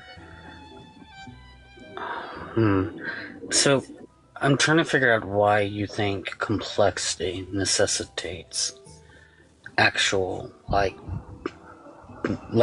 agency. Okay. And I haven't really gotten a reason why that is.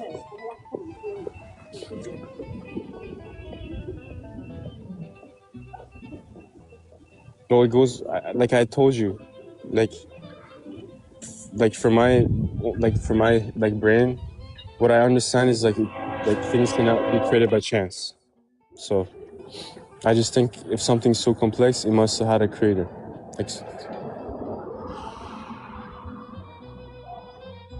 Like just the same way you brought up the example of coding, someone needed to put those codes in for you to get the results. Whether if it was efficient or it wasn't efficient, or it was complex, someone had to code that. Yeah. So whenever you're saying that you don't see how it could be any other way, yeah, I'm trying to figure out why you don't see it any other way than those two options.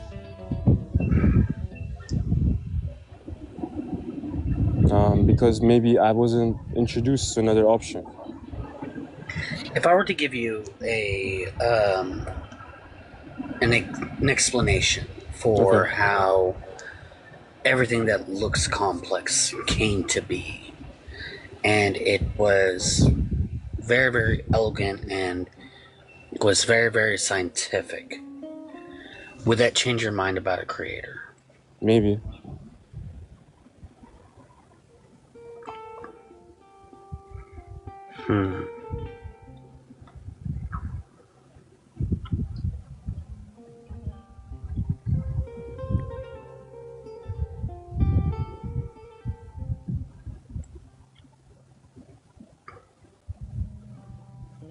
I think I'm done right now, Thrayle. I'm still thinking.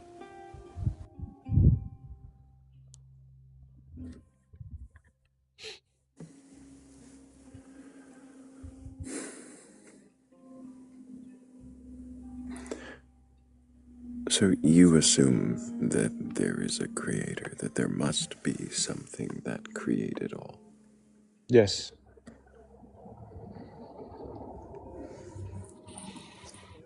Why?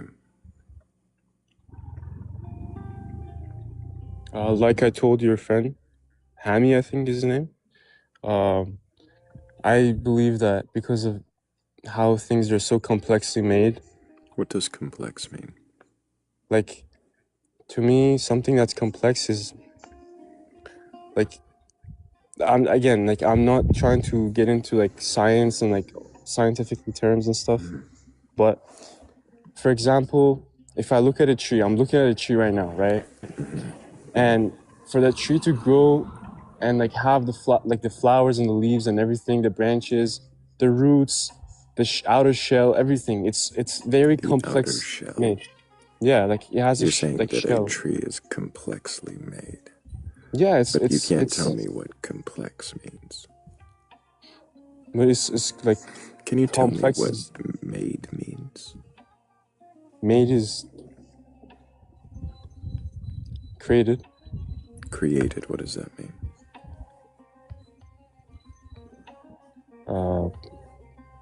Like for someone to, or something to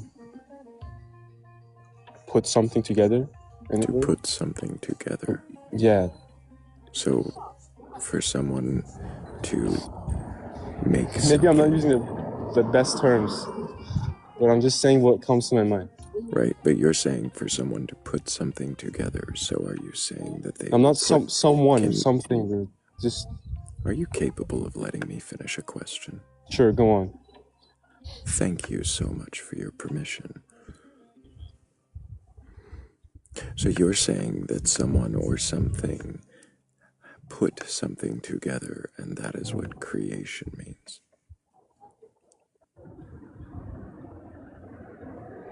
That sounds very simplified. Is it not what you said? It is. I said it very simplified, but it's not as simple as it sounds like, you know? Because again, I'm not like an expert. I'm not like someone who's studied this for years and years. I'm just a young guy. When you're saying put something together, are you saying that the things that exist now are put together from other things that already existed? And that you were created with that?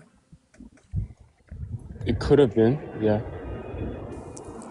Is there anything that's not created? Oh, go ahead, Amy. Is there anything that's not created? Anything that's not created.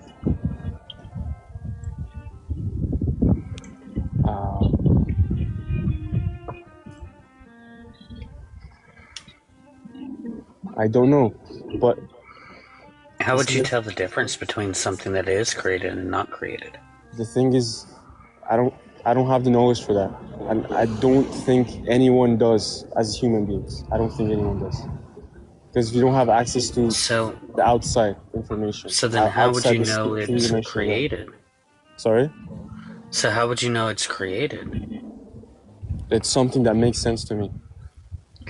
Yeah, but like, if I'm looking at a car, right. Or if I can tell what's not a car by things that are not cars, right? I can tell that like a watch is created, right? As compared to say, like what I would say the sun is. The sun's not created by like at least by intelligence, right? So I'm trying to figure out in your worldview, like the sun could have assume everything. If you assume that everything is created, how do you know what the difference between something that is created and something that's not created? Well, first you have to define what isn't created. That's what I'm asking you. What is not created? I think everything is created. Then how would you know if something wasn't created?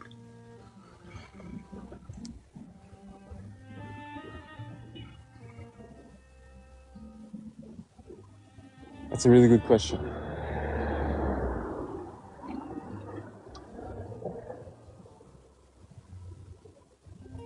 Huh.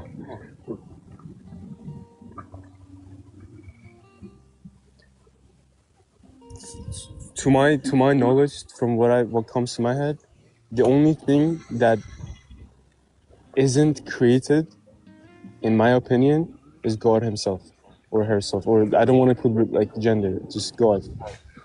So, if this thing has a special place where you Yeah. can say that it's not created, hmm then how do you know this? Like how would that be? If everything that exists had to be created, hmm and this being exists, then it necessitates that it would need to be created, right? Not necessarily, because I think, I could be wrong, but I think God just is. Why?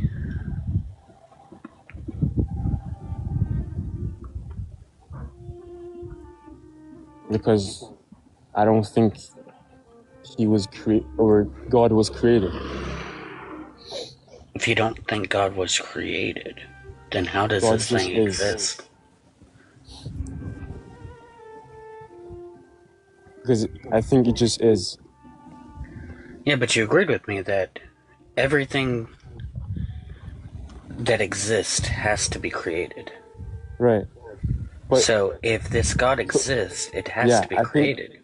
God is the right? source. Right, but That's what I think.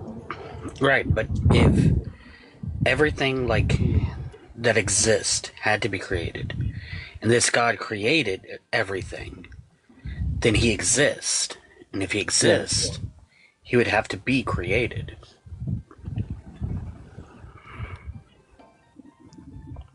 Would he not? Yeah, for everything to exist, he must have been created.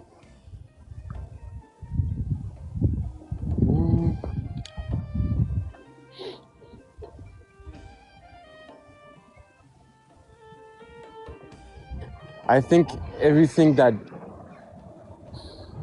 is created comes from that source. So I think that source just always existed. It just expanded. Does that make sense? So everything that exists has to be created, and it came from the source, which somehow exists but isn't created. Yeah. Then it doesn't exist. It does exist. What?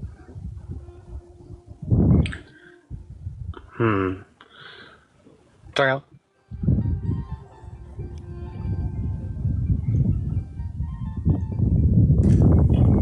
Yes, Emmy. If I sit there and said that everything that does X has to have Y, and sorry, say that again. I'm sorry, I'm asking Thrayle a question. Okay. If I say that everything that is X has to have Y, and then you point out something that has X, and I say that this particular thing doesn't have to have Y, is there something that you call that? Well, I mean, if I were to assess what you're doing, I think that might be called special pleading. Okay. It's a fallacious line of reasoning? Yeah, it's a fallacious way of reasoning. So, Amir. Yes. If you were to say to me that if I ask you if everything that exists has to be created and you agree, and then I say that all this creation comes from a source that created everything, and you say then that this source exists but isn't created. Do you see how that is kind of a fallacious way of reasoning? Yeah. So, do you find that that's a great way to understand what's real? is to use fallacious reasoning? I think the way we kind of went forward with the questions, it kind of made everything more clear for me. So if I had to restate everything that I said, is everything is created from that source. So instead of Right. yeah. So if everything is created from the source, then where does this source come from?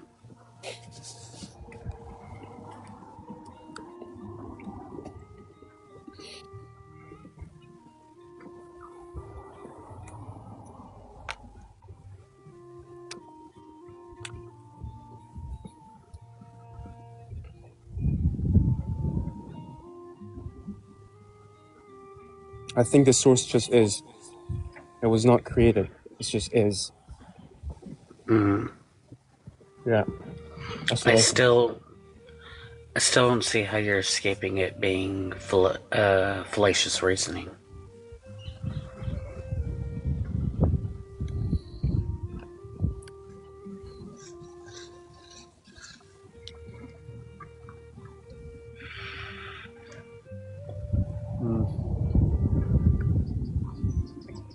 It's just something that I feel. Like I don't have like a proper reasoning for it. You know? Oh. Like Wow. for that to be proven. Like you can't just prove that, you know, with evidence because we can't see it Oh. with eyes. Just like So, how religion is made, basically. so if this source is creating everything in the material world, wouldn't we find a way to be able to test that? Sorry, can you say it again? Yeah. If this being, this source, is in a non-material plane, and it's creating the things in this material plane, wouldn't there be a way to testing that?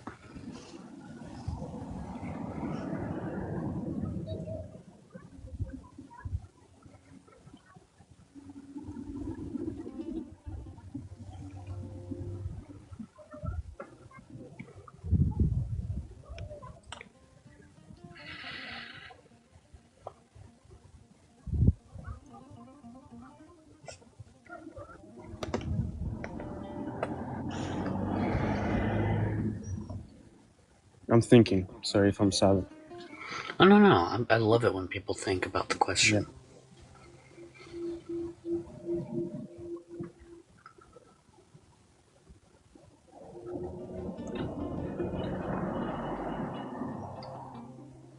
Well, you can't necessarily prove that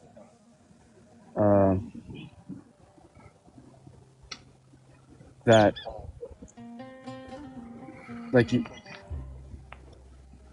can't prove that like I don't know how to say this, but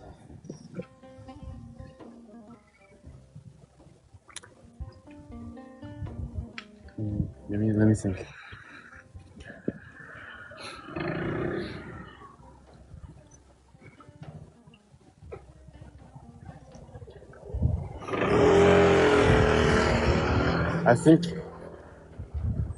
I don't think we can look outside this dimension without with our with our consciousness.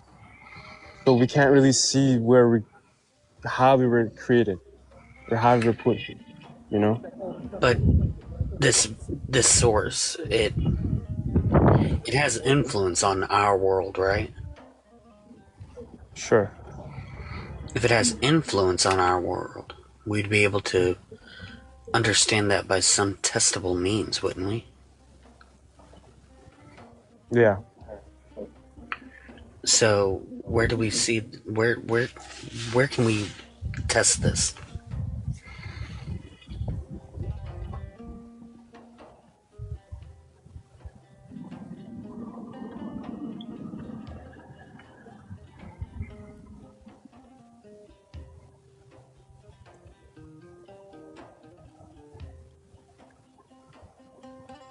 Well,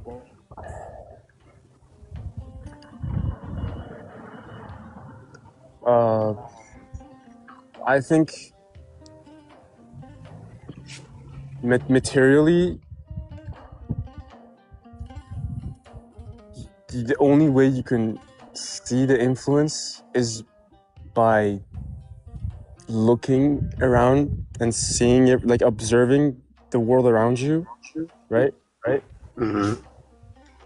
Because if we're created by the source, then everything around us is influenced by it. So everything around us comes from the source. So like So it was all influence. But in another way, some people also experience is by like, you know, like getting outside the three-dimensional world, like by like meditating or like taking like well, some the four substances. dimensions. Yeah, like other dimensions basically. So they have a different perspective. They get a different perspective. So when I look around me, I see trees that were planted by seeds that were either placed there by birds or other animals or the wind from blowing the seeds out of other trees. I see the grass that has a natural understanding behind it. I see clouds that are formed naturally that have natural understandings behind it. When I'm looking around, I don't see this influence of source, and I'm trying to figure out where am I supposed to see this influence if all I see is nature? Right.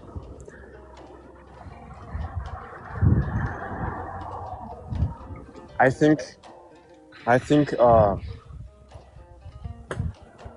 you have to. This is the way I see it is that you have to look, you have to look past that. Like when someone just looks at a tree, like when I look at a tree, I don't just see a tree. I see a creation, right? So for that to exist there, sure, like a bird could have like put the seeds there. The wind could have blown the seeds, or like however it got there, right? From like, but my point is that tree. Yeah, maybe a bird created it. I mean, didn't create it, but it put the seeds there. But if you go all the way back to like the first tree, for example, or like just if you look at the nature itself, right? Yeah, if I go back to the first tree, it's still a natural process.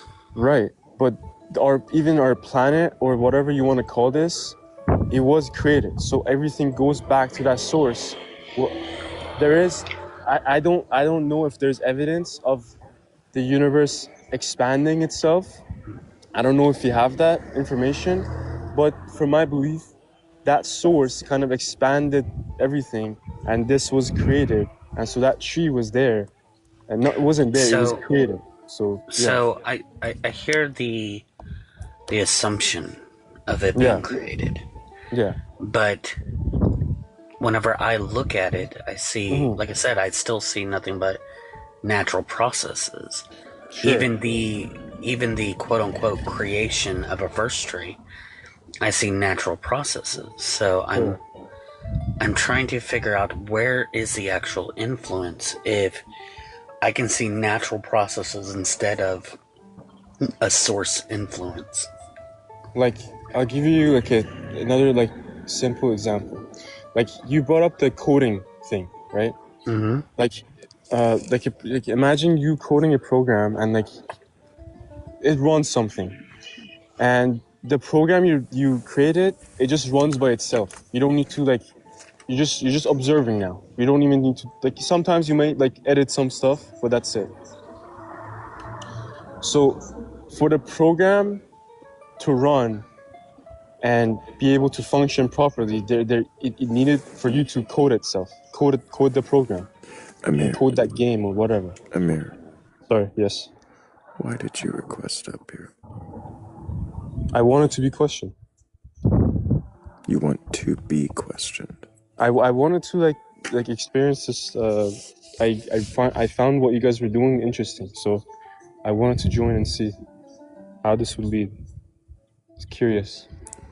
Do you feel that you can question your beliefs?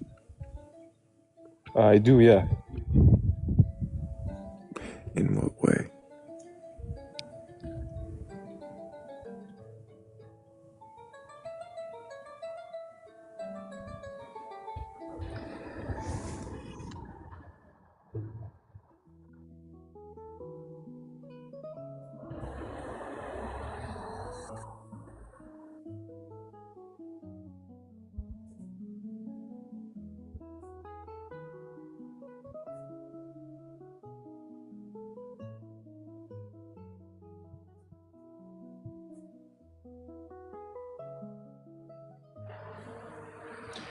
By like seeing other possibilities that could be a way of like how things work that are outside my own belief system.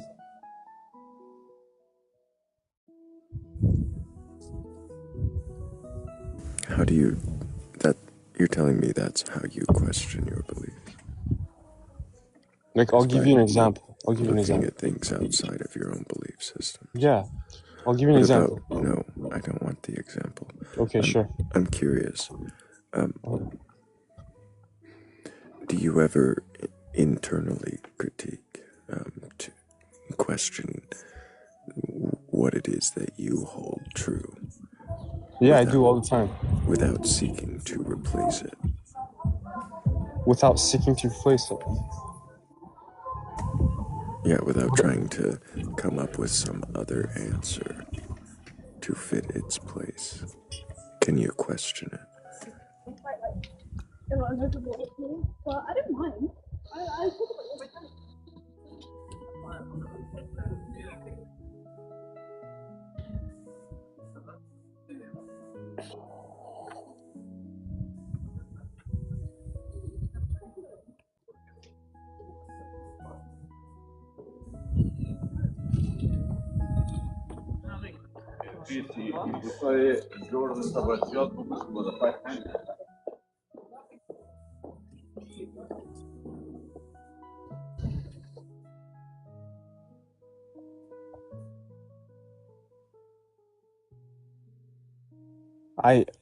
I think so. I know it took a long time to think, but I was just thinking about the beliefs that have changed in the past. So I think I can, yeah.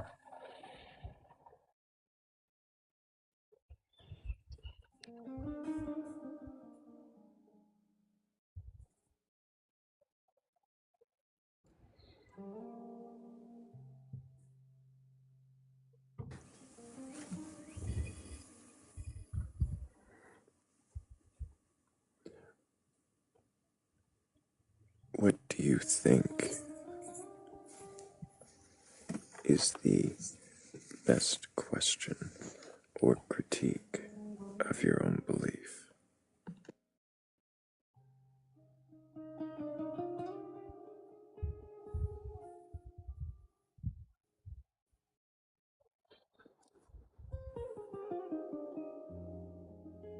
Wait, can you repeat that one more time? Sorry.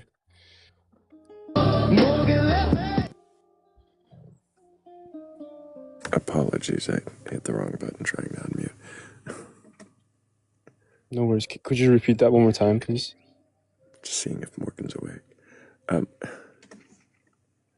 What would you say is the best critique or question for your own belief?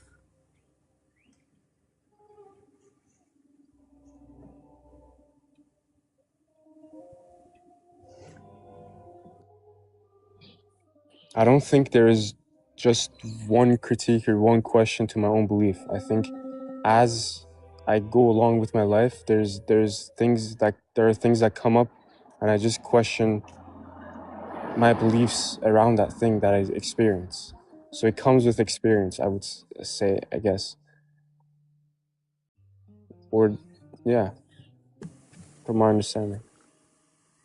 I'm not sure that answers my question in any way. I think it kind of dodges it and points out that you can't critique or question your own belief.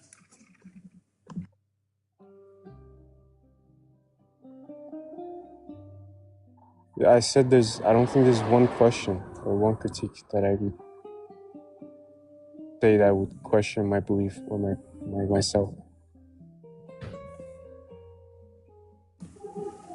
You don't think there's one, not even one. As like to question everything about me in one question. I don't. That's not what I'm asking. Okay, can you be more like specific?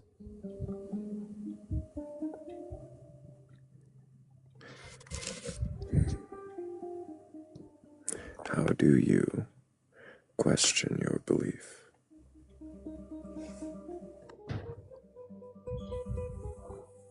Without referencing outside beliefs. Okay.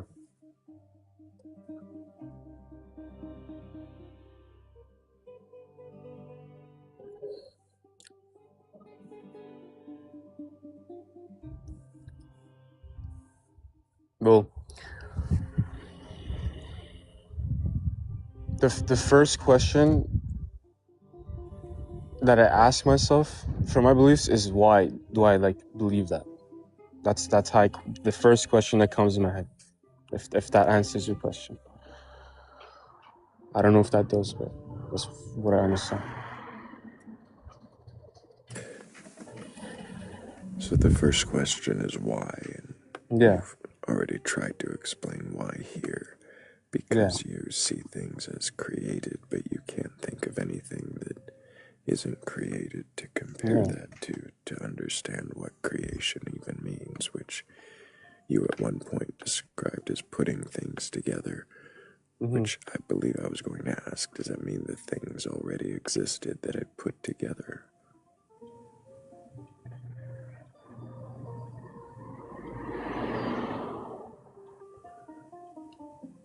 Hammy, of course, asked about it being already or created itself if it needed to be created, the creator of creations.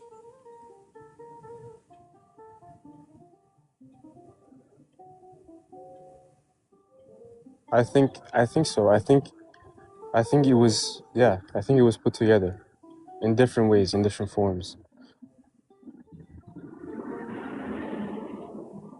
But you can't.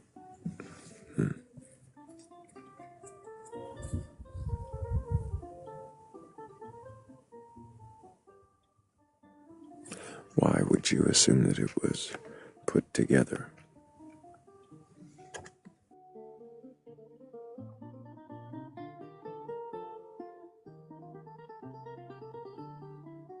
Well, if you take a human, for example, well, I believe in souls, or like your other self, which is I call souls. So you have a soul, other self? like your higher self, which is I call it the soul, like your soul, like when someone dies. This is what I believe. I could be wrong, okay, but this is what I believe. When I die, my soul like leaves my body. That's why the body dies, but you go to a different dimension. This is what I think. So to go back to your question, I think that, for example, humans, the creator or the source basically brought the soul into the body, right? So it was put together.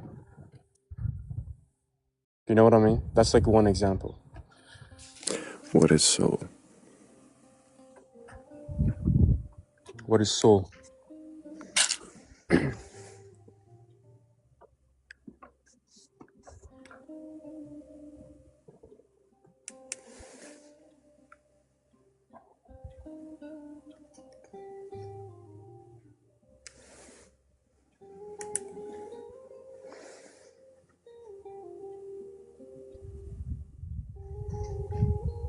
I think soul is. I think soul is the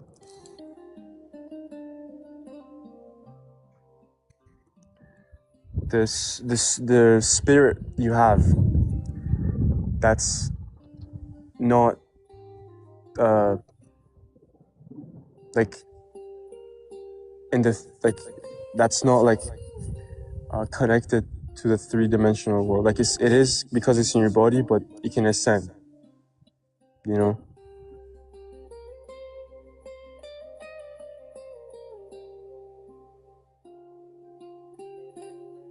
What is spirit?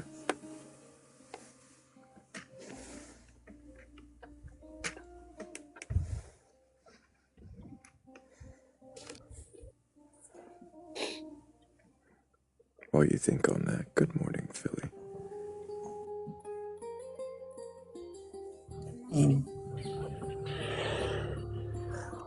Been wonderful to listen to the live this morning.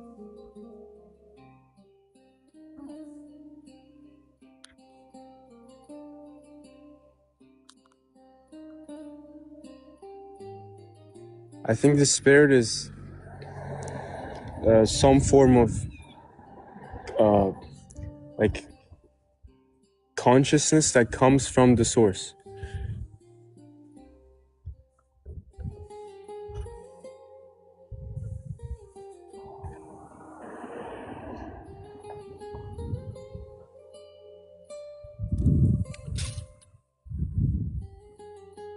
What is consciousness? I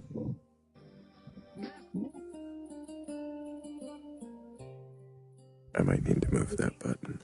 I'm awake, I promise. I don't know, Morgan. We need to make sure that you are in fact awake.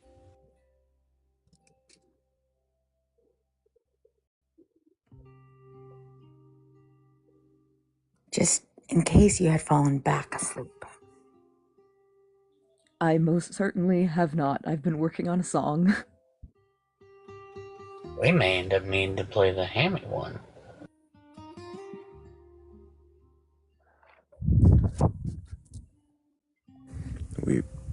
Yeah, I think it's awareness. It's a form of awareness. A form of awareness. Yeah. What is awareness?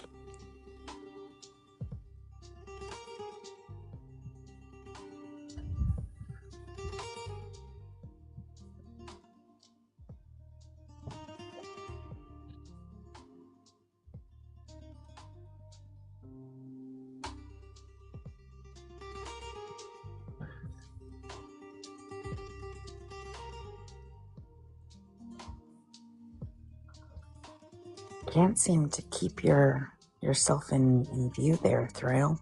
Didn't need to be for that one, but I'm back.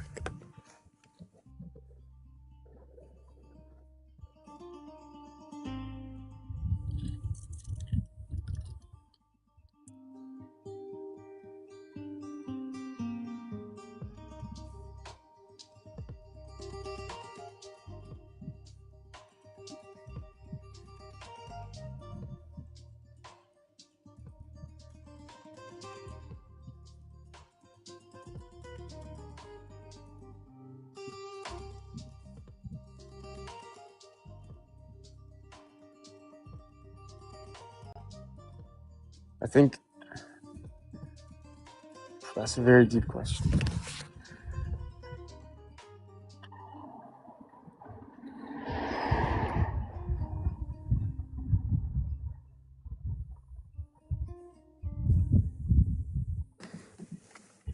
Do you have any reason to believe that your awareness comes from somewhere other than your brain or body? Yeah. That's why I said it's like a form of awareness, like your soul or in your spirit. But I think awareness is ability to experience in a way. That's the best way I could put it.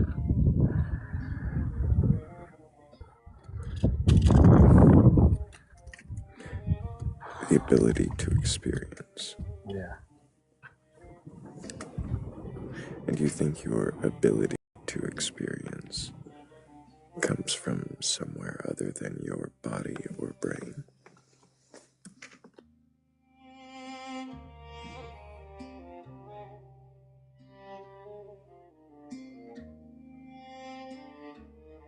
Yes. I mean, yes. Where else would it come from? Source.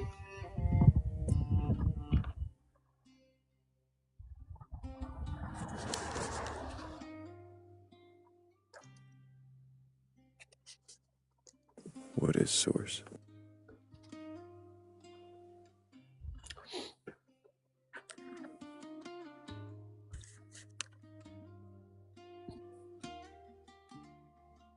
The source is,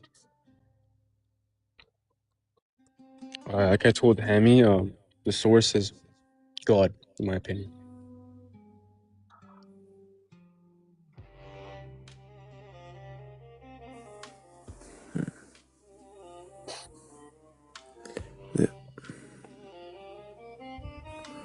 You say the source is God. Yeah. So we're back in a full circle here. Philly, did you have any questions for Amir before we move on? I'm not hearing him really question.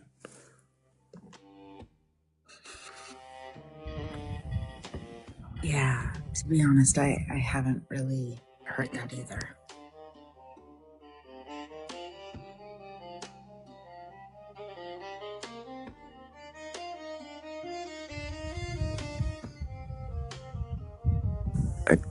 I do want to say I appreciate that you have given time and thought to some of these questions. I don't think you've actually, questioned though. I think you've answered to answer. And answered to maintain rather than explore. And I'm not trying to say that you should have agreed with anything we said. I didn't hear questioning in your answers. I understand. Maybe take some of these questions away, Amir. And yeah, for sure. See if they ring back a little different. Yeah. And come back and see, and we'll question you again. Yeah, for sure. I really enjoyed this. Thank you so much. I just wish that I could also ask questions so I could maybe come to a different understanding. There might be another time when you see the screen and say questioner. Okay. And sure. You can do that then. Yeah. But until then, and until we question you again, I hope you take care. And next time, maybe a little less wind, and it might be a little easier Yes. to focus on. Sorry about the wind. Appreciate you, Amir. Thank you so much. Appreciate you guys. Take care. Take care. W's in there. That was well handled.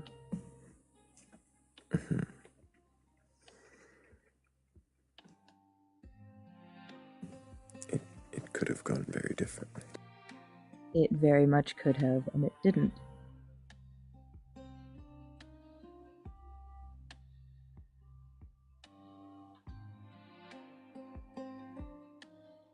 I think we can do one more guest before we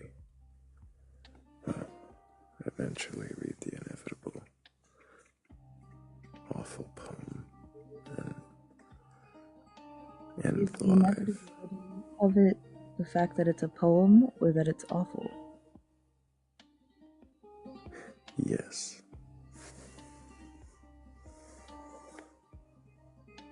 Ridiculous.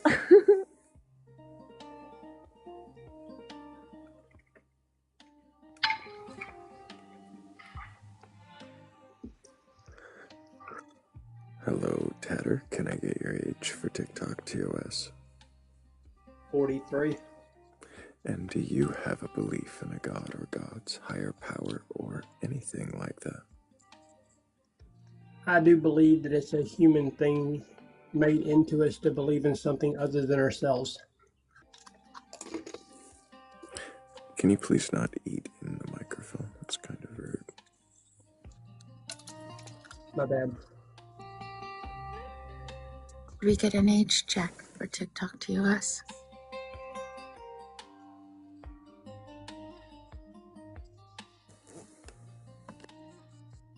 Tatter, can you remind us your Yes. age?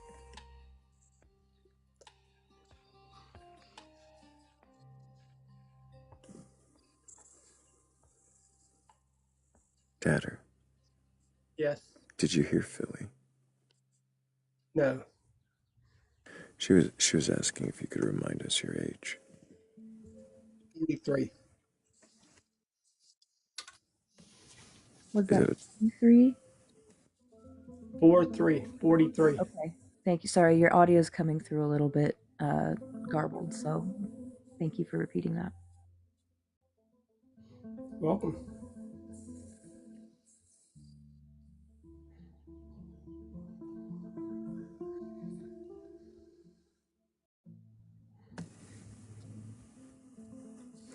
You were saying that you don't believe in a God.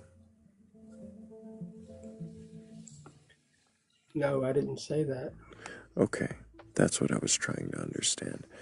So after your age, I asked if you believed in a God or God's higher power or anything like that. And you said it was all man-made. So maybe I misunderstood. Do you have a belief in a God or gods, a higher power, or anything like that? I believe that we made this. That we made what? Everything that is. Who is we? We is God. What is God? Energy. What is energy? That's a good question.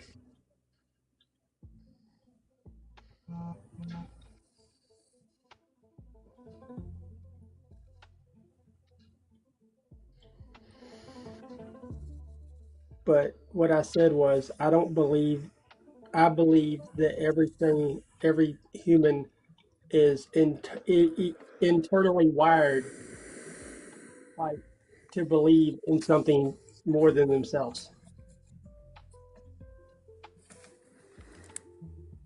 Internally wired. Yeah, like instinct. Do you think that every human does believe in something more than themselves? I do believe that would be impossible for it not to be. Why is it impossible? Because when something is made to be a way that it's made, it can't be any other way. That doesn't answer my question. And are there not belief systems, entire belief systems, based on the idea that people are their highest power? Yes, but that's still God.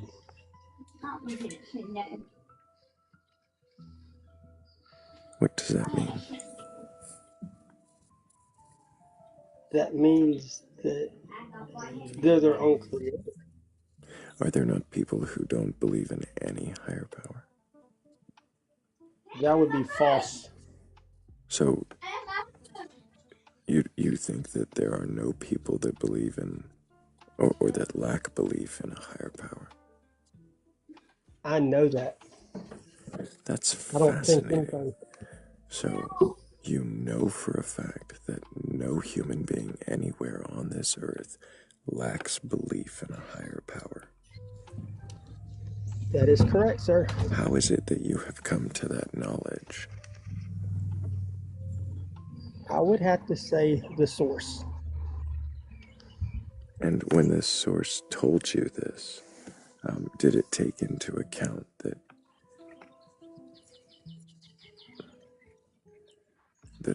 there might be people who don't believe? No. Wow. And so when you decided, actually, I need a moment. Does anybody else have a question for this guest? How is it that Source shared with you? Like, was it An audible voice, or what? How did you come to that knowledge from source? Meditation. It's not an audible noise or sound. It's a feeling. If it's a feeling, then how do you know that it comes from source? Because there is nothing but source. You are source? Absolutely. I am source. Absolutely. If everything is source, then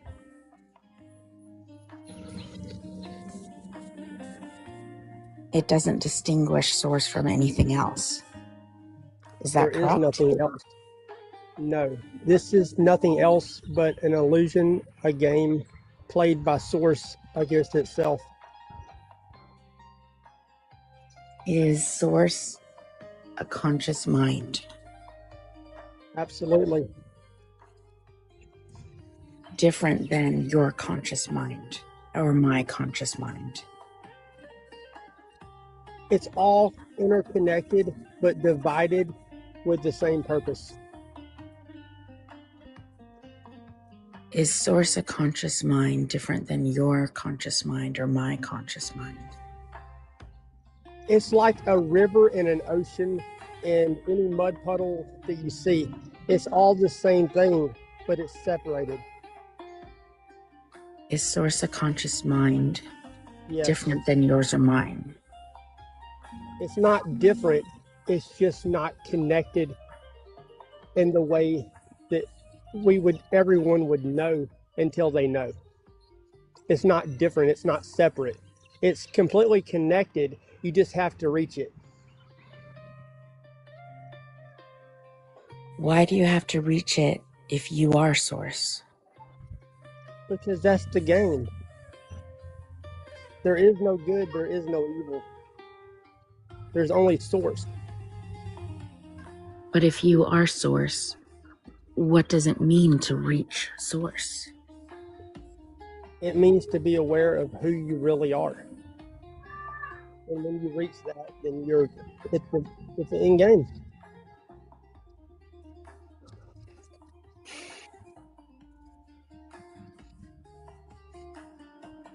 Are you capable of questioning your beliefs? Do I question my beliefs? Are you capable of it? He's not. I believe that I was. He's absolutely not. He came up here in bad faith. He had no intention of questioning his beliefs. He You came want me up to here to doubt it? preach at us. You just came There's up here no to way. preach at us. Can I make a statement? Did you just come up here to preach at us? No, sir. You allowed me to preach. Why did you request up on a panel where the topic is, can you question your beliefs, and how do you question your beliefs? Why did you request up? Was it dishonesty that led you up here to preach at us? I wanted to see if you could ask me a question that made me question it. So you don't question, and you came up here for us to see if we could make you question, to challenge us, or to challenge myself. That doesn't sound like you're challenging yourself at all. You didn't pause, hesitate, think. You don't actually consider these questions. You base everything on your own circular line of reasoning. You have absolutely no pause or consideration to anything. I don't pause, question, or think because I don't have to. It comes from source. You don't pause, question, or think. You just speak out of blatant arrogance and bold assertions, making, frankly, lies about people who are present. Denying the existence of people in the room, disrespectfully, coming up on a panel where it says, can you question your beliefs? How do you question, knowing that you can't? You had no respect here. You brought no respect with you. You came up here to preach at us. Fuck off. The level of arrogance and certainty on you is repulsive, and I'm not interested. being preached at and not thought, not a single moment's thought given to any questions. Disgusting, disrespectful. Terrifying.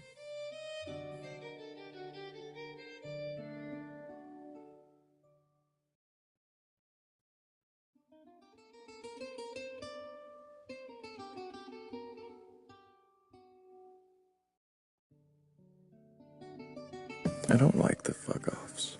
I need to think on those. It might be something good to sit with.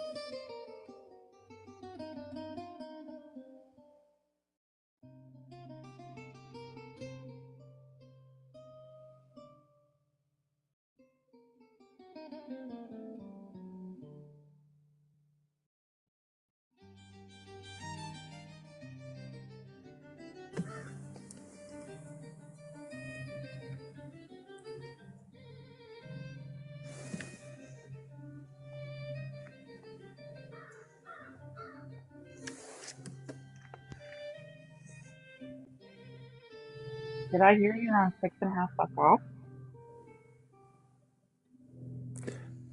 What was that? You're a little Are you on muffled. 6.5 fuck offs? 6.5. No. Oh, I thought I saw that in the comments. Okay, I was gonna say.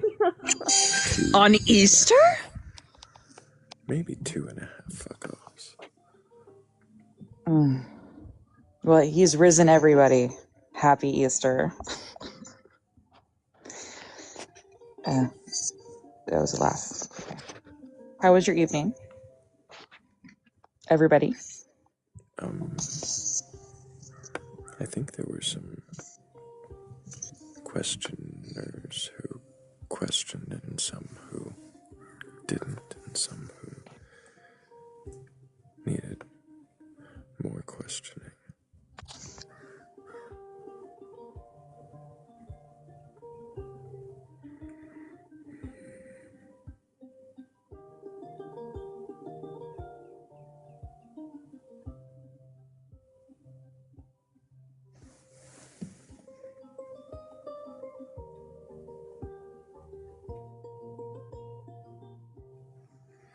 I'll never find one human that can do what I'm asking.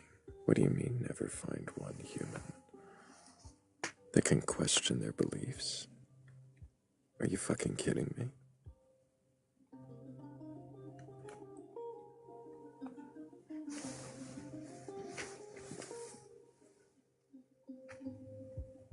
Wow. Thank you, Donna B. That was awesome.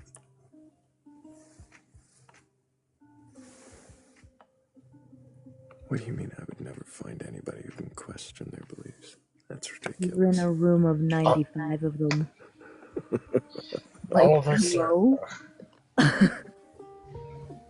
all of us are on this panel because we question our beliefs all the time.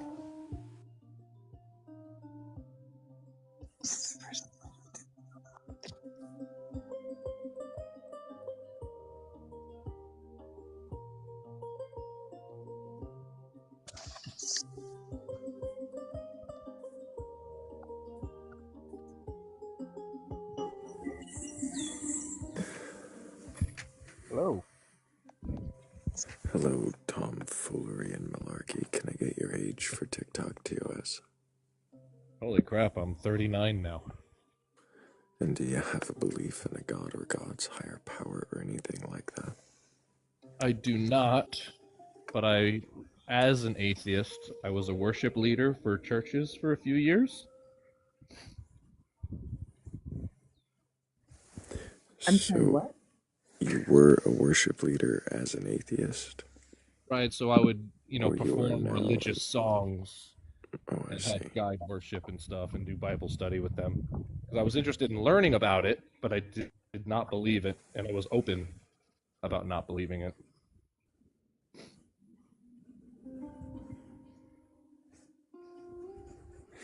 So why don't you believe in a god? That's such a tough question because I feel like I really want to believe it. Like I really want it to make sense. I want it to be real.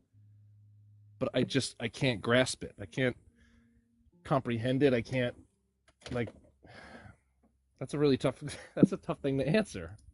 What do you believe? What we believe doesn't matter. We're not here to Well, I was just curious if you answer. had. Right, but what we're doing is seeing if those who come up can question their beliefs, not but their beliefs up against ours, or their belief against our lack, or vice versa. We're just here to see if they can question and critically think. I think I question my beliefs on a daily basis. I mean, even if we're talking politically, if we're talking Right, but I'm not reality, asking politically. religion. The Well, I'm just question saying I had asked was if you, the question I had asked is if you believe in a god or gods. You said you don't, so I was asking why not. Oh, well, I feel like science has done a really good job of explaining some of the things that religion couldn't explain.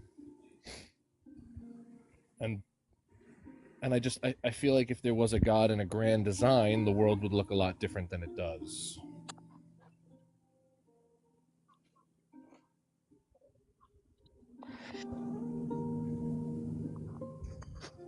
Did you have a question, Kazuzu? I do. When you were worship leading, and doing your music, did you ever feel as if you were getting close, or did you feel you were like lying in a way to yourself? Like what made you go ahead and step out of the church? Well, honestly, I only stepped out because we moved and changed location, and I just started doing other things. But it was never like I felt like I was lying or misleading, because again, I was never dishonest with anybody about what I believed. But I never felt like a presence of God or felt connected to a God or anything like that. But I have always felt a connection with music and community and bringing people together. So I felt when people were feeling God, what they were really feeling was a connection with their community and that kind of joy.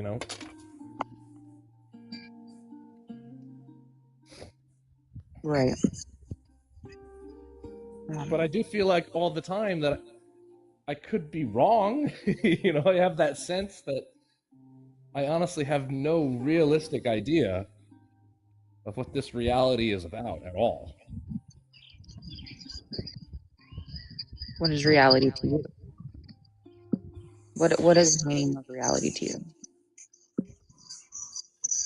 Man, that is such a tough question. I mean, I watched a Veritasium video recently. I forget the name of it, and he was talking about the Goldilocks paradox and about the likelihood of life possibly being a simulation, and the math leading to all that and stuff, and that was pretty interesting to me. But I don't know if I believe that either. It's just reality could just be randomness. It could just be organisms that combine together to grow and develop and change and evolve, and this is just what we are, randomness on a rock. And like, why couldn't that be it?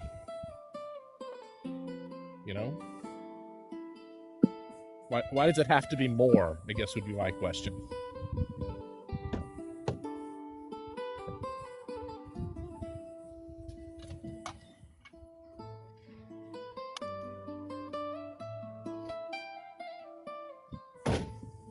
But I guess I joined your guys' topic and I stopped on this live because I feel like you guys are right. I feel surrounded by people who cannot ask questions, who cannot look at things from different angles and critically think about things openly and admit when they're wrong in an argument like that. It drives me crazy. Because I'll come at an argument from a place of maybe this, maybe that, and everyone's like, no, this is what it is. And it feels lonely. Right. Yeah. Well, we're not here trying to get people to admit that they're wrong, but what we are doing is seeing if they can question what they do believe. And I think there's a difference there. But yeah, exactly. Well, that's what I mean. That's what I appreciate about you guys that. is that you're saying that. Yeah. But I know Kazuzu had a follow-up to their question, I just really quickly want to say thank you to Philly and Good Faith, Tricera Bear, Donna B. Yellow, and Tech Omega for helping with the previous goal. You guys are amazing. Thank you so much. And we are going to be ending the live very soon, so if anybody else has questions for this guest, then make sure that you get them ready.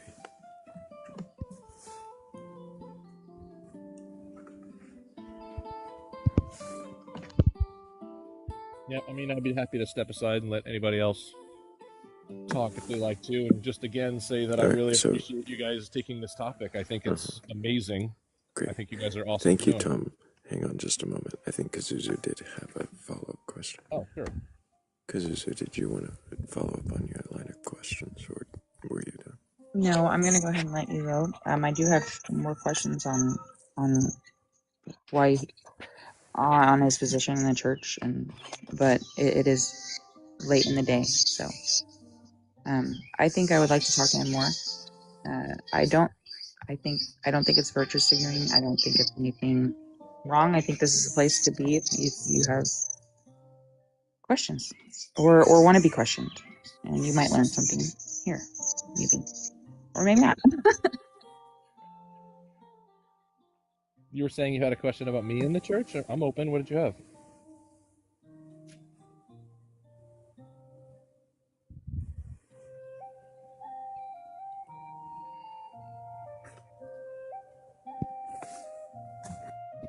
No? I think she was saying that she would save him for another time. Oh, okay. That's fine. Okay. Morgan, Philly, Hammy, did any of you have any more questions about Tom on his lack of belief? Not at this time, Thrayle. I don't know if lack of belief is like the right way of putting it, but do you believe there are no gods positively, or is it an absence of belief in a god? I think I'm going to answer your question in a way you're going to find annoying, and I don't mean to be, but I think that my belief doesn't necessarily matter or mean it's real, but yes, I don't believe that there is a god or grand design or things like that. Is that an absence of belief, or is that a positive belief in absence? I'm not really sure how to answer that. I feel like, I guess I haven't seen anything that made me truly believe it to be real. So I guess it would be an absence of belief.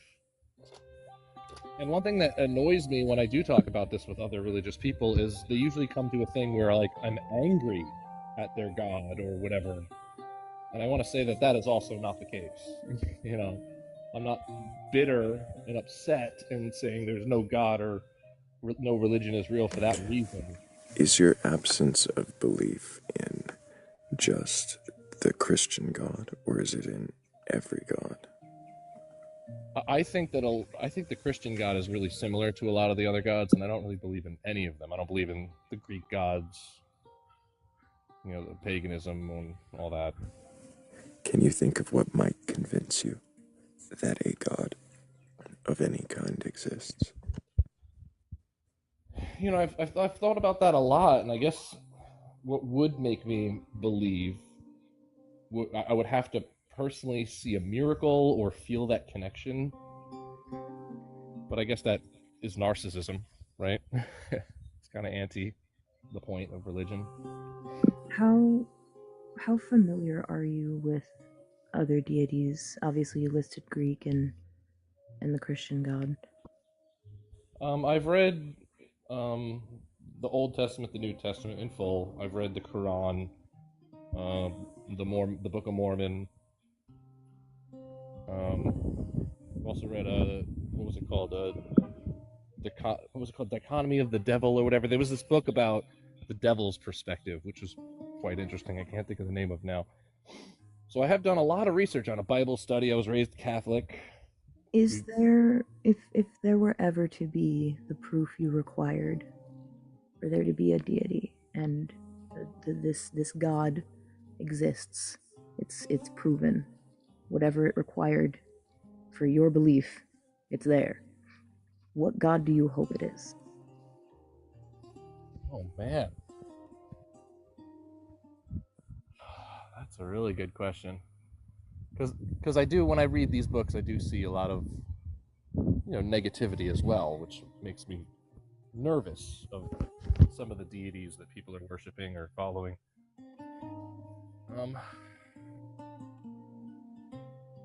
Yeah, honestly, I would have no idea how to answer that. Really, because once you find out that one is real and one is true, then I also have to then figure out, are any of the writings that I was reading to follow this deity, are those right and true? Because that'll color the way I view that deity as well. You know what I mean?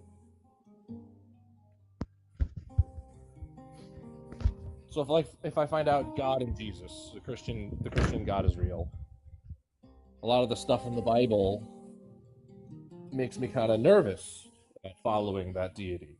But none of that could be accurate.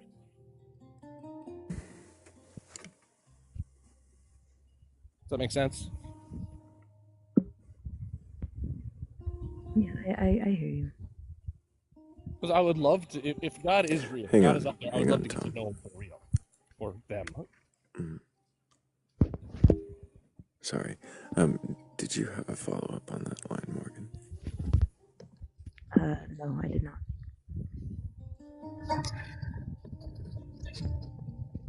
Have you? Sorry, I was going to say, I bet Philly does. Yeah. Have you thought about what would make a God worthy of worship? Actually, that makes me think of a story. While I was in the military, I was a chaplain assistant for about 3 or 4 weeks while he went on leave. And so I worked directly with the chaplain. And the chaplain did something that showed me more than anything what true faith could actually look like. There was a soldier, he came in, he just went through some terrible situation. We need to get into details about that, but he was questioning God. And he asked the chaplain, I don't know if I can believe in a God that would allow whatever the situation was to have happened. And so the chaplain asked me to leave the room so they could talk. They talked for about an hour. And then when I came back in, the chaplain knew I was an atheist, knew what I believed. We had long talks. And he goes, "You heard what I had to say. Now why don't you sit and talk to him and see what he would have to say about the situation, and then decide how you feel and what you believe and what you trust." And for me, that was the closest example of like true faith, true religion, of saying, here's what I believe, but go hear what this person believes and make up your own mind. Is that kind of answering? That doesn't really. What did you hear me ask? I heard you were asking like what would make me believe in faith, I think is what I heard. You want to say it again? I'm sorry if I missed it. Yeah, so my question was, I'm sorry, there's an echo and it's hard for me to think. Do you mind just muting until you talk?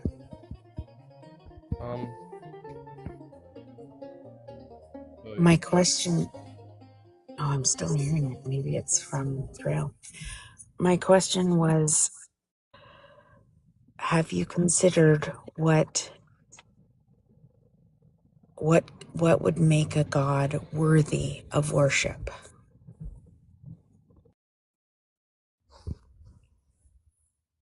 Okay. What would make a God worthy of worship? First of all, me believing if that God was real would be number one. It would have to be,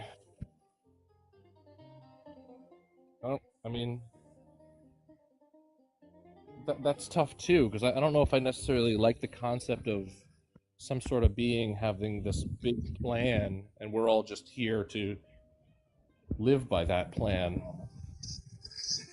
So then it kind of, what is the point of that deity then if there is also no grand design?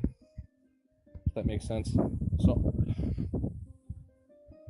So I'm hearing you say that you can think of nothing that would qualify a God being worthy of worship?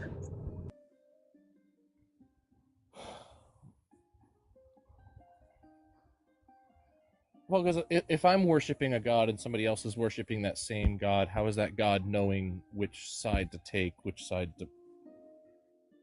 You know what I mean? Like, how do I understand that god's system of right and wrong and righteousness? So you would have to understand and supposedly or assumedly agree with that God system of right and wrong in order to worship?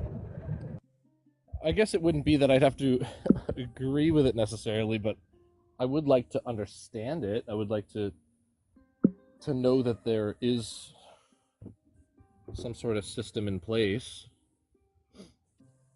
If you could understand it, but you disagreed with it, would you be able to worship that God? If I understood it, but I disagreed with it, could I worship that God? That's a scary thought, because if you didn't worship that God, you are like, are we talking about, say, the Christian God, where I know he exists, I believe he exists, but I do not follow him, so I end up in hell? Because that doesn't sound great either. That's one possibility of this hypothetical that we're discussing. That's not the only possibility of the hypothetical. Sure. How would you answer it the way that you have specified it? So I guess if a God appeared before me and was like, yo, I'm your God, this is the reality you live in, you know, these are the rules, and even if I disagreed, I'd have to accept that that is the God that created everything that I am and a part of, and I would have to worship it, yeah. What would it mean to you to worship that God? Once I get over the dumbness of having not worshipped it or believed in it for so long, I would have to just really dive into learning and understanding everything I could about what is expected of me and, you know, what it all means. Because if I feel like a God came down tomorrow and did that, my complete reality would transform. My purposes, my feelings, everything would change. I don't know how it couldn't.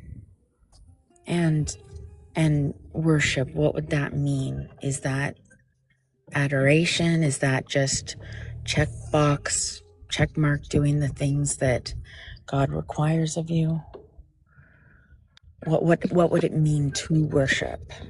Well, me being kind of a stubborn and questioning kind of person, it would probably more likely be obedience, depending on what that God demands of me. You know,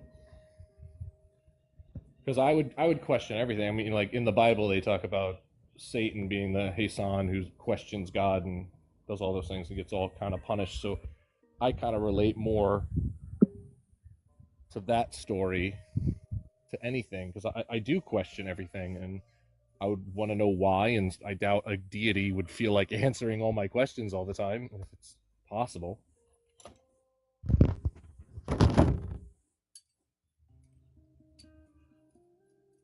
Is that answering your question, though? Are you saying that you would... Are you saying that you would be like Satan, except that Satan, in the Christian concept, Well, doesn't my worship God? understanding of Satan in the Old Testament and is that he questioned why we couldn't give people, not humans, knowledge, and disagreed with God with the way he wanted to do a lot of things, which is why he was banished from the kingdom. Like in the Christian Bibles, there's no real hellfire punishment. Hell is to be away from God. But are you saying that you would worship the way that Satan worshipped? No, what I was saying was I would probably be more like Satan in that way, where I would question things and want to I'm a cocky person. I want to help improve things. I want to make things better, and I want to ask questions. And when you're talking about worshiping deities, leaders, they don't tend to like that. Your worship would be to try to help God improve God's actions. I think the better way of putting it would be to try to understand God's actions, and question the ones I disagreed with. I don't know if I'm enough of a narcissist to think that I could do better if God showed himself to be real and is all-knowing. I'm not going to pretend to know more than him, but I'm going to want to try to understand him. What if you come to an understanding and you find out that this God is not just? Do you still worship? Yeah, that's like the scariest scenario that I think I wrestle with every day, being somebody who doesn't believe, is that fear of falling off a building and being like, oh shit, I was wrong. But if I strongly disagreed, then I would find it really hard to follow. Because I guess belief and worship and followership are two different things, right? So I was asking you what worship would mean to you. if I disagreed with what God was doing, if he showed himself as real, and I did not like his plan, I really disagreed with his actions he's taking, then I would find it very difficult to worship and follow those instructions, whatever they might be. Because for you, worship would be agreeing with, uplifting.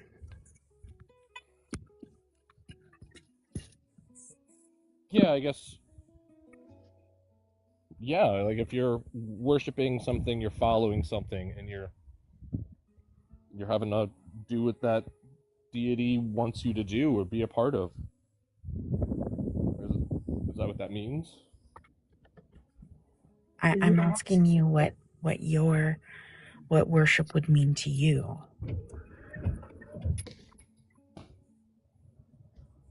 Yeah, I guess that's just a hard concept for me, because I'm not somebody who worships necessarily anything, because I like to question everything, science, religion, all of it.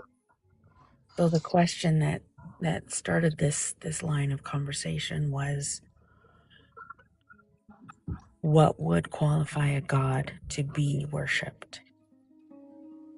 You're saying you don't worship anything, and what?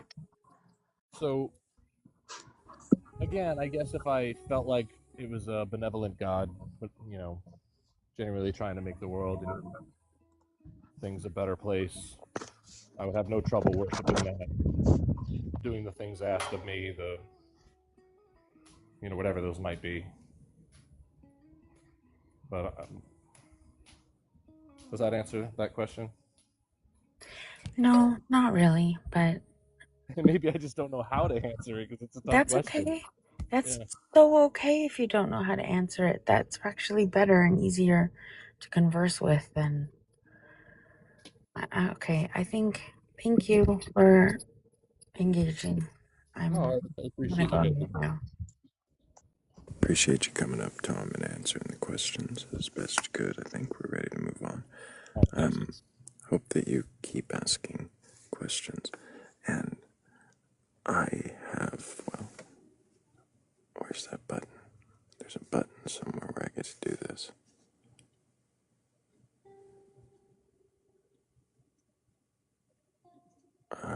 Nope, that's not the question. Oops. That was a. You got a lot of them. Nope. That's nope, not I really need to go to sleep. That's what I meant to do.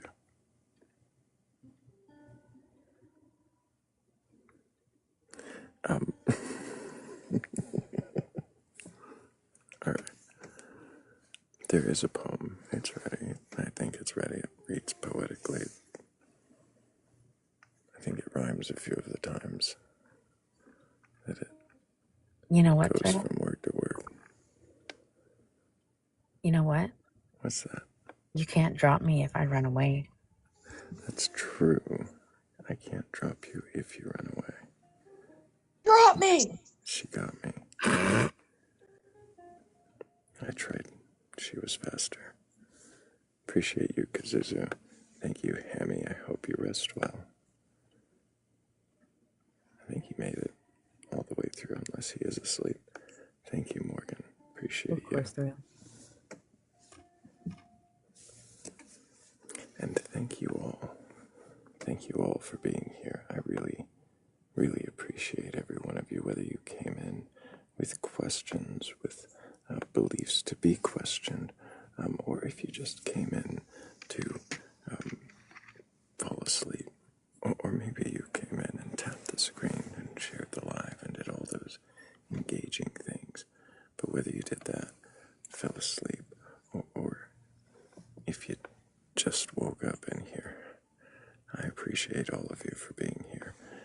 And most importantly, I appreciate all of the mods. Thank you guys so much. I couldn't do this without you. Thank you for making this room so comfortable for the best audience on TikTok.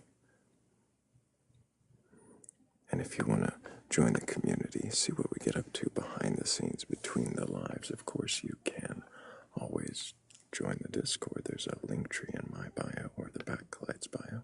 Either one will take you there. You just want to make sure that you follow the rules. Oh, I'm sorry, read the rules. Read the rules when you get there. Otherwise, it may look a little lonely. If you can agree to them, then you should find out that you're not alone. And if you stumble across the Venmo or the Cash App and you want to show your support that way, well, it is always appreciated. And I really do thank every one of you who helped that way. It does make all the difference. Thank you so much. And I think, unless I'm forgetting something, there's really only one thing left.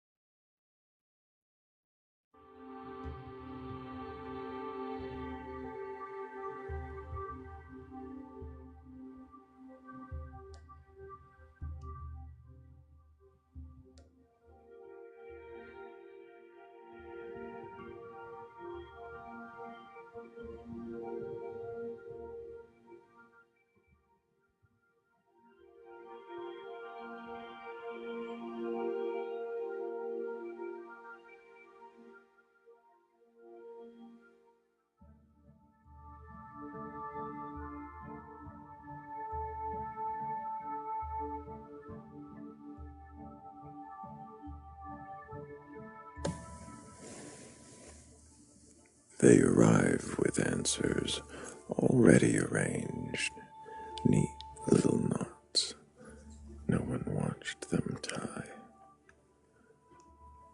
You can feel it in the phrasing, polished, practiced, passed from palm to palm, until it fits like it's theirs. But is it? You don't have to raise your voice or make them cry. Just tilt the question slightly, let it lean where it wasn't meant to lie. What do you mean? Soft, simple, a hinge, not a hammer. Some flinch, some smile too fast, a brittle brightness, thin as spun glass. They'll tell you truth is solid, steady as stone. But you've seen slow roots split that stillness, watched quiet pressure pull certainty apart, and some stay. They loosen their grip on the lines they brought. Let silence settle without rushing to fill it. I don't know, they say. And it lands like something clean, not empty, not weak, just open. But others harden, cling to the script, tight-fisted, fierce, in their fear of the fray. They speak in circles, defend the design, guard every gap, like it might give them away. And maybe it would. Because meaning is fragile. When forced to stand still, it shifts under light, it bends under will. Press it, just gently. It starts to reveal the places it's patched, the parts that don't heal. Here's the quiet truth they keep tucked tight, a belief that breathes, can bear the inquiry's bite. But one kept closed, kept safe from sight, won't stand a question. It won't survive the light. So ask, not to shatter, not to shame, but to see what stays when you strip the name. Just like an echo, feeling for form, a soft repetition that weathers the storm.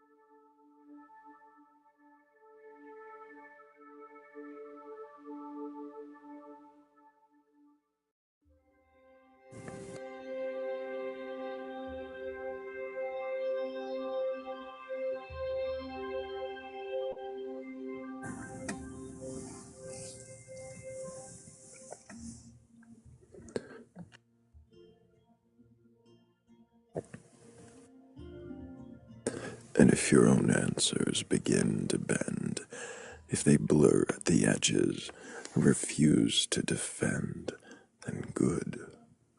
Let them loosen, let them stray. Truth isn't what holds where nothing is giving way, but maybe where it almost breaks and holds fast through the strain.